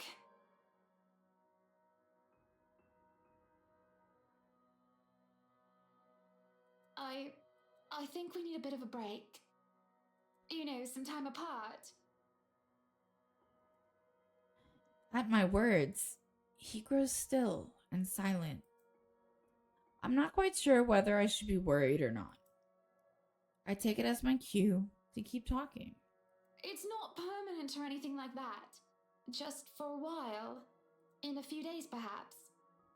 I was thinking I can move back into our penthouse in the meantime, but I won't be moving out right away, so that I can help settle everything here. And I haven't even thought of packing yet.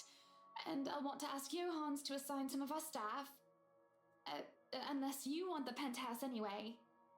Then I'll stay here instead. No, you take the penthouse. It'll be easier for you. He just doesn't care. It isn't supposed to be this easy, is it? Can he really react so aloof to it? Isn't this to your liking? I imagine that you'd like the space and independence. You'll have the bed and covers to yourself, and you can have whatever you want prepared for meals. You can even have all the wine you want, though I'd rather that you don't. This isn't about that, Hana. Well, it's partly that, but... What? The man stops playing with his food, choosing instead to push the plate aside. What's wrong, Luke?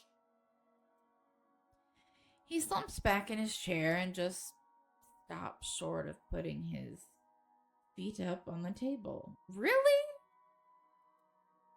I suspect he's wanting some wine or absinthe by now. But any sort of alcohol is suspiciously absent in his hands. Aside from that disaster yesterday and you telling me you want a divorce, everything is peachy keen. Will you want me to start in the letters then? To start the divorce settlements and whatnot? Will you be seeking ways to throw me out onto the street without a penny to my name? No, Luke, this isn't a divorce. I just told you this is only temporary. Are you really having a sulk because of what she said yesterday? I am having a sulk because you believe her. You stormed out and now you're asking for us to split up? Soon enough, you'll want to throw me out like I'm a piece of trash. So is the money all in her name? Like, is she the holder of everything? Do you think I would be this calm if I believed her, Lucille Mitchell right?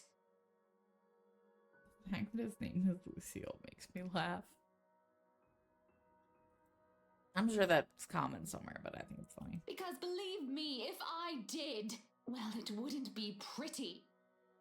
Besides, I know how you feel about children. It makes the whole statement laughable. What, Bubby? Yeah, it's not dinner time yet. Come here, Bubby. Go to your seat.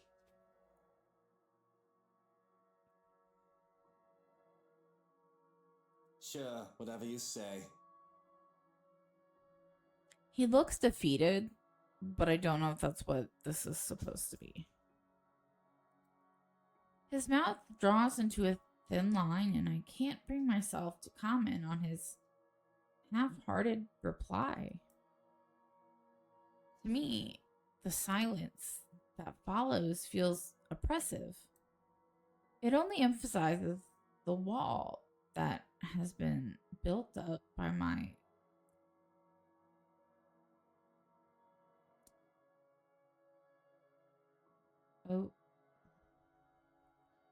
obeisance? I don't know what that means. and his hubris. And it looms between us, keeping us apart. When are you leaving? In a week? It won't take that long to pack. After All Saints, perhaps? I'll go and inform the staff of this.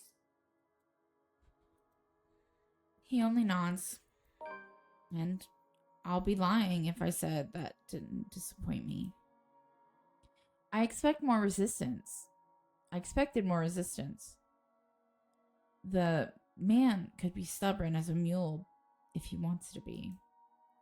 Perhaps I can leave now, just to spite him. But that isn't like me. Even if this does end in a divorce, a thing we both surely wish to avoid, we can still leave on amicable terms. There's no point in making a mountain out of a molehill. What are you still doing here? You talking about me? Just leave. You still have some packing to do, don't you? You're talking to me, right? Or are we breaking the fourth wall? Go ahead. I won't stop you. What? Go ahead. And do nothing. There isn't much to do, it seems, whenever I step up to the plate and try to take responsibility for something. Perhaps because everything is already being... Oh, shit. Perhaps because everything is already being handled by someone hired specifically for that job. And with Johannes overseeing the staff and Luke handling everything else as a whole, that doesn't leave much for me. I can't even take the job of delegation because all it takes is a word and one of the senior staff and everything will be taken care of for me. Moving in here a few days ago may have very well been the chore that took the most effort from me. And that didn't take any real effort at all. Yes, Hannah, go buy a mansion in the middle of nowhere. Good idea. Great plan. There are no dishes to set aside and busy myself with. Any mess left is now nearly non-existent. To sit on a counter while eating cake is supposed to be my next plan. Alas, there isn't even one to finish off. And I don't really know what brought me to the kitchen in the first place. It's not like I'm craving anything else, nor do I have any unfinished business left here. But there's a calling to this room. Speaking of calling, why not do just that? Might as well, since I have nothing else to do. At least, that will require some effort on my part. With how cut off from the rest of Luxborn the mansion is, and with how long it was abandoned before we moved in, having a landline is not as out of the question. The solution's supposed to be our mobiles, though it isn't much considering how spotty the signal is in the area. It'll take a bit of maneuvering to get even a single bar as it is. It takes a bit, as I said it would. I have to park my rear on one of the cold drawers, but that suits me just fine. Another matter that needs my effort is who to call. She who must not be named is certainly off the list. That doesn't leave much in the category of close friends who attended the party, along with the category of who else is awake at this early hour. But soon enough, I manage, and the call goes through. Hello, Rebecca Gales here. Who's this? Good morning, Becky. Hannah? Oh wait, how did you get my number? You responded to your RSVP through the phone. It's all saved in here, of course. I thought thought I'd like to say hi and make plans and get together sometime. Also, I'd love to hear news about your mother and father and about you, my dear. Oh, I hope I didn't wake you up. Oh, you're good. It's sports day at school today, so I was just prepping for that. Figures that you'd be a teacher as well. I'm sure your students must absolutely adore you. Don't know about that. Mathematics? History, actually. Anyway, it's real nice to know you've got my number. I was going to ask for yours because Mom wanted to keep in touch. You could have asked, silly girl. I would have gladly given it to you. Couldn't, though, because, well, the thing that happened. But really am sorry, though. I gotta run. School, schedule, stuff. Is there anything else you want to say? Don't want to use the mobile while driving. Oh, of course, of course. I shouldn't keep you. But I wanted to thank you for your company yesterday. Not a problem. I was hoping you could thank Zachary on my behalf as well. He was really kind and wonderful. Well, you can tell him that yourself if you want. I can give you his number. Oh, no, I don't want to be a bother. Intruding on his privacy. Pretty sure he'd be fine with it. If you two on a first-name basis and all. So, his number, right, it's... Call, here we go, starts to go static, much to my frustration. The strange clicking noise drowns out most of her words, too. I can barely understand what she's saying.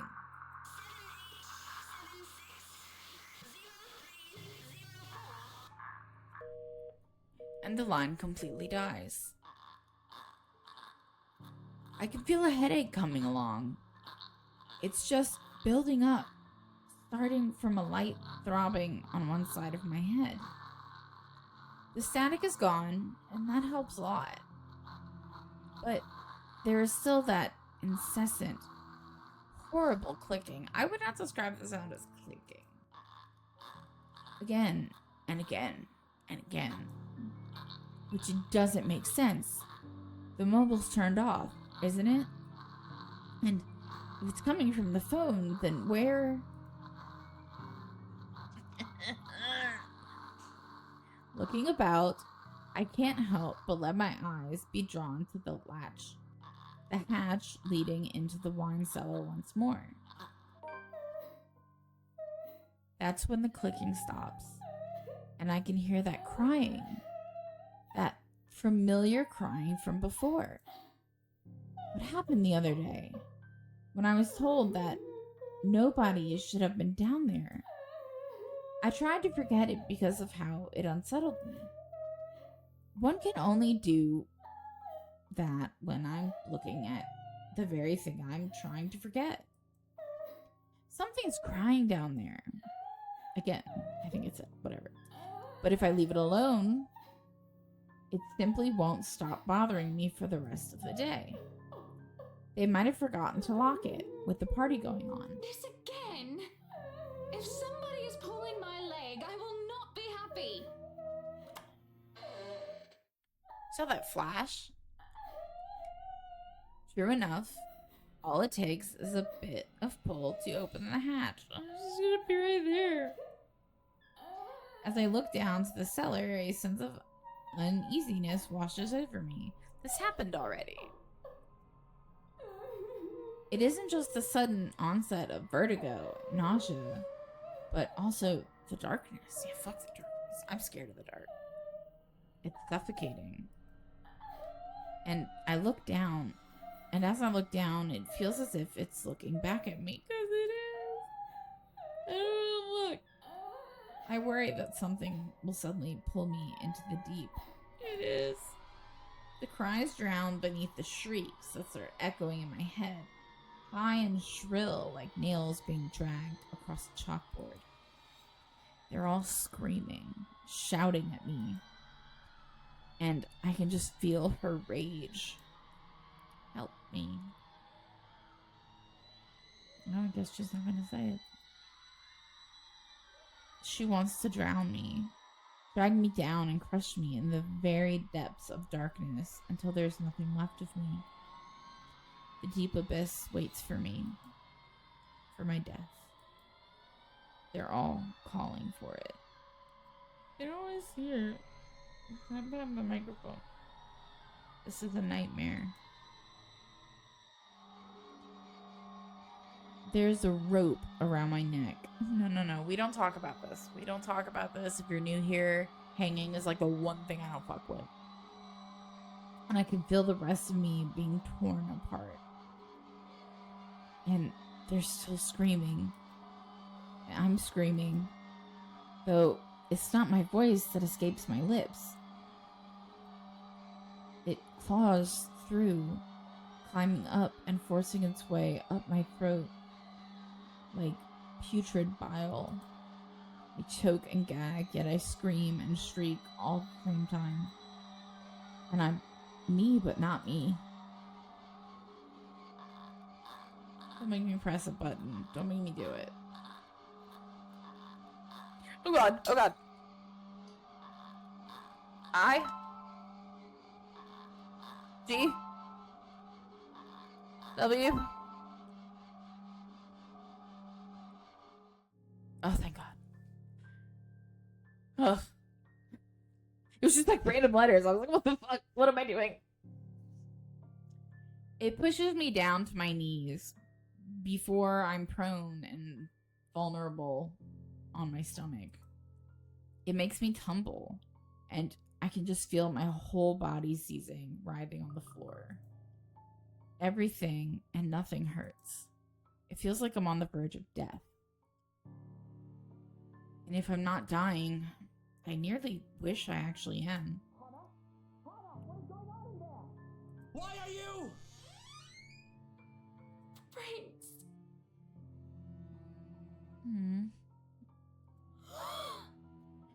Seeing Luke, something snaps back, and I am able to take a gasp of air on my own. Of my own volition for the first time in what felt like centuries. I would have rejoiced and cried for his name if the pain still did not rack my body. Aww. Instead, all I can do is stare listlessly as he comes to my side and lifts me up, cradling me in his arms. He tries to get me to my feet, perhaps to take me out of here. But all he's able to do is get me to sit. Make sure I'm not trashing on the floor. I can still feel my muscles spasm, limbs jerking like a puppet's on a string. Luke holds me tight and keeps me still so that I don't hurt myself anymore. Whatever it is that happened, it has my mind feeling frayed and battered. Eventually, the pain dies down to a dull ache, and my own tongue stops feeling like cotton. It's only now that I can feel the wetness on my cheeks, tears streaking down my face. A coughing racks my body now that I don't feel like choking. And it just all feels so horrible. But I don't care. I don't care. Please. What happened here? Who did this to you? I don't know. I'm so sorry. Shh, it's all right. You're safe now, Hana. You're safe now.